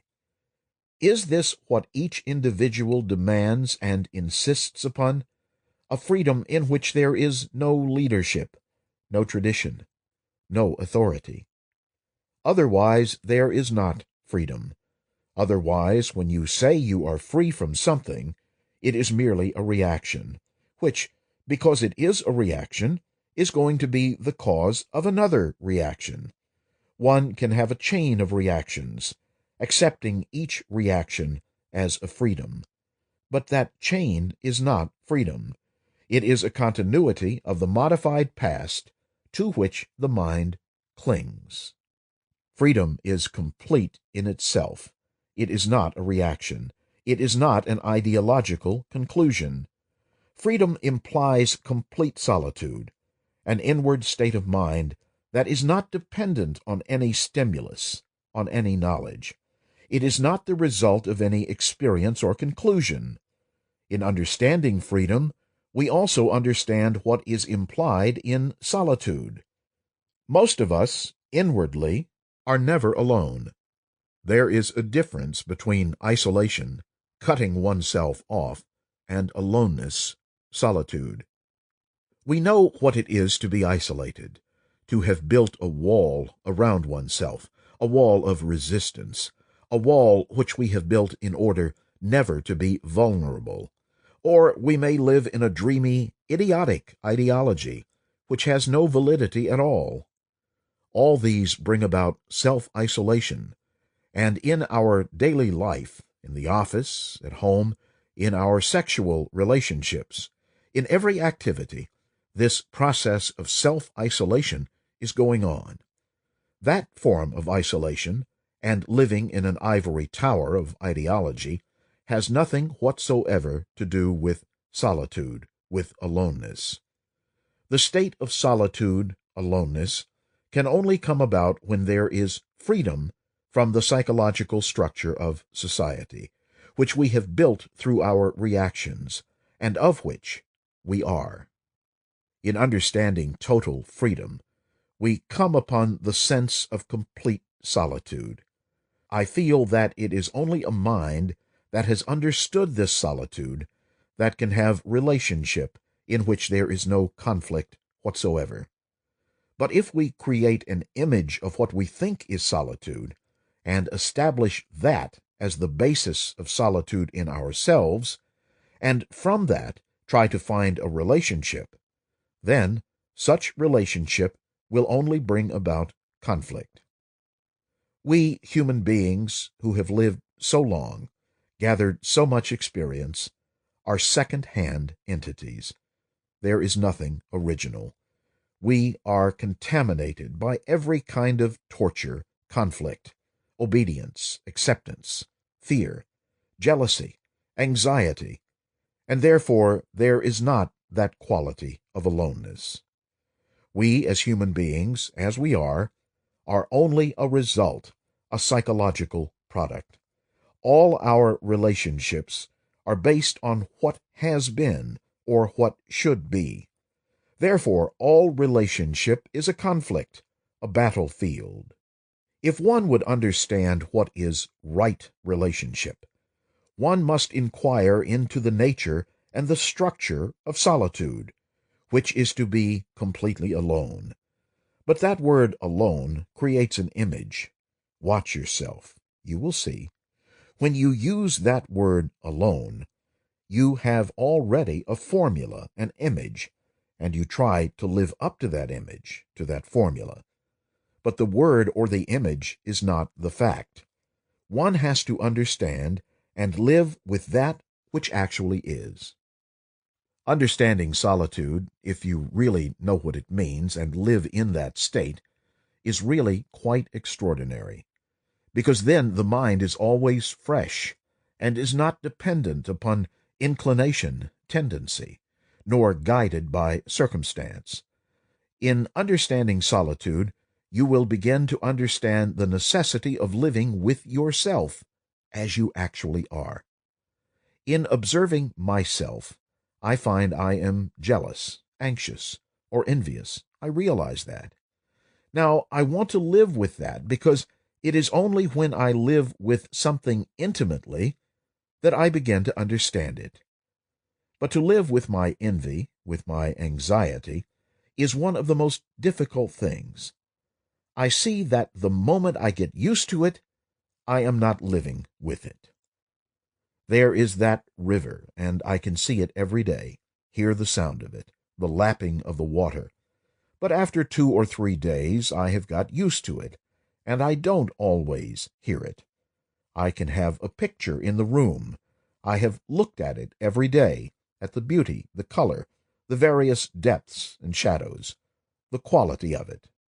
Yet, having looked at it for a week, I have lost it. I have got used to it. And the same happens with the mountains, with the valleys, the rivers, the trees, with the family, with my wife, with my husband. But to live with a living thing, like jealousy, envy, means that I can never accept it. I can never get used to it. I must care for it as I would care for a newly planted tree. I must protect it against the sun, against the storm. In the same way, I have to live with this anxiety and envy. I must care for it, not get used to it, not condemn it. In this way, I begin to love it and to care for it, which is not that I love to be envious or anxious, but rather that I care for the watching. It is like living with a snake in the room. Gradually, I begin to see my immediate relationship to it, and there is no conflict. Can you and I live with what we actually are? Being dull, envious, fearful, thinking that we have tremendous affection when we have not, getting easily hurt, flattered, bored. Can we live with these actualities, neither accepting nor denying, but observing, living with them without becoming morbid, depressed, or elated? Then you will find that one of the major reasons for fear is that we don't want to live with what we are. We have talked first of freedom, then of solitude, and then of being aware of what we are, and also of how what we are is related to the past and has a movement towards the future, of being aware of this and living with it, never getting used to it, never accepting it. If we understand this, not intellectually, but through actually doing it, then we can ask a further question. Is this freedom, this solitude, this actual coming into immediate contact with the whole structure of what is, to be found or to be come upon through time? That is freedom to be achieved through time, through a gradual process? I am not free because I am anxious. I am fearful. I am this. I am that. I am afraid of death. I am afraid of my neighbor. I am afraid of losing my job. I am afraid of my husband turning against me, of all the things that one has built up through life. I am not free. I can be free by getting rid of them one by one, throwing them out. But that is not freedom. Is freedom to be achieved through time? Obviously not. For the moment you introduce time, there is a process. You are enslaving yourself more and more. If I am to be free from violence gradually through the practice of nonviolence, then in the gradual practice I am sowing the seeds of violence all the time. So we are asking a very fundamental question when we ask whether freedom is to be achieved, or rather, whether it comes into being through time. The next question is, can one be conscious of that freedom? If one says, I am free, then one is not free. So freedom, the freedom of which we are talking, is not something resulting from a conscious effort to achieve it. Therefore, it lies beyond all, beyond the field of consciousness, and it is not a matter of time. Time is consciousness. Time is sorrow. Time is fear of thought. When you say, "I have realized that complete freedom," then you certainly know, if you are really honest with yourself, that you are back where you were. It is like a man saying, "I am happy." The moment he says, "I am happy," he is living the memory of that which is gone. Freedom is not of time, and the mind has to look at life, which is a vast movement, without the bondage of time. Freedom demands space. There cannot be inward freedom if there is no inward space. The word space is different from the fact, so may I suggest that you don't seize upon that word and get caught in trying to analyze or define it. Now, can we put to ourselves the question, what is space? And remain there, not trying to define the word, not trying to feel our way into it, or to inquire into it, but rather to see what it means non-verbally. Freedom and space go together. To most of us, space is the emptiness around an object, around a chair, around a building, around a person, or around the contours of the mind. Most of us know space only because of the object. There is an object, and around it there is what we call space. There is this tent. The talk is taking place in a large tent. And within and around it there is space. There is space around that tree, around that mountain. We know space only within the four walls of a building, or outside the building, or around some object. Similarly, we know space inwardly only from the center which looks out at it. There is a center, the image. If I may go back to that word, and again, the word image is not the fact, and around this center there is space. So we know space only because of the object within that space. Now, is there space without the object, without the center from which you, as a human being, are looking? Space, as we know it, has to do with design, structure.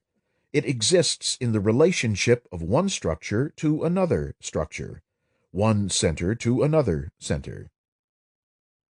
Now, if space exists only because of the object, or because the mind has a center from which it is looking out, then that space is limited, and therefore, in that space, there is no freedom. To be free in a prison is not freedom.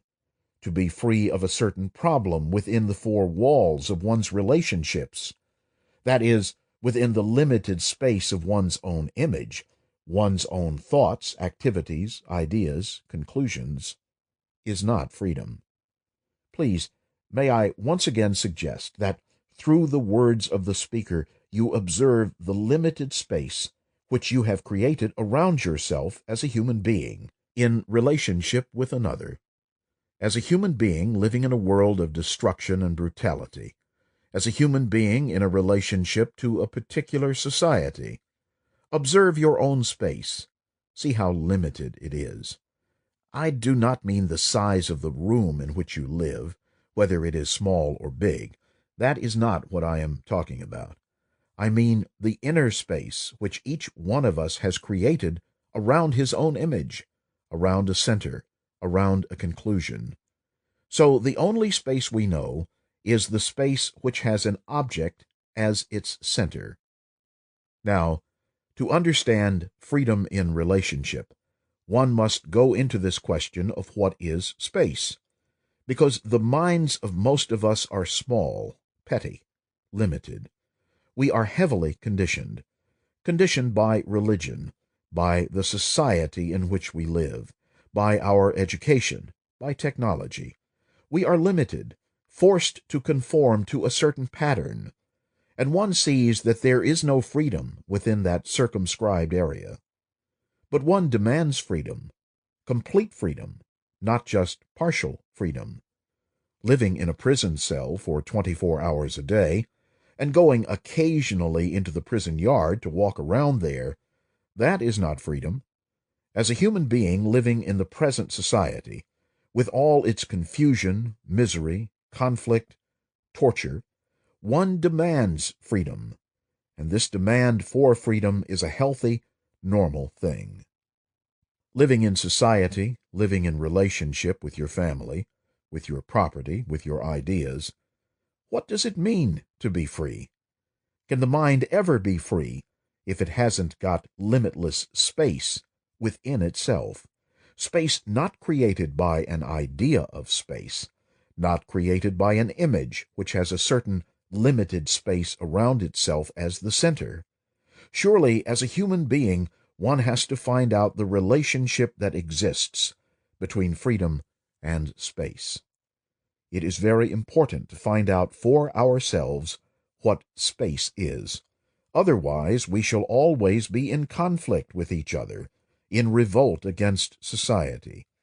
Merely to give up smoking, or to become a beatnik, or God knows what else, has no meaning, because those are all just forms of revolt within the prison. Now, we are trying to find out if there is such a thing as freedom which is not a revolt, freedom which is not an ideational creation of the mind, but a fact. And to find that out, one must inquire profoundly into the question of space. A petty little bourgeois middle-class mind, or an aristocratic mind, which is also petty, may think it is free, but it is not free, because it is living within the limits of its own space, the confining space created by the image in which it functions. You cannot have order without freedom, and you cannot have freedom without space. Space, freedom, and order, the three go together. They are not separate. Order is virtue, and virtue or goodness cannot flower in any society which is always in contradiction with itself. Outside influences, economic adjustment, social reform, technological progress, going to Mars, and all the rest of it, cannot possibly produce order. What produces order is inquiry into freedom, not intellectual inquiry, but doing the actual work of breaking down our conditioning, our limiting prejudices, our narrow ideas, breaking down the whole psychological structure of society, of which we are part. Unless you break through all that, there is no freedom, and therefore there is no order. It is like a small mind trying to understand the immensity of the world, of life, of beauty. It cannot. It can imagine, it can write poems about it, paint pictures, but the reality is different from the word, different from the image, the symbol, the picture. Order can come about only through the awareness of disorder. You cannot create order. Please do see this fact. You can only be aware of disorder, outwardly as well as inwardly. A disordered mind cannot create order because it doesn't know what it means. It can only react to what it thinks is disorder by creating a pattern, which it calls order, and then conforming to that pattern. But if the mind is conscious of the disorder in which it lives, which is being aware of the negative, not projecting the so-called positive, then order becomes something extraordinarily creative, moving, living. Order is not a pattern which you follow day after day. To follow a pattern which you have established, to practice it day after day, is disorder. The disorder of effort, of conflict, of greed, of envy, of ambition, the disorder of all the petty little human beings who have created and been conditioned by the present society. Now, can one become aware of disorder, aware of it without choosing, without saying, this is disorder, and that is order? Can one be choicelessly aware of disorder? This demands extraordinary intelligence, sensitivity. And in that choiceless awareness, there is also a discipline which is not mere conformity. When one examines the whole structure and meaning of discipline, whether it is imposed discipline or self-discipline, one sees that it is a form of outward or inward conformity or adjustment to a pattern, to a memory, to an experience. And we revolt against that discipline. Every human mind revolts against the stupid kind of conformity, whether established by dictators, priests, saints, gods, or whatever they are. And yet one sees that there must be some kind of discipline in life, a discipline which is not mere conformity, which is not adjustment to a pattern, which is not based on fear, and all the rest of it. Because if there is no discipline at all, one can't live. One has to find out if there is a discipline which is not conformity, because conformity destroys freedom. It never brings freedom into being. Look at the organized religions throughout the world, the political parties. It is obvious that conformity destroys freedom, and we don't have to labor the point. Either you see it or you don't see it. It is up to you. The discipline of conformity, which is created by the fear of society and is part of the psychological structure of society, is immoral and disorderly, and we are caught in it. Now, can the mind find out if there is a certain movement of discipline which is not a process of controlling, shaping, conforming?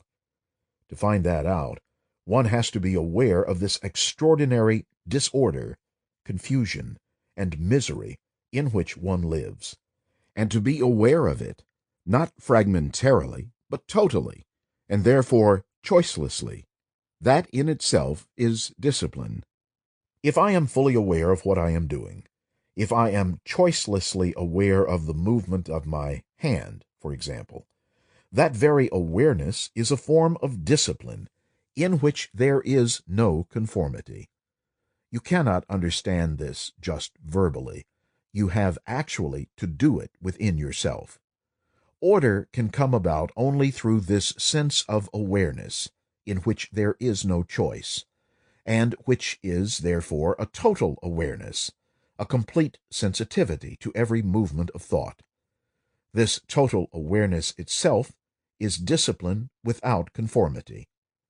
Therefore, out of this total awareness of disorder, there is order. The mind hasn't produced order. To have order, which is the flowering of goodness and of beauty, there must be freedom, and there is no freedom if you have no space. So the mind has to discover by hard work, and not just by listening to some words, that there is in fact space without a center. When once that has been found, there is freedom, there is order, and then goodness and beauty flower in the human mind. Discipline, order, freedom, and space cannot exist without the understanding of time. It is very interesting to inquire into the nature of time. Time by the watch, time as yesterday, today, and tomorrow, the time in which you work, and the time in which you sleep. But there is also time which is not by the watch, and that is much more difficult to understand. We look to time as a means of bringing about order. We say, "Give us a few more years and we will be good," or "We will create a new generation, a marvelous world." Or we talk about creating a different type of human being, one who will be totally communist, totally this or totally that. So we look to time as a means of bringing about order. But if one observes, one sees that time only breeds disorder. There must be a gap between the old and something new that may come into being. There must be a gap, and that gap takes place when you see the whole significance of the old, that the old cannot possibly give birth to the new. We all want the new because we are fed up with the old, bored. We know what the old is, and wanting the new, we don't know how to break the chain. There are gurus, teachers, and all the absurd people who say, "I'll teach you how to break the chain." And their breaking the chain is still within the pattern of thought. They say, "Do this, don't do that, follow this, think that," but they are still caught within the system of thought. To have an insight into that doesn't require time. You see instantly how absurd this whole religious structure is, all the organization around it, the Pope, the bishops, you follow? The absurdity of all that. Grown-up people playing with childish things. If you have an insight into that, it is finished. Then you ask, how am I to have an insight? Which means you haven't actually listened. You are still holding on to your old skirts of the churches, beliefs, and ideologies. And you say, I can't let go because I am afraid. What will my neighbor think? I will lose my job. So you don't want to listen. So that is the problem. Not how to acquire perception, not how to come by insight, but rather that you don't listen to the danger of the whole thing which thought has built. And to have the insight, you have to listen. You have to let go and listen. Now, to be free of attachment doesn't mean its opposite, detachment. When we are attached, we know the pain of attachment, the anxiety of it, and we say, for God's sake, I must detach myself from all this horror. So the battle of detachment begins, the conflict. Whereas if you observe, are aware of the fact and the word attachment, and freedom from that word, which is the feeling, then observe that feeling without any judgment. Observe it. Then you will see out of that total observation there is quite a different movement taking place, which is neither attachment or detachment. Can you be free of this attachment so that there is a responsibility which is not a duty? Then what is love when there is no attachment? Look, if you are attached to a nationality, you worship the isolation of nationality, which is a form of glorified tribalism. You are attached to it. What does that do? It breaks up, doesn't it? I am attached to my nationality as a Hindu, tremendously, and you are attached to Germany, France, Italy, England. We are separate, and the wars and all the complexity of all that goes on. Now, if there is no attachment, and you have no attachment, what takes place? Is that love? So attachment separates. I am attached to my belief, and you are attached to your belief. Therefore, there is separation. Just see the consequences of it, the implications of it. So, where there is attachment, there is separation, and therefore there is conflict. Where there is conflict, there cannot possibly be love. And what is the relationship of a man and a woman? What is his relationship to another when there is freedom from attachment, all the implications of it? Is that the beginning? I am just using the word beginning. Don't jump on it. Is that the beginning of compassion? You understand? When there is no nationality, and there is no attachment to any belief whatsoever, to any conclusion, to any ideal, then a human being is a free human being, and his relationship with another is out of freedom, isn't it? Out of love, out of compassion. It is absolutely necessary to be free to observe, free from one's prejudices, free from one's longing, free from one's fears. All that which we have talked about endlessly. Can the mind be completely without movement? Because if there is movement, there is distortion. So can the mind be completely still?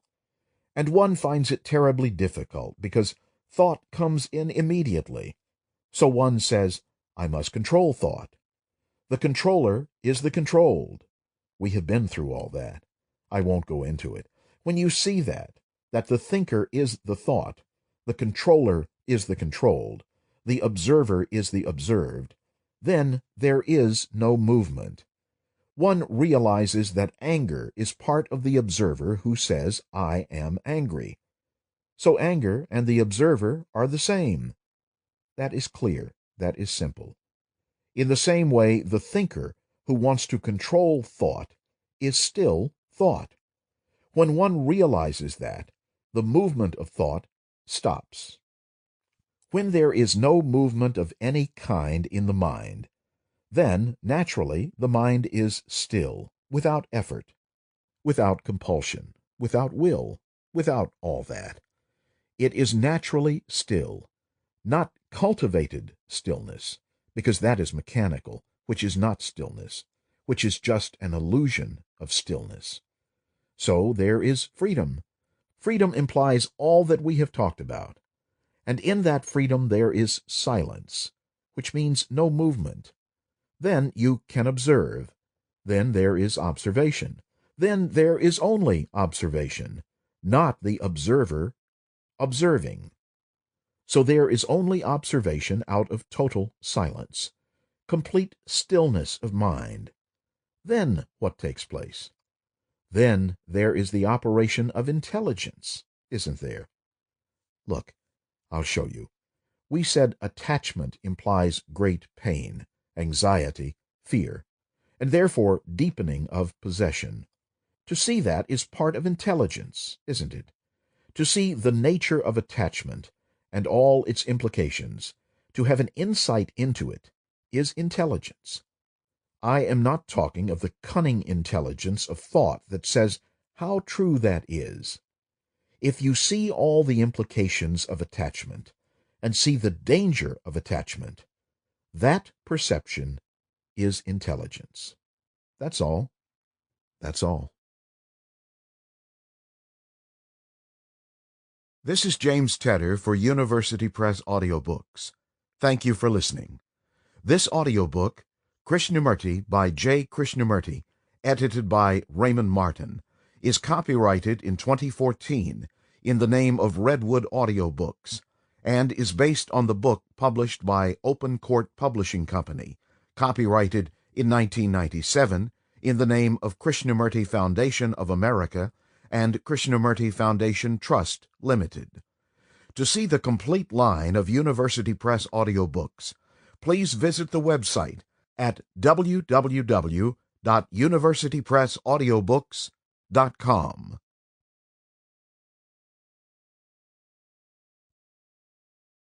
Audible hopes you have enjoyed this program.